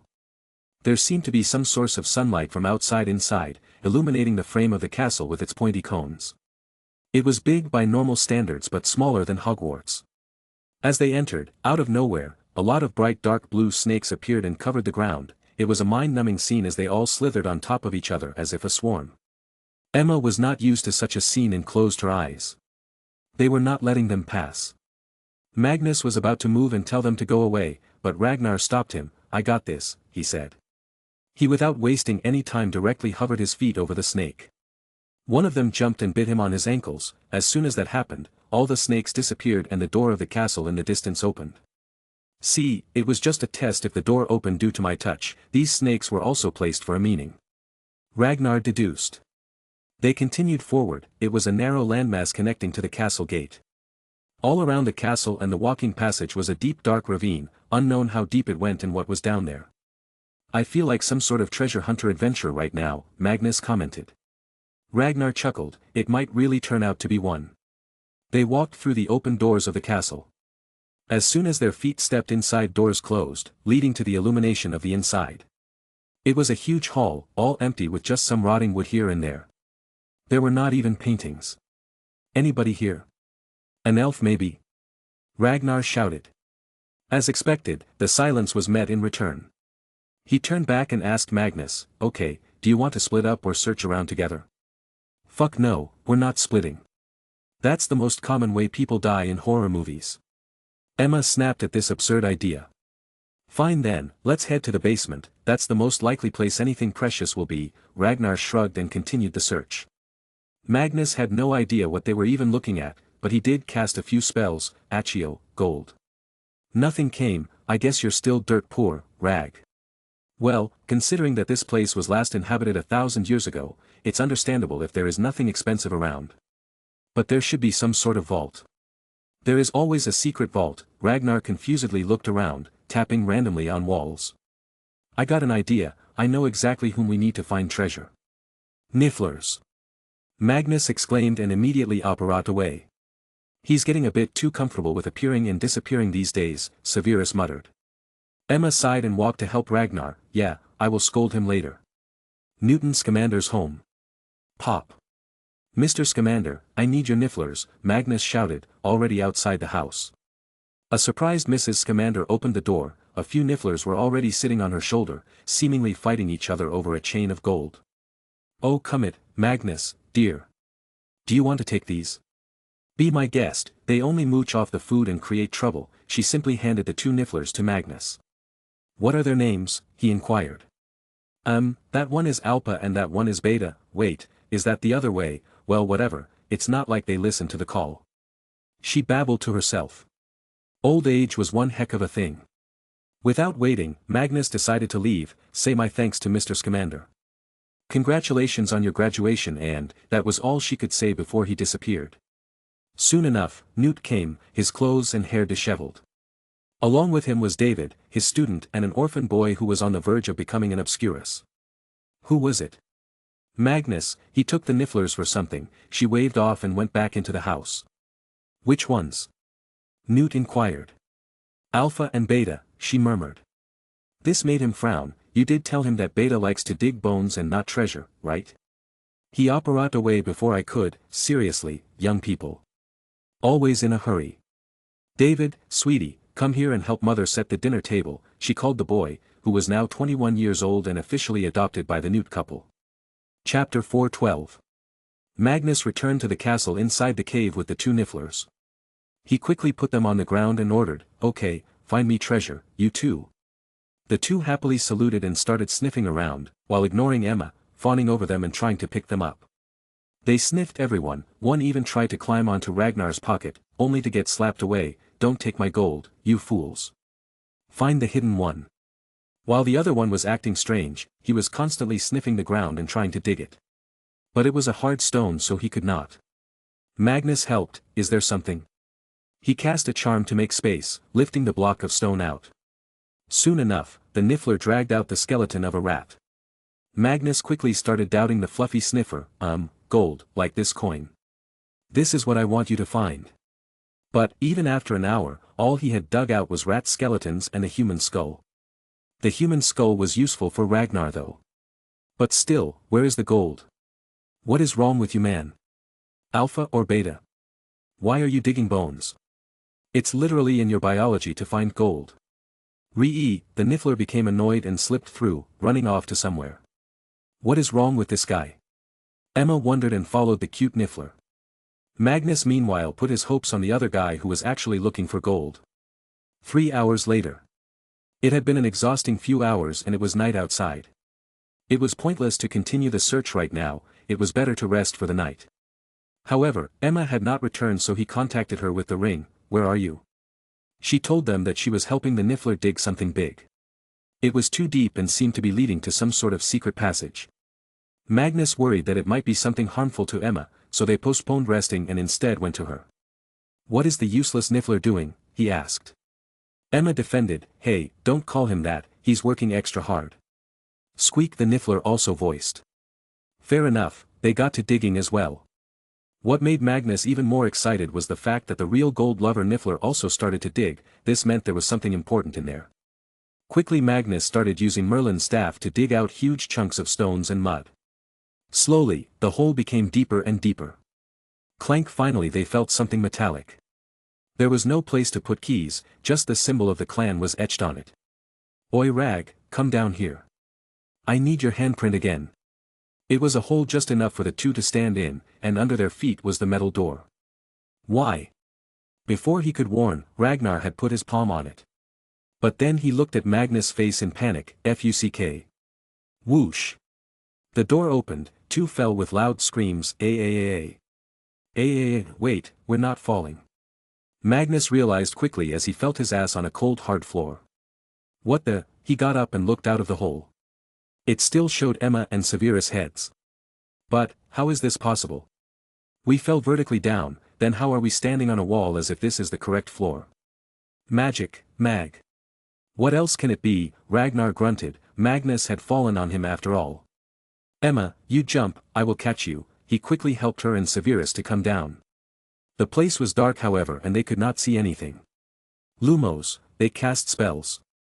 Magnus instead cast a flying lumos that could stay in the air and illuminate the entire place. What they saw did shock them.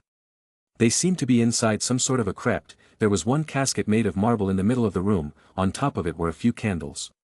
While the entire room seemed to be dome-shaped. On the entire dome, lots of art and old language were etched. "It seems this is it, Rag. That's most likely the grave of your first ancestor or something. Be careful touching it," Magnus suggested. Ragnar did walk around in caution. He noticed lots of runes on the floor, as did Magnus and Severus. "This entire place seems to have a purpose," Ragnar said. After checking all the runes, they found it was leading directly to the grave in the middle. The only way to find out what it led to was to check the casket. Ragnar stepped forward to put his hand on it as Magnus kept his staff ready to meet with anything. Ragnar pressed his hand on the marble slab from where he touched it. A web of light started to spread around, lighting up each and every crack on the ground, in the walls and even the art and words on the dome ceiling. Ragnar quickly stepped back, fearing something might come out of the casket. Slowly the entire room was basking in the magical light, then out of the casket came a translucent figure. It soon took its complete form and seemed as real as alive. The man in question looked old. He was wearing armor and smoking a pipe. On one hand was a staff that was also a spear. The most notable thing was his long beard and half of his face covered in scales like that of a dragon. "Who are you?" the old man asked them in a heavy tone. Ragnar replied, "I am Ragnar Ulrich Ouroboros, the last remaining Ouroboros." The old man sighed, "Such a tragedy. I am Vanir Ouroboros. What year is this? What are you first of all? Are you alive again?" Magnus interrupted. Vanir suddenly hovered over to Magnus and looked him in the eyes. "Ah, a dragon, a successful one at that. Magnificent. No, I am not alive. This magic shall last as long as you all are in this hall. Once you leave, this memory, this consciousness too shall fade away. It's a set of complex runes that can transfer one's mind for a short while. I am Magnus Grant Emery's Pendragon. The year right now is 1978. Christian year," Magnus clarified to the old man. "So 1,000 years have passed." He walked back to Ragnar. "Boy, what happened to your family? I know my clan died of treachery, but you? They were murdered by a dark wizard when I was young. Magnus' family took me in a few years later. Can you tell me about the origin of my family? Our history only dated back until a few hundred years. There was no mention of us being from Norway," Ragnar told him. Vanir agreed. After all, this was the aim for his creation. "Of course, I shall. I am the originator of the clan, and it was due to a mistake of mine the clan formed. I was young and foolish at that time. A hot-headed Nord. I wanted to grow as strong as possible, so I went out on an adventure. I caught and killed a dragon, but then my mad brain suggested inventing a new potion to gain that dragon's strength. In my quest of infusing a dragon's strength into myself, I ended up infecting myself, permanently scaring with the mutation. I grew scales over my body and they continued to take over slowly. I grew a tail eventually, one similar to a dragon. The far worse effect, however, was the madness that came with it. Without realizing, I was losing my sanity, becoming a dragon, and then the time came when it overtook me. They locked me in the dungeon, where I would cry and roar. Eventually, it became too much, unable to differentiate right from wrong, I started eating myself beginning from my own tail. I had eaten half of myself when I lost too much blood and died. My body remained in the dungeon for a week, when they found it had turned into a snake-like dragon that had eaten its own tail. My son somehow inherited some of the powers of a dragon, such as having a great resistance to fire, you can feel it but not get burnt, and increased strength. They decided to give a new name to the clan based on me, and so it became the Ouroboros clan, a flawed dragon that ate its own tail. That sure was one heck of a fuck-up. The four silently sat there and digested the information. Ragnar's clan was formed for such a reason, and it was pretty interesting actually. But, there was one doubt in Magnus' head: if you are the creator of the Ouroboros clan, why does your armor have a raven? Oh this body of mine is from the time when I had not mutated that much. I had fucked a girl from the Raven clan and got her pregnant, the Jarl found out and forced me to marry her. I received this sweet armor in dowry. Poor girl, she died at childbirth. Vanir mourned. That was exactly when Magnus, Emma and Severus stared at Ragnar, for he too had fricked a girl from the Raven clan and she had died. Magnus came upon with a theory due to this: don't tell me, your clan's little sausage is cursed. Ragnar silently glanced at his pants, this possibility did rise in his mind: my treasure, are you cursed? What happened? Vanir was highly confused.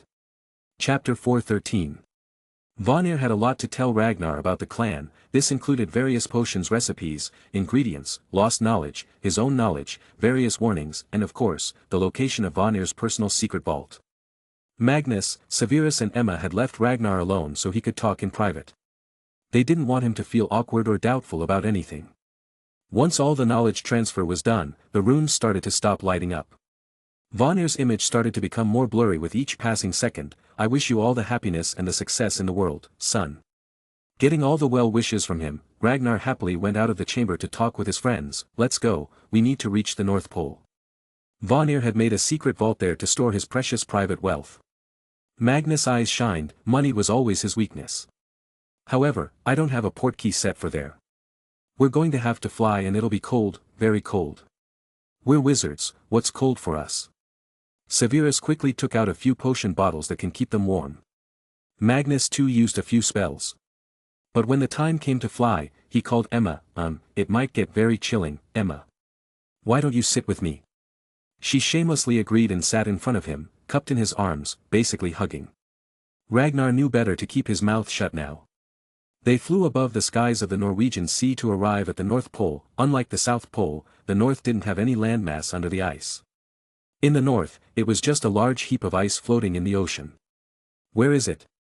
All I see is white snow and it's hurting my eyes now. Magnus asked. It's under the ice here on the seabed, I think.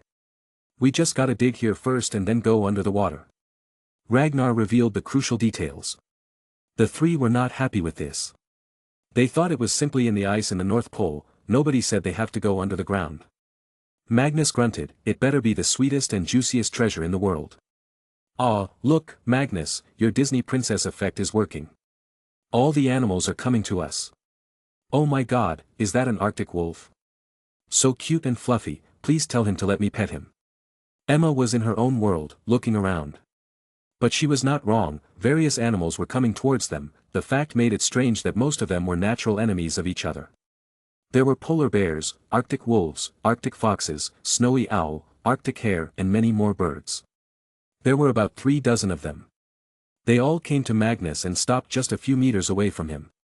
Then the largest polar bear among them rose up on his 2 feet and raised his arm towards Magnus. Growl. None except Magnus understood him. He translated, food, where? Hee, it must be really harsh to survive out here. They want treats. Emma fawned over an Arctic fox, already picking up and playing with it. Scratching his head, Magnus took out a satellite phone and called Dobby. Yeah, bring meat from the local shop, yes raw, and bring the whole truck to my location. A few minutes later, Dobby popped up, a small truck with him. It was full of raw meat of all kinds. He patted the polar bear's head. "Here you go, boy. Eat all you want. By the way, do you know about anything strange down there under the ice, and is there any way to reach it?" "Oh whoa," the wolf voiced. "You see lights under the ice shining in the night?" Magnus translated. The cute wolf nodded his head while taking a big chunk of pork from the truck. Magnus looked down. It was going to be a tough one. "Okay, boys. Get to digging. The ice should be 6 meters thick at max and the ocean is about 5,000 meters deep. I will have to use my staff and superior magic." The polar bear again interrupted. He called Magnus. The news made him much happier. "Amazing, he says he knows a place from where we can access the sea under the ice. I guess they just earned another truck of meat." The four followed behind the thick-furred polar bear and arrived in a cave that went under the ground. The bear didn't stop. This meant there was enough space to move ahead. After a few minutes of walking, they arrived at an underground pocket. The water there was not frozen and highly clear. But everything looked pitch dark in it. "It's a bit scary, to be honest," Ragnar muttered. Magnus shrugged. "Don't worry, Big Brother is here. Okay, everyone, grab me. Rag, you to my left and Sev, you to my right. Emma, you will have to hug me from the front." They didn't complain. Emma walked to him and hugged his neck. Their faces came close to each other. Cough, Ragnar interrupted. "Mag, treasure, gold, shiny stuff, remember?" "Rag, I'm not a crow who loves shiny stuff and corn. I only like gold." Magnus grunted, pecked on Emma's lips and waved his staff. Instantly a thick bubble surrounded all of them. He looked back at the polar bear, who was shocked. "Boy, you go back and eat. I will find you and your friends later." With that, the bubble slid into the water. Initially, they could not see anything, but then he made the top of his staff shine brightly. It was extremely bright, but since they were in the middle of an ocean, they could not see much. Is it going to be another palace? Maybe mere people live here too. Ah, fuck, if they do then they'll probably be the scariest ones alive. Remember the rules. Warm water means beautiful mermaids and cold water means the demon from your dreams, Magnus theorized. I don't think it will be another palace. Maybe a vault or something, Ragnar muttered. It took then half an hour to descend to the seabed. By that time, the amount of pressure Magnus' air bubble was facing could crush any submarine in the world into scrap metal. But, he was having no problem. Again, this showed how magic can work in places machines can't. Heck, Ragnar's potions factory used magic and elves only and they produced products for both, Muggle and magical world. Even Emma's broom company was soon turning towards automation with their new factory being set up near Hogsmeade. Severus, though, only owns one big potions shop in Diagon Alley. Yet he was filthy rich, the reason being his patents. Look, some light is sparkling from there, Magnus pointed and started moving the bubble. But it turns out, the light was too far away, even after drifting underwater for an hour they didn't reach it. But the light was getting stronger for sure. Emma, you got that experimental Walkman my company created? Play some songs will you? The Sony one? Sure, I always keep it with me. She fiddled in her pouch. It was a Walkman that utilized Atom's solid-state batteries. Hence, the Walkman could not only play music with headphones but with speakers as well, all with a battery backup of 8 hours if used on speakers and 16 hours for headphones only. It was going to be released next year and Magnus expected to earn billions from it. Although Future Tech had developed a prototype CD and MP4 format that was far superior to anything in the market, they could not combine it with Sony Walkman as it'd be too costly. She put on a cassette as they moved towards the light slowly while humming the music. Of course, Severus was still clueless about the amazing. They spent 2 hours to reach the light, and when they arrived, their jaws fell. In front of them was a giant wall of ice, the light was coming from inside it. No matter which direction they looked in, left or right, all they could see was this giant ice wall extending.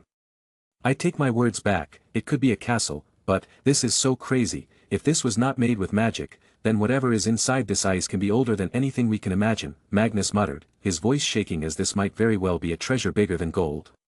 How are we to enter it? Emma asked. I got it covered, he made the air bubble touch the ice wall. Slowly the wall started to melt and the bubble entered it. He made sure to recreate the ice wall behind him so that ocean water cannot enter. Once there was no water, Ragnar left Magnus' arm.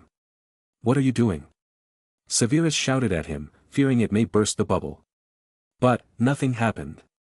Severus looked back at Magnus' face that had a smug smile. He sighed, "You didn't need us to hold you, right?" He shamelessly nodded, "Nope, I just needed Emma to hold me." She chuckled, not at all angry, "You only gotta ask, dear. But where's the fun in that? Anyway, let's see what's in there." He ended the magic that made the bubble. Their feet touched the ice that had probably not seen any sign of life in many millennia. Chapter 4:14. The ice wall was thick, too much actually. It took them an hour of walking and melting to reach the last stretch. But what was to come after that they had not expected even in their wildest dreams. Crack bam. As soon as the last thin sheet of ice broke, a strong gust of wind blew them a few steps back. It was like a plane being suddenly depressurized. But in a few seconds, it became normal as the tunnel they had dug got filled with air as well.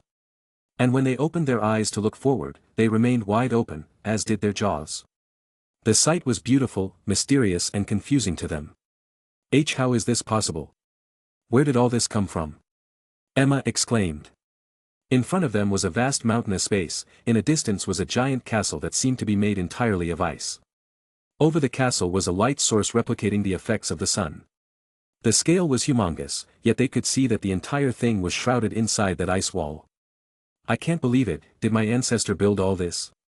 "If he did, then dying from a pathetic potion mistake is seriously too embarrassing," Ragnar commented. "There is strong magic, that's for sure. Let's go in and see." Severus became the voice of normality and walked forward. Magnus, however, remained mindful of any traps but found none. It was as if they were just on normal land. The closer they got to the castle the more in awe they were.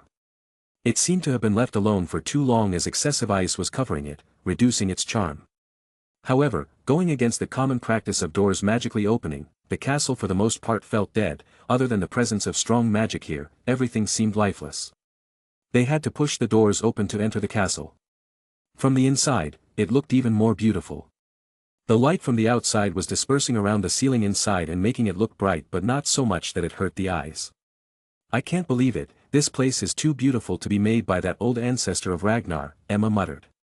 "What do you mean? I cannot make pretty things." It hurt right in the poor boy's heart.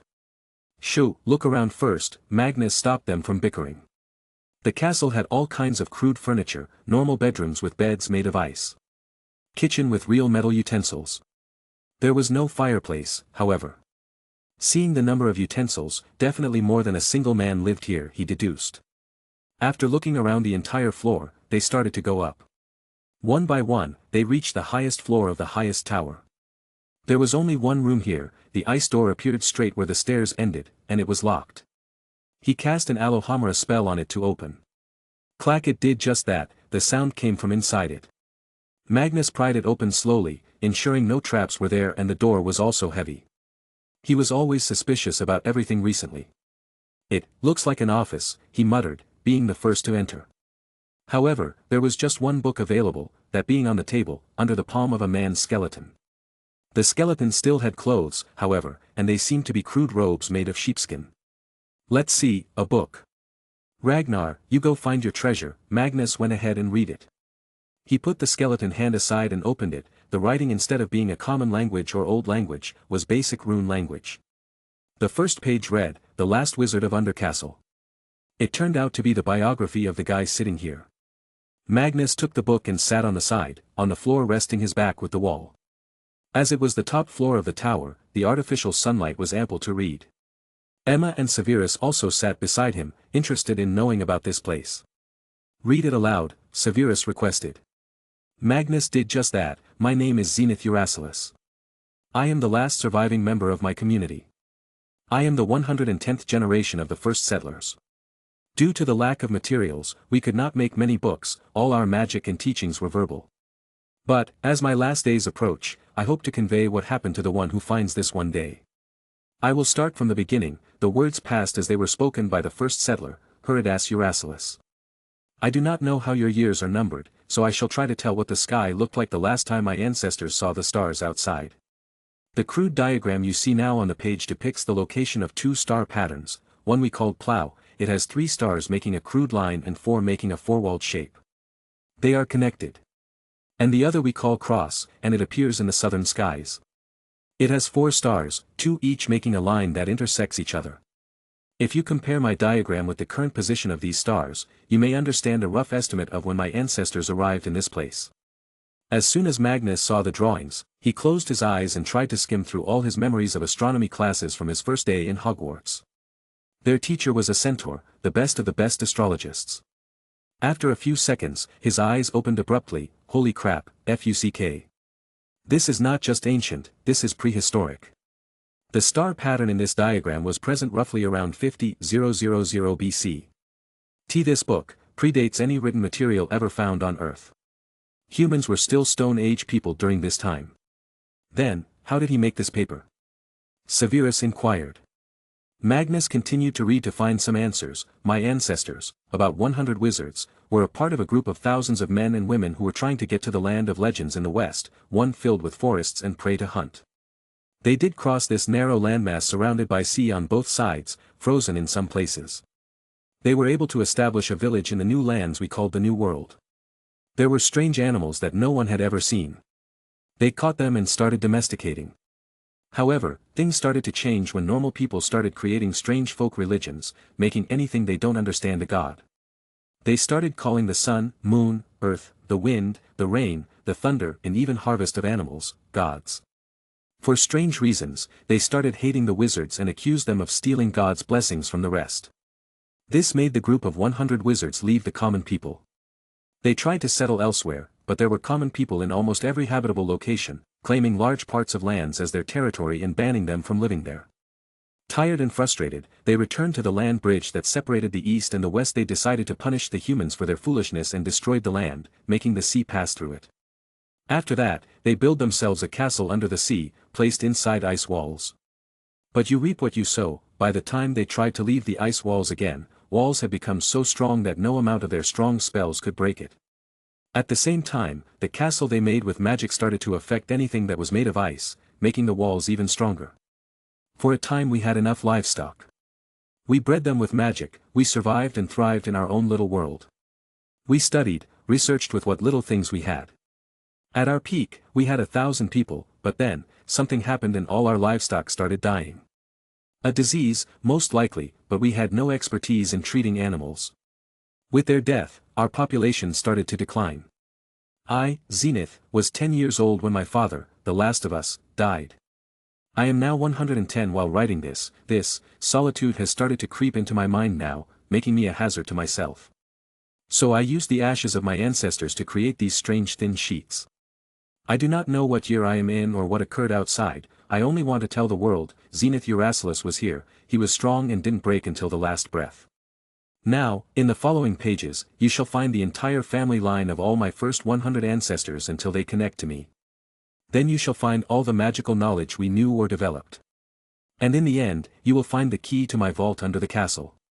It has staffs of all my ancestors. If you have any use for them you may, if not, destroy them. Thank you for finding me, kind stranger, may your magic always be strong. Magnus closed the book after skimming through all the pages. There was not much extra knowledge that he already didn't know. After all, what can a group of wizards stuck in a small prison of ice create? All their researched and invented spells were related to survival. Severus pitied the man, to live for 100 years, all alone in this insane place. This man had brain made of steel. Magnus looked at the skeleton. Being the last person alive, nobody was there to bury him. You know what, let's take that skeleton and give him a proper rest in the fresh air. He couldn't see the sky while alive, maybe in his death, it will grant him peace. Emma asked a question just then. Mag, how come you were able to get inside but they couldn't go out? They were able to destroy some sort of land bridge after all, so they must be pretty strong. Chapter 4:15. Sighing, Magnus answered her question. The land bridge he was talking about is most likely the Bering Land Bridge. It was a landmass that connected today's Russia with Alaska. Scientists thought it was destroyed because of the rising sea level. Who knew it was them? And Emma, you have no idea what kind of astronomical powers it took to bring us inside this ice cage. No ordinary, not even Dumbledore can do this as easily as I did, all because of the buff provided by this Merlin staff. Forget entering here, just reaching the seabed would have killed any normal wizard. It's understandable that they couldn't get out. Then, how did Ragnar's ancestor get in here? She asked further. That was indeed a question, but one not very hard to answer. The likely answer is that he did not. He couldn't have reached the seabed and dug a hole in this ice wall. The best case scenario is that he placed it inside the ice on the top or through a vault into the Arctic. Guys! I didn't find anything. I have no idea where the vault is. Ragnar came back, tired and panting. When he noticed the faces of the three, he asked, what did I miss? Nothing, just the monologue of a 50,000-year-old wizard, Magnus replied as if it was nothing and got to work. He went to the basement with the book in his hands. Perhaps it was the key since all he found on the last page were some runes. In the basement of the castle, there was just a single strange wall. Going by his intuition, he drew the entire rune formation as he saw in the book. He was right, after tens of thousands of years, the secret doors opened. This was the sweet thing about magic, it didn't need oil to be maintained. The vault door slid down into the ground slowly. Whoa! This can't be Vanir's vault. That guy looked more like a sophisticated brute to me. Ragnar himself rejected the idea. You are right, this is the vault of the wizard that used to live here. Emma, tell him a short story. I will look in here. He entered the vault. As always, there was a lot of gold in the form of crude coins. He had seen so much gold that nothing shocked him anymore unless it was a pile of gold as tall as Mount Everest, or maybe a swimming pool of it. On one side were a lot of staffs. There were 100 in total. However, they must have been passed on from generation to generation. Since they were so deep under the ice, they had no way of getting more wood to make them. However, then he saw some things, blocks of stones on which rune writings were made. These were probably the initial ways of these wizards to document their knowledge. Among all the magic, he found one that caught his eye: how to breed animals with magic. The word breed was a trigger word for him at this point.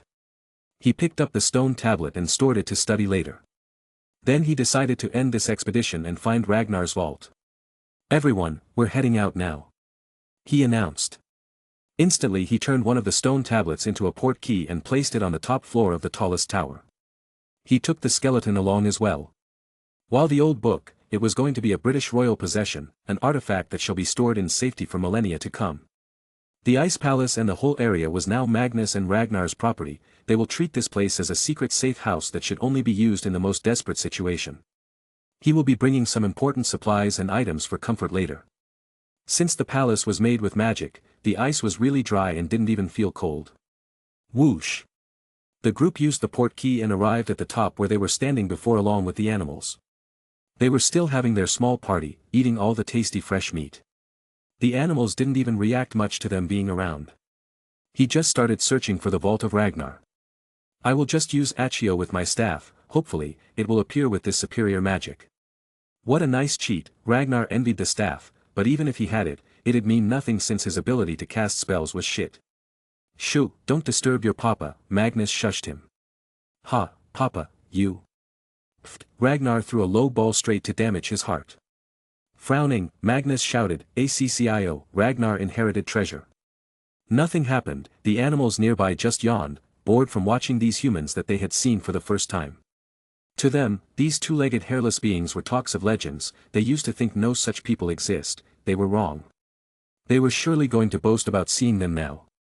Severus tiredly scowled, I don't think there is any treasure. I'm bored and hungry now, we should head home. No. How can this be? That old man said it was here, Ragnar insisted.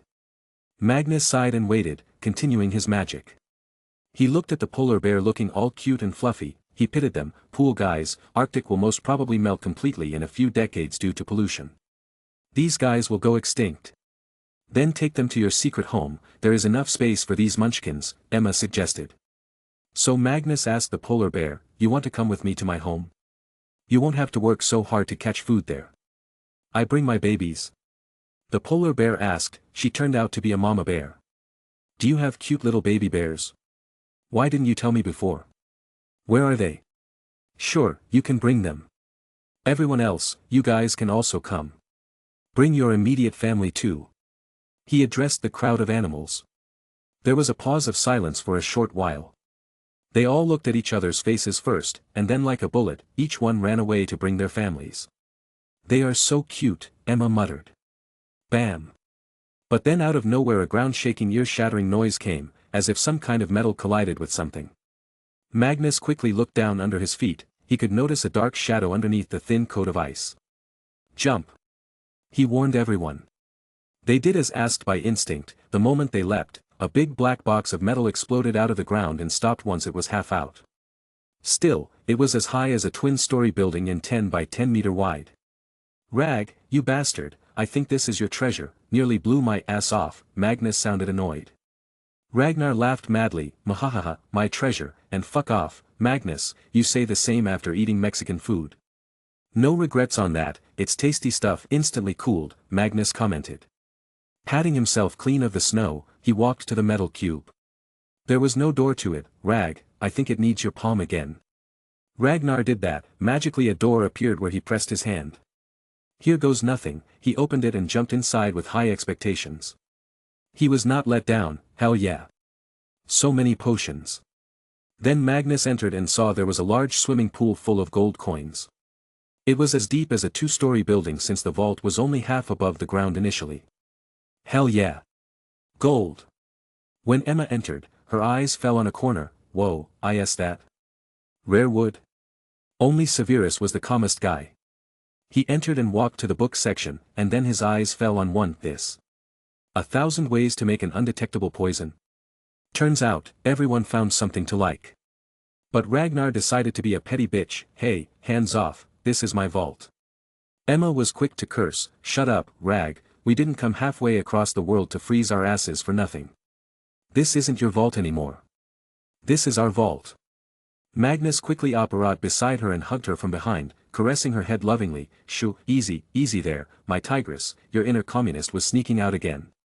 Pfft, laughter soon resounded in the giant vault. They were best friends, so of course, they were communists for each other and it was all fine. Chapter 4:16. In the end, everyone was happy. Magnus got some new fluffy animals to play with, Ragnar got his vault, Emma found new wood and Severus got some strange book. After dropping the animals in Camelot and the Nifflers back at Scamander's home, it was time to finally return home.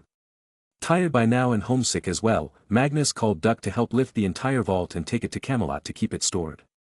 The school was over and they had already spent 3 days away from home. But at least Dobby had informed Grace about their whereabouts. They dragged their bodies home. Severus lived nearby so he went home because he too missed his mum. Emma, meanwhile, remained at Magnus' home since hers was not anywhere close. Grace cheerfully hugged them. Congratulations. My lovely little princes have grown into fine adults, ready to enter the adult world. Ragnar giggled. Hee hee, Mum, we've already done things most adults can dream of doing. And we're going into space in a few months. Oh, about that, sweetie, Magnus. I need your help. When you go up there, can you take a few samples of medical experimental material with you? I need to find out how it reacts to zero gravity. She requested. Don't worry, Mum. Once I reach the moon, I will be able to see if we can use Portkey to here. If we can, then we will soon be building a real moon base and also a research facility as a space station. He assured her. Big brothers, we made Congo gift. The triplets came running, a bouquet of flowers in their tiny hands. They gave one bunch each to Magnus and Ragnar. But then the problem arose, they only had 2, as Emma was uninvited. They looked at her confusedly. Emma chuckled and took out a single sunflower from the bouquet Magnus' hand. Thank you. Where did you get these? Magnus asked them. Maximus proudly replied, oh, we picked them from the garden ourselves. Can you repeat that? Grace appeared behind the 3, looking like a towering ogre to the 3. They sweated immediately. Dobby did it. Magnus hugged them and ruffled their hair. It's okay, your big brother can fix it, but remember, what you just did is wrong, not picking the flower, but lying. If you have done something, you take responsibility, that's how become a good boy and girl, okay? He innocently nodded. He decided to cheer their mood. Okay, we're eating food outside tonight, where do you want to go? Movie, they jumped together. But when it came to which movie, they started fighting. Maximus demanded to see Batman. Aurelia demanded to see Alien, a movie about a human space mission getting sucked into a wormhole and ending up on an alien planet. Clementia said she was okay with both of them. Magnus chuckled after seeing them bicker and trying to tell each other why they should choose their movie. He picked Clementia in his arms and stooped the other 2. Okay, I am not going to choose either of you, instead I will choose Clem's side.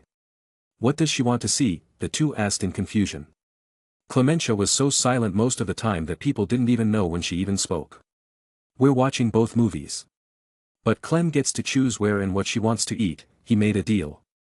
It was quickly accepted by the two. Clementia also got something and didn't feel left out. That evening, they got in a big car after Adam came home, then the entire big family went to watch a movie, and guess who tagged along? The Queen. She loved spending time with the three little triplets. And she also had something to say to Magnus: thanks for taking the headache from me, in a few months I will be so liberated, so free. That was when Magnus realized, the Queen was not sad about losing power anymore. Instead, she had taken his family as her own and now was relieved to be leaving the throne. She can do more fun things in life. But Magnus had no such feelings. This was what he wanted. The more power and pull he had, the more he could do.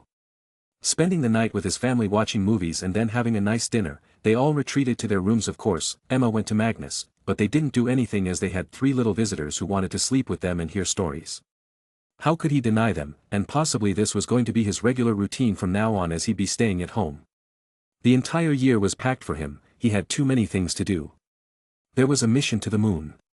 Him taking the throne, visiting Africa to announce his next phase, also go to Thailand to inaugurate the Thai canal that was in the last phase of construction.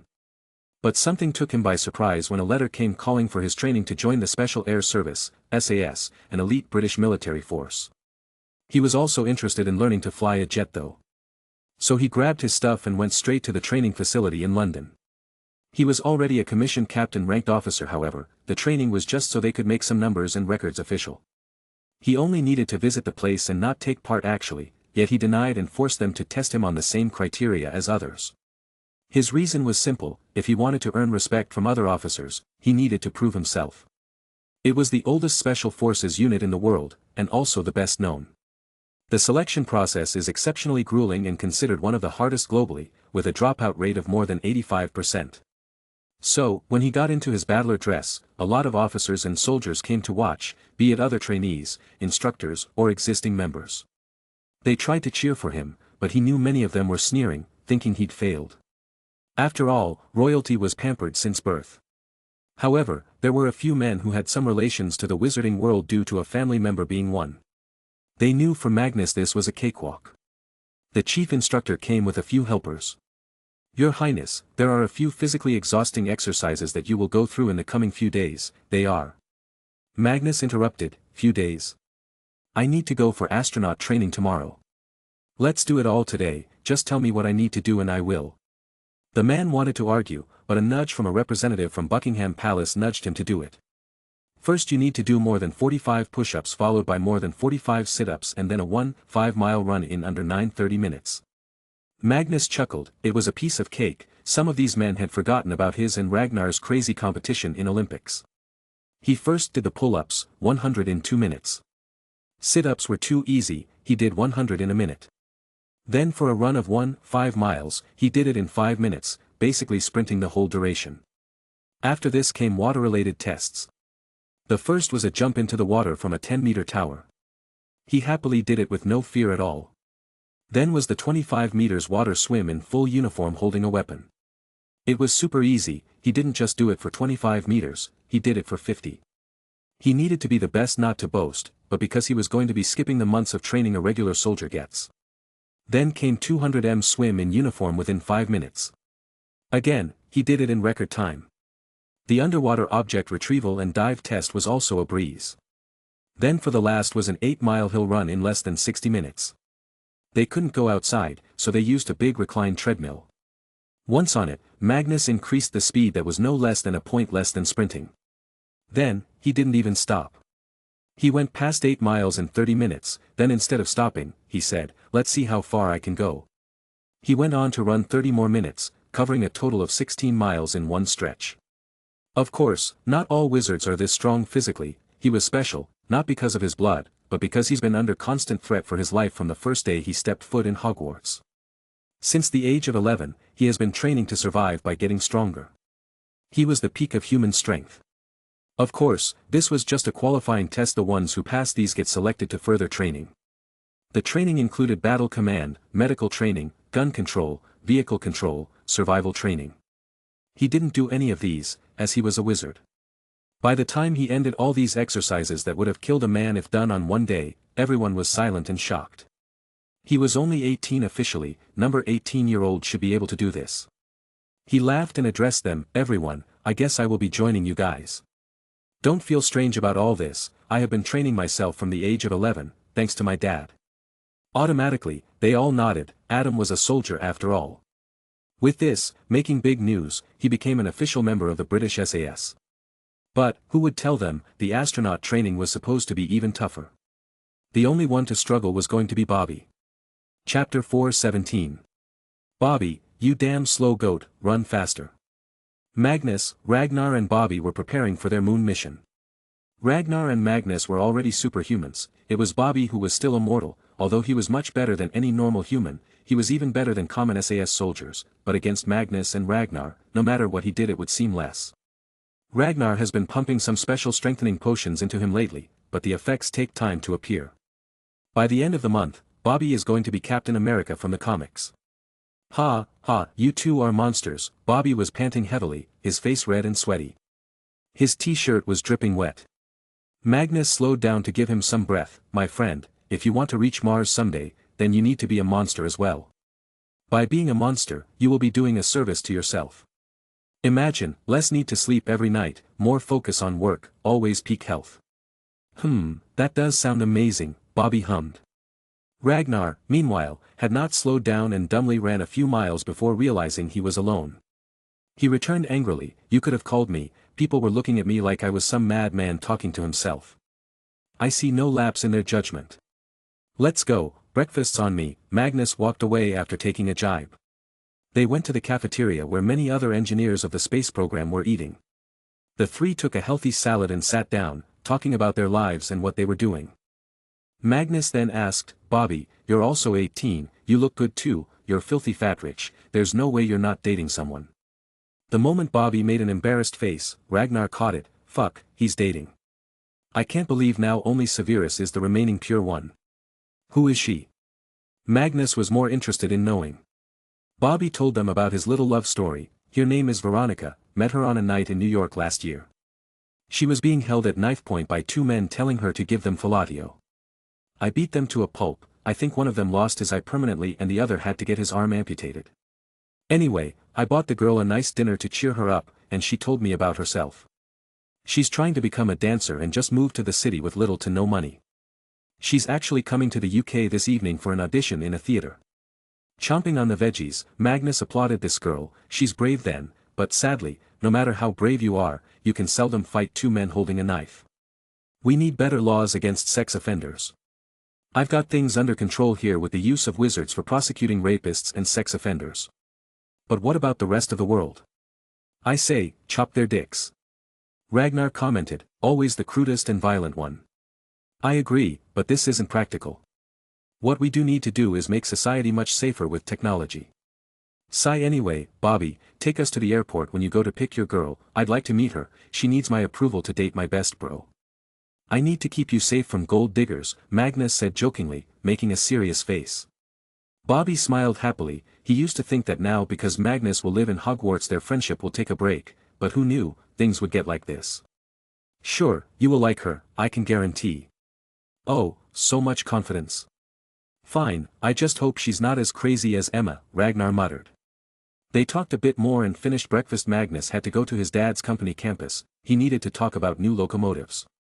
Bobby said he'd tag along to see what Adam was developing, hoping to use the new inventions in future Tech's products.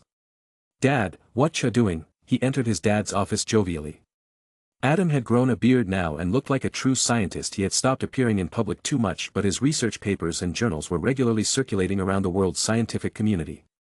He was an expert in batteries, engines, and other mechanical technology and already a recipient of the Nobel Prize, even Grace has one. Magnus too might soon get one with how much his depression-curing pills were selling.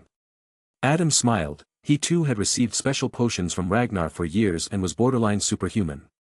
Magnus was never going to allow his parents to die of old age unless they wished to. He loved them far too much to see them grow older. What do you need now? I know you only come here when you want something, he caught him right on.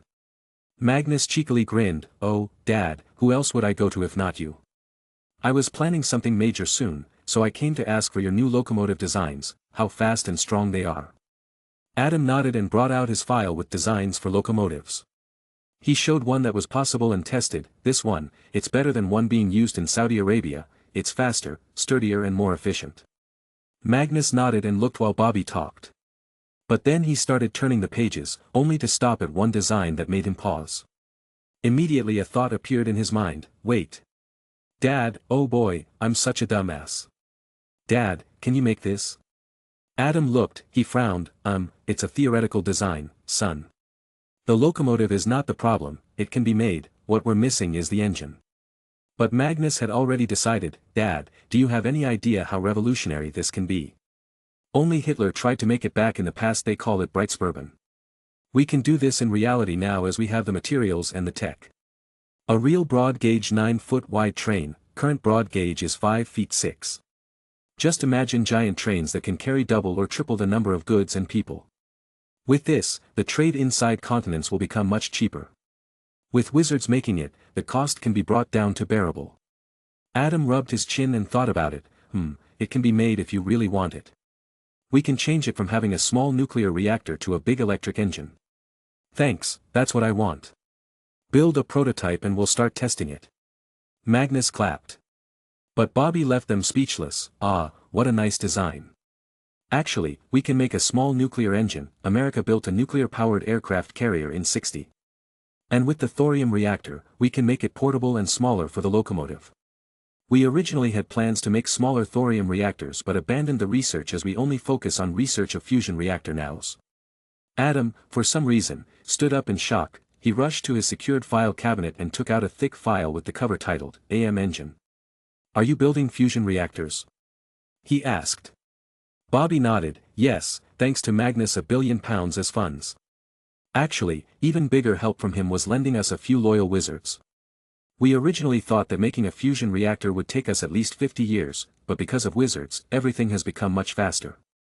They can use magic to create things, change metal into whatever shape we want, their spells can create extreme testing simulations and, best of all, their ability to reverse any damage done in an experiment. Due to this, the cost of research has decreased by tens of millions and the pace of work has increased more than 10 times. So what was going to take us 100 years would take 10, and what would have taken 50 years now would take 5. Adam became too excited. He looked at Magnus, as he was the richest person. Son, I know you're not well versed in this level of science, so I will try to explain this thing in the simplest words. Magnus grunted, I know Dad, I'm a dumbass, what is it? Adam coughed, what if I told you, I can turn humanity into a real spacefaring civilization in the next 3 decades. This left Magnus and Bobby stunned and excited. They were soon going to the moon with the aim to establish a base later. If Adam was proposing this offer, it must not be a simple space mission for experts but real space travel for humanity. Magnus looked at the watch, it was lunchtime, but it could wait, he could sit here the whole night if he had to. Space was a pillar of his plans for world peace, after all. Chapter 4:18. I am listening, Dad, he gestured to continue. Adam didn't, he instead walked out of the office and dragged in a whiteboard with a few markers. Then he shut all the window shutters. Okay, as long as Bobby is able to produce a working nuclear fusion reactor, I can build an engine that can produce us infinite energy to propel through the space at an unimaginable speed. After I saw the movie, Star Wars, and subsequently heard about you going to the moon, I came up with this new theory. But even with the great ecosystem of companies you have created, making it was impossible. But with what Bobby said, I am confident. AM Engine, full name is Antimatter Engine, but first, I will tell you what antimatter even is. OWWW. This, whoa. Bobby suddenly started making weird noises, already knowing what antimatter is and what this could mean. Magnus was clueless, he bonked him on the head, stop making me feel like an illiterate.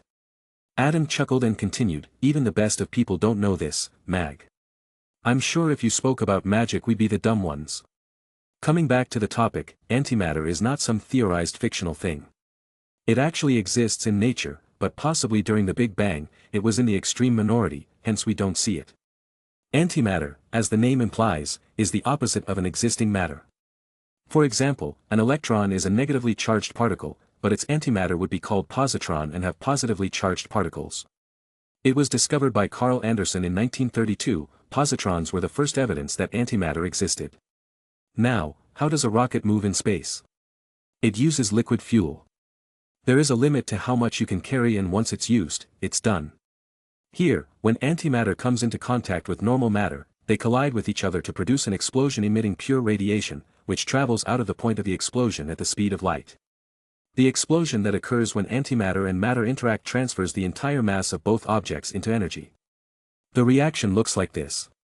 E++ E2 gamma. Matter-antimatter reactions are 1,000 times more powerful than the nuclear fission produced in nuclear power plants and 300 times more powerful than nuclear fusion energy.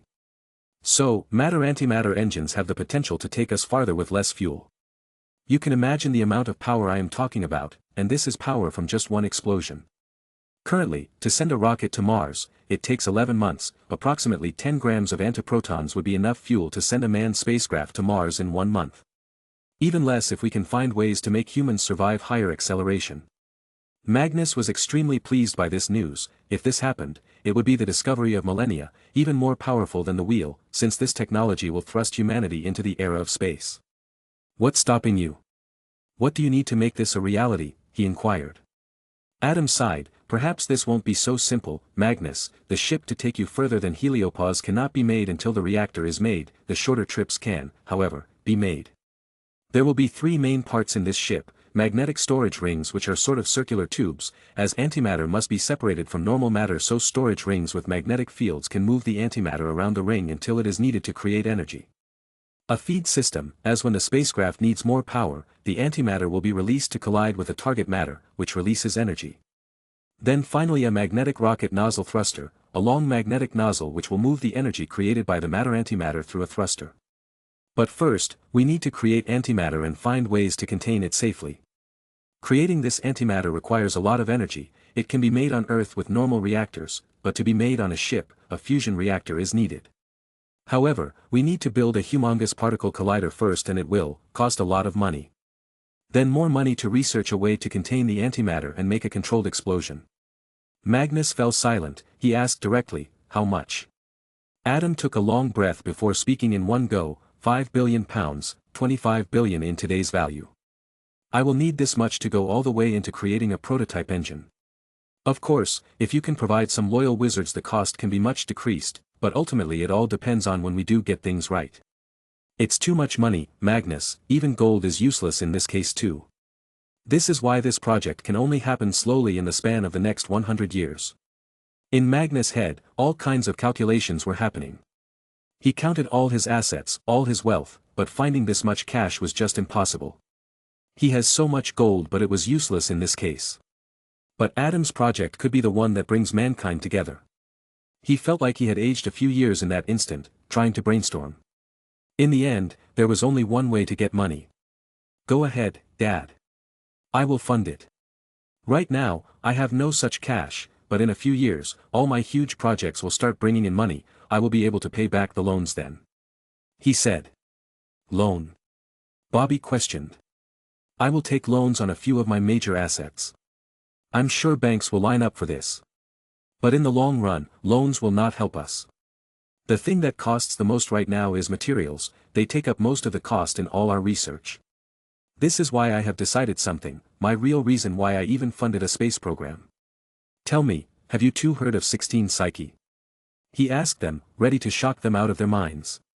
Of course they knew, but as they knew Magnus and what he just said, a possibility took birth in their minds, one that was even more shocking than an antimatter engine to them. Bobby stuttered out his question, Are you thinking of mining it? Absolutely, I'm going to strip that beautiful juicy asteroid naked, Magnus resolutely replied, nodding his head comically. You know, I thought I would be called mad for proposing such an engine, but honestly, if you went out and said that, people will call you a madman, Adam commented, but believed him. In his eyes, wizards were able to do anything, even more, if he's as strong as Magnus. Once he had privately spoken to Merlin in the portrait, the man told him how strong Magnus was. His son united Korea, for God's sake, nothing was impossible now. Bobby was excited, that asteroid, my brother. That could fuel our needs for generations to come. It's supposed to be 82.5% metal. And its size, a diameter of 225 kilometers, it's huge. Magnus agreed. He also elaborated, it can help us make cities, trains, spaceships, whatever we want. I am going to try to bring it closer to Earth and put it in the orbit of the moon.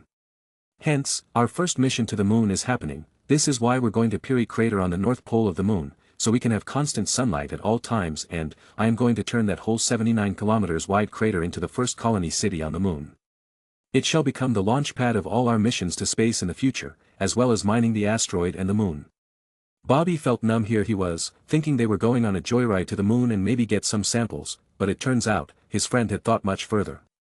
Magnus added, but remember, all of these plans depend on magic. We need to find out if magic can work in space, and if it can I port key from there? If I can, the whole process of colonizing the moon will be expedited by decades. God bless magic and wizards. Bobby prayed to imaginary God, as he was atheist despite Magnus telling him hell exists. Beep beep. Bobby's watch rang. It's time for my girlfriend's flight. Mag, are you coming? Magnus enthusiastically got up and talked to his dad before leaving. Let's go, and Dad, you can start preparing for your grand mission. Money will start coming in a few days. First start designing stuff, and make the particle accelerator in Greater Britain. We don't have enough space in England. Adam assured him, I will form a team and get them to sign the magical contracts with extreme secrecy clause. If we're successful, antimatter will basically be the atomic bomb on drugs. We can't have that be militarized. Unless there are alien civilizations out there that want to fight us. Anyway, bye Dad. He hugged Adam quickly and ran away. Feeling extremely satisfied and proud of Magnus, Adam just shook his head, wondering, what did I do to deserve such a loving family? Heathrow Airport, London. The three boys waited outside the airport with their Rolls-Royce behind them. Magnus drove it himself.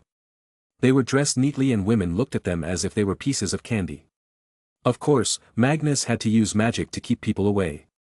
There she is, Bobby exclaimed, putting aside his phone. He ran to her and picked her up in his arms as she showered him with kisses and happy cheers.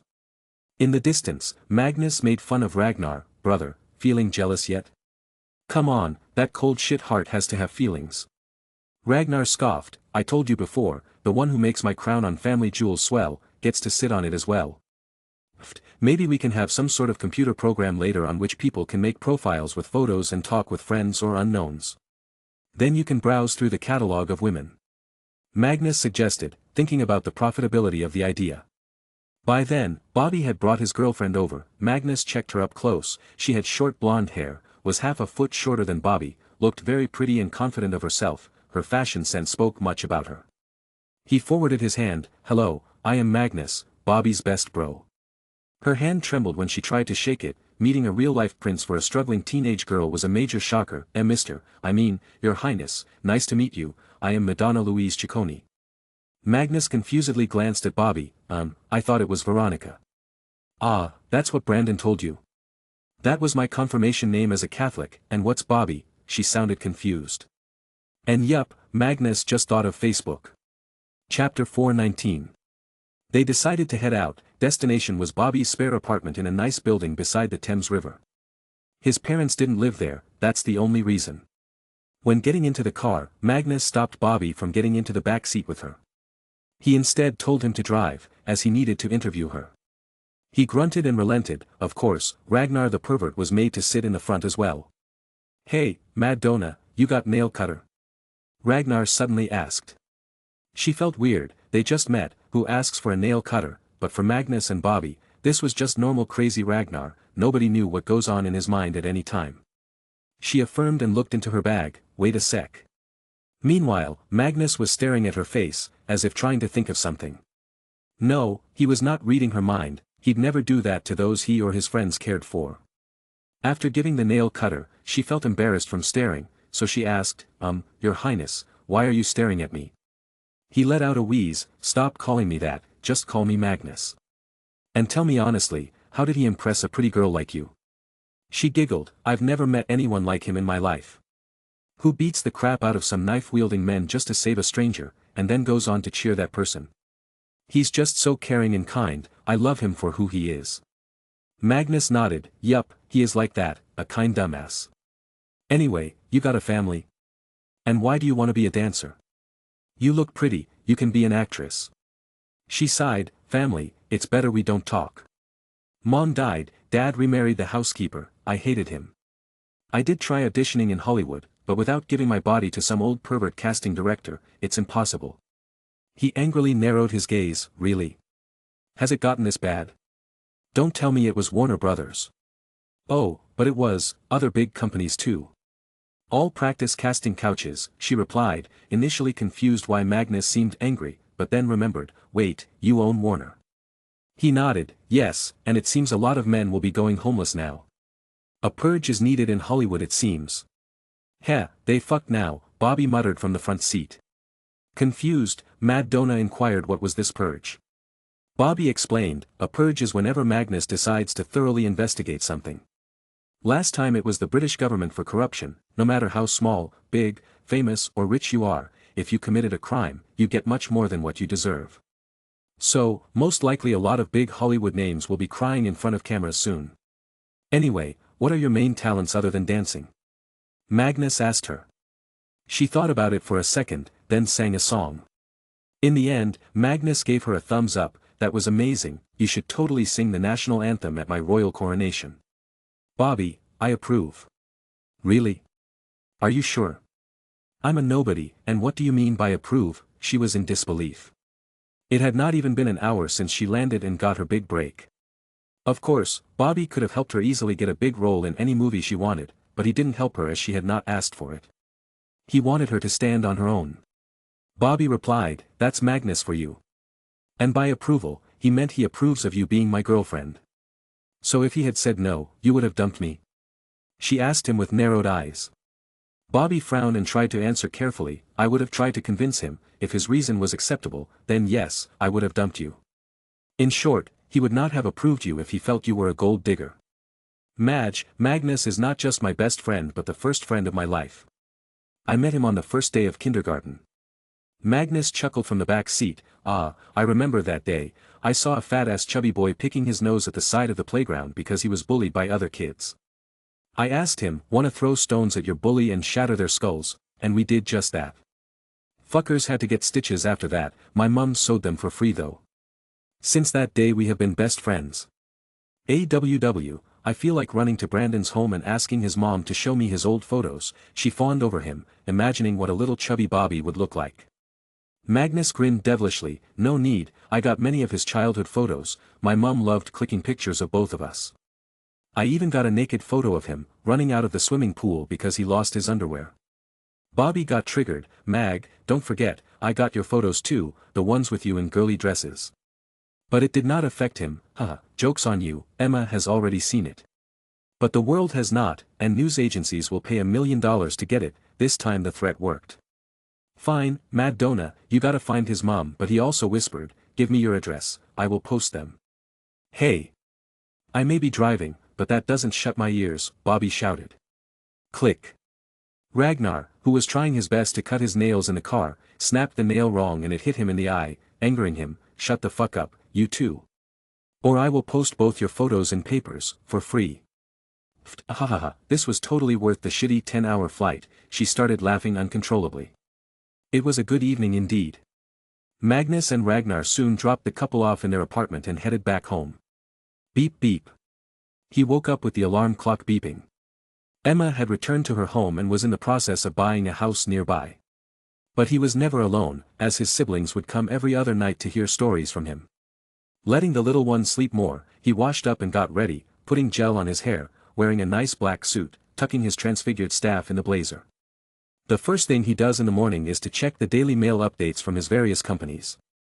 He had to focus a lot more on them as he was facing a cash crunch right now. By no means was he poor, the problem was cash, he wanted to procure it without selling anything, this was not possible. Good, everything seems to be going well. The economic situation looks good too. He muttered. The GDP projection of the UK for the year 1978 was 545 billion, 335 in the real world. It was a big jump from 355 billion the last year. All this was thanks to the work he's done in the past, they finally started to pay off and this effect will continue on to get better and better. Maybe in a few years, $1 trillion was not impossible. The more the country grows, the richer he will get. But, how to solve the current problem? He needed billions of dollars in cash, not just for Adam's research to build the AM engine, also for his Africa plan, which was necessary for making more money. Still, he decided to go to a few banks and talk about loans, as well as the rates. Picking up his raincoat, he headed out. But, he noticed something from the corner of his eye, dropping. It was a piece of paper with an address. The marking said, "Address for the Continental Hotel, London." That was the moment his eyes widened. He had forgotten about this whole thing. He had no need to take loans, for a cash cow had walked straight to him, waiting to be milked. Now he was purely excited. "I guess, it's time I deal with the high table. I wonder if they increased the bounty on my head." He called Ted and Adrian, telling them where he was going as well as to get an update from Meta. Adrian told him the great news: "They have found out that you were the one behind the death of one of their high table members. They are in total panic mode and have increased the bounty on you from $200 million to straight up $500 million. He laughed. "Whoa, so much? Does this mean they have a lot of money?" "Magnus, they have been in this business since the days of Aztecs, so of course they are rich." "Why?" Adrian asked him.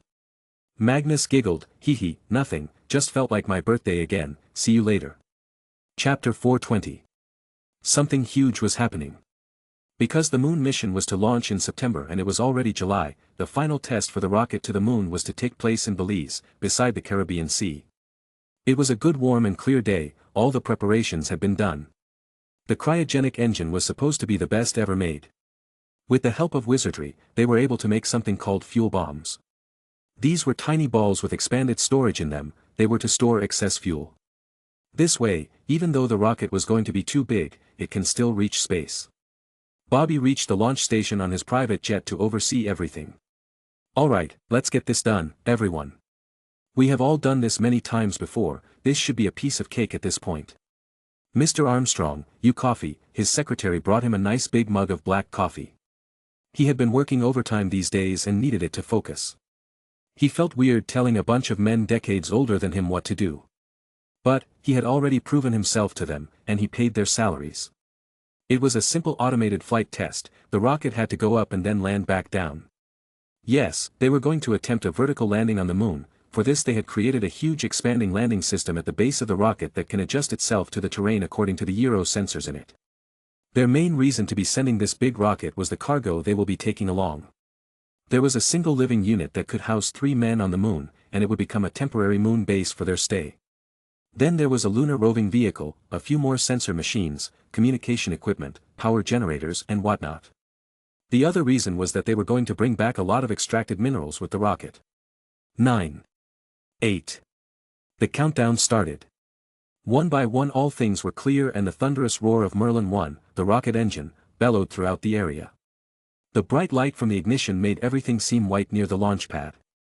The booming braking noise increased when the giant rocket ship started lifting off. It was really slow initially, then it picked up the speed, a meter, a dozen meters. It continued to soar towards the sky uninterrupted. Beep beep. But when everything was going well and people were cheering, something happened and a red light appeared on one of the computer stations. The man quickly called the mission commander. "The pressure pipes for the stabilizers are leaking, we're losing control from the left side." And that did happen. On the big projector screen, the live cameras showed the view from the clear sky. The rocket had tilted towards its left and was soon going to break apart due to the extreme pressure and speed. Bobby frowned. They had done these exercises dozens of times in the past 1.5 years. The engine had no problems. It was tested more than enough times even in extreme conditions. It was even coated with special magical potions to make it more durable. He quickly took out the walkie-talkie and ordered, "Secure it." Immediately, a team of 5 wizards, all hidden under expensive invisibility cloaks, flew to the falling rocket. Their job was to ensure that the rocket does not fall apart so much that their reparo can't fix it. The mood became depressed in the mission control room. All those who were cheering not long ago felt dejected, blankly looking at their screens. Bobby had to do something. "Everyone, we shall have the rocket back soon. Do a diagnosis on it and start preparing for another test next week. We have a spare rocket." The mission to the moon, however, I think it will need to be pushed up a little. "Steve, when's the next window?" Steve, the flight path director, quickly looked at his notepad and charts. December 20th, sir." Bobby sighed. "Fine, prepare for that. I will reveal the news to Magnus."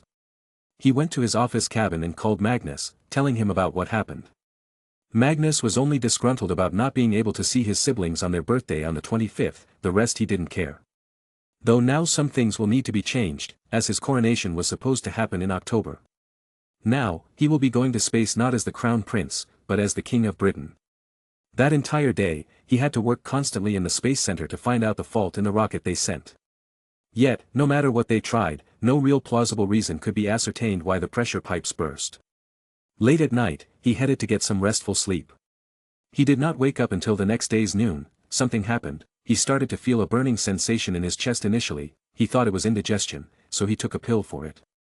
But the sensation only increased, eventually reaching the point where it started hurting. Cough.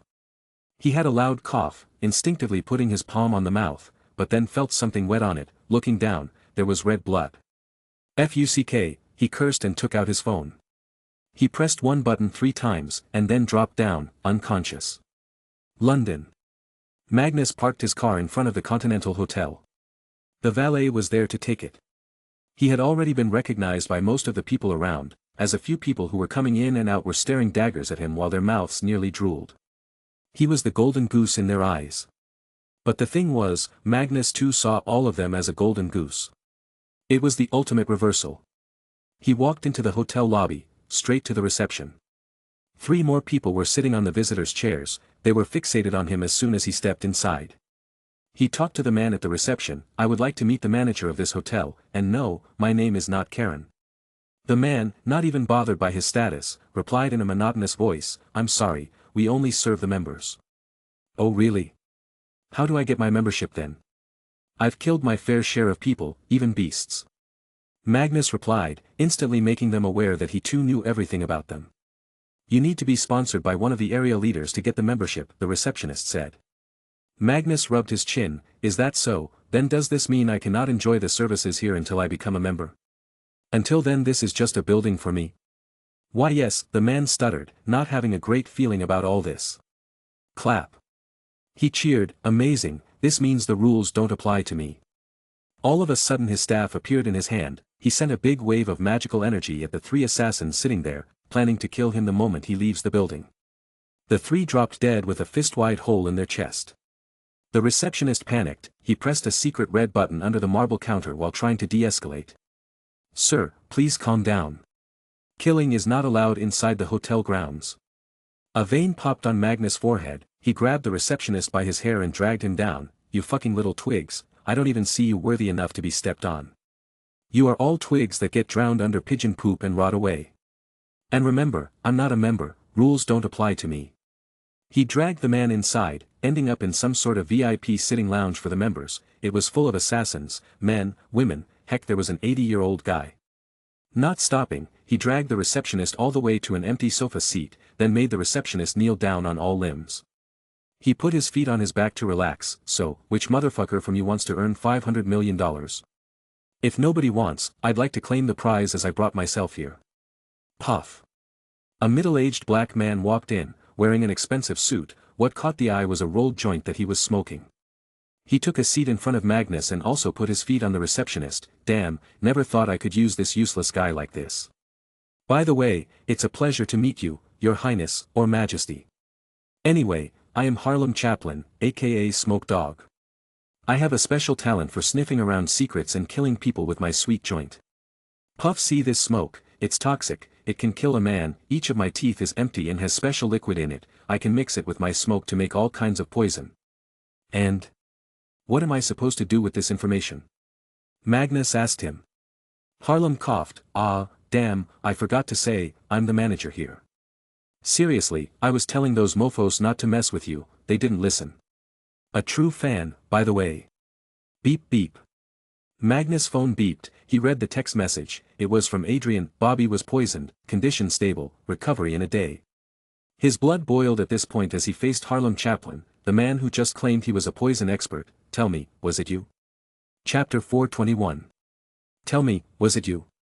Magnus questioned him, not keeping his dangerous aura hidden. Harlem Chaplin looked confused. What are you talking about, brother? I do a lot of crazy shit every day. Which one are you talking about?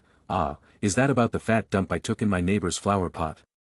Hear me out, her dog is crazy, barks all night. I am talking about the CEO of Future Tech Industries, Brandon Steele Armstrong. He was just poisoned. Did you do it? He went straight at it. Harlem stopped talking. Him. Brother. I ain't stupid like the high table. I won't ever do something against you, for I know how powerful you are, and besides, I want to live in this country. I can't do that when I make the king my enemy. High table would not have done it either, from what I can imagine. Future Tech is a big name in the tech and defense industry. They wouldn't dare to mess with them, as that would alert all weapons suppliers. Think about who it could be that had any grudge or reason to harm him. It could be personal or professional. Magnus brainstormed who it could be. The only major thing they were doing right now was the space mission. But who could have a problem with the space mission? Certainly, some deep conspiracy was going on. If you can tell me which poison was used, I can tell you who did it. Harlem offered. And what do you want in return? He inquired. Harlem quickly blurted, when you act against the high table, just be considerate for me. I got no beef with you.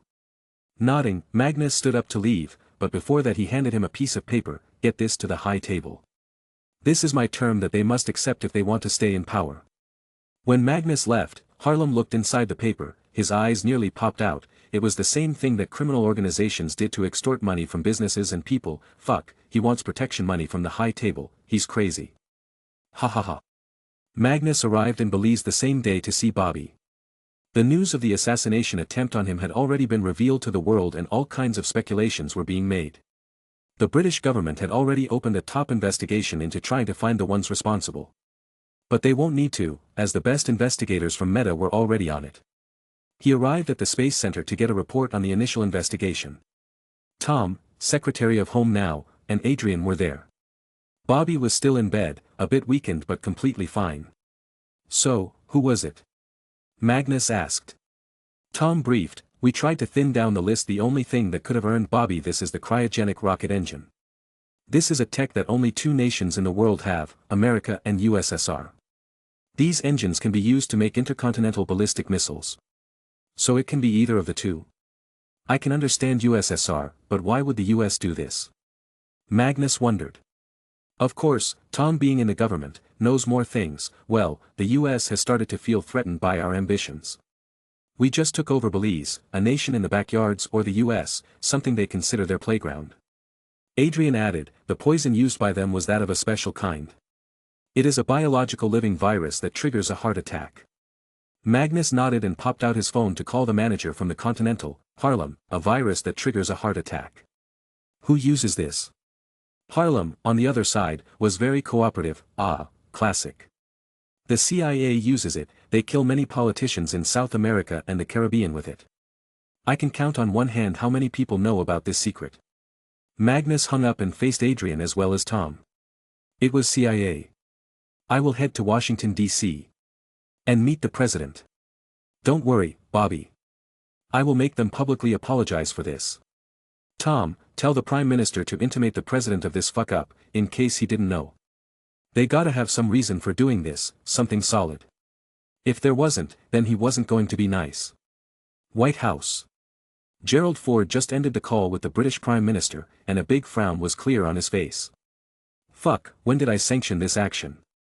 He quickly called the director of the CIA to his office to inquire about the incident. He only asked one thing, did you do it? Admiral Stansfield Turner nodded, yes sir, we had no choice but to do it. BAM, the president was angry, I didn't sanction this act. You don't have to, the CIA has no oversight and is allowed to act at your discretion. Even if you don't explicitly give the orders, we can still go ahead. Brandon Steele Armstrong was a danger to the continuation of American hegemony. If they would have been able to reach the moon and set up a base, it had put American security at risk. We have made similar assassinations of atomic scientists and physicists across the world. We have assassinated USSR's Kursky, East Germany's Haustein, India's Babha, France's, China's, Japan's and many more. We are always at a war, Mr. President, war to stay at the top.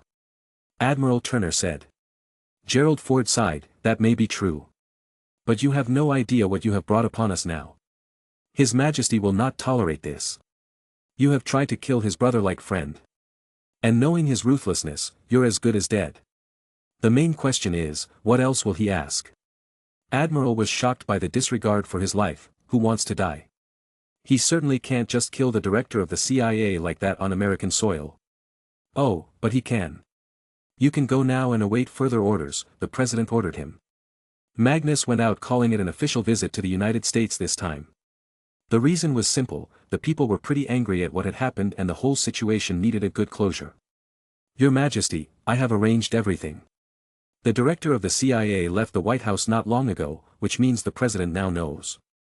The director's address, his family's whereabouts, the agent they used to do this thing, have all been located. They used the coffee Brandon drank as the means to poison him, Adrian briefed him. Magnus didn't care, however, I'm going there to do something else too, Adrian. It's about time instead of running from the US, we take it under our fold. In 1980's elections, we will have to play our move. Magnus' big plane landed at the airport. He got into the company's reserved secure cars and headed straight to the White House. No bullshit pompous ceremonies were held, nobody came to receive him. But the media did come, as many had already speculated about who the poisoner was by now. He strode into the president's office, escorted by the president's chief of staff. This was the second time Magnus was meeting him face to face. He had basically given this man presidency on a silver platter. I am not happy, Mr. President. You dare to try to kill my brother on my soil. This is unacceptable and the consequences you must face. My terms are simple, your director of the CIA shall publicly apologize and tell everyone it was him who planned this. Then you too will apologize and dishonorably discharge your director, as well as initiate criminal proceedings. The United Kingdom too will file a criminal case against the CIA, compensation must be paid. We know you sabotaged the rocket test as well, we lost millions because of you. Hence, pay back 10 times the damage. Do all this, I will forget this incident, don't do it, I will make it my life's goal to ruin your remaining tenure. He made simple and clear threats. The situation had crossed his tolerance line, and the US had gone unchecked for far too long. Gerald Ford sweated, he was no wizard and neither had any pull over them, but Magnus had a pull over both, muggles and wizards. But he had to save his nation from the PR disaster, can't we have something settled in secret? Scowling, he nodded, sure, the price will be $20 billion, pay this much money and I will forget it. Fuck, on one side's a devil and other side's a volcano, the president cursed in his mind. Chapter 422.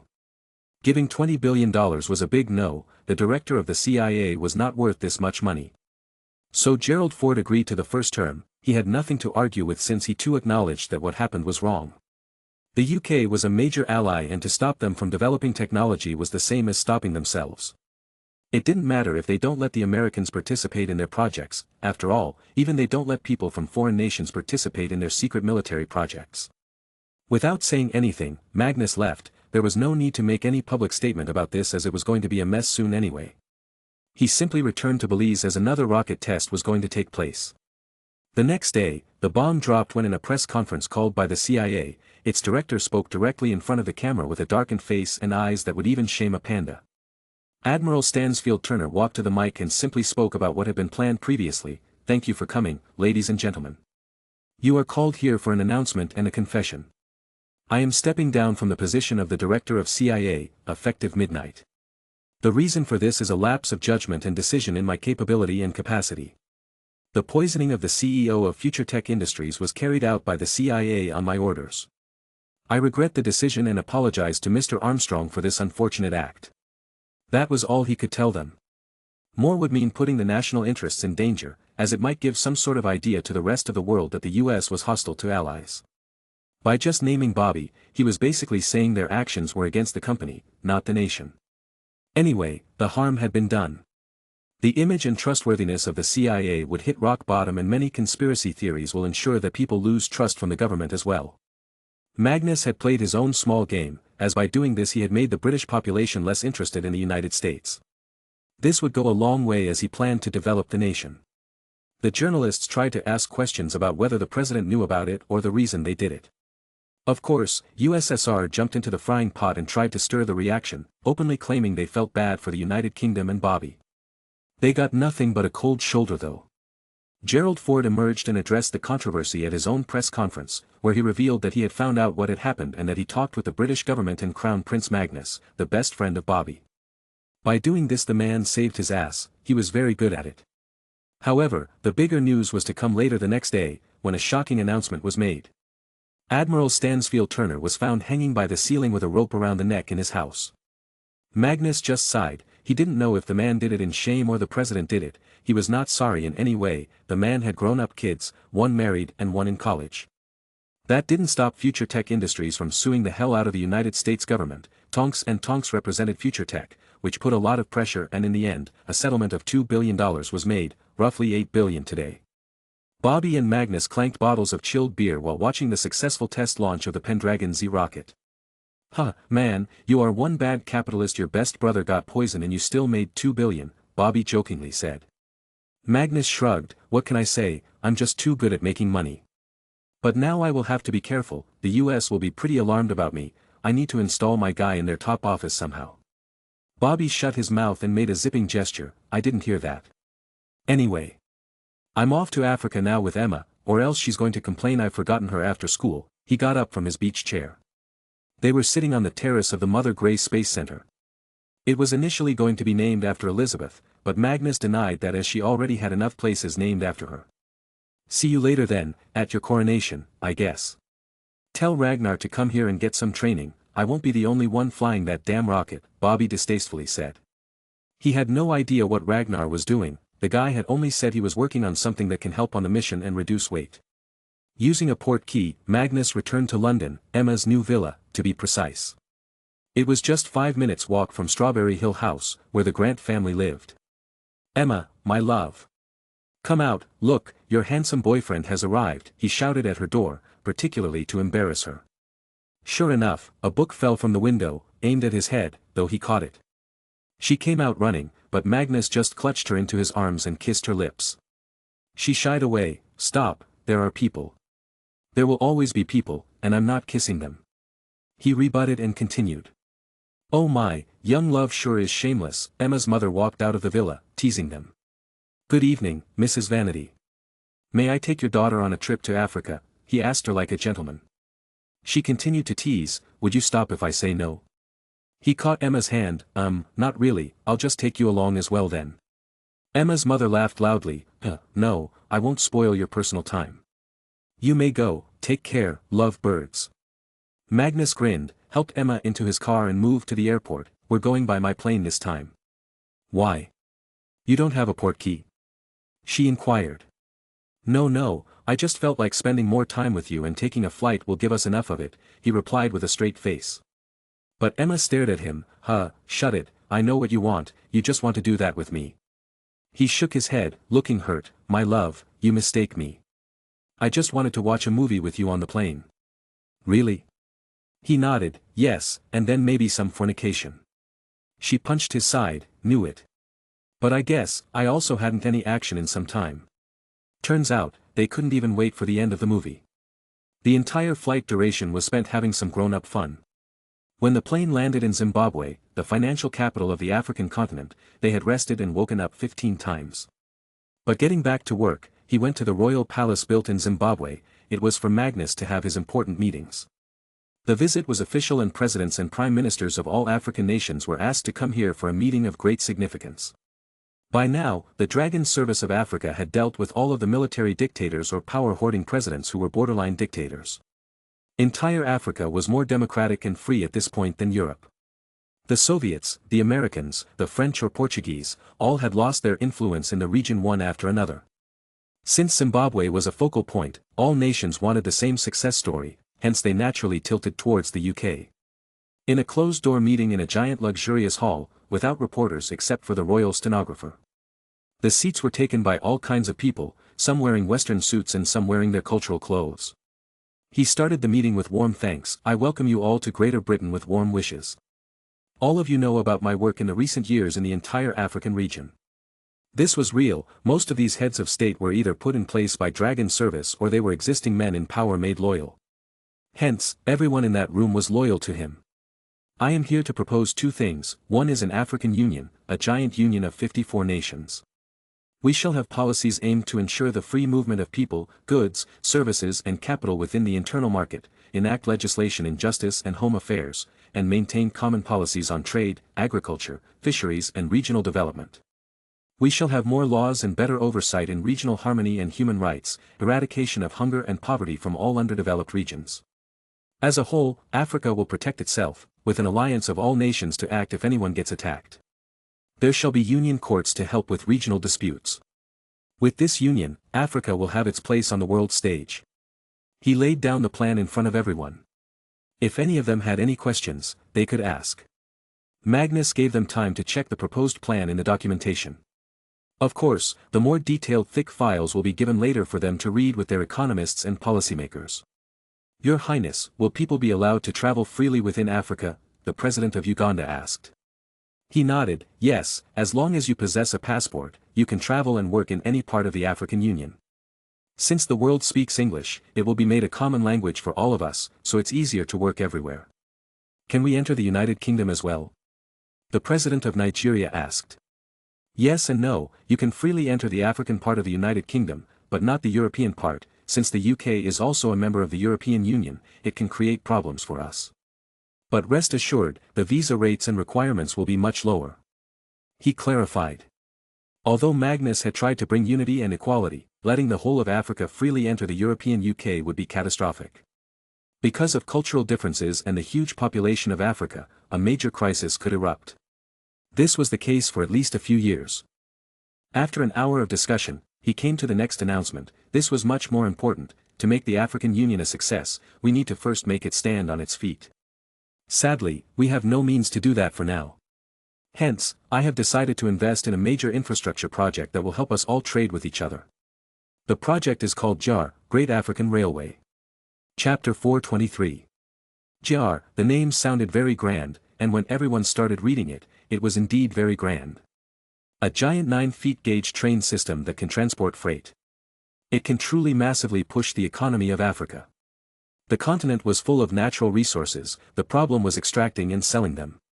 The documents revealed the vastness of the whole train system. It would leave no country untouched. A single major 9-feet broad gauge track will run from the port owned by Magnus. From Mozambique on the east coast to various countries on the west coast, slowly moving up and finally ending the journey in the UK. The list of the stations on the Great African Railway main track was as follows. Mozambique Port, Beira City. Zimbabwe, Greater Britain, the main hub, Bulawayo City. Zambia, Livingstone. Namibia, Katamamulilo. Angola, Luanda, capital city. The Democratic Republic of Congo, Kinshasa, capital. The Republic of Congo, Brazzaville, capital. Gabon, Port Gentil. Equatorial Guinea, Bata, port city. Cameroon, Douala, coastal city. Nigeria, Lagos, resort city, new port will be made there. Benin, Porto Novo, port city. Togo, Lomé, capital city. Ghana, Accra, capital. Côte d'Ivoire, Abidjan, coastal city. Liberia, Monrovia, capital. Sierra Leone, Freetown, capital. Guinea, Conakry, capital. Guinea-Bissau, new port. Senegal, Dakar, capital. The Gambia, Random City. Sahara region starts. Mauritania, Nouakchott, capital. Western Sahara, conflicted zone. Magnus will buy 80% from Morocco. Morocco, Casablanca port city, offered to build a better big port for selling land. The track shall pass through a runner below the British territory of Gibraltar and enter Europe. Spain, nearby Valencia, no port. Industrial town planned. France, no ports, various industrial towns. Final destination, United Kingdom, Channel Tunnel, to biggest port, Port of Felixstowe. The total distance was going to be 13,000 kilometers. Of course, such a big distance can only be covered faster by extraordinary trains. Adam had already started developing giant train engines for this network. However, these were just 24 countries that were closest to the coast, there were still many more left. Hence, some called feeder lines shall also be built to facilitate these countries to connect with the main line.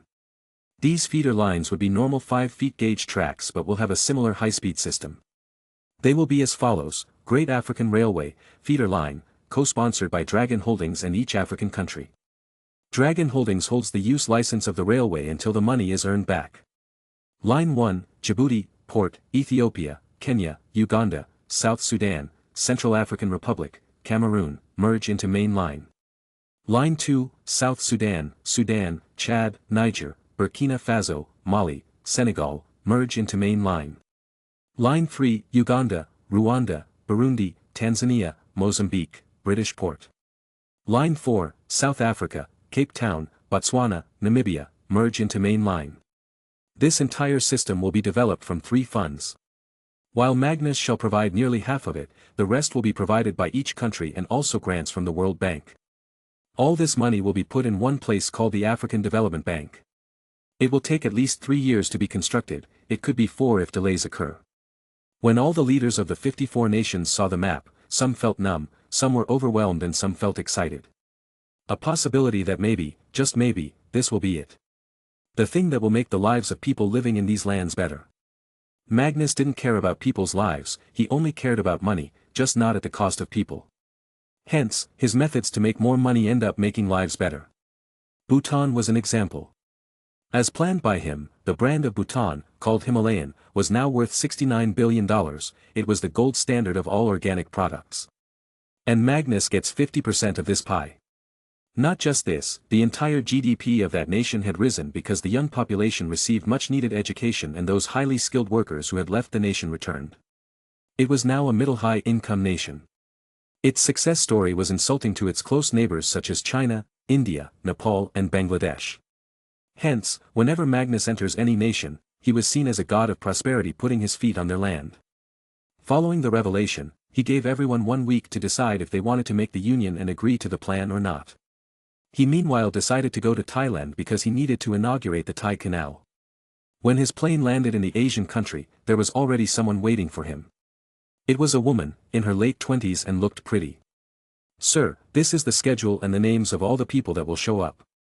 She handed him a file.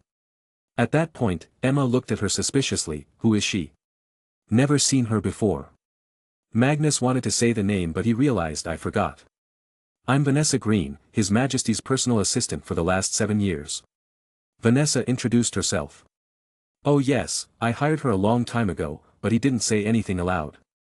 They were eventually taken to the eastern opening of the canal. It was wide enough to allow ships to pass side by side. Most companies would have taken more than what it took Emery's construction to build. Thai Canal was not given any special name, it was just the Thai Canal. It had also made the lives of Thai people much better by providing new jobs on a giant scale. Of course, healthcare and education were also good at this stage due to new policies. This was why most people who were screaming about the king selling his nation to colonizers had stopped. At the same time, the small island Magnus had bought now gave Britain unrestricted access to the South China Sea.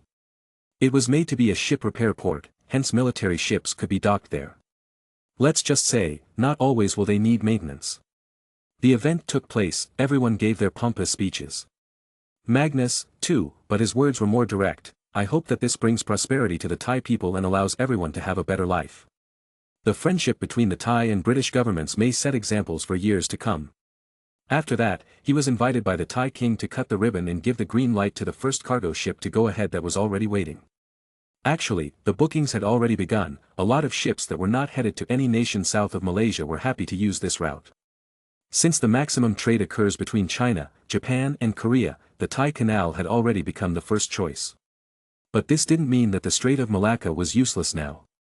Soon, world shipping will be getting many times higher with the formation of the African Union. He picked up the scissors and cut the ribbon. Loud claps shrouded the whole place, and with that, the loud horns of the ship responded and it moved ahead. Photographs were clocked. Magnus may have just become the most famous man in the world at this point. After his short trip to Thailand, it was time to go to Korea, the united one now.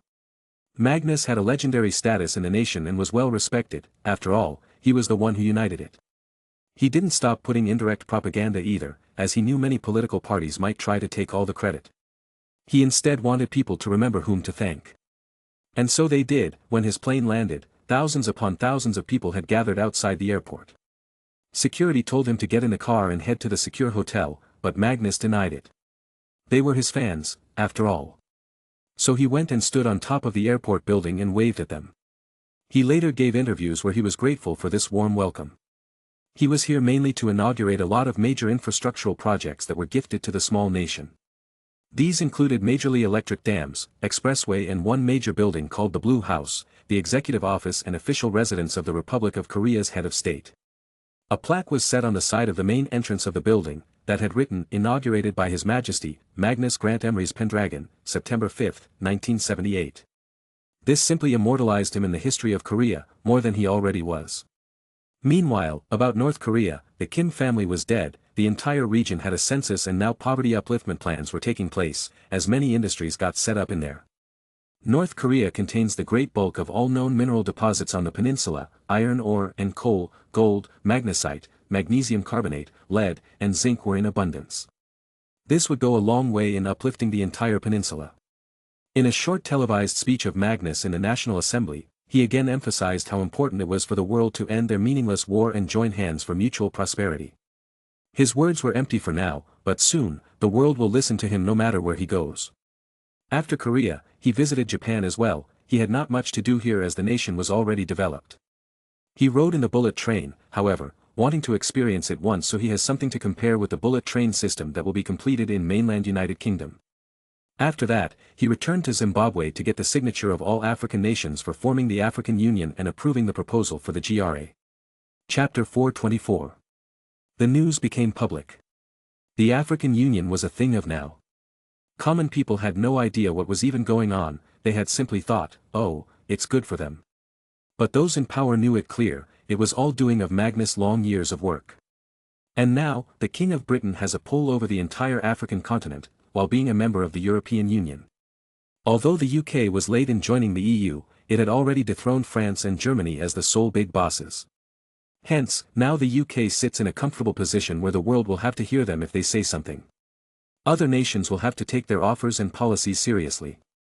Still, September was coming to an end, and in October, the coronation of Magnus was to take place at Buckingham Palace. In the meantime, about 300 assassination attempts were made on him, all assassins died a gruesome death at the hands of his secret goblin forces. Thankfully, the High Table had enough brains to not go after his family, or else all deals would be off and their deaths would be the only salvation.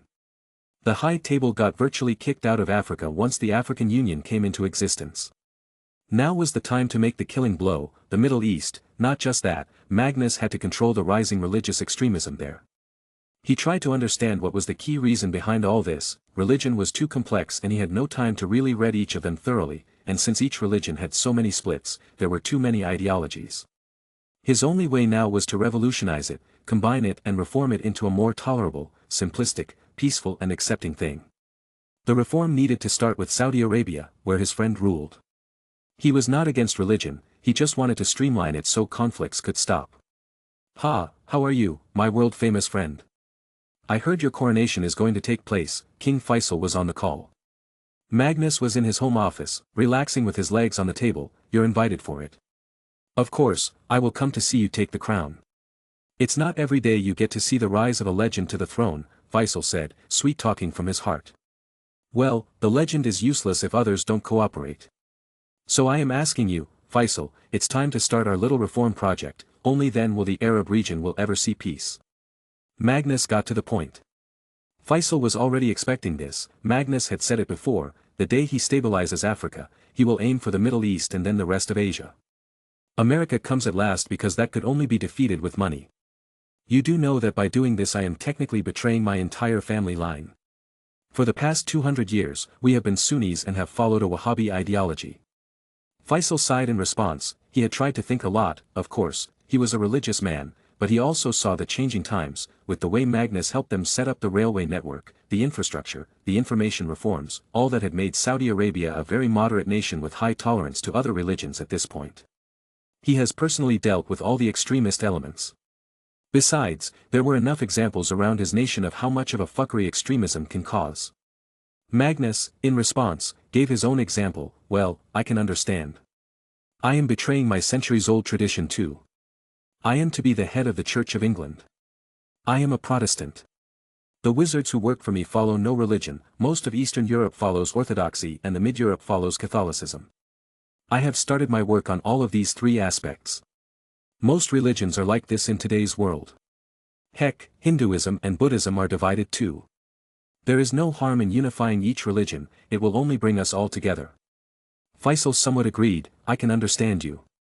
But how will you stop people from spreading their own personal comprehension of religious texts? Recently that dumbass Gaddafi tried to do it, you killed him. You can't kill each one as there are too many. There are tribes in Afghanistan where each follows a variation of Islam since they were too detached from each other. How did Saudi Arabia reform?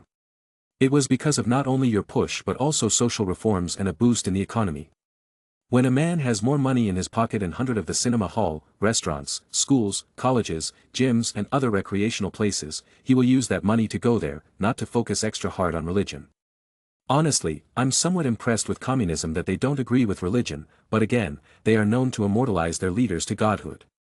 Magnus muttered, he and Faisal had known each other long enough now that they could be frank with each other. Yes, they got a few things right but everything else is a mess. Fine, I will talk to your dragon service leader and initiate the plan. See you soon, Faisal cut the call.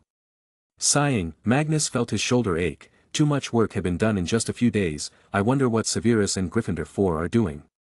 Mag, look what I received. Emma walked into his office, holding an envelope.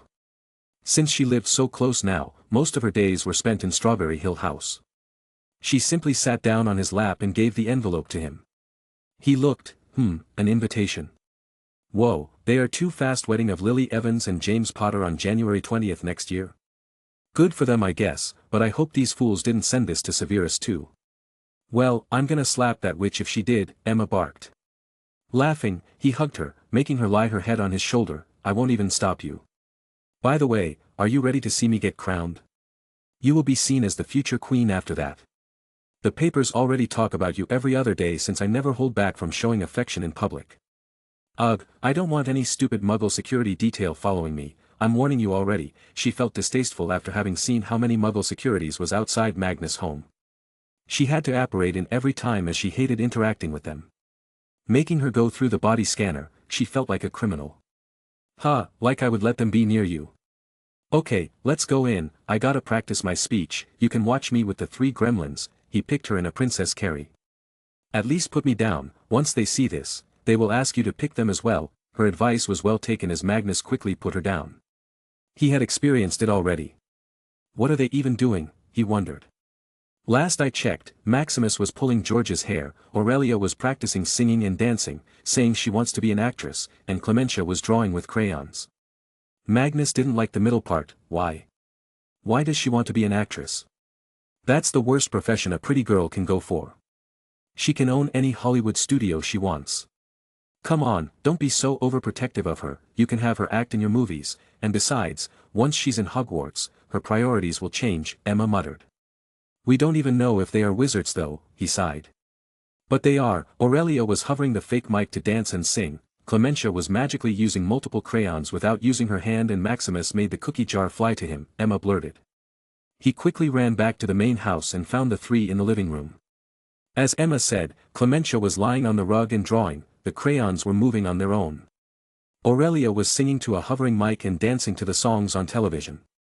Maximus was running around with a few cookie jars as George chased him. They are wizards. Yes, yes. Hell yeah. He cheered loudly, scaring the 3. Ragnar, who was in the basement, heard him and came running.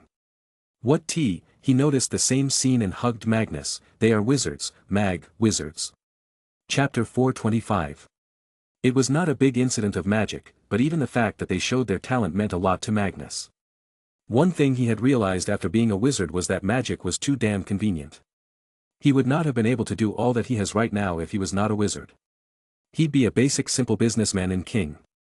So, having a family with strong wizards was a big plus point, and it would give his siblings a way to protect themselves. But it brought some worry and anxiety to Grace, so they will be leaving for school as well. My munchkins, I don't want them to go. It was kinda true. To be honest, kids in Hogwarts start at just the age of 11, it was a tender age when they are near the age of puberty and that's when a lot of changes in their body occur. From his experience, he knew Hogwarts was shit. They don't tackle bullying, they don't help depressed kids, they just teach them and let them be. Whatever happens inside the house common rooms is under the eyes of prefects and heads, whom the administration trusts to be responsible, but that was not the damn case when he arrived. Lucius, a dark wizard, the WAP boy of Voldemort, was the head boy. Don't worry, Mom. I will find a way to allow young kids to talk to their parents every single day. He assured her. Heck, he'd allow the young kids of Hogwarts to meet their parents on weekends. Those from the first and second years should especially be given this choice. With this, hopefully, the three will be able to enjoy the warmth of home as well. The coronation of Magnus was going to be broadcast on television. The crown he will be taking was going to be slightly different, as it was the crown of the legendary King Arthur. The ceremony was made to give less emphasis on religion, however, as this was going to be his long-term policy. It was October 7th of 1978. It was a weekend, so a lot of people would be watching the live broadcast. It's not every day you get to see something like this. The preparation started in Westminster Abbey, but before that, on the same morning in an official private ceremony, the Queen stepped down to clear the way. It was only broadcast in the news and no photographs were given. After this, the entire preparation started with Magnus arriving in Buckingham Palace to dress up and get some tips from the Queen. "Ugh, is it necessary to wear all this?" Magnus asked, looking at himself in the mirror. He didn't like it. The Queen, now the ex-Queen, stood behind him and chuckled, "Dear, some traditions are not just for the look. The coronation is what tells apart a king and a commoner. Of course, there is no such thing as the divine will of the gods, but all that gimmick makes them believe that the royal family is special and has heaven's mandate or something. You do know that the reason people are losing their faith from royalty is that we seem to be cut off and pompous to them? By doing all this, we will be bolstering this thought for them. They hate to see rich people being rich, it's jealousy, but that's human nature. Hence, after the ceremony, I will go out and meet people myself," he planned. "That's dangerous," she warned him. He chuckled, "Granny, I'm dangerous." This made her laugh heartily. "Oh, who am I even talking to, the uniters of Africa, liberator of North Korea? Is that actually what people are saying? That sounds so cringy," he scowled, fixing his collar. "They give us all kinds of names. For example, I'm called the immortal Granny by your little siblings," she joked. Knock knock. "Mag, let's go, it's time." Ragnar entered, also dressed in a nice suit with ceremonial peer's robes in his hand. Taking one last look in the mirror, he fixed his hair. "This is what I was waiting for all these years. Arthur, Merlin, I'm taking the next step. Wish me luck." He walked out, his brother and Elizabeth behind him, talking about random stuff. She loved talking about crazy things with Ragnar. It made her see things that she had ignored all these years. Anyway, as he went to get into his car to arrive at the Westminster Abbey. For the past few days, he had been taking many oaths, such as the oath to preserve Presbyterian church government in the Church of Scotland. He arrived at the location with much protection. A crimson surcoat and the robe of the state of crimson velvet were put over his shoulders as he saw the church's men guide him through. The only common people they saw here were the few photographers, videographers and cameramen for the telecast. As he slowly entered, he saw the huge crowd gathered inside the building. Most people were either in military uniforms or were wearing peers' robes. Even the common folks had clothes with some sort of decorations. Of course, he had asked a few special guests to come too. Dumbledore, Moody, Adrian, Edgar, Ted, Tom, Bobby were there. From other nations, he had invited the King of Saudi Arabia and the King of Bhutan. There were also some delegations from Korea, African nations and also the President of Makusa, Harrison Ford. Besides that, Emma and her family were also here, wearing nobles' clothing with peers' robes since Magnus had given Emma's father hereditary dukedom with no extra power or wealth. While Adam, Grace and his cute little decorated siblings were standing close to the chair of estate. Even on the upper floors on the sides, there were people who saw everything. It was a truly mesmerizing experience. People, however, noticed a few irregularities today. Magnus also had a sword attached to his sides, for now, it was Hope's sword as he was yet to find Excalibur. The proceedings started with some sort of hymn being sung. Then he was taken to the chair of the estate, aka coronation chair that was put in the middle. It was an ancient wooden chair, dating as far back as 1296.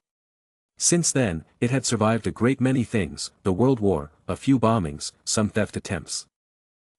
Not really good for my royal ass, it seems, Magnus thought as he sat down on the hard wooden chair. Then he saw Garter Principal King of Arms, the Archbishop of Canterbury, the Lord Chancellor, the Lord Great Chamberlain, the Lord High Constable and the Earl Marshal go to the east, south, west and north of the Coronation Theatre. On each side, the Archbishop called for the recognition of the sovereign, with the words, "Sirs, I here present unto you Magnus Grant Emery's Pendragon, your undoubted king. Wherefore all you who are come this day to do your homage and service, are you willing to do the same?" After the people acclaimed him at each side, the Archbishop walked to him to administer an oath to the sovereign. The Archbishop of Canterbury spoke, will you solemnly promise and swear to govern the peoples of the United Kingdom of Great Britain and Northern Ireland, Greater Britain, Belize, Brunei, Arthurland, Canada, Australia, New Zealand, the Union of South Africa, and Ceylon, and of your possessions and other territories to any of them belonging or pertaining, according to their respective laws and customs? Magnus confidently and loudly acknowledged, I vow to do so. The Archbishop continued, will you, to your power, cause law and justice, in mercy, to be executed in all your judgments? I will. Now, when the last part came, Magnus had told them to make it sound less religious as it originally had contained too many words about the church and protecting it. The Archbishop read, will you to the utmost of your power, maintain the laws of God and the true profession of the gospel? Will you, to the utmost of your power, maintain in the United Kingdom the Protestant Reformed religion established by law? Will you, ensure peace and prosperity for the people under the power bestowed upon you by heaven? Magnus nodded and looked around for one last time, this is it, all this and those promised before, I vow to do. So help me God. With that, a thick Bible was presented to him with the words spoken, here is wisdom, this is the royal law, these are the lively oracles of God. Once done, the Holy Communion was celebrated, and some more religious stuff was done that Magnus deemed unnecessary but went along with it, waiting for all this to be over. But sad for him, this was just the starting. Chapter 426. Contrary to what he thought, this was just the first stage of the ceremony. After this, he went forward to sit in another big seat. This stage was called anointing. The Archbishop recited a prayer in preparation for the anointing. Once seated in this chair, a canopy of golden cloth is held over Magnus' head. This element of the coronation service was considered sacred and was concealed from the public gaze, hence for this duration the cameras looked elsewhere. Slowly, he was handed the coronation spoon. Soon, this ceremony also came to an end. The next part was called investing. In this, he was enrobed in a colobium cymdones, sort of white robes, over which was placed the supertunica, sort of golden robes. The Lord Great Chamberlain presented the spurs, which represent chivalry. The Archbishop of Canterbury, assisted by other bishops, then presented the sword of state to him, which he places on the altar. Magnus then further robed, this time receiving bracelets and putting the robe royal and stole royal on top of the supertunica. The Archbishop then delivered several crown jewels to the sovereign. First, he delivered the orb, a hollow gold sphere decorated with precious and semi-precious stones. The orb was surmounted by a cross, representing the rule of Jesus over the world. It was returned to the altar immediately after being received. Next, Magnus received a ring representing his marriage to the nation. This phase was done, next came the crowning, the most important part. The Archbishop of Canterbury lifted King Arthur's crown from the high altar, set it back down, and said a prayer, O God, the crown of the faithful, bless we beseech thee and sanctify this thy servant our King, and as thou dost this day set a crown of pure gold upon his head, so enrich his royal heart with thine abundant grace, and crown him with all princely virtues through the King eternal Jesus Christ our Lord. Amen. Then the Dean of Westminster picked up the crown and he, the Archbishop and several other high-ranking bishops proceeded to the coronation chair where the crown was handed back to the Archbishop, who reverently places it on Magnus' head. At this moment, he was crowned, and the guests in the abbey thunderously cried in unison 3 times, God save the King! God save the King! God save the King! Peers of the realm and officers of arms put on their coronets, sort of a hat, the trumpeters sounded fanfare and church bells rang out across the kingdom, even as far as Zimbabwe, as 100-gun salute echo from the Tower of London, Harare and Hyde Park. Finally, the Archbishop, standing before Magnus, said the crowning formula, which was a translation of the ancient Latin prayer, God crown you with a crown of glory and righteousness, that having a right faith and manifold fruit of good works, you may obtain the crown of an everlasting kingdom by the gift of him whose kingdom endureth forever. To this the guests, with heads bowed, said together, Amen. When this prayer is finished, the choir sang, resounding inside the hall. Grace felt her eyes going wet, never in her life she thought something like this would occur. She just silently prayed that Magnus may have eternal strength to face all challenges that were to come his way. Crowning being concluded, Magnus rose from the coronation chair and walked to the throne to take his final position. It was one of the many thrones that the royal family owned. He chose this one because it had the most gold. Once he was seated on the throne, the formula stand firm, and hold fast from henceforth, is recited. All stayed standing in their place for the duration except Magnus. This was it, at the end of the royal ceremony, Magnus had finally become the king of the United Kingdom as a whole, unofficially the most powerful man in the world. His mind preoccupied, while he remained seated, an act of homage took place. First came the archbishops and bishops to swear their fealty. I, name, Archbishop/Bishop of N, will be faithful and true, and faith and truth will bear unto you, our sovereign king of this realm and defender of the faith, and unto your heirs and successors according to law. So help me God. Then came the peers, I, N, Duke, Marquis, Earl, Viscount, Baron or Lord, of N, do become your liege man of life and limb, and of earthly worship, and faith and truth will I bear unto you, to live and die, against all manner of folks. So help me God. The clergy paid homage together, led by the Archbishop of Canterbury. In the end, it was the turn of the royal family to pay homage individually. It was very awkward for him as he had to see his dad and mum take the knee or bow. The most comical ones were the three gremlins, who while reciting their homage, stopped in the middle and started fighting each other on who will get to sit on his lap.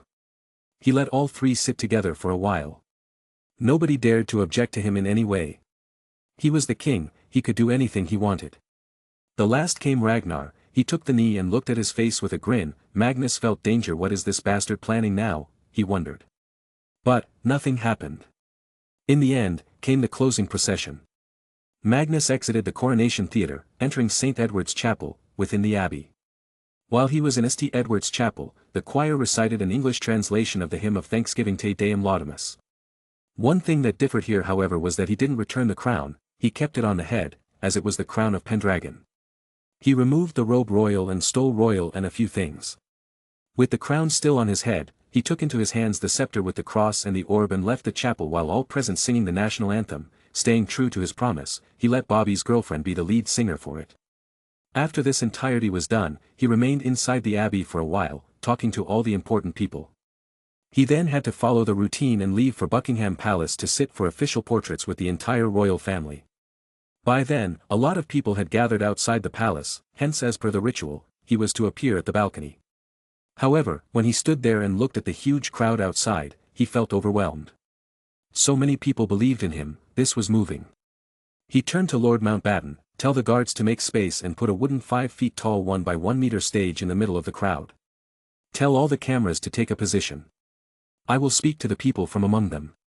No questions were asked by the man, he knew what Magnus was capable of, if he wanted he could kill all these muggles without even flinching a muscle. Still, some warned him of dangers. They were not wrong though, as he walked out of the castle gates, from the middle of the crowd and then finally stood up on the stage, at least 58 different people tried to initiate assassination. But, all were caught by wizards lurking in the crowd. All the British assassins were to be killed immediately after, for harming the king was treason to the kingdom. The crown was still over his head.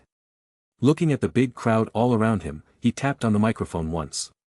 It took them a minute to silence down so he could speak. I had originally prepared a big sheet of speech, but seeing your heartfelt love, I cannot just say some pre-planned words, they should also come from my heart. So, first let me ask you, how are you?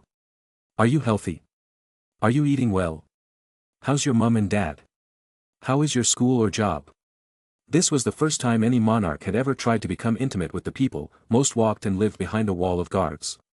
To common people, looking at them, they felt distant, as if they were from a different world. But not now. He may be young, but he was the king, the father of the land. A few old folks who were die-hard fans of monarchy cried out right away. The young ones, who were in the majority, for the first time felt connected. Once again, cheers rolled out. It was like a rock concert at this point. He smiled widely. I know, our nation was in a mess not many years back, I was small but I could feel it in the air, the sadness, the hopelessness. My best friend was about to move out of his house to live in his home village far away, so I gave him all the money I got from winning the George Cross so he could stay with me. That got me thinking, how many families have broken apart, how many friendships ended because of those harsh days. First the war, then the recession. One after another there was sadness. I wish for that to never return. I am not merely a king, I am an entrepreneur, a businessman who wants to see his nation reach heights that weren't even seen as possible. And all of you are to play a major part in that dream. Don't just be a worker, be the one to give work. If you have an idea, you should try to make it a reality. But I know how hard it can be to start when you have nothing. Hence, I am announcing today, from my own pocket, that I am creating a $1 billion angel investment fund. Anyone who wants to start a business, make a good plan and send it to the P.O. Box address you will soon see in the papers. At this grand announcement, all young people became excited, many who already had some ideas and were looking to start were ecstatic. This may very well be a turning point in their lives. The sky was turning darker, so Magnus decided to end his speech here. A dinner was to be organized after all. Everyone, in December, I will be going to the moon. I hope to find water and crucial resources there, resources that are important not just for this nation, but for the entirety of humanity. So, I hope that you will wish me luck and pray for the success of this mission. God bless you all and have a good night. Long live the king. Long live the king. Long live the king. Long live the king. People madly chanted together like a wave of tsunami. The ground felt to be shivering under their shouts and the sky seemed to be tearing apart. This was the confidence of thousands of people in one man, appearing clear. These thunderous cheers were a sign that the enemies should fear. Waving his arm, he returned to the palace while shaking the hands of a few who were too close. The gates of the palace then closed and guards took their position. The day came to an end. King Magnus had finally ascended to the royal throne. Chapter 427. The night was spent at a big royal dinner with the family and the most important people in the UK in the royal palace. It was like Christmas around the nation. People were calling it the British Empire in 2.0, but Magnus made sure no news media called it that. He hated that term. Yes, he was ruling over a large part of the world, meddling in their politics and forcefully entering their market, but unlike in the old days of colonialism, where all resources of colonies were taken away to the oppressor nation, this time was the world of globalization. In any country Magnus enters, they enter economic prosperity, jobs, infrastructure and much more gets developed there. The countries also make big money from taxes, so no, it was not colonialism, it was strictly business. Sure, the UK was making more money, but it was normal because they were the ones investing big. Your Majesty, this is the file you requested, all the names of the prospective members of the order are in it. Lord Mountbatten handed a file to Magnus. He was a member of the Order of the Merlin at this point, a very energetic and loyal member. The lunch was to be served soon. He sat in the middle part of the big U-shaped table as the head. On his left was Elizabeth and on his right was His Grace. He looked at the list, there were about 30 names.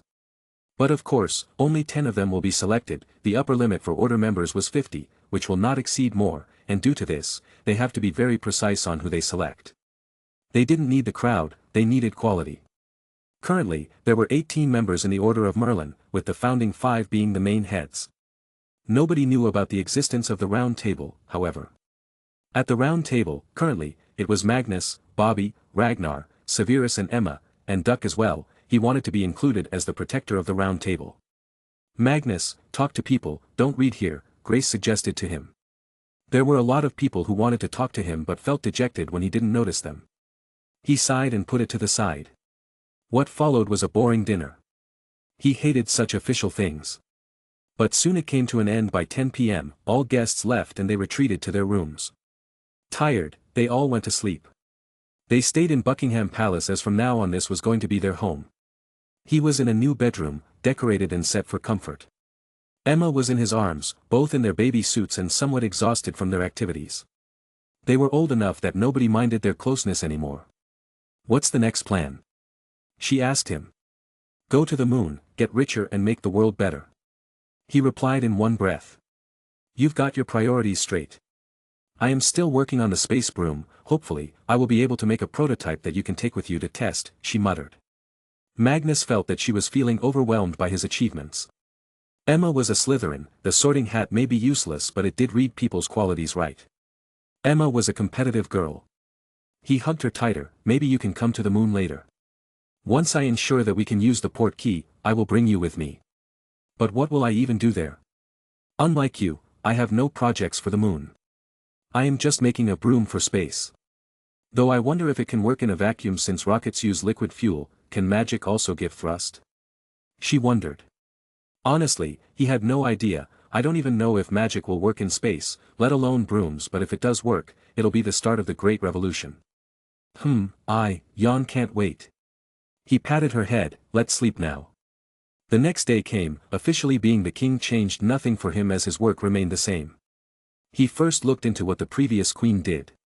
The calendar had plans called engagements, which included hosting heads of state, taking diplomatic trips, throwing parties at palaces, opening new sessions of parliament, presenting citizens with awards, and a whole bunch more. In short, the monarch did nothing other than suck on the tax money while the state made sure they feel important.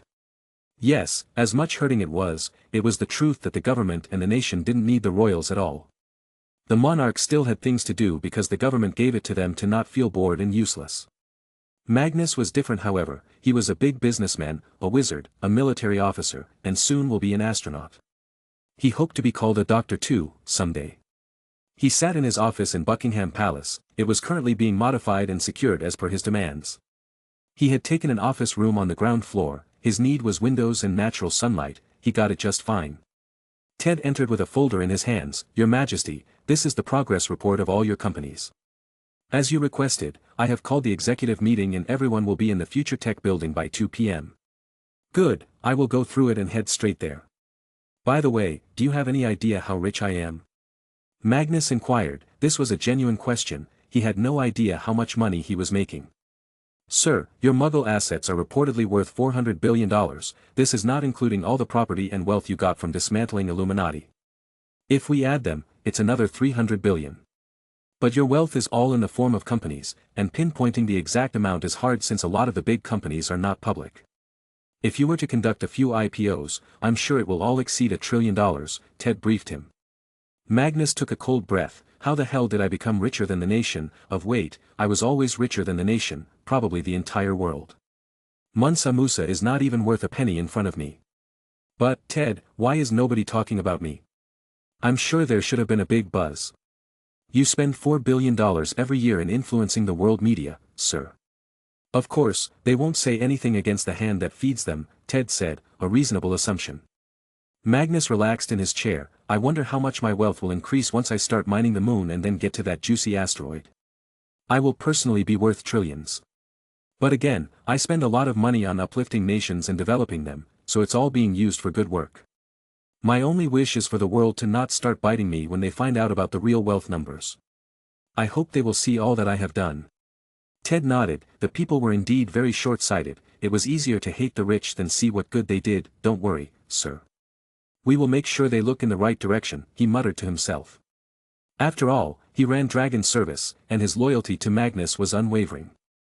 After losing hundreds of assassins, getting kicked out of a majority of Asian nations, Africa and Europe, the High Table finally decided it was time to accept the defeat. Now that Magnus was the king, he could officially declare them a terrorist organization. The rule of High Table was simple, never go after the world leaders, that was bad for business. Especially leaders of rich and powerful nations. They sent word to Magnus that they would like to meet on neutral grounds. Hence, Switzerland was decided. Yes, even for the High Table, it was the neutral ground. But Magnus didn't give them time and they were biting their nails, wondering if they were going to be counter-assassinated. Magnus was just too busy to give them time. He had to sort out his agenda before the space mission started, hence he came to the meeting where all the CEOs of all his companies gathered. There were in total 26 CEOs, it was an absolutely massive collection of wealth in a single room. Chapter 428. Thank you for coming here today. I held this meeting to make sure everybody understands the direction I want the companies to take. Bobby is the CEO of Future Tech and the Vice Chairman of Dragon Holdings. He knows it already and was leading the entire company as well as its world-renowned R&D department towards this direction. As we all know already, I am going to space next month. My focus is to mine the moon. As some of you already know, helium-3 is the main item we are looking for, it will be the fuel that runs the fusion reactors that we are developing. Along with that, we are building many more world-changing technologies that have the possibility of boosting human civilization by decades. The world does not know, but technology is booming so fast that by the time most of you will die of old age, we'd probably be in the age of space. The moon has many more things we can mine, there is oxygen, water, metals and other minerals. There are asteroids out there made of metal. My main goal is to boost Earth as a civilization. We cannot just mindlessly mine Earth and use all resources, we only have one planet that can naturally harbor us, and we need to protect it. This is why I want you all to focus on developing tech, projects and medicine with the future and space in mind. If you need any help, Future Tech R&D will help. If you think you want to develop something, pass on the idea to Future Tech R&D, we have so many unused inventions that might end up being useful for you. Dragon Holdings is not just a company that owns the others, it's an umbrella. And like in an umbrella's frame, you are all connected. All companies need to utilize each other's expertise to move forward. This is why I am also creating a new office for joint development oversight. Their job will be to create synergy between the companies, and if any of you have a problem, directly contact them. Magnus ended his address. He didn't tell them about his dreams of colonizing Mars and mining the 16 Psyche asteroid, as they were plans that sound too absurd to those who have never heard of magic. But once he establishes the moon base, they will believe. The meeting went on for a while longer, then Magnus held a meeting with only his closest associates. What I am worried about is colonizing. There is no law that makes it so no country can claim territory in space. If we don't do something, in future all nations will want a colony in space. This will divide the moon and then the rest of the space. We need to unite everything. The colony I will be making is going to have people from all nations, but without formal rules, it's useless. Magnus revealed his worries. Ted, Edgar, Bobby, Severus, Ragnar and Adrian were present there. Adrian gave the first idea: why don't we use the UN? You run it at this point. Make some sort of space treaty that's also very hard to get out of. As long as we can get the major nations to sign it, others will follow. That is the only option left for now. Ted, get people to make the first draft. We will have the UN pass it and invite nations to join. At the same time, I want you to design a few flags for planet Earth. I will choose one of them, Magnus ordered them. Let's just hope nobody will weaponize space now, Bobby muttered. It was a long-term fear of a lot of nations ever since the Cold War started, and then started the space race. They feared that either the US or the USSR would put nukes in space. Thankfully, that had not occurred until now. Alavada Kedavara the hell out of their asses. Anyway, I'm heading out. See you later at training, Bobby. Magnus tiredly left the meeting room. This time he did go to Switzerland to meet the high table. They had started to plead with him to meet them. However, the meeting was short-lived. Do you really think you will get forgiveness when you are not even being serious? Where is your elder? Isn't he the one who runs the organization? Fine, I showed you respect by coming here, but you have just wasted my time. Every single minute that passes from now on will have one assassin dropping dead. I will be in my palace. If you want to protect yourself and your little fun business, then come to me, all of you, drop down to your knees and plead to me. Or else, you will die. He warned them in a dangerous voice. His patience was running out right now, as he only wanted the high table's money. His threats were not empty. It had been 3 days, meaning 4,320 minutes since Magnus met them, and exactly this many assassins had dropped dead, including one of the high table members. Now, only 4 were left. The threat was real. Nobody could touch Magnus either at this point. They could not go after his family, as that was as good as a death sentence. They could not go after his companies, as they were covered under the protection of Meta. The high table was quite literally fucked from all sides, and they had nobody but themselves to blame. Hence, after 3 days, they all came to meet Magnus. The elder also came. They entered the palace and arrived in his office. He first allowed them to have seats. Finally we meet. $500 million is the price on my head. I wonder who initiated it. We can tell. The elder wanted to speak, but then suddenly felt piercing pain in his brain. He fell down from his chair and screamed in pain. Do you think your flimsy mental shields can protect you from me? You fools, you think your small organization of Muggle assassins that uses simple guns can defeat me? You imbeciles saw yourselves as the devil, but in reality, you were just devil's minions. Magnus, without an ounce of sympathy for them, read all memories from their minds forcefully. Then he quickly turned them into memory vials. Once all 4 were mind-broken, he called Adrian in, kill them all and send wizards to take their place. We shall run the high table from now on. A criminal organization that does not kill innocents, but seeing how crap the world is, most people are not innocent. Adrian saluted him. It will be done. By next year, all these will choose and put a successor in their place. Magnus waved his hand. Soon, he was left alone in the office. So the high table has 30 billion in assets. The elder himself has various oil fields. Easy money. He took out the phone and called Adam. Dad, no need to worry anymore. Push forward your research for EM engine as fast as possible, even if it needs $20 billion, it's not a problem. December 14th came. It was time to head to the moon. Magnus, Ragnar and Bobby arrived at the Belize Space Center days ago to prepare. Their families had also arrived, including Severus. All the rocket parts were being inspected. Then Magnus was asked to cast a large-scale Reparo charm on it to heal any damage to any part of the rocket. This was a fine example of technology meets magic. But of course, they had to coat all electrical components with anti-magic paint. How do I look? Ragnar asked, wearing his flight suit. It was not a complete space suit as it was missing the backpack, but they didn't need it until they landed. The suit was designed by real fashion designers and scientists working together. The material used was the best and the strongest they could find. The suit also had protective padding on the chest, hips, sides, shoulders and ankles. They were meant for maximum productivity and looks. The strangest thing about it, however, was the flags. The British flag was only visible on the shoulder, meanwhile on the chest was a blue flag with 7 rings all intertwined together. This was the flag of Earth, representing the 7 continents. You didn't cut the hair, why? Magnus scolded him. Fuck off, I'm not cutting them. I've tied them in a braid, that's all you will get from me. Ragnar barked. Bobby sighed, can you tell me what were you working on all these days? Grinning, Ragnar nodded, yup, I just built a new universal testing kit. It uses magic and a few potions, you just need to put in anything you want and it will tell you the composition accurately, along with percentage. This means you don't need to bring any modern heavy equipment for surveying. Bam! Bobby facepalmed himself, you dumbass, then you should have told me before, all those machines are fixed now. They can't just be removed, that will delay the mission. Magnus chuckled, he's right, although your invention is amazing, Ragnar, at this stage, we can't do much. Well, I didn't know I would be successful either, so I didn't say, Ragnar replied innocently. This time it was not his fault. Patting his back, Magnus moved, don't worry, we will still use your universal testing kit. And about the extra weight, if I can use the port key, it won't even matter. Let's fix ourselves in the control capsule now.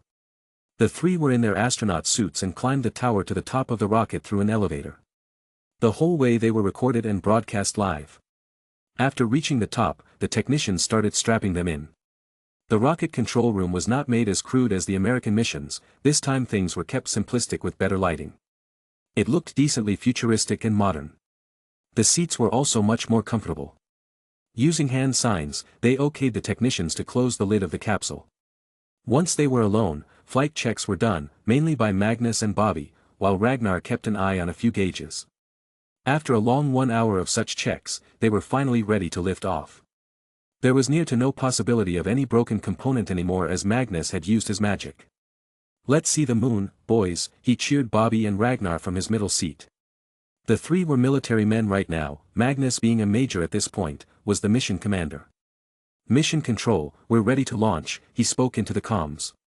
The electrical voice affirmed, Pendragon Z, all checks are clear, you are clear for lift off. Soon after, the rumbling under their asses increased and the countdown started, 9. 8. 7. Man, I don't like peeing in the suit, Ragnar muttered. Huh, you only feel the warmth, brother. The rest is completely waterproof.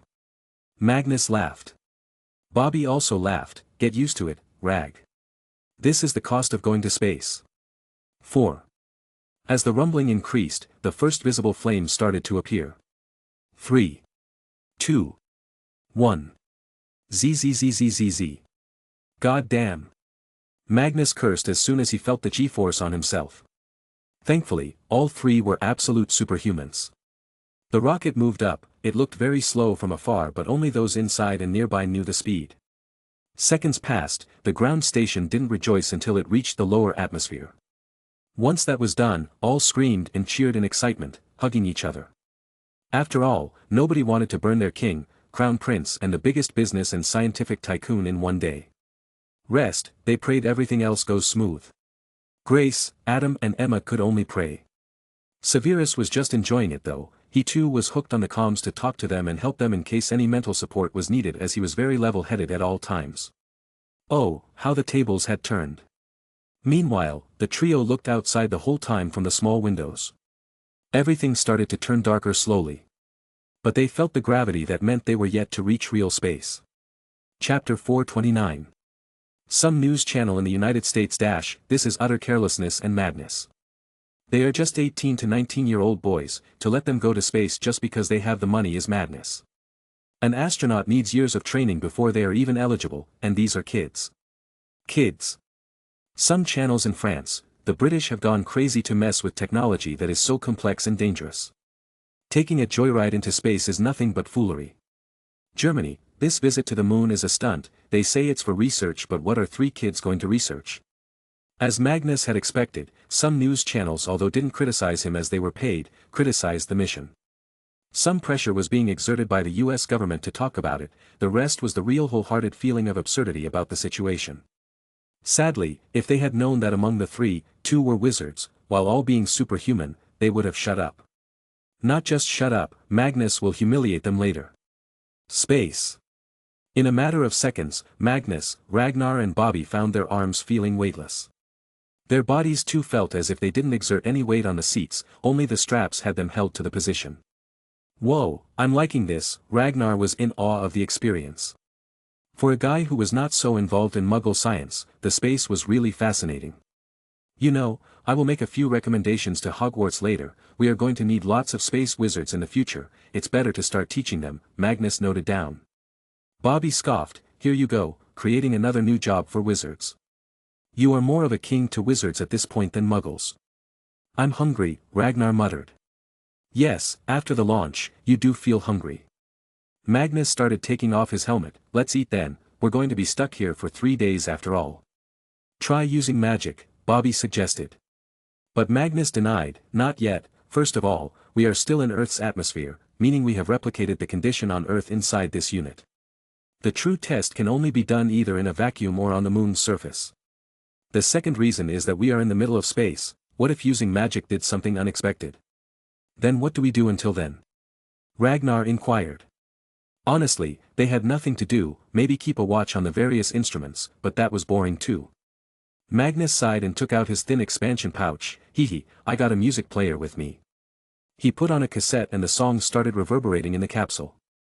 It was the Earth, Wind and Fire, September. Soon enough, the three were vibing while checking the instruments and some scales. The three sang together, hey, Badia, say, do you remember? Badia. Earth. Are they singing? How did they get music? The staff in the flight control center heard the three sing while giving instructions. The director of the mission laughed, he was the father of a Hogwarts student, haha, ignore it. But sir, the world will be hearing them later, his secretary said. The man laughed even more, that makes it even better, isn't this His Majesty's style? Indeed, this was what Magnus was like. Soon enough, snippets of video recordings were sent to a few TV channels, and there the world saw them. In America, the band, Earth, Wind and Fire appeared on television as this was the ultimate free publicity, they happily said that they were honored and sang live on a few stations. The young population of the world fell even more in love with the three young astronauts with that. 2 days and 20 hours later. Time had passed, they ate, shat and slept in the small living space. It was not a pleasant experience, but what could they do? Eventually, they got bored with the music too and had to start playing magnetic chess.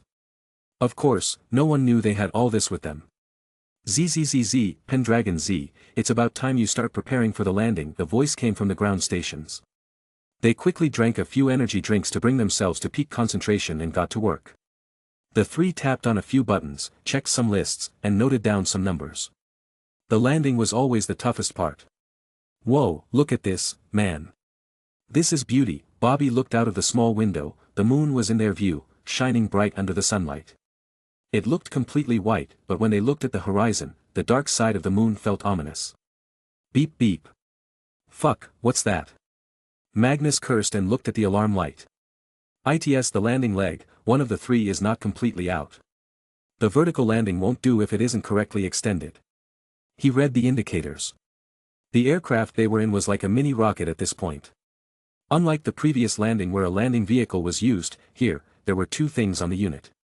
One was the storage unit which was a cylinder, then at the top was the capsule they were in. The capsule will later be used to return to Earth, the storage unit will be dismantled and turned into a full-fledged living unit base. Due to so much weight, the landing pad was designed to be much bigger than necessary, this would make sure that they don't fall to the side. But now, it seemed inevitable. Back at the ground station, they also got the alarm. They asked the crew what happened. Magnus quickly replied, nothing, we got it covered, we will proceed. Just a false alarm. Bobby and Ragnar looked at him, and when he picked up his helmet, they understood, you serious? You want to go out while we are descending? If we try to stop descending and return to the orbit to fix the problem, then we won't have enough fuel left for landing and then returning home. The big-ass boy is too heavy even for the extra fuel we brought. Don't worry, I will use magic to create the strongest charms around myself, while also testing magic in a vacuum. Magnus had not a single ounce of doubt or fear in his voice. He could not really afford to be afraid, this project had cost too much money to be aborted at this stage. Ragnar nodded, fine, let's prepare. They didn't have much time. So the three got into their complete suits, including a backpack full of pressurized oxygen. Then they started to depressurize the capsule. Done, hooked the extravehicular mobility unit to the hatch, Bobby gave the okay. Magnus then opened the hatch and looked out. The deep dark space was pretty but damn scary. However, just then all of a sudden he felt a sharp pain throughout his body. Arg, what the hell? My body ached for a second. Bobby quickly looked at his body signature. Everything is okay, Magnus. Heart rate, blood pressure, oxygen levels, ECG, do you want me to go? Nah, I can do it. It lasted a second only. He moved out with the extravehicular mobility unit. He maneuvered himself towards the base of the entire unit. He could see the two legs extended and one stuck halfway. He simply kicked it slightly. However, it didn't work. Seeing no other way, he slid out his transfigured staff that was like a wand inside his suit in a way the tip pointed out through his wrist in the wand shape. It exerted less magic, but since magic was like invisible light, it didn't matter if he was wearing a suit. He pointed his hand at the landing leg, reparo. As expected, it moved and extended out completely. The thing was most likely damaged in the middle of the launch. However, something shocking happened. He visibly saw not just the leg but the entire rocket unit getting repaired. All the insulating paint that was chipped during the strong takeoff was fixed. But the thing was, reparo can't work unless all things are close by, so how did the paint that was burned away return? Confused and shocked, he headed back towards the top capsule. Just before he entered, he tried something. He pointed his wand towards the dark side of the moon and used the wand, Lumos Memento. Whoosh! Immediately a flare flew out of the wand. The scene only left him more shocked. God damn. Holy hell. This changes everything. Chapter 430. What was that? Bobby and Ragnar were alarmed. The entire region of the dark side, at least a major part of it, looked lightened up as if it was under the sunlight. It lasted for a few seconds and then abruptly returned to darkness. Just then Magnus returned. The two rushed to help up back in, closed the hatch and pressurized the unit. Soon, Magnus opened the helmet and burst into mad laughter. Ha ha ha, who would have thought? This changes everything. What happened? Ragnar shook his body. Magnus stopped. We were wondering if magic can work in space. It doesn't just work in space. What? Bobby exclaimed. It was bad news then. But Magnus had more to say. It works even better here. I used a simple Lumos and that lightened up the entire dark side of the moon. I used a reparo to fix the landing leg and it fixed the entire rocket. Even the missing paint magically appeared. Do you know what this means? The true origin of magic is actually in space. It's some sort of an invisible particle that gets thinned out when it reaches Earth due to the atmosphere. This is the reason in some locations there is a higher intensity of magic. This is big. Ragnar and Bobby had similarly shocked faces as soon as they heard this. Both looked at Magnus, who was probably already the strongest wizard to have ever existed. Then, how strong does that make you? Bobby asked. Magnus had no idea. He just looked at his hands. I have no freaking idea, and honestly, I'm scared. I am like a god when up here. But what is this invisible particle you are talking about? How do we find it? If what you said is right, then this magic should be available across the entire universe. Does that not mean that its origin is the Big Bang?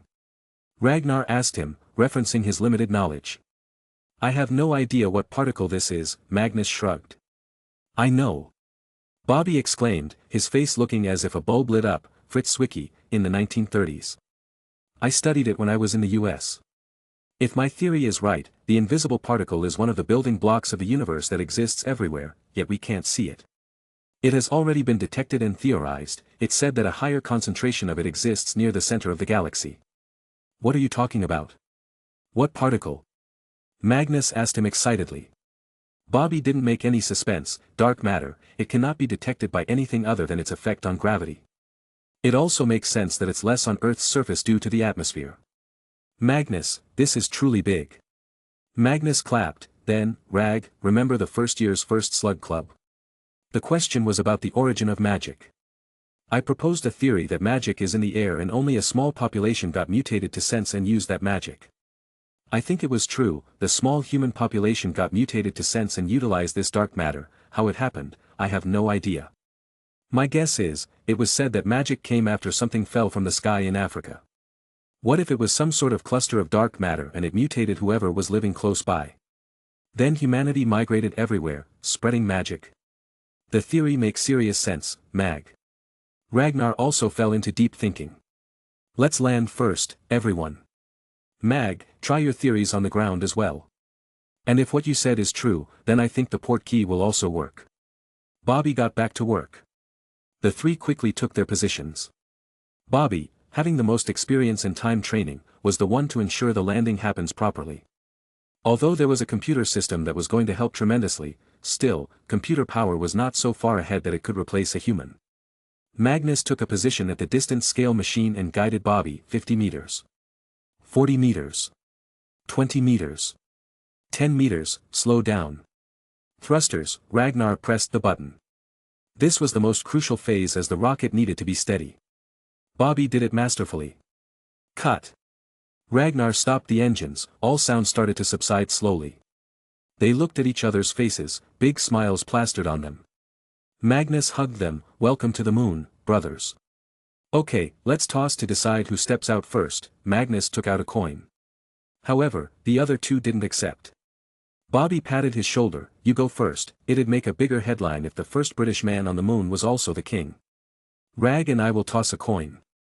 Thanks, he gratefully said and started to dress up. They had a lot to do and had come to the moon to stay for at least 5 days. During this time they will conduct a lot of research and also build the first moon base, an enclosed cabin space for the living of 4 people, all including a bathroom and also a water tank. They were yet to see if they could make water from minerals on the soil, but magic could help until then. Whoosh! The hatch was opened, they pressed the button to take out the mechanized lift. The height of the rocket was too high for them to descend from the ladder, see the image of the rocket. All 3 got out and descended down on it, but didn't step out. Ragnar instead lifted the camera and pointed it at Magnus' back. It's connected, live. As soon as the green signal came, Magnus stepped out taking a short jump. Walking on the moon was hard. His boots left a few marks on the fine gray sand. Then, he took out 2 different flags. First, he placed the flag of the United Kingdom, then the flag of Earth, both side by side, but the national flag was a step behind the Earth flag. Then he saluted at the camera with the words, "The view is magnificent, the place is deadly, but mankind will keep moving forward steadily." Then Bobby stepped on the moon's surface, followed by Ragnar, both fell down however and it was funny. Magnus teased, "You two look like 2 toddlers." "Shut up, we know you secretly trained for this in the ministry," Ragnar barked as they were not connected to Earth at the moment. They walked a few hundred meters to their destination. It was the giant crater called Peary Crater on the North Pole. This was going to be their main target. They were to enter it, test the ground, find if there is ice and if everything is fine, it will be the main location of starting the colony. Soon enough, they stood at the edge of the 79 kilometers wide and 1.5 kilometer deep crater. It was an overwhelming experience, to look inside the pitch darkness, not knowing what was in there. Ragnar shivered, "This feels damn scary, I feel like a monster will come out at any time and bite me." "Huh, say thanks, we're not beside the Aitken Basin of the South Pole. That one is 2,500 kilometers in diameter and 6 to 8 kilometers deep." Magnus added. "I know. It's scarier for me actually, at least you two can save yourself with magic if you fall in there," Bobby said. "Don't worry, Bobby. I gave you the port key to get safely to me. Besides, now that we know about the gravity here and have experienced it, can't you make something like a jetpack?" Magnus asked him. This got Bobby thinking, actually, I think we can make it. We can absolutely make it. You know what, I can't wait, let me look down there, Lumos Momenta, he sent a flare of magical light into the crater. If it could lighten up the dark side with a normal spell, then the weakest should be enough for here. Soon, they had the entire view for themselves. As far as they could see, there were small dots on the surface of the crater, there were also some spikes here and there. There were craters inside the crater. But they were very small. Look! That shiny sand, I think that's ice, Bobby pointed. Let's go and check it out then, hold me, Magnus operated straight to the site where they saw the shining sand. Once they arrived, they didn't find straight up chunks of ice, but instead ice crystals that seemed like fine snow. They were not so much that they'd feel like snow. Bobby quickly took out a few tools and dug the soil. Ting, the shovel hit something. Bobby quickly stood up. Quick, let's head back. Staying here is very dangerous. This area is one of the places sunlight never reaches, hence it stays very cold. I think I hit a block of ice. We don't know what's under it. It could be more ice, the ground, or a deeper, darker part of the crater. I will have to use X-ray and geosensing drones to check the bottom. Once I map everything, we will know how deep it goes. Magnus nodded. Ragnar had also done his work by taking a few soil samples. Then they apparat back to the edge of the crater. We should have gone to the South Pole. There is supposed to be more water there, Magnus suggested. No, we can't go there yet. The South Pole is a much harsher region with craters much deeper. That place is absolutely uninhabitable and unreachable. Let's first set base here and expand. Once we have more experience, we will move to the south, Bobby quickly corrected him. He had researched on the level of a muggle. Of course, for Magnus and wizards, living on any part of the moon would not be hard, but for muggles, space exploring was much more dangerous. Magnus sighed. Fine, baby steps. You two, let's head back to the rocket and unload the items at the same time. I will do what we came here for. The moment of truth is here. They gulped and looked at Earth in the distance at the same time. Be careful, Ragnar worriedly muttered. Magnus nodded. If everything goes right, I will be back in a minute. I will try to apparate home first, then return with the port key.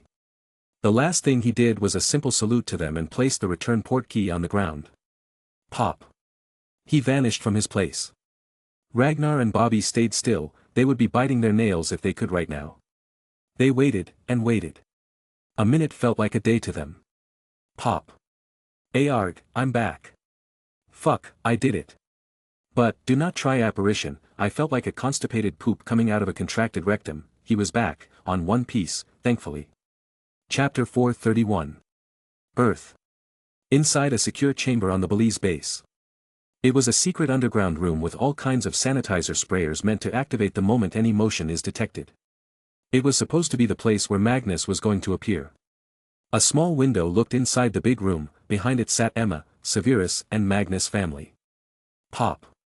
He arrived with the apparition. His breathing was hard and his body ached like hell.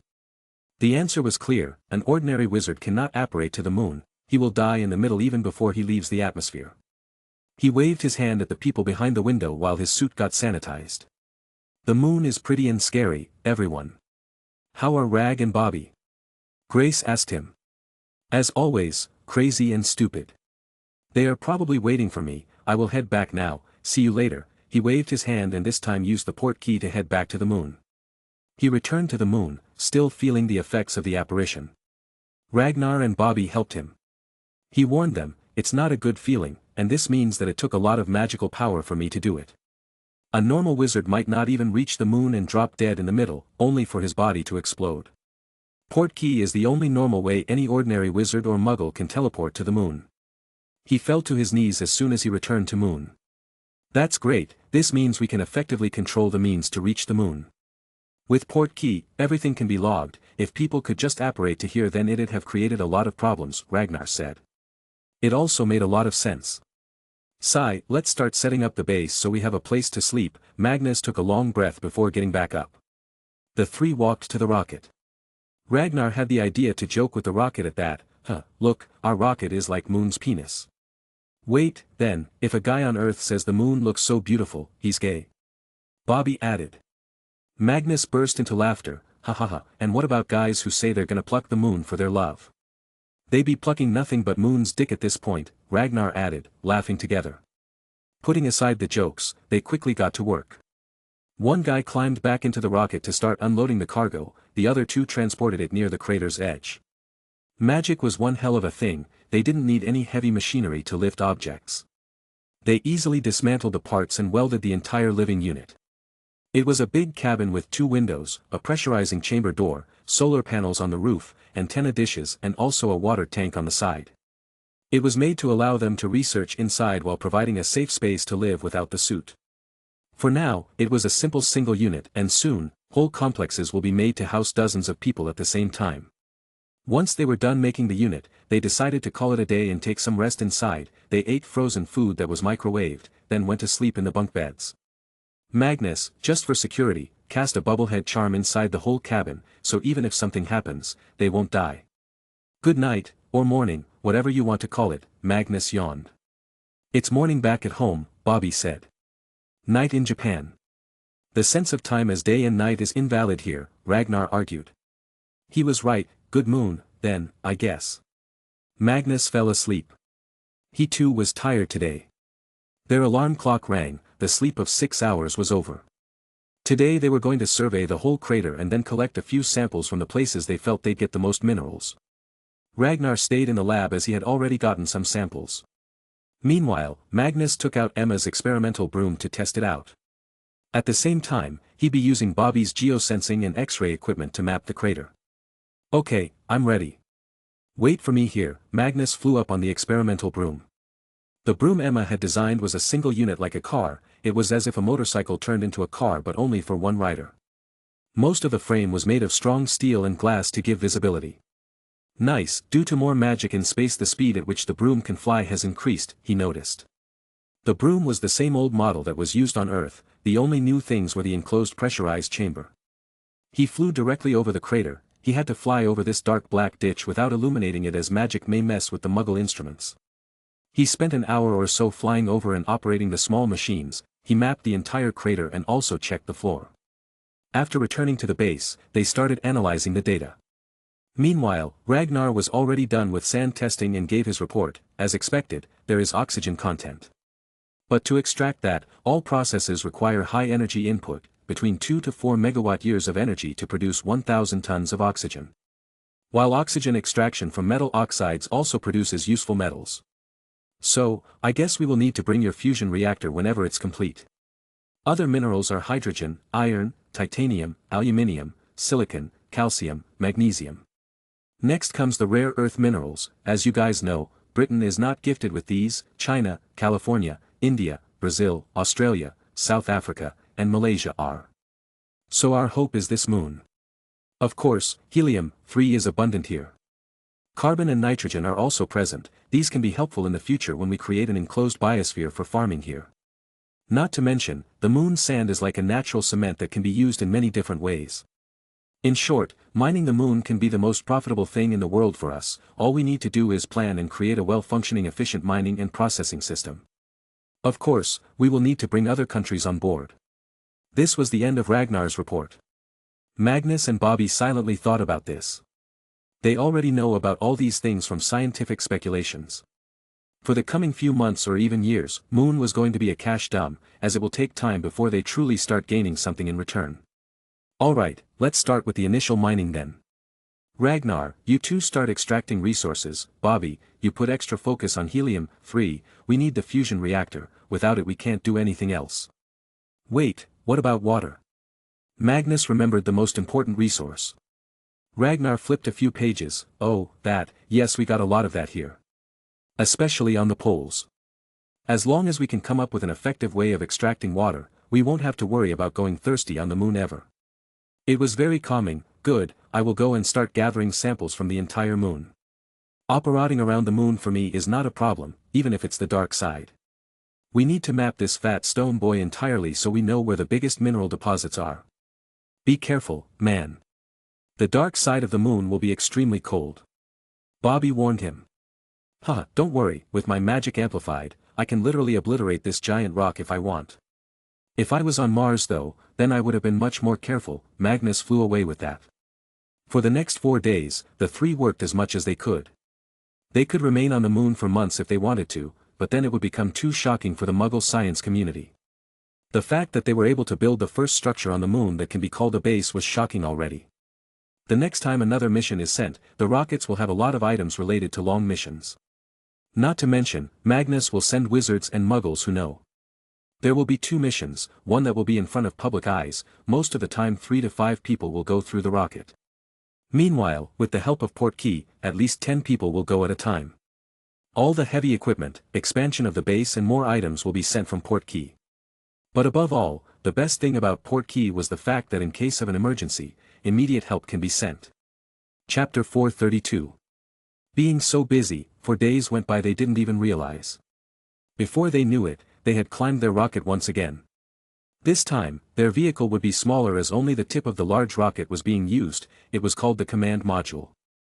When the time was right, at the press of the button it was detached from the rest of the rocket and flew straight up. It didn't require too much fuel as the gravity was much lower. Once they were beyond Moon's main gravitational pull, they set the trajectory right and rested back. In 3 days' time, they will arrive at Earth. How will you be masking the arrival of people from Port Key?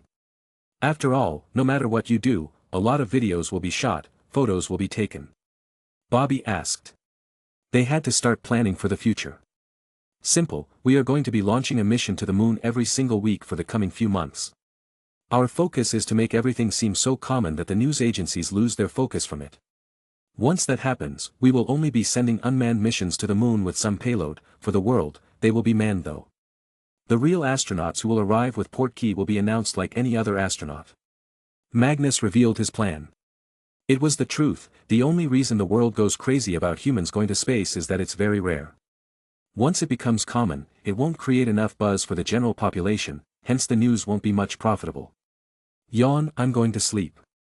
Gonna have to start working once at home. Who knows how I can use the moon's sand for potions. Ragnar reclined his seat a little, put an eye patch on and dozed off.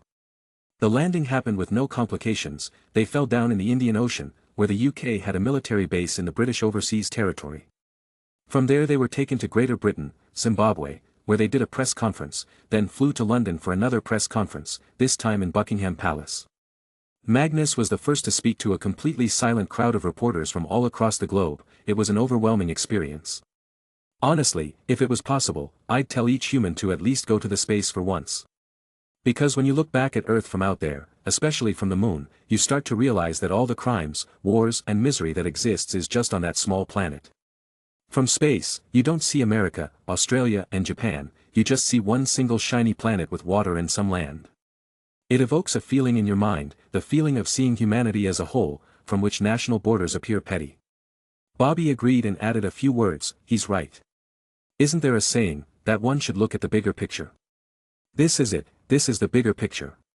We humans think the world is very big, but just a few decades ago traveling from one continent to another was considered something special, but now with better aircraft, we can reach any place within a day. The world became smaller with that. This is the same experience. Once you look at Earth from space, it starts to look small.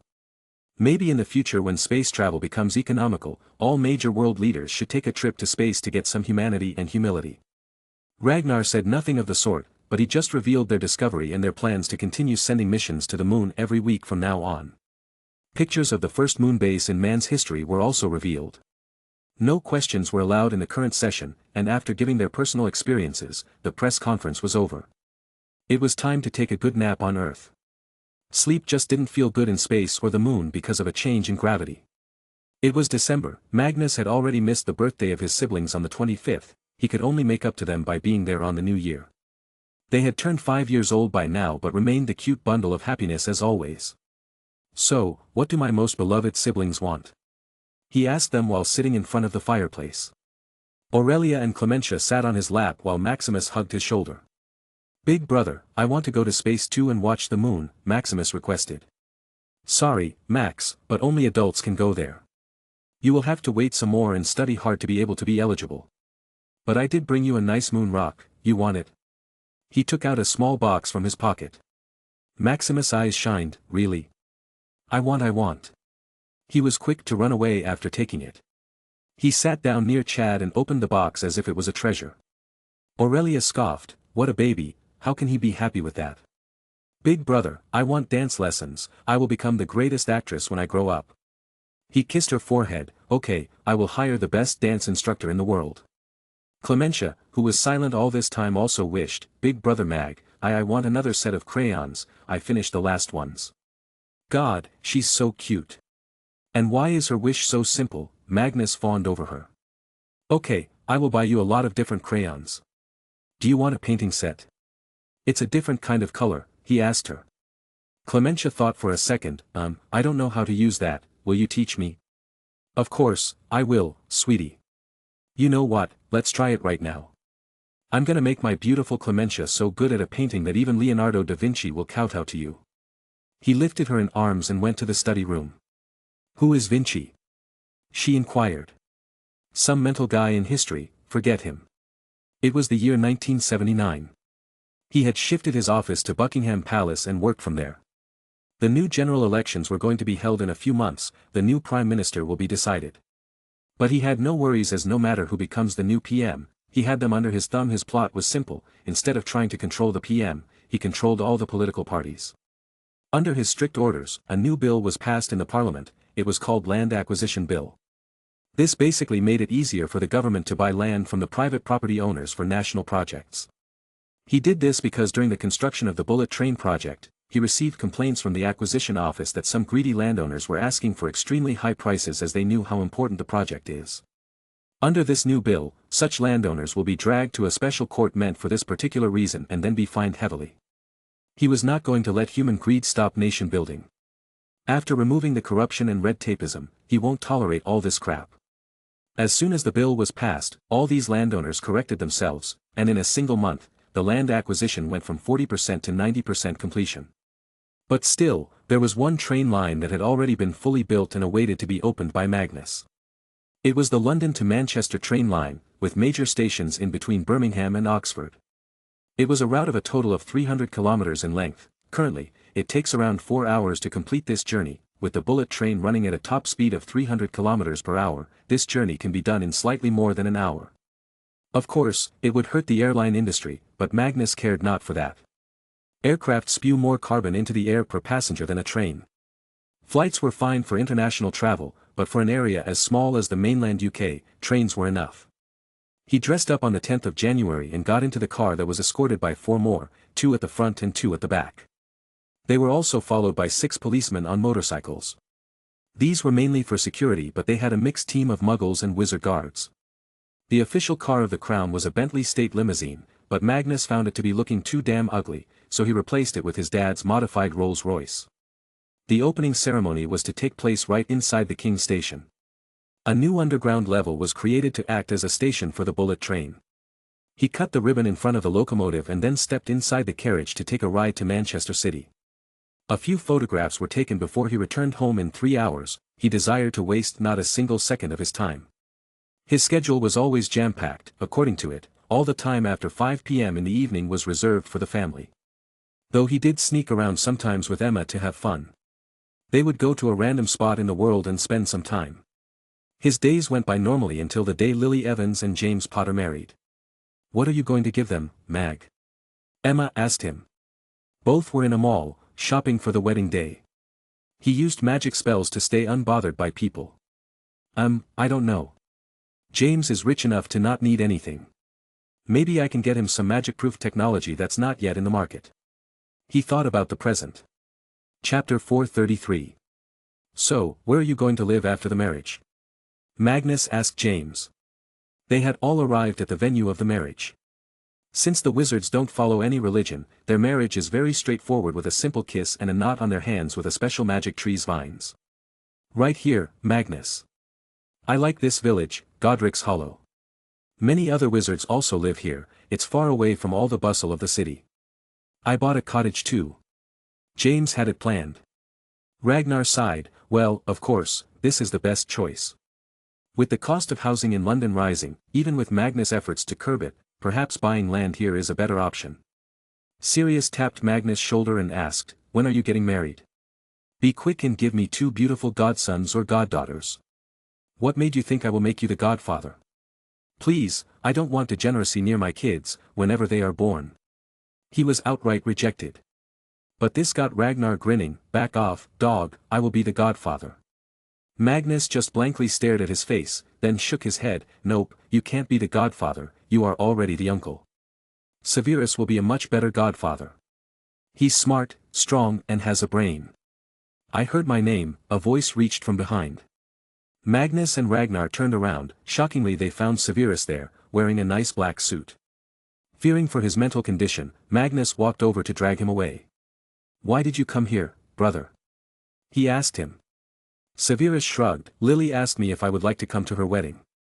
I don't really care if she lives or dies anymore, but since you guys were coming, I decided to come too.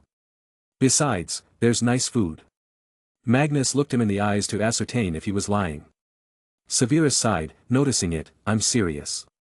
She didn't give me an invitation, instead apologized for being rude. I haven't forgiven her though, as I knew what was in her mind. Fine, if you say that. Let's go and eat something, and also find Emma. Where the heck did she go to? There were not many guests at the ceremony. Peter and Remus, along with James' family, joined. Then from Lily's side, her parents and sister joined. Though her sister's husband was not allowed. Lily wore a white gown like Muggles, perhaps she just wanted to do this one thing in a Muggle way. There was no priest or altar, they just stood under a tree, got their hands tied with a vine and then planted a kiss on each other's lips. Everyone clapped for the couple. It was questionable how much in love they were or if they deserved each other, but everyone respected their choices. It was their life after all. Ah, they look cute, Emma muttered. Magnus wrapped his arm around her waist. She was looking stunning that day in a black gown. Her favorite color for a dress was always black, and Magnus loved that. My dear, this is nothing, a royal marriage will be something the world will be envious about. You will be the queen, can't have a mediocre ceremony. I will patiently wait for that day's arrival, she whispered. After the ceremony, Magnus handed them a lot of appliances and baby care products. Take these, by the speed you are going, I know you will be popping some babies soon. Lily felt embarrassed but still thanked. Severus gave them a bottle of health potion, while Ragnar gave them a bottle of long-lasting fragrance potion, saying, your child will be pooping, this is for the odor. The gifts were accepted with great delight. Then it was lunch. During that time, Lily's parents came to him to click pictures, clearly fans of their king. Even James' parents were his fans. But again, who wasn't? They spent the next few hours talking and joking around, and when it started to turn evening, Magnus operated away with Emma. After a good night's dinner, they went to their bedroom to exercise. After becoming the king, in the coming few months, he did some useless but important acts. One was to pardon the great scientist, Alan Turing. The next was to make the Ministry of Magic give Order of Merlin First Class to Newt Scamander for his great work not only during the battle against Grindelwald but also his research on beasts. In the coming weeks, a new infrastructure project was launched. This was for the RTS system's development in various major cities. The rapid transit system was something that not only incorporated metro rail but also strategically placed trams and bus routes in a way that reduces travel time and effort for most of the citizens. These systems were planned for most major cities across the United Kingdom. These included Manchester, Birmingham, Leeds, Glasgow, Liverpool and Belfast. The population of the UK had exploded in recent years due to the addition of new lands and people, so these plans made sense. Such systems will also be made in the Greater Britain states of Zimbabwe, Belize and Brunei. Meanwhile, the system in London will be upgraded. The aim was to make travel as easy as possible and reduce the usage of personal cars. This would decongest the roads and allow bicycles to use them. Soon, the month of the election came, and this time the previous Prime Minister lost the elections but became the party leader instead. Meanwhile, the new PM was a woman named Margaret Thatcher, the first ever female Prime Minister of the nation. She was known for being fierce and steadfast in all the things she pursues. The people liked her spirit and voted for her. The economy was already on the perfect rise, so most didn't really care who leads the country at this point. A/N. Some historical change. The previous government had lost a no-confidence motion in our world, that's why a new election was held. But here, the election is a natural one. Now, it was up to Magnus to invite the woman to form a government in his name. Technically, he could appoint anyone as prime minister, literally any person walking on the street. But that would be really chaotic for his image. So, as per the practice, the appointee is always the person who is best placed to command a majority in the House of Commons. He went to his office and awaited the old woman to arrive at the palace. He prepared a cup of tea for her as he will have to talk about a few things. She was a woman known to not bend the knee to anyone, and he needed her to understand her place in the grand scheme of things. Soon, the door opened and the guard announced the arrival, Your Majesty, the leader of the opposition. He nodded, and there walked in the old woman in her 50s, proud and head held high. She arrived in front of Magnus and gave a curtsy, a traditional gendered gesture of greeting, in which a woman bends her knees while bowing her head slightly. She looked him in the eyes and with respect greeted, Your Majesty. Despite feeling weird seeing an old woman bowing to him, he didn't stop her as this was the protocol when greeting royalty. Once done, he dealt with the first task, Welcome to the palace. Your party has won the general election, so as per the tradition, I delightfully invite you to form a government in my name. He shook her hand firmly, I wish you smooth sailing, Prime Minister. Thank you, sir. Please take a seat, he offered. As she sat down, he walked to his table and prepared a cup of tea while continuing to talk. I was informed that you had some questions that you would like to ask. She appeared to be in shock, as not many people knew that she had such intentions. But now that the cat was out of the box, she asked, I would like to ask you, is there a secret group that you run, called the Order of Merlin? I was being scouted by this order to be a member, but I refused. Chapter 434. He chuckled, oh, I heard about that from Lord Mountbatten. Yes, I do run a secret group called the Order of Merlin. You should join it, as it aims to not only make the UK more prosperous but make the whole humanity advance towards a more tolerant and developed future. He continued, by the way, I am a wizard, the most powerful in the world, as they consider me such. I am a direct inheritor of the will of Merlin, the greatest wizard of all time. Yes, he's real. I hope you are not racist about wizards. No, certainly not, sir. My niece is a witch. Margaret spoke quickly. She could feel slight hints of threats in his voice. Oh, is it Matilda Thatcher? No wonder I felt familiar with your last name. Yes, she was a good wizard, remarkable in herbology. A few years senior. Anyway, what I meant was that I have a dream to make the United Kingdom the most developed and the richest nation on the planet. Unlike America, however, I want our people to be well cared for, with good and inexpensive health infrastructure, jobs, opportunities, and warm homes for all. But that can only be done if the right policies are implemented while putting political nonsense aside. I was able to bring Zimbabwe into the fold, then Belize, Brunei, build amazing relations with Saudi Arabia, bought land in Sahara, got Bhutan to become an ally, and recently I am in the middle of stabilizing India and Pakistan. Oh, you may have heard, I was recently on Moon. Mrs. Thatcher, for the past few years, I have tried to change this nation, make it the best place to live in the world, and I hope to continue that. You will be briefed about me by the ex-Prime Minister later. I am proud that a woman has become the Prime Minister. I consider this a win for our society because now we don't feel a woman is not suitable to lead the nation. She was old, and hearing all this made her slightly shiver. Sir, are you really the richest man in the world? That's the rumor going around lately. Yes, not just the richest man in the world right now, but the richest man to have ever existed in the history of mankind. However, please keep such information a secret, we don't want hit wizards coming after you. Oh, look at the watch, it's time to head to work for me. Anyway, Prime Minister, have a good day. He walked out of the office swiftly. All his words today only made Margaret Thatcher realize one thing. She was small, her authority as the Prime Minister didn't mean anything, she was not the big boss. But at the same time, her confidence skyrocketed. The nearly magical recovery of the British economy and then rise is nothing but miraculous. Now she knew the reason, it was reassuring. Magnus didn't really have anywhere to go. He just went to the living room and watched a movie with his siblings. There were also portraits of Arthur and Merlin, chilling near the wall, watching the television. This is so damn funny, Ragnar was howling in laughter and eating popcorn. Television scene. Who are you, who are so wise in the ways of science? I am Arthur, King of the Britons. Television scene ends. Just at that moment, Arthur from the portrait shouted, This is absolute slander, this should be banned, removed from existence. I was not like this. You did initially think that the Earth was the center of the universe, so I'd say it's pretty accurate in depicting how dumb you were. Merlin got no chill. Arthur fought him. That's what the monks taught me, it's not my fault they were wrong. And besides, don't get me started about the things you did to grow hair on your head. Even putting pig poop on your head because some stupid old witch told you to do so. Merlin raged, oh really? What about the night you came crying to me because the 5 women you were sleeping with turned out to be having cocks? I was drunk. And they had fooled me with fake tits. Arthur jumped on Merlin and started fighting. It was so entertaining that Magnus and Ragnar stopped watching the television and instead watched them shame each other. The triplets were also there, but Magnus had specially made the 2 not audible to them and only visible. He didn't want their madness to be transmitted. Due to Magnus, many lives had changed over the course of years. Ever since he took over Slytherin House, no new Death Eaters have joined the Dark Lord. But perhaps the one whose life changed the most was someone in Gryffindor. The man's name was Peter Pettigrew. He was no longer the sorry chunk of ugly fatness.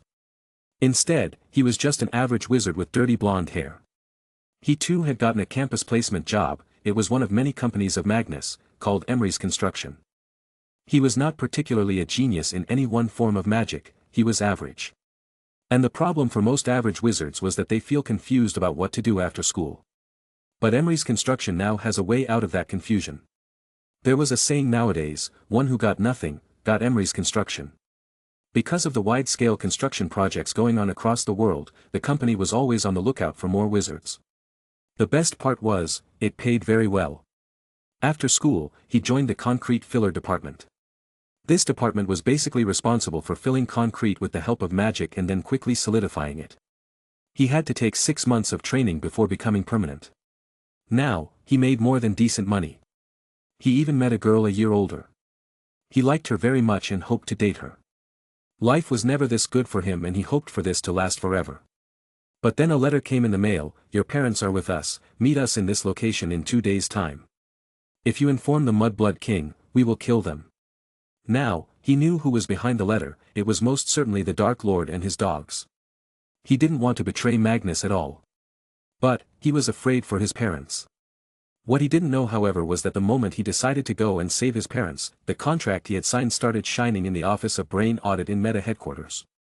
Immediately special auditors were deployed. They found Peter and read his mind with the help of legilimency without even telling him. They learned about what happened, it was not something new, the Death Eaters had tried this many times before in the hopes of gaining influence in one of the companies. Like a well-oiled machine, the army of 1,000 hit wizards was quickly deployed to find and save Mr. and Mrs. Pettigrew. In a single day, they successfully butchered the Dark Wizards and saved the two. The day Peter was to meet the kidnappers, he was visited by the Meta director. He was informed about the rescue and how they found out about it. He just hugged his parents and cried that day. But his heart felt more at peace than ever. He realized that day that Magnus was no human or wizard, he was a god. One that saw everything and played the world like it was the chessboard. I will never betray him, dying is better than that, he felt. He was not the only one, however. Nearly every single wizard working for Magnus has had such an experience at least once. These experiences slowly accumulated into what is now known as the Magnus effect. It was a process through which the wizards start feeling extreme patriotism and loyalty towards Magnus. In the end, this made him not just the king of the Muggles but also the king of the wizards. But the effects of the second title weighed more since wizards working in companies come from around the world. Slowly, he was becoming the king of wizards of the world. Buckingham Palace. As always, the family sat together in the living room, watching the news. The triplets were doing their homework of memorizing counting and multiplication tables. News. In today's news, with the onset of the Iranian Revolution and the overthrow of the Pahlavi dynasty under Shah Muhammad Reza Pahlavi, and the replacement of his government with an Islamic republic under the rule of Ayatollah Ruhollah Khomeini, the oil production has decreased significantly, started the second oil crisis of this decade. Because of this, the world economy has taken a hit, but surprisingly, the British economy stays resilient and still show an upward trajectory with the promise from Saudi Arabia of uninterrupted oil supply at normal rates. On the next news. Who is he? Why is he running? What's his agenda? A veteran named Forrest Gump has been running non-stop across the United States, coast to coast he discloses no message that he is trying to convey. Only time will tell when he will stop, but he sure is gathering a rather large following. Now, in the next segment, His Majesty today announce. News end. Grace looked towards Magnus and asked, "Honey, are you sure the economy won't take a hit?" He shook his head, "Don't worry, Mom. King Faisal warned me about the oncoming crisis. I had advised Thatcher to buy oil in bulk and use our reserves. But I believe it's time for me to enter the Middle East and neutralize that region's threat to the world. Saddam was warned not to lift his head too high, but he's planning to invade Iran, creating a bigger oil crisis. It seems he does not like his head anymore." Chapter 435. This time, no wasteful tea parties or such nonsense were included in the work of the monarch. Magnus had real work to do. He operated to Brunei to check the development of the new Hogwarts. The main building was nearly done.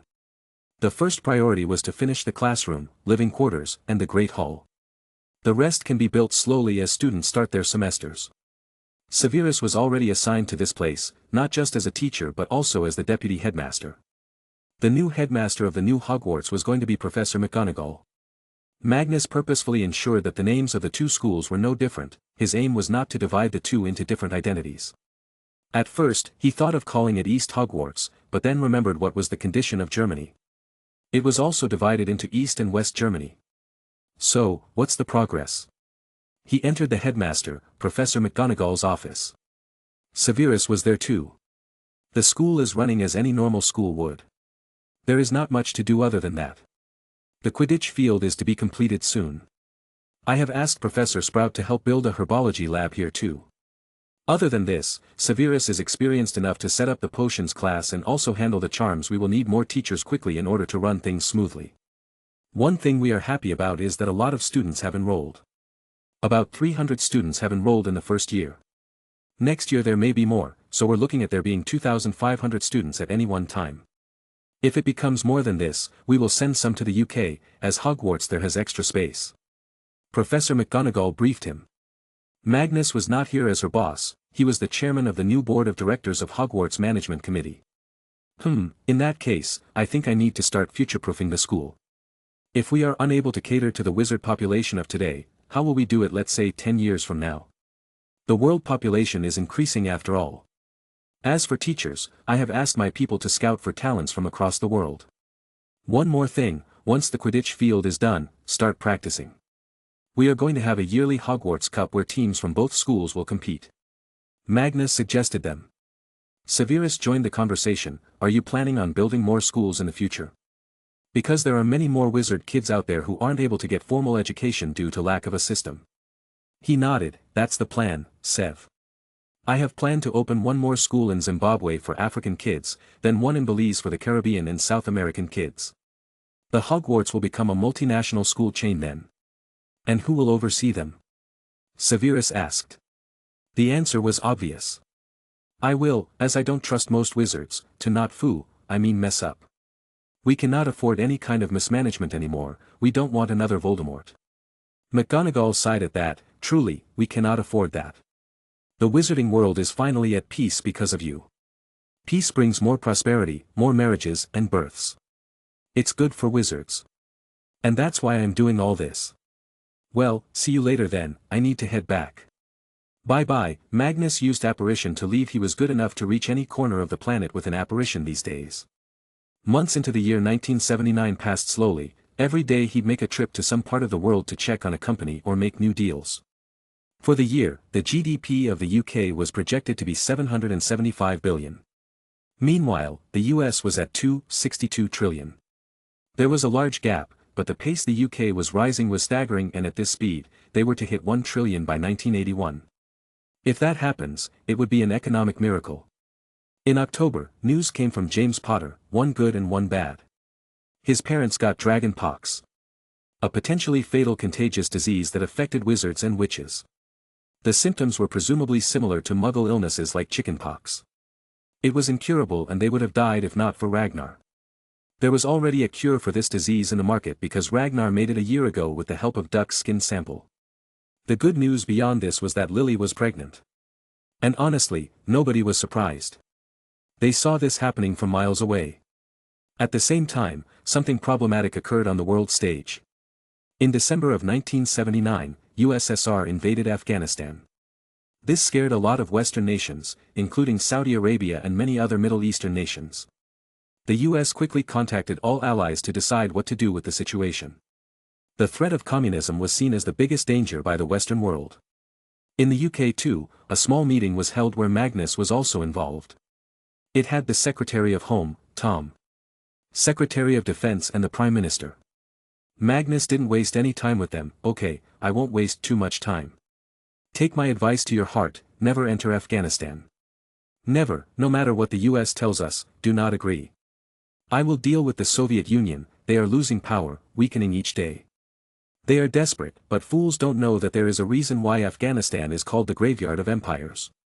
I will not allow that peaceful and beautiful nation to be used by stronger nations and turned into a deadland. He's talking about Afghanistan before the American and West-funded various terrorist groups. Just stay back and watch. Yes, he only needed them to wait and watch. He was playing big hands in the United States. It was going to have an election next year, and he would not help any party that was not already under his grip. Buckingham Palace. Magnus was in office. Elizabeth was also there, sitting. There stood only one man, it was Charles. Magnus sighed and slammed his table. I told you to stay careful.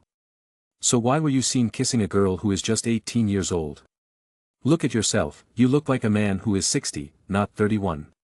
All your careless acts have caused shame to the crown. I will destroy you if you dare to step on my legacy. Here I am working day and night to change the nation, and all you can think about is going to parties. I have decided that you are to head to Belize Naval Base and work there for the coming 2 years. Or, you will have to get married to someone. But, you also get seen by people kissing your girlfriend, Charles argued. Magnus glanced dangerously. She is the same age as me, I have been dating her for the past 4 years and the public has known about it ever since. My and your case are much different. Elizabeth sighed. Magnus is right. Your actions can cause harm to the image of the crown. So, you will have to go and serve in the military. That rank is not just for the show. Charles scowled, surely not satisfied by this. But Magnus was not going to tolerate the nonsense anymore. My decision is final, you can leave. 1979 also came to an end with major changes occurring to the world. From the moon base to the invasion of Afghanistan, the calendar was filled with something happening. However, the biggest things often occur away from the common eyes. Something was happening in the life of a boy that Magnus considered his little brother. The boy was stuck, alone and in fear. He could only hope that somebody would hear his plea before it's too late. Chapter 436. On the first day of 1980, Magnus got called to Camelot by Duck. He went there confused. The first one to greet him was the excited Duck, who licked his face. Calm down, boy. What are you doing? Did you miss me? He asked him. Yes, Dad, I miss you lots and lots. I want to travel the world with you, so I asked Fox to teach me his trick. I learned it, now I can apparate in fire, Duck excitedly revealed. This excited Magnus as well. How far can you apparate? And can you stay hidden after apparating? Duck strongly nodded his giant head. Yup, I can go anywhere in the world and I can stay invisible. Grandma Martha put some runes on me. He looked so excited, Magnus thought. He couldn't help but hug Duck's head. From now on, you and I will be traveling everywhere together. Instead of the apparition, you will take me to places. Duck always gets excited about carrying his dad around and feeling involved in the important work Magnus does. So this meant a lot to him. He danced happily, wobbling his tail and tippy-toeing. Yay, I'm gonna travel with Dad. Why don't we roll out right now? He asked. Duck took his suggestion. Soon enough, Magnus sat on Duck's back as the big good boy flew across the world, teleporting one after another. He then brought him to Buckingham Palace's backyard. The triplets loved playing with Duck. Magnus meanwhile went to his office to meet the Secretary of Sports. So, I have a major plan. This could result in creating the United Kingdom as the hub of all sports in the world. I want to start something called the World Games. In this, people will compete in all sports, from small fast walk races to chess, long jump, high jump and others. The goal is to have so many sports that they take 4 years to take place. Yes, unlike the Olympics where things go on for a month, in the World Games, each week 1 or 2 sports will take place. Hence, something will always be going on. All of them shall be broadcast on television all year, every year around the world. It will be a constant new sport every day for people to watch. The best of the best shall participate from all countries in the world in these. The prize will be medals with real majority gold, silver, and bronze in them. Other than this, the top play will get $200,000, second will get $100,000, third will get $50,000. The Minister of Sports heard about the plane and was left speechless. Your Majesty, will the Ministry of Sports and Civil Society be handling this? No, democracy is often slow and inefficient. The main focus is to make money here, so I can't let it be handled by a slow system. Instead, my company will be handling it. All I'm going to be needing is the right permissions and subordination by the ministry whenever needed. For example, when there is going to be a marathon, it will be your job to empty the route. When there is to be a bicycle race, you will have to prepare the roads for it. Or when there is going to be a canoe sprint, you will be clearing the river. Magnus said in an ordering voice. The minister agreed. That can be easily done, sir. I will head back and start preparing for it myself. Thank you, then. He let him go. After this, Magnus headed to Sirius House. He wondered if the guy would like a job. Sirius was a competent wizard after all, and having him in one of his companies can be helpful. But when he arrived there, he scowled. The entire front lawn of his house was covered with leaves, packages and letters. Knock knock. Soon, Sirius opened the door, rubbing his belly and hair. "Oh, has the pompous king lost his way today?" He simply entered, passing him aside. "I did come to see you. But it seems you were literally living like a dog." "Hey, don't judge me. I bought a place for myself for this reason only. Anyway, why are you here?" Sirius went to the freezer and took out a fire whiskey bottle. Magnus found a letter on the coffee table. "I'm here to offer why." "Wait, is this a letter from Regulus? Did you read it?" "I told him to contact me once he completes school. It's been 6 months since then." Sirius shrugged. "Nah, it came just this morning. I know what it's gonna have. Oh dear brother, father has died, please come home, blah blah blah." But Magnus opened the letter to read it. Slowly as he did, his brows furrowed, he cursed and slapped Sirius. "You fucking fool, you had one brother and you turned your back at him. Damn it. Call Creature right now." Sirius frowned and looked at the letter.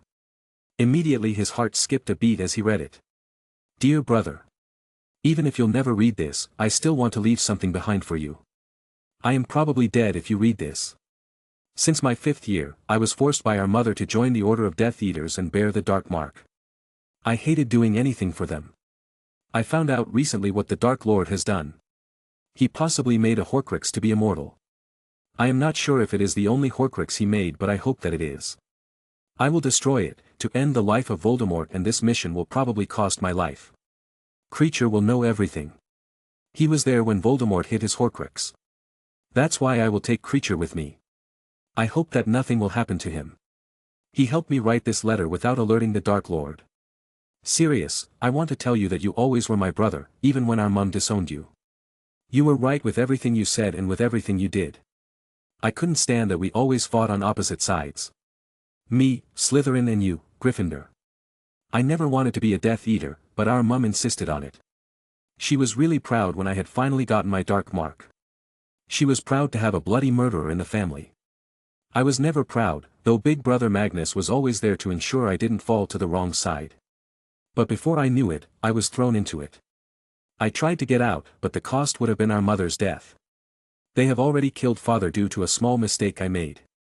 Yes, he was murdered, by those he was ready to murder. I know I can't undo my doings, but I hope I can make up at least a bit. I want to ensure the end of the Dark Lord. Sirius, I hope you can forgive me. Sincerely your brother. Regulus Arcturus Black. What the hell is a Horcrux? And, Creature. Sirius's eyes were watery, he was enraged. Creature appeared immediately, looking weak and half dead. He sneered at the sight of Sirius. Why has the Blood Traitor Master called me? Magnus stepped in. Krekker, as the King of Wizards, I command you, tell me where Regulus is so I can save him. Creature turned around, his ugly face immediately turned happy. Magnus was popular among all non-human sentient species. Especially the elves, as he brought rights to them. Creature kneeled. Age, Merlin's descendant. Creature is, oh yes, Lord Regulus, my master, so brave, so strong. He. Magnus walked away. You waste too much time. No need, I know where he is. Sirius, are you coming, or will you once again leave behind one good family member that is left? Sirius waved his wand, quickly a coat appeared on his body. Let's go. Chapter 437. 12, Grimmauld Place, a few hours ago. Pop. Creature returned home, looking tired and in pain. He had been taken away by Voldemort for something. Regulus allowed it. But when Creature returned, Regulus asked him what had happened. Master, he's bad, made me drink water, bad water. A very evil thing he tries to hide there, it has his soul in it. Creature told him. A Horcrux? Can you take me to that place? Regulus asked him, feeling something was wrong. Of course, Creature agreed. Regulus was his master. So he teleported with Regulus. They arrived inside a large cave standing on the small land in the middle of a giant lake. It was dark and cold. Regulus quickly cast a Lumos spell to look around. There were giant crystals on the walls and the ceiling of the cave. Where is it? He asked. Creature took him to the small basin filled with some kind of a potion. Master, there is bad water in it. You can only drink it to take out the thing. I drank it, it hurt me, burnt me from inside and made me see terrible things. Regulus looked at it, his resolve was firm. I will drink the potion. No. I will do it, master, creature pleaded, knowing the torment it causes. No, I must do it, it was I who is responsible for Father Death, I am the Death Eater. You are innocent. He didn't waste a second and filled the potion in a container to drink it. He took one sip, immediately his body felt pain and fire burning inside. His eyes became blurry and scenes of unimaginable agony appeared in his eyes. The death of everything he cared about, destruction of the world, Voldemort winning, torturing him and whatnot. Tears fell from his eyes, his face contorted, trying to tackle the pain. He didn't stop and kept on drinking more and more. He stumbled a few times, screaming in agony. Creature, help me drink it, he ordered. Creature, too, cried, his master was very kind. He should have been the one to drink it, but Regulus didn't let him. Master, I can drink it. No. Just feed it to me, he commanded. The agony continued. Regulus fell down the steps but still took the water every time Creature gave it to him. How much more? One more, master. Creature replied, filling the container from the basin one last time. Regulus was in his most vulnerable state ever. Crying, cursing and weakening. In pain, feeling like just killing himself and ending it. He took the last sip. What's in there? Show me. Creature handed him the locket. Upon checking, Regulus felt the presence of dark and evil Voldemort inside it. This is as if his soul is in it. Brother Magnus told me about this once, it's a Horcrux, cough cough water. Creature quickly tried to take water from the lake. But the moment he created any disturbance in the lake, various hands erected out of them, followed by loud shrieks. Creature was alarmed, master. Inferi. The Inferi started to crawl towards the two. Creature dragged Regulus away from them. Put this fake locket inside the basin, Creature. And run. Destroy that locket, promise me. Master. Creature rushed to help as he saw Regulus' leg being grabbed by an Inferi. Go. You can't fight them all, Creature, leave me, he pushed the elf away. Creature's eyes were full of terror and fear, he looked left and right, thousands of Inferi were crawling towards him. He took one last glance at his master, why you are the best master I've ever had, master. Pop. Creature was gone. He could not have teleported with Regulus as that would also bring so many Inferi together, it was another question if he could even bring so many beings with him. Now all alone, growls of Inferi resounding in the cave. Regulus felt scared, he had always kept a tough look his whole life, even when he was small he never cried in front of anybody. When Sirius decided to leave home, he cried alone in his room. Slowly, he came to realize that he was not as important to other people as he thought. He loved Narcissa, she left him. He loved Andromeda, she left too. Sirius was his only support, then he also left. Thankfully, in the school, there was Magnus who would help him even before he said anything. But now, he was all alone, once again. Slowly the Inferi dragged him into the lake. They didn't bite him, just scratched him and tried to drown him. This did make him wonder, am I going to be turned into an Inferi? This thought was scarier in his mind, to not be able to rest even after dying, your soul is stuck in a mindless body. He tried to kick and swim up towards the little light that was in the cave. But as he drowned more and more, the light started to diminish. His eyes stayed wide open. He wanted to scream and cry, but tears were just water and sounds were muffled. I don't want to die. Just as he was about to lose his breath, he remembered something that his favorite person gave him. Quickly he tried to fiddle in his pocket, it was hard as thousands of Inferi tried to pull him. Still, after fighting them a little, without even taking the paper out, he simply tore it. I wonder if he will come, he finally lost his breath and the vision went blurry. What's that? He noticed something. All of a sudden multiple balls of fire entered the water and hit the Inferi. But that was not the end, all of a sudden a red fiery light illuminated the entire lake, from the top to the bottom. Magnus in his golden dragon form appeared inside the cave and burned everything, all Inferi that was on the surface got turned to ashes in a second. Then he dived straight down, still spewing fire from his mouth, burning all of those creatures. Boom! He hit the bedrock. Then he pushed up and saw the drawing body of Regulus. Without wasting time he grabbed him in his jaws lightly and swam out. His dragon body was big enough to destroy any Inferi that even touched him, that's how warm he was. He brought Regulus' body to the same platform where the basin was. After putting him there for Creature and Sirius to care for him, Magnus headed back into the lake. He spewed so much fire in it that by the end the water started to boil. It was hell on earth. The inferi could not feel the pain and slowly melted away. Their flesh left their body, the muscles melted, leaving only a skeleton without any magic as he burnt that away too. This was the magic of inferi, they were similar to zombies. Whoosh! Magnus' human form jumped out of the water and landed on the platform. Regulus was lying in Sirius' arms, he was looking left and right, his face still pale and scared. It's okay, Regulus. Everything is fine now. Here, drink this potion. He handed a small vial. Sirius was disappointed in himself as he talked to Regulus. Why didn't you tell me, brother? You could have moved out of the house too.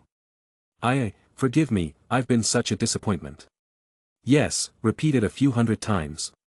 You were so busy having fun with your friends that you for not even once asked him if he was okay. He's your brother for God's sake. Magnus scolded him too. He crouched down and patted Regulus' head. Let's get you to St. Mungo. Once you're good, we will get rid of the dark mark. God, I can't believe I didn't find out. You always acted so normally near me. And no, mother. Regulus whispered weakly. At this, Sirius raged. You still worry about that woman? That's not our mother, she's the devil. No better than these inferi, these wanted to drown you to your death and she drowned you into the dark side. She's still our mother. What she is doing to us, happened to her too. This cycle of hate, we must break it. Regulus said. Magnus had to agree, what he said was absolutely correct. Fine, after this, I will force her to give up her ladyship. You two decide who wants to be Lord Black now. I don't want to. Too much work, Sirius shrugged quickly. Magnus looked Regulus in the eyes. The boy was resolved. Fine, you will get the lordship. You're 18 already. And one more thing, bring me the real Horcrux. Voldemort has made multiple ones. I already have 2 of them in possession. Chapter 438. In St. Mungo, Dumbledore quickly arrived. He was told by Magnus that this was about Horcruxes. But even before that, Regulus' mother arrived. She was one hell of a screeching banshee. Let my son go. How dare you bring him here without my permission, you mudblood, Walburga Black screamed. Magnus waved his hand, it magically sewed her mouth. Woman, I want to call you a bitch but I care for Regulus, so I won't call you a bitch. She's a bitch, I will say it for you, Sirius barked. Now listen, your son nearly died because of your Dark Lord. I saved him, you can ask Creature about it. But, that's not the point. The point is, you will sign this paper and make your smart son, Regulus, the new Lord of the House Black. Oh, one more thing, if you scream again I will throw you out of this hospital, I really can do that. I own this place, he threatened her. Immediately, her mouth was freed again and at the same time, a goblin from Gringotts brought the document for the transfer of the lordship to her. Now, she only had a few options, sign it on her own or be forced. Magnus didn't give any crap about not using Imperius Curse on people like her. She did reject it. How can you think I would do such a thing? Regulus must first prove that he deserves it. Sigh, woman, I have 1,000 ways I can break you. You're not making it easy for yourself. Fine, you called me Mudblood, the King of Britain. According to the law, that's an offense and for this, I order for all your wealth to be seized. Nobody will get anything now. He was being petty, but who cares? He turned to the goblin, pass my order to the manager, take everything from the Black Vault. The goblin bowed, as you wish, your majesty. Walburga Black's face turned black. She didn't know that Magnus was close to Regulus. She really thought that now because Regulus was found to be a Death Eater, this is what happens according to the law. No. Wait, will you let Regulus go if I sign that? I will. Magnus agreed. With that, the deal was signed. Now Regulus was the Lord of House Black, all its wealth was his. Walburga Black was then thrown out by the guards. Now, to get rid of that dark mark. Ragnar is coming here soon. In the meantime, Professor Dumbledore, let's go and talk in private. In a side room, Magnus spoke with the old man about the Horcruxes. Do you have any guess how many Horcruxes there are? This is the 3rd one and I honestly have no idea how many more are there. I don't. There is no way to tell that, however, there might be someone who does. Lucius Malfoy has been regarded as the successor of Voldemort. Dumbledore said. Rubbing his stubbled chin, Magnus thought about some sort of a plan. It seems we will need to hatch up some plan to lure him in. What's his most vulnerable spot? Name. The only thing he has left is his last name. And a pure-blood wizard is always proud of his last name. Even I am proud of it. Dumbledore sounded like he himself was not sure about this. But Magnus agreed. To be honest, I too am proud of my last names, all three of them. Okay, here's what we're going to do. His life's goal is to kill me, we're going to lure him out. Nobody in the wizarding world knows how strong I have gotten. If I were to fight 1,000 werewolves now, I can easily beat them in 5 seconds, heck even if there were 10,000 I can easily beat them. I truly have become the strongest wizard alive, although I don't know how strong you are, Professor. Anyway, I will publicly start saying bad things about the Malfoy family, smother his name and purposefully try to show myself as someone weak. When the time is right, I'm sure he will show up. He must be very frustrated. What do you need Hogwarts to do? Dumbledore asked. I want you to publicly reveal that all Death Eaters who are graduates of Hogwarts are getting their graduation certificates removed and deemed invalid. Their names are being removed from the school dishonorably. He requested. This was sure to anger a lot of the rotten wizards. We will need to increase the security of Hogwarts in the near future then. But the plan seems solid. Fine, I will get to it right away. But son, be careful. A lot of people across the world depend on you, be it wizard or not. Dumbledore patted his shoulder. Dumbledore didn't see Magnus as just his student and a powerful wizard. He shared a family bond with him. So, to him, Magnus was family. Don't worry, old man. I'm still getting stronger each day. I'm sure I can kill Voldemort for good in a year or two. As soon as we get Lucius, we will go on offense. He planned. By the time their discussion came to an end, Ragnar had already done his work and gotten rid of Regulus Darkmark. Are you okay now? Wanna stay in the hospital or go home? He asked Regulus. Regulus moved his arms and legs one by one and felt fine. I think I'm good.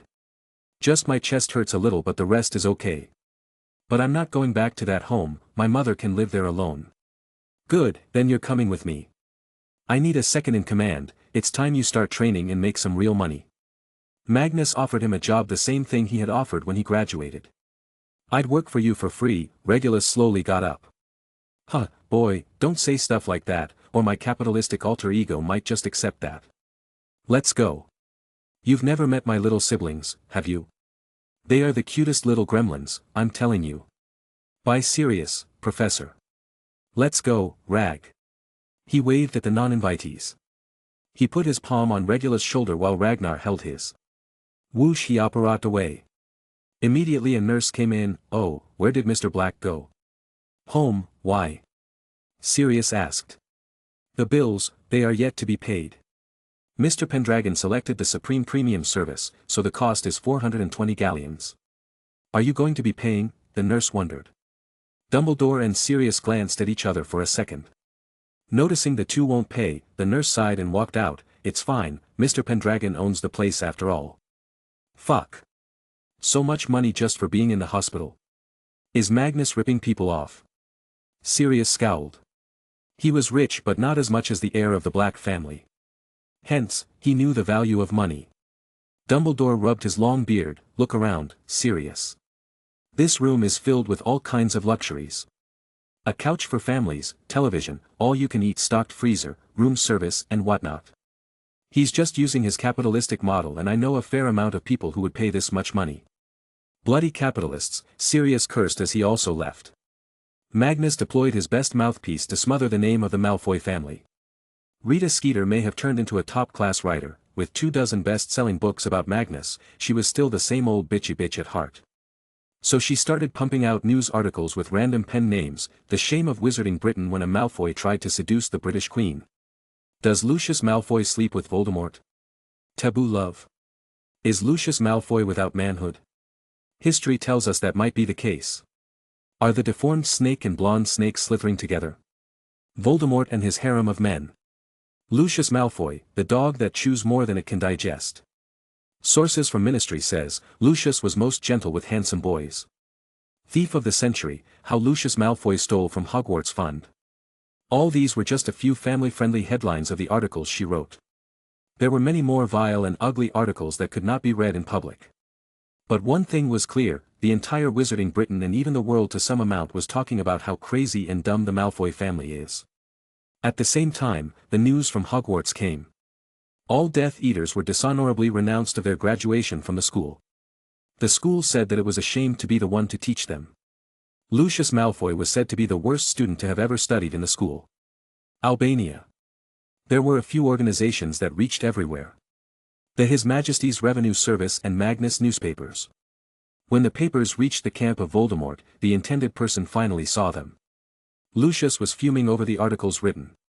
He initially thought that this was a campaign against him, but then articles about all Death Eater families started to come. Still, the Malfoy family got it worse.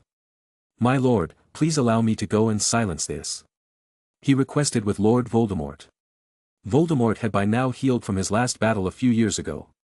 Not just that, he was somewhat more powerful with the resources he used in these years. All of it was aimed at a duel of judgment with Magnus. "Calm down, Lucius. I can tell you, King Magnus is behind this. He has finally decided to come after us. But worry not, as soon as I deal with this prophecy, I will go after him." Voldemort spoke in a hissing voice. "And my lord, why do you call him King Magnus now?" "He's mudblood," Lucius asked, angry at the show of respect to his enemy. Voldemort laughed demonically at that. "Ha ha ha, son. You still have a lot to learn. When the enemy is strong, you must respect his achievements and strength, because ignoring it and underestimating your enemy can be fatal. Magnus has achieved so much in just 18 years of his life. It's commendable. But it is worthless in front of a true Dark Lord. My power is supreme. Even Dumbledore will lose from now on."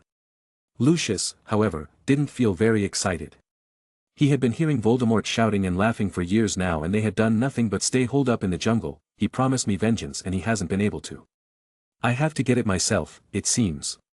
Chapter 439. Bhutan. "Huh, I remember that time in the meeting room, your Prime Minister nearly peed his pants. Man, I am happy for your small nation. People are happy, got more money in their pockets, you gave up absolute monarchy and democracy is thriving." Magnus was having dinner with the Bhutanese king. He was on a visit to Asia to focus on India and Pakistan. The plan he initiated a few years ago was fruitful. The dictator was removed from Pakistan and democracy was once again put in place, this time with many more elected people who were loyal to him. But the major problem with this nation was that its military had too much power. Hence, dozens of officers were found dead. New laws were issued to truly make the military a servant of democracy. In a few years, the Prime Minister will be Magnus Guy, a member of the Order of Merlin who was a top graduate in economics from Oxford. On the other hand, in India, he was able to force the population to stop rambling about religion and caste and instead ask the ruling government for jobs, healthcare, education and the economy. Of course, the current political parties panicked as this never happened before. They doubled down on pandering to religion, but this only got them less popular. Magnus' entire secret plot was based on revealing all the corrupt elements of society. Hence, a lot of audio recordings and videos were coming to light. Previously, the biggest problem in the country was that there was only one television channel, and that was controlled by the government. Hence, in the past few years, Magnus set up third-party factories in India to mass manufacture televisions at cheap and sell them at razor-thin margins. The scheme was so successful that by 1980, out of every 7 households, 4 had a television. Next was to force the government into allowing more channels to start their services. The moment this happened, dozens of companies started entering this business, many of them were Magnus. Spreading truth about corruption became much easier after that. Slowly, he was replacing current people in power with his own. Soon, new elections will be held and the Prime Minister was going to be his guy. With both nations under control, all hostilities will be stopped, friendship will be promoted. Once that happens, he will have 1 billion people to man his manufacturing units. Like a well-oiled machine, the world will get rich, or at least the part under Magnus' influence. After these 2 nations, there was China. The country was angry at Magnus and the UK. Why wouldn't they be? He just took away their lapdog, North Korea. So, it was not the right time to enter there. Magnus returned home after a long week of hard work. Seeing Emma in his bedroom writing something in a diary, he simply hugged her from behind. "What is my tigress writing?" "Just some important things to do. Since the broom you tested was a success, I was wondering what are its limits." The broom's speed is limited when on Earth because it can be dangerous, but in space, I think I can go crazy with it. Oh, one more thing. I got something for you. She quickly got up, excitedly walking to the cupboard and taking out a box from the locker. She put it in front of him and revealed a shiny golden needle that was pointy from both ends. It was about 7 inches long and 0.5 centimeters in width at the center. There was nothing special about it. Emma lifted it with care. Behold, my greatest and most deadly creation. A flying needle that you can control with your mind. The stronger you are, the deadlier it will be. He was excited. With this I don't even have to cast a spell, I can kill people from miles away. This is beautiful. How do I control it, tell me. Well, before that, where is my appreciation kiss? She cheekily hid the needle away. Magnus giggled and pecked her. Okay, you will get the rest at night. Fair enough. Hold this needle and read the runes on it. Use legilimency and try to enter it. Sev helped me a lot with this part. She instructed. Magnus was soon able to imprint his magic on the needle. He willed it to hover in the air, it did. He willed it to make a hole in the window, it did. Let's go out and check its speed. Excitedly, they went to the lawn in the backside. There was a tree in the distance. Let's see. Whoosh. The needle zoomed past, making a humming voice as it cut through the air. They didn't even hear the sound of it making a hole in the tree, that's how smooth it was. Its speed was more than a human eye could see, only because Magnus was controlling it could he know where it was. Tell me, can someone else imprint on it after I have done it? He asked her. No, unless you remove your imprint over it, nobody can control it without destroying it. Hee, aren't I the best? She stood with her hands on the waist. You are the best, that's why you're my girl. I think I will get to use it soon enough. Let's go, it's time to tell you how much of a good girl you are. He grabbed her waist, lifted her over his shoulder and walked back into the palace. AAA, put me down, people will see us, she wriggled like a fish out of water. Pa! He slapped on her back. Shoo, I will just obliviate them. Voldemort was short of only one thing for his eventual return to power. He needed to get all his followers out of Azkaban. He was even more excited about his soon-to-start campaign because Magnus had gone overboard and jailed so many dark wizards that even if they had no allegiance to him they would now flock to him. He gathered all his remaining men, the army of 100 was only 30 now, with the number of Death Eaters in single digit. They all wore their masks, long black robes and prepared to start the siege of Azkaban. My followers, you have been here, faithful in me. Today, we get your fellow wizards back, then we shall kill that Muggle king. This time, we go with an overwhelming attack, one they can never anticipate. Do not be afraid. For even the Dementors fear me, what's a mere child? Let's commence the siege, go. All of them operate away. Soon to appear riding brooms over the sea, headed straight towards the prison that was considered the most secure in the world. Dementors were always on alert there and had started to rush to them. Voldemort was flying on his own, leaving a black smoke trail behind himself. With him was Lucius, flying in a similar fashion. He was the heir of Voldemort after all and learnt many great things from the Dark Lord. Soon, the prison island came into view. Voldemort took the lead this time and sent a barrage of spells that damaged the tower-like building. The real prison was underground, expanding farther than one could imagine. Find them and set them free, he commanded. There was mayhem as soon as the Death Eaters and Voldemort's army entered the building structure. However, what surprised them was that they received no pushback. There were no guards at all. The Dementors did try to kill them, but Voldemort had ways to keep them away even without casting a Patronus charm. He laughed madly and walked in, trying to find the likes of Avery, one of his most trusted followers. He reached the gate to the internal chambers of the prison that housed the most dangerous criminals. Bang, he blasted the gates. Rahaha, my faithful, it's time to regain the lost glory and... His arms that were risen fell abruptly, as did his face. Eyes filled with confusion, he rushed in. No, Avery, wake up. Knox. No matter which one he tried to touch, all bodies were cold as ice. Just then his followers arrived near him. My lord, everyone's dead. Lucius gloomed. Lord Voldemort, I found this message. Voldemort read it and read in mind. Oops, my bad, was I not supposed to kill them? Huh, eat shit, you bald half-blood filth. Crunch, he pressed the paper in his palm strongly, burning it later. He silently looked left and right, the entire prison was lifeless, the Dementors were not even attacking them anymore, as if laughing at their foolishness. All his hopes and dreams were shattering. The prophecy was also going to arrive soon. All that could go wrong had gone wrong. How is he always one step ahead? Is there a traitor? My lord, I just received words from the Albania base. 1,000 wizards have attacked and taken all our collective wealth and resources. Everything's gone. Bellatrix informed, her face also going pale. I will kill him. Looking at the sky, he screamed at the top of his slimy lungs. What else could he do? But what he didn't know was that this failure was the last straw for many of his followers, including his most beloved one. Chapter 440. Half-blood filth. These words were constantly circulating in Lucius' mind. He always had doubts about Voldemort's identity, but he relented, thinking how can any non-pureblood be so powerful? But then, Magnus appeared, highly strong and smart. This was the second time he had oversmarted Voldemort by such a large margin. There was bound to be something behind such accusations. Magnus was not someone who would lie about such things, he didn't need to. Following him is foolish now, he is turning senile with each passing day. I must head out to get revenge on my own, he decided. So the next morning, he silently left the new camp in the jungles of Russia. He headed back to London. His wife, Narcissa, was pregnant and lived in a secret location. He only wished to get an heir from her. After that, she could die for all he cared. After returning to the city, his main focus was to make a good plan, find all the routes Magnus takes to do his muggle tasks, then plan accordingly. He knew he couldn't trust the people in Voldemort's camp, so he had saved money for himself secretly. Now he was going to use that to plan the death of Magnus. He could not buy the items needed to make what he wanted in the UK since the entire wizarding market was under the strict eyes of the ministry, even the Nocturne Alley was under control. So he went to the United States through an illegal port key to buy items. The nation was peak capitalism, hence anything can be bought with money. After gathering everything, he returned and brewed potions, developed bombs and traps.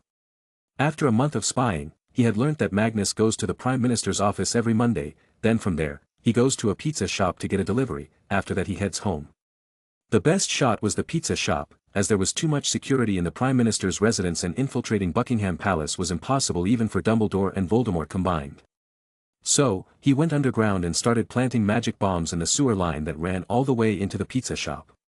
Inside the shop, he placed various hexes and curses that would activate the moment he wants. Other than this, he got a lucky potion to use that day. Then finally, there was the paralysis gas that could even drop a dozen elephants dead if inhaled. This gas was too much for any normal man or wizard, but with Magnus, he was going ultimate overboard. I will kill him this time. All these years, all the humiliation. That was all for this moment, he muttered to himself. From the year his father died until now, the wizarding world kept reminding him how much of a failure he was to bring down the legacy of the Malfoy family into the gutters. But now, all respect was gone as Malfoy name was a synonym for ridicule. I will avenge you, father. Just watch. The day of judgment finally arrived. He camped outside the pizza shop, waiting for the Rolls-Royce to stop and him coming out. He soon saw Magnus enter the building. That was the moment, he smirked and waved his wand. Boom. An eye-piercing light shrouded the entire vicinity, followed by a loud fiery explosion that destroyed the building to smithereens and the debris flew around, damaging other buildings. Cries of people were clear to hear, they ran as fast as they could. Cars and buses got stuck in traffic as the occupants ran away. The explosion was big enough to create a giant cloud of smoke in the sky. The fire soon started and ravaged the remains of the pizza shop. Lucius from a distance looked at his work. He was satisfied by the blast and hoped that this must have caused some major damage to Magnus. However, just then shining eyes appeared behind the screen of smoke and dust. The eyes were yellow, looking straight at him as if piercing his soul. Clap clap. Magnus walked out, clapping his hands. There was no damage to his body, only some dust had made him and his clothes dirty. He had a smile on his face, the long planning finally had worked, the cat was out of the bag. Long time no see, Lucius Malfoy, you look like a zombie, he greeted. Magnus, Lucius pointed his wand towards him. His paralysis gas had not worked here either. It seems you have forgotten what happened in my first year. I didn't even have a real wand back then, but now, you're getting your ass hooped, he flicked his wand. Lucius jumped to the side and flew straight into the air. Magnus was in awe, that's so cool, I want to learn that. He did not need to fly as he could simply apparate to wherever Lucius was, the trick was to apparate so fast that he would never even fall, and always apparating with his body being forced upwards made it appear as if he was flying. Want to know something? I knew about your little plan from the start.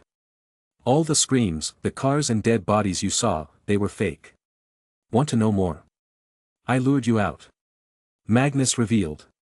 Lucius sneered, throwing some blasts at him. He refused to accept that his own will was manipulated without his knowledge. We could have achieved so much more together, the world would have been ours, but you decided to waste your great magical powers on foolish muggles. TSK, still so much contempt for muggles. You still haven't realized. Muggles have long ago left wizards behind.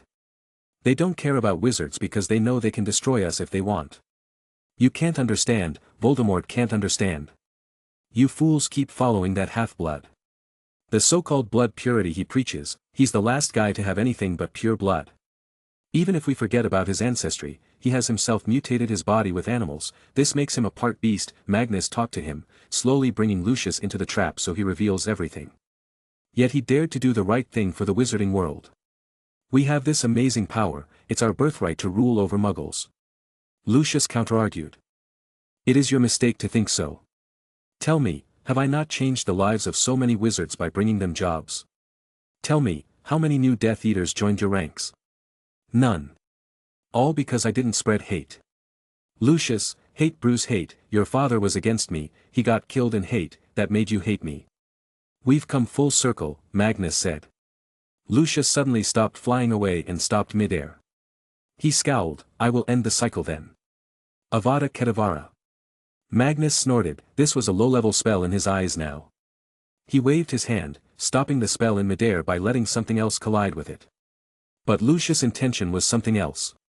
He had rushed at Magnus with a small poison dagger.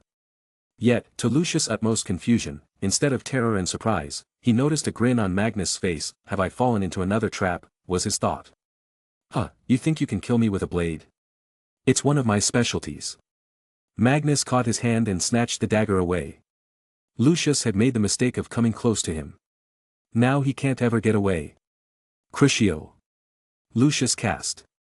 Magnus simply stopped it with his wand. Lucius, my magic is far superior to yours. He caught the man's right shoulder, pinning him down and bringing him to the ground.